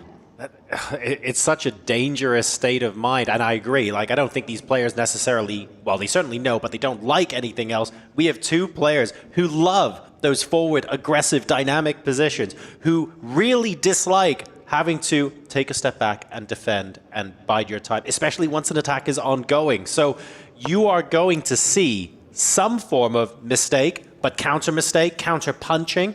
We could see lots of swings in the evaluation. This is not just about building up a small bit of momentum and keeping going, because I feel like it could swing way more than we would expect. Definitely. Both players have such high ceilings on their day. In form, they can beat anyone. I've never really seen Duda retreat a piece either, so no surprise that he goes forward with this move, keeping the option open of blowing the center with e4 for a bit later, offering a knight trade. And this game about to come to life. So David, you've just contractually promised everyone watching the stream that we're not going to see a knight retreat onto the back rank in this match from either player. Unless it's strictly forced. Unless it's strictly forced, okay. All right, because we have seen that quite a few times today, but it is rather unlikely here. Especially not from Duda. Yeah. But it just happened from Nodirbek, so I'm glad that you took that time out and said, well, unless it's forced. So there was a rider on that one. Back rank, we're okay. But for Duda, the dude, as he's called in the chess world, it's always and very often the forward moves that come into play. Now, again, the knight's moved back. It's eyeing that e5 pawn, but some big decisions to be made because there's still tension on the c4 pawn as well. Right. The point here is Duda going to simplify on the center, take on d5, and push e4? Because that has to be where the counter lies. That's got to be how you open up the Catalan bishop for yourself. Yeah, Black's triangle formation here, the d5, e6, c6 formation, just too strong, blunting the effect of all of White's pieces, especially the light squared bishop. As Tanya points out, also the d-file wants to open, but no, he just slides his queen there from Duda. A bit of a mysterious move. I guess for now, Black doesn't have any immediate threats, but whether the white queen is actually better placed on this square as opposed to where she previously stood, that is debatable. Duda, it's not a retreating move, just a sidestep, but I'm still surprised. Exactly. It's not about the pawn takes pawn because there's a c6 pawn that's hanging with the bishop on g2. That's not the threat. But the big question, why the b2 square? The queen on c2, and I think this answers it. He was preempting, Nodirbek was, that the rook was about to slide over to the same line as the queen and just sort of sidestepping any potential pins if you were to grab on d5. Yep, and Duda continues improving his pieces, bringing the rook to c1 this time. And yeah, very hard to know how to break the status quo here. It does feel like he's just waiting with his pieces, Duda, for the position to come to life. White's piece is very active for now. So here's a potentially anti-positional question, so bear with me here. If we don't see the central pawn break at some point soon, are we going to get a g5 from Black? Are we going to get an h4 from White? Like, to what extent can fireworks on the side of the board be concurrent with what's happening with the tension build up in the middle? Yeah, it's actually very interesting that you mentioned that g5 for Black is a very direct attempt to win a pawn. And maybe we can show what would happen if he does decide to pull the trigger here. Nodirbek, Abdusattorov, it's his type of move. It's very ambitious. He likes to go forward. But it does come with some risk attached. And we see on the green board, if g5 is played, the white bishop is forced to retreat. Let's say it goes back to e3. If Black now grabs the knight on e5, we have stumbled across the reason the white queen is on b2. We would see a trade of pawns in the center and the white knight jump forward. The white queen now hitting the black knight. So when the dust settles, Black's king is open, it's level material, the d-pawn weak, and this only favors Duda. So this not yet happening. We finally figured out why the white queen is on b2, why the black queen has gone to e8. That is the next question. Maybe just getting out the eye line of the white rooks. Here we go, trades do happen. e4 on the board, finally. Finally, just getting that bishop active. Also, the rook on d1, and when it happens, there's a question mark. This is why I absolutely hate the computers. The most human-looking move, the most natural move in the position. And look at that. It's an inaccuracy. It looks like, that's what makes chess so beautiful, right? For example, we've just basically explained, oh yeah, that queen across the b2, yeah. Basically, it counters g5. You're watching at home going, hang on a second, what's going on here? And we got the analysis board out, and it is so beautiful the way things can be strung together. Exactly, and these top grandmasters, they always see 3, 4, 5 moves ahead in these forcing variations. In the meantime, Black threw away a pawn. Black pushed a pawn to d4, where it could be captured. Now g5 does land with a question mark. Maybe it was stronger to wait with this move, keep it up your sleeve for later. Maybe improve the black dark square bishop first. But this is still very typical play. And look at this, counterattacking, ignoring the white bishop, hitting the black knight instead with the white rook and queen. Hey, two players who don't have a reverse gear. This kind of makes sense. I get that this is a blunder, but this is very in keeping with what we know about their playing styles, right? So a part of me isn't surprised to see them fighting tooth and nail like this. Yeah, this is a crazy critical moment for Nodirbek. There's one way to take advantage, to the maximum at least, of what has just happened. Duda sliding his queen across, given double question mark. If you take the white bishop now, we could see a trade and the black knight falling to the white rook. Now the key move is pawn to f3, throwing another pawn off the board just to open up a diagonal. If this pawn is captured, bishop takes pawn, the black bishop slides across. Look at this. Oh, skewer. wow. This is beautiful. Not easy. This is a hidden resource for Nodirbek right now. And the tough part is seeing that move f3 from this point. Pawn takes bishop. Will he take advantage of that? And Duda, he misses it, but as does Nodirbek Abdusattorov. He doesn't go with pawn takes bishop. Instead, a defensive move.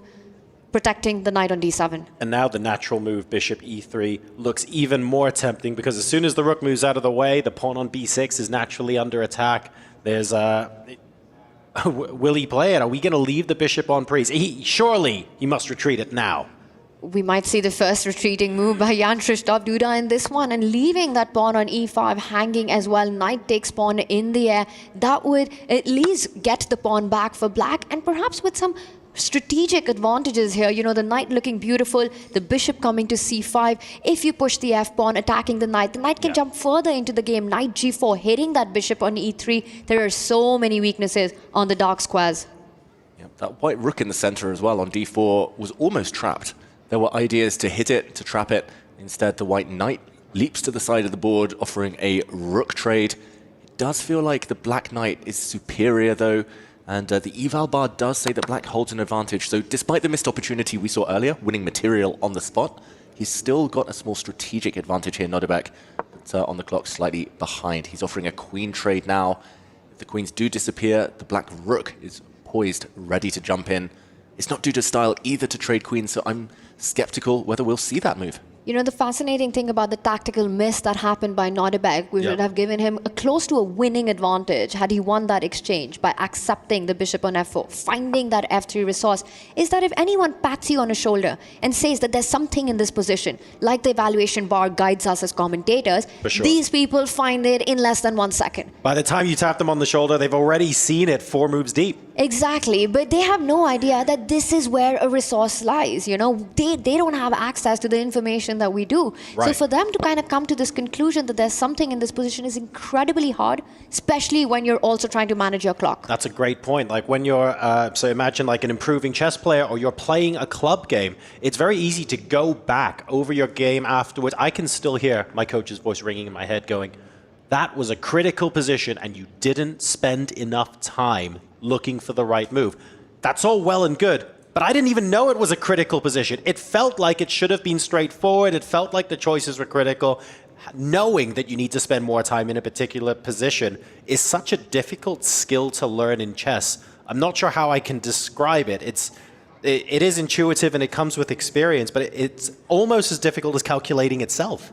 Exactly. It takes some introspection, it takes some real self-control. It normally is triggered by forcing moves, these critical moments, checks, captures, and threats. Earlier, that missed opportunity was a series of captures, then threats, and winning material at the end for black. But here we go. The game's still very lively. The white knight not quite trapped. It was able to use a square to escape, and we're going to see some flashy tactics across threat here. The black queen could drop, but then the white queen will drop. Exclamation point given to this last move by Nodirbek, but we could see the position start to liquidate.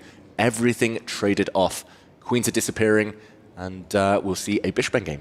It's fizzling out. The queens come off the board. There's one slight edge that I will give to Jan-Krzysztof Duda. At the end of these of this trade sequence that we're seeing, the white bishop could potentially fall back next to the king, eyeing that b5 pawn, which is in fact pinned to the bishop on a6, threatening the move a4. Well, he instead goes with another idea, and I think Duda realizes it. That did he have a sliver of opportunity there with bishop f1? I have a feeling that was a mouse slip.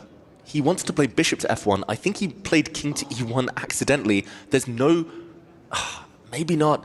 I was going to I don't know. I was going to say there's no logical reason to move your king there. Maybe bringing it towards the queen side makes some sense, but big missed opportunity potentially. As we see, maybe this was the response anyway, the black bishop hitting the e4 pawn, and still ultimately a level endgame. Neither side can really get to the opponent's weaknesses, but yeah, dropping the bishop back looked like the way to play for a win, and that is Duda's style. We saw the shake of the head. Okay, I'm still going to stick with it. Mouse slip. I'm with you. +1 on that. I think for Jan-Krzysztof Duda, especially knowing his brand, his style of chess, he will try to maximize even the tiniest opportunities. And it would be, the ball would be in Nodirbek's court to find the resource of coming back, and the game would go on. There would be an asymmetry in the pawn formation in that endgame. Now, this is completely balanced. Now, look, we have seen our fair share of rook endgames in the Esports World Cup so far. I think this is the first time we've seen a 4 bishops endgame. So talk to me about this. Is it the sort of endgame where no matter what anyone does, as long as there isn't a blunder, it's actually fairly straightforward to draw? Or is it the kind of thing where actually it's really sharp, it's really You have to be extremely careful. It's way more dangerous than you think. It looks benign, but it's not. Where does this sit? Yeah, I would say not fully benign. You still need to kind of be on your toes, protect all your weaknesses, make sure the opponent's kings can't enter. The bishops tend to cancel each other out. They can block each other's diagonals, but it's all about the king activity. That's why the white king is positioned centrally, ready to go right, ready to go left, depending on opportunity. The black king is kind of sitting nearby, ready to control some squares too. And yeah, these endgames are quite rare. And there we go. It's actually a draw by agreement. There we go. And 3 minutes plays 3 minutes and 6 seconds. I think both players here thinking, yeah, okay, we can try and squeeze out 5-10 seconds on the clock here and there. But like you say, if the kings aren't doing anything particularly active that allows the game to get particularly imbalanced, this is probably a fair result. And that means now that Nodirbek has an opportunity with white. That's going to be a fun one. You know, how much will he push? Yes, the result was peaceful, but the game itself had quite a flurry of flashy trades occur in the middle, which kept us entertained. And perhaps a tiny missed opportunity in the end there by Jan-Krzysztof Duda. I think when you see this pawn formation, you know, the balanced material on the board, both kings active, draw is a respectable result. Both players not too unhappy with it. Yeah, ultimately they both played very, very well. Yes, there was one small tactic maybe missed by both players earlier, but after that it looked like a very logical game, and yeah, these two very equally balanced on paper. So thinking about the games that we've seen earlier, especially Nodirbek, because we've seen more of him, of course, on the A stream. You know what he's thinking right now? Which version of him is here, Tanya? What's he thinking? And did we get Nodirbek game 1 or Nodirbek game 2? Like, tell me which version of him you see right now. It's only my guess, but I think that look that he has right now, he starts with the white pieces. He's trying to understand and think what is going to be his opening approach. Where is it that he can catch Duda, or at least force him to burn the clock as quickly as possible? Yeah, he really does like to counterattack Nodirbek. In the earlier game, the first game against Fabiano with black, he got given a chance from the opening, never let it go. And in the Armageddon, he was actually on the back foot, facing some blows early on, but as soon as he won a pawn, he was the one to go for it. One more fun question diving back into history.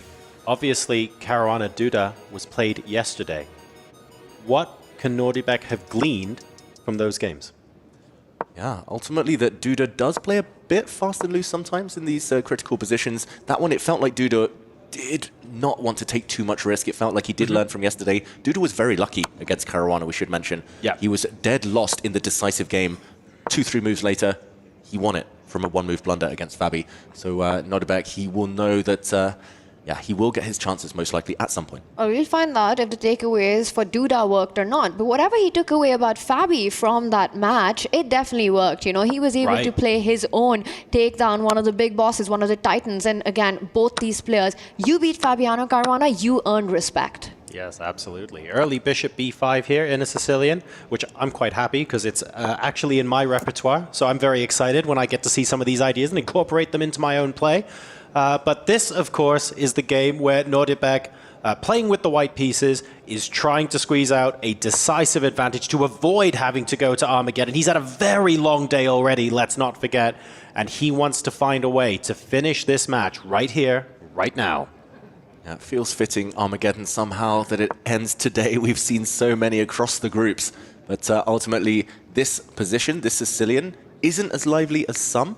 Normally when players, especially with the black pieces, the likes of Duda, play the Sicilian, they're hoping for a chance to counterattack, for some really, really messy middle games, mutual attacking. This one, it's a Maroczy bind as well. White c4 and e4 pawns control a lot of squares, and it's going to be hard to break through. Here we see Duda trying to muddy the waters by bringing his knight back to the center, and Nodirbek just trying to keep control.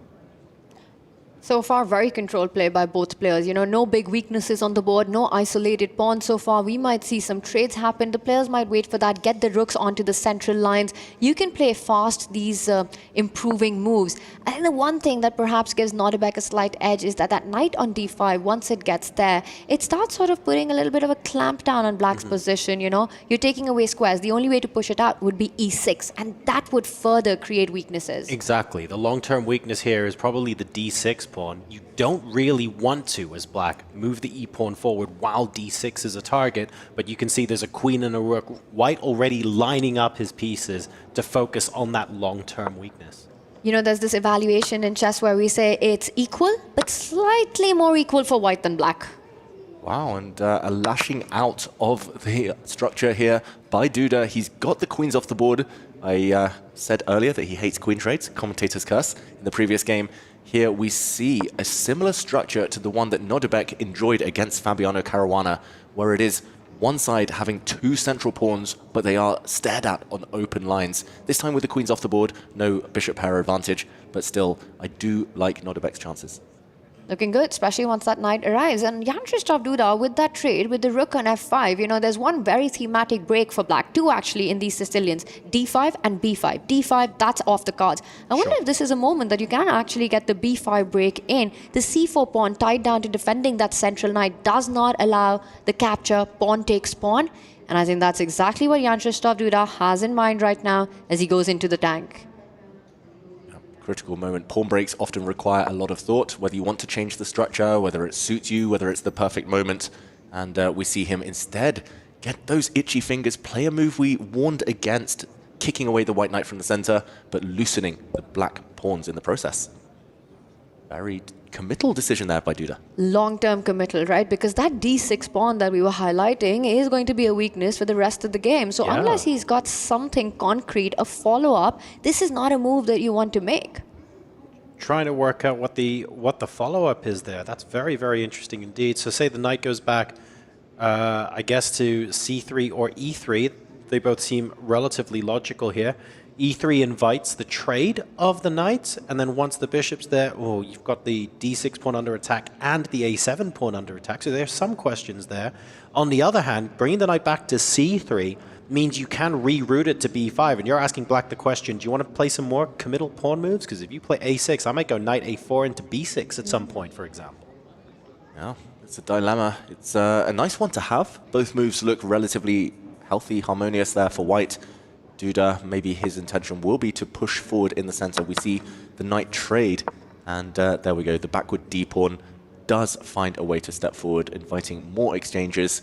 Black will be left with an isolated pawn either way, but as long as it's well defended, it shouldn't be too bad. It's only one weakness, shouldn't be enough for white to probe at here. Another question is, do you want a pair of rooks off the board before giving up that isolated queen's pawn, or do you immediately take pawn takes pawn? The rook on f5, he does go for the pawn recapture. The rook on f5 doesn't look very stable. You know, it can be hit. There is a target that Nodirbek has. Again, an equal balanced position, which is slightly more equal for Nodirbek. He's the one who's enjoying this. Yes, indeed. I'm thinking now, I guess you don't necessarily want to invite the liquidation by trying to blockade the pawn. You don't want to play the knight into d4 maybe just yet, because I'm wondering out loud if takes. There's quite a lot of exchanges that'll happen on d4. At the end of it, what I'm actually scared of, and the one thing I'm looking at on the board, can the rook come into c2? When did you turn into Hikaru Nakamura? Oh, you see, I didn't draw any arrows. That's the difference. Takes. Yeah, so my elo will gain about 1,000 as soon as I learn how to draw about 16 arrows while talking. That's going to be my peak rating right there. Just this once, I'll draw a lot of arrows, and it was all about the d4 square. There you go. Thank you, David. I appreciate it. But ultimately, he doesn't go for it yet. Maybe soon. But for now, he gives the white king some breathing space.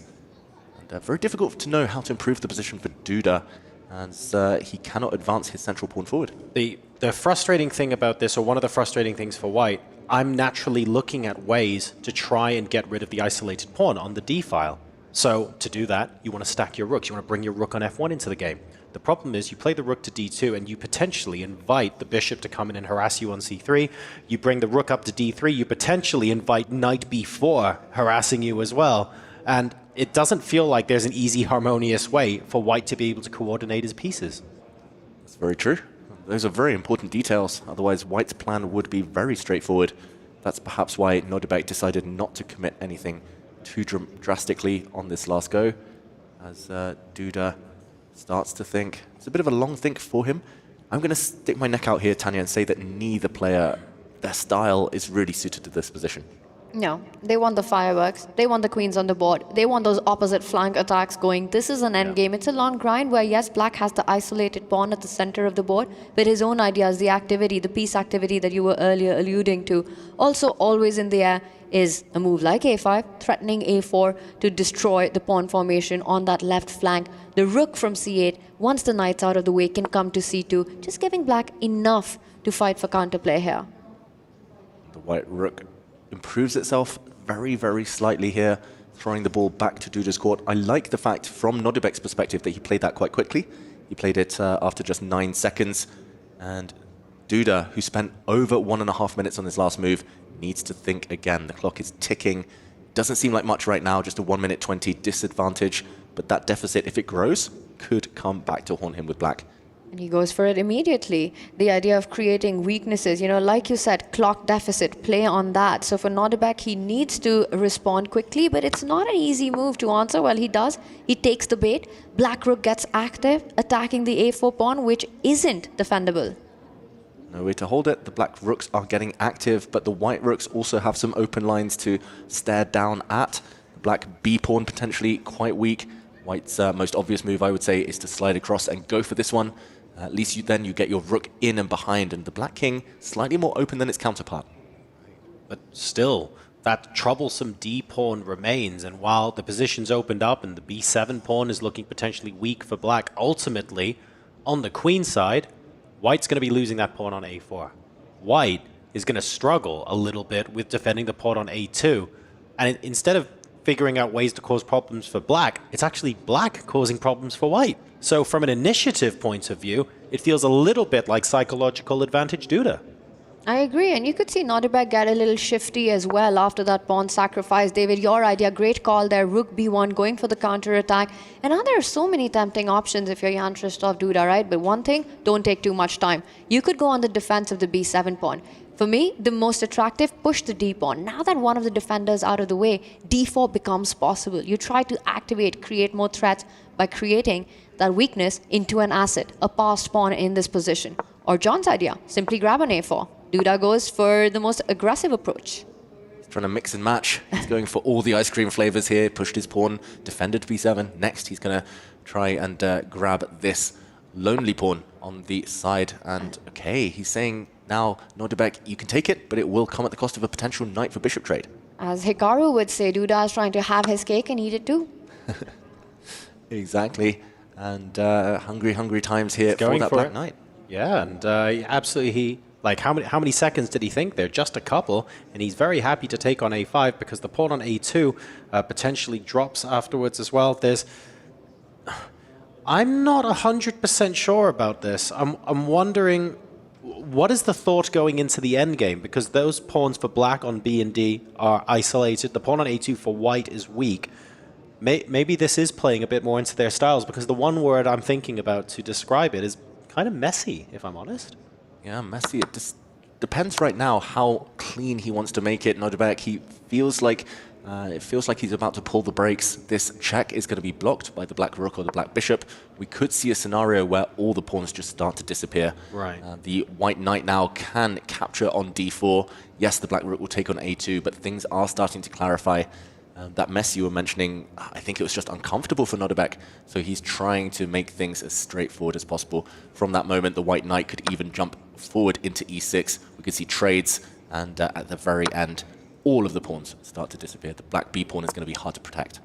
Now, there are still fun shenanigans. This is usually the time in the game where we say, but one player's got a 2-minute advantage over the other, and if we just grind this down, a critical mistake is possible. They've matched each other for time, pretty much move for move in this game, and we're not seeing an obvious difference between them.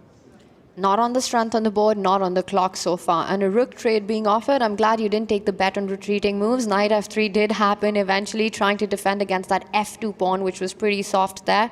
And here we see Jan-Krzysztof Duda, you know, he's even offering a pawn, it looks like. Rook takes rook, bishop takes rook takes pawn. Why are you giving a free pawn? It comes with tactics, as it usually does when it's Jan-Krzysztof Duda. That bishop would have come to c5, a tender spot on f2, and which was, again, a weakness you couldn't control. So Nodirbek decides to keep the rooks on the board, attacks b7, and the bishop on f8, still pinned. Yep, some deep calculation. And this last move shows that Nodirbek is the one trying to win. Duda was offering a draw essentially if the rooks had disappeared, if pawns had also been liquidated, but suddenly, given the fact that Nodirbek declined that rook trade, the 2 black rooks on the second rank look mightily strong. But this is sort of passive-aggressive, right? One aggressive move, and then you go rook to f1, you defend f2. The knight went forward to d4, and then back on the next move. My favorite style of behavior, as well as my favorite style of chess, passive-aggressive.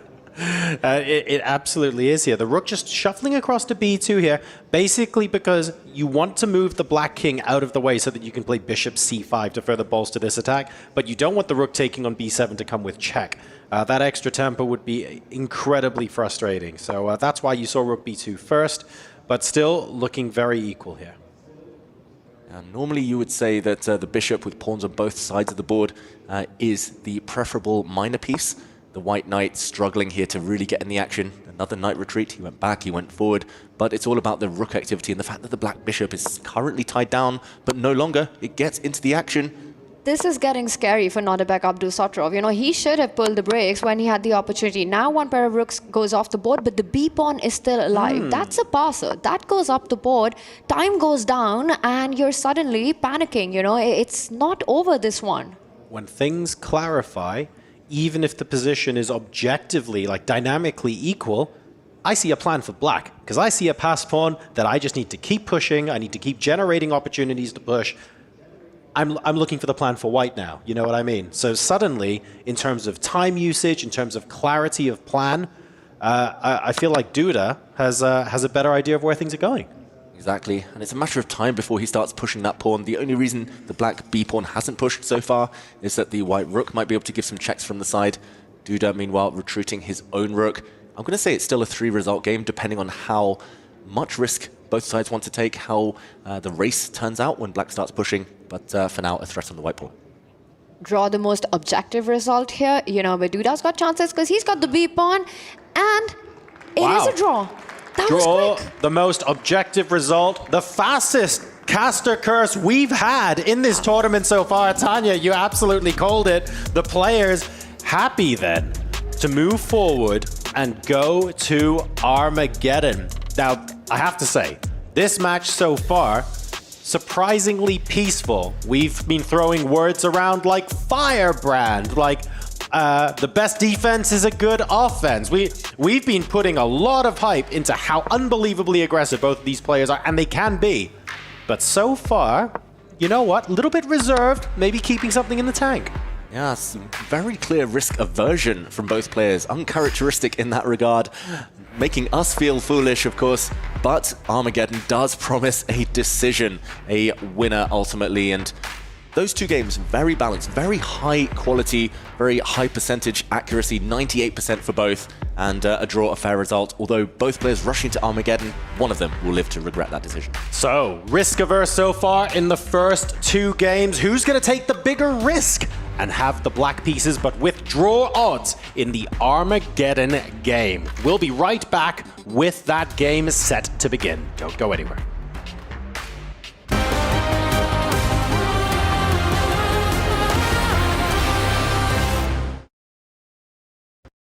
When the world of business is constantly changing, you need to stay ahead. So what about AI to generate new possibilities? Machine learning to predict what customers will like. Or expand your business by forecasting delivery routes with real-time data. With the power of the cloud, imagine how AWS can transform your business.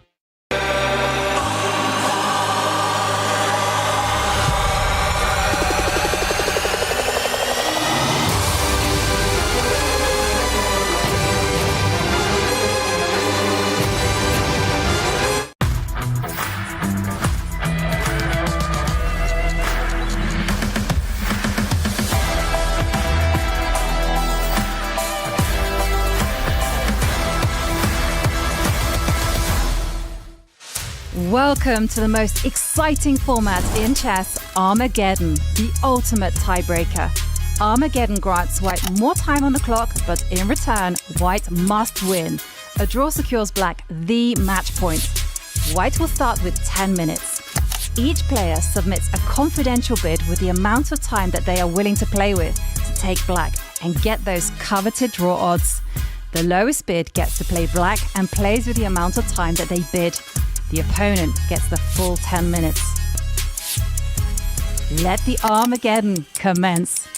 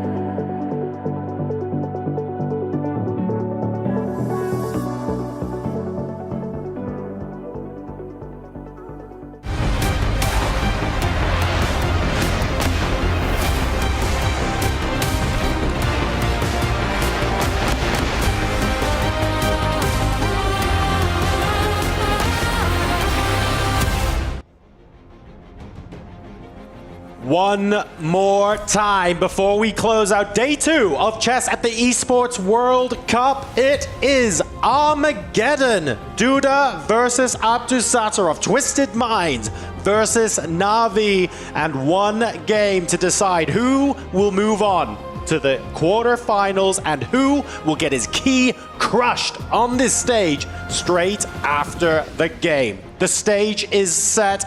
We're getting ready for the match now.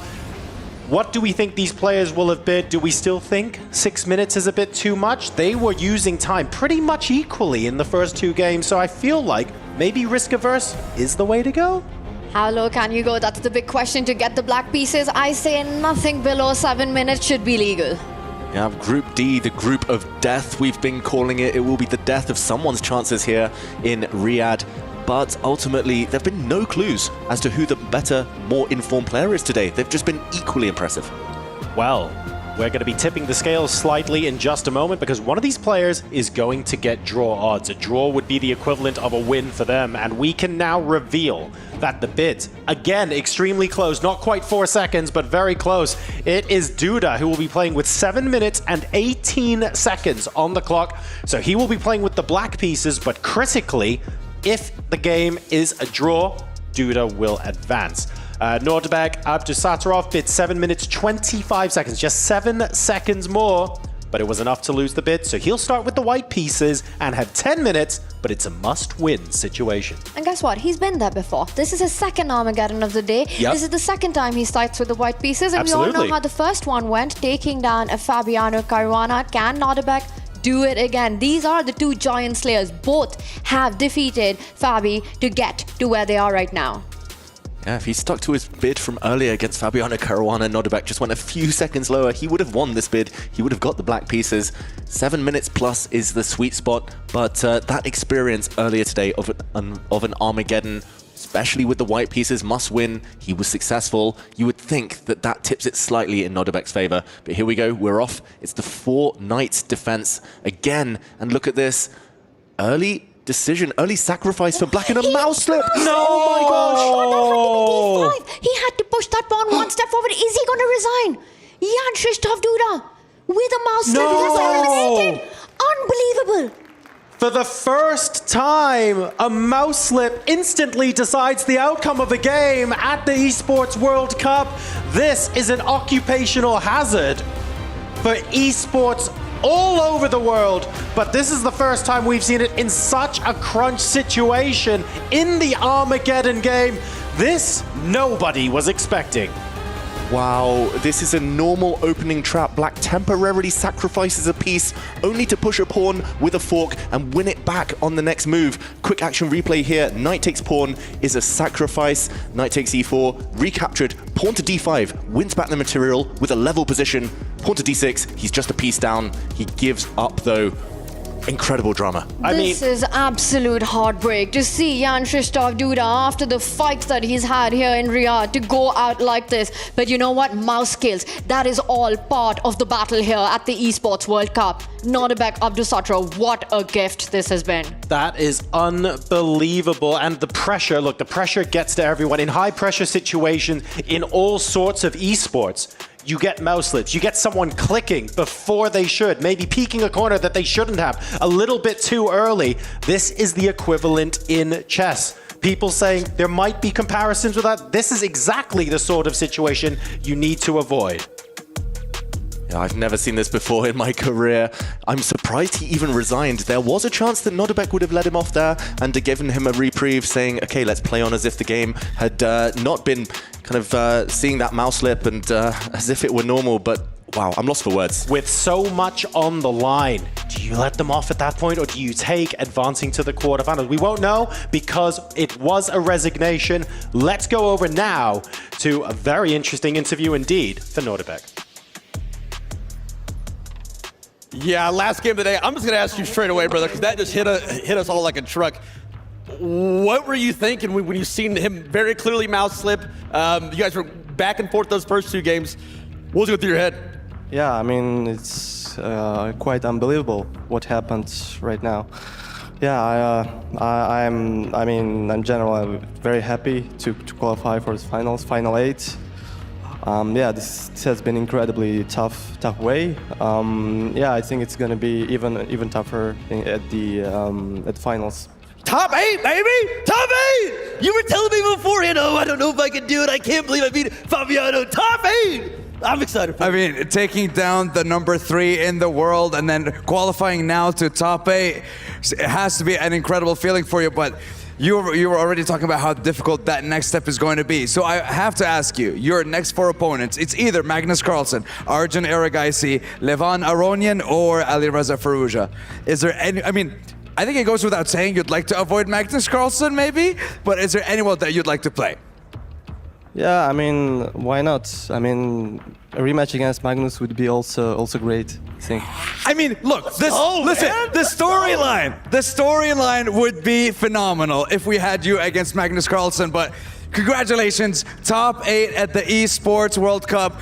No one could have expected something like that to happen within the first couple of minutes, but that's just the way the cookie crumbles. This is the way chess goes. Ladies and gentlemen, we have our final 8 at the Esports World Cup. Gentlemen, boys and girls in the studio, tell us, what in the world just happened? Break it down. I'm rooting for you, man. Let's go, baby. Your guess is as good as mine, Sandstorm. Disaster strikes here on the EWC stage as Duda, with the mouse slip in Armageddon, chucks the game away just like that. Let me tell you, I play a lot of Bullet online. I know how it feels to lose to a mouse slip. When I'm playing at home, I can't imagine playing for 90G and making a mouse slip. That is as disastrous as it comes. And unfortunately, as much as I picked Nodirbek to win, nobody wants to see him win like this. Yeah, my worst mouse slip I ever did was also on the D file. He tried to play D5 and he played D6. I tried to play queen takes queen on D1 to trade queens. It was like move 6 or 7. And I played queen D2 check, hanging my queen to all of my opponent's pieces. So somehow that D file, that's a bad file for mouse slips. Yeah, and there's just no coming back from that, right? You saw immediately the reaction, immediately the resignation. Like you say, it's not necessarily the way that we wanted to see it happen. There was a very funny graphic just on that says specialty, no mouse slips for Nodirbek. Oh, that's rude. Adding to That's the brutality rude. there. Man, they got him good. Adding to the brutality. It was. I mean, that was a $25,000 mouse slip. That hurts. At least. At least, because you go on, you might win some more, and there's more money to come. To walk out of here because of a mouse slip, Duda is just like, are you for real? How could this have happened? Especially after all he did to get to this moment in the first place. And then to make a move like that, it's really potentially sucks. that's a $200,000 mouse slip. That's true too, right? If you believe you could have run the entire gauntlet all the way to the finish, then yeah, you're really kicking yourself for that. So I mean, Nodirbek, look, he already had an exhausting day. He had to fight through Fabiano Caruana to earn himself that match. He will rightfully be placed in the top 8 as a result, yes, of that mouse slip.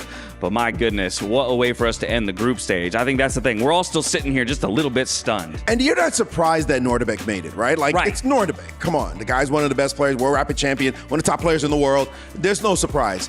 But this way, you don't want to see happen. I forgot about mouse slips when I was watching the tournament. I'm like, oh. Right, we hadn't seen one yet. We had not seen one, but it could happen. It could happen. Unfortunately, it did, and there's nothing you could do. They made the mouse slip. This is just a reality of esports, playing without a live board, touching pieces and moving pieces. We know people have blundered even when they hold the pieces in chess. Happens once in a while, but here it just was the worst thing that we could see for the players. Right, that's it. It's kind of the trade-off. We get the speed of being able to move on the digital board, but with that comes a lot of risk. You make the wrong move, you get punished for it here, and unfortunately, Jan-Krzysztof Duda gets punished for it. We're going to Mike Klein as he interviews Duda on his way out of the tournament. We're here with the tough luck loser, Grandmaster Jan-Krzysztof Duda. Not a very eventful first or second game, but we had a very unfortunate way to end this game. Tell us about the moment where you played D6 instead of D5. Yeah, I mean, I also did mouse slip actually in the first game. I played King F1 instead of Bishop F1, but that time it wasn't fatal. I mean, this time, okay. I mean, for a second I thought if there is any sense playing, but there wasn't, so I just resigned.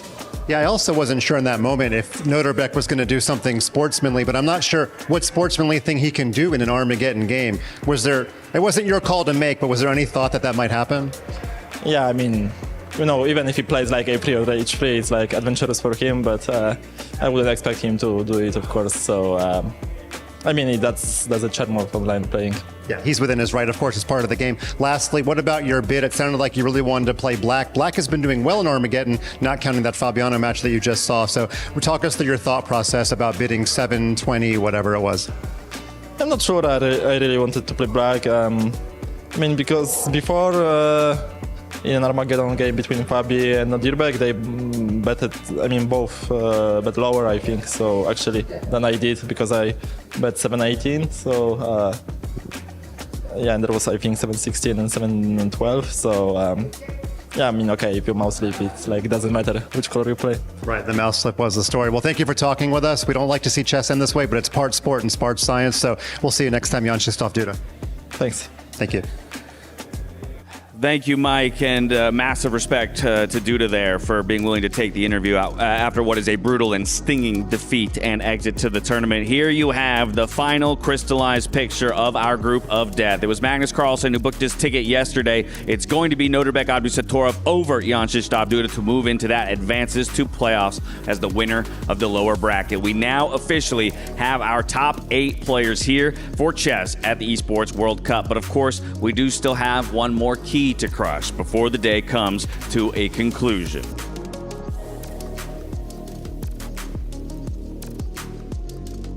Nodirbek last time, he went for that 2-finger, 2-hand key crush. Let's see, this time around, he prefers the left. He's in the left. Now he's got a handle on it. Ooh, this never gets easier for me. I can't imagine it's easy for the players. That's a good key crush. Definitely.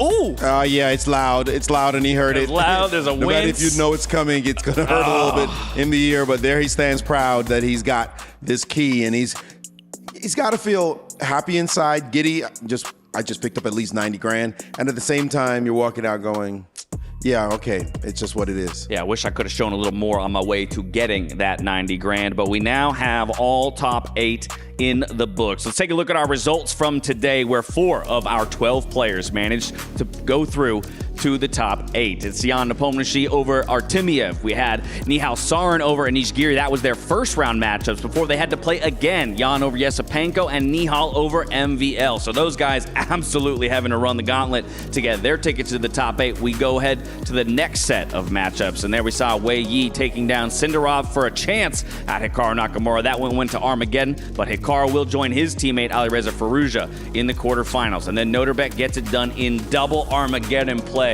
to close out the day. So again, really the guy who had to run the longest of marathons, if you will, here on our second day of the group stage. Much respect to the players, though, who had to win 2 in a row, because somebody was waiting, resting. Like you would have said, the odds are that the people who were resting and waiting were the ones who were going to win. But actually, players went and won twice. Nodirbek did, Nepo did, and Sarin also did. So out of the 4, 3 of them had to play back to back to back to back. How about that? I know it's a little bit of a small sample size, but that's kind of interesting that the guys who had to play more. I would bet against that. Although I would also bet against the mouse slip on move 4 or 5.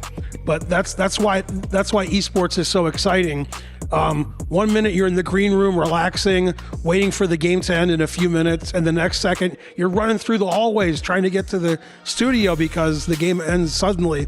And these sudden ends to the game can happen anytime, and you have to be ready for that. That's a good point. We got thrown for a few loops today with the action that we saw take place on the stage, but at the end of the day, we had to say goodbye to 8 of our 16 players. I mean, it really was a brutal day, and here you'll see every single one of the key crushes. These will play a role in the winner's trophy as well as the overall totem come the end of EWC. People are hurt today, of course. We saw a massive outgoing of players, and I'm not sure who feels the worst. Is it Fabiano Caruana losing on his birthday? Is it this game we saw where you mouse slip your way out of the event? Right now we see Sarin getting hurt by listening to the loudness of those keys being crushed, but he's a happy guy for sure. But yes, 8 players had to go. That's how it is. But now we have our final 8. And Nepo stepping up for his second honors of a key crush as we relive his journey to that top 8. Again, he got it done early in the day. Wei Yi, he'll get his turn to crush a key. Unfortunately, after that, it will be his key that goes down to the likes of Hikaru Nakamura. Yes, and our 3 picks before the event, Hikaru Nakamura, Alireza Firouzja, Magnus Carlsen, all made it to the final 8. So maybe our predictions aren't so bad after all. Our favorites are looking good. It's once you get further down that graphic, maybe you could call some stuff into question. You mean we don't get everything right on this show? What are you saying? If we chat had their way, we would have to get everything right? Well, the cream rises to the top, that's for sure. And so we are seeing some extremely good players who are playing. We even got the dark horse in Nihal Sarin, right? And nobody probably had him on their bingo card. So we got a lot. We were privy to maybe a little bit from our experience, and these players showed why it is that the pundits were saying they should be here. Yeah, Nihal is a name that we're going to have to talk about a bit more, and probably we'll do that tomorrow to kick off the day, because he was over on the B stream. We didn't get to really see too much of his run through the lower bracket here on the A stream, but regardless, he was one of our early picks as a dark horse, someone with his speed on the mouse could really make a mess of this tournament, and I think he's living up to that so far. Of course, there was tons of action across the board today, and we do our best to catch it all, but what we can't catch, Kadia does a great job of catching for us. Let's see what they had for us as the top plays of the day. We'll get that up on the screen as quickly as we can. We can relive some of the highs and lows. I know that you have some, each of you, in your mind for what were highlight moves of the day. Let's play a little predictive game. You have any idea what's going to show up in this highlight package? Well, I got to see Nakamura's Rook H1. I thought that was an absolutely brilliant boss move in this tournament. Although when we saw what resulted in that game, it came chaos at the end. But that move was truly special. He was showing his stuff up until that point. I'm not sure they're going to show the bad move. Which I think the bad moves of the day were more interesting than the good moves today. That pre-move, I mean that finger feller with the mouse slip, that's a big moment. And unfortunately, that would not be one we want to highlight. Not playing queen takes rook on e2. That would be one of the moves of the day that was missed. Exactly. We're about to get there. Oh, this move. Oh, my goodness. He could have taken when this he played one. c5 in this position. Absolutely. And a rook e5. Rook e5 was a great move. And then the rest followed. Just bang, bang, bang. I just wipe you out for missing a good move. Double exclam. So this was kind of a combo, right? It did take maybe a blunder on one side, but then pure capitalization on it on the other side by Nepo. Absolutely. Nepo showed his stuff there in incredible style after that. And this game by Wei Yi, he definitely did show some stuff, although there were some chances indeed for Sindarov, but Wei Yi taking that piece, it was unfortunate for Sindarov. He just got shut down, and he just had to resign because he didn't find the best way to continue. Yeah, from there we go to Wei Yi now stacking up against Hikaru Nakamura.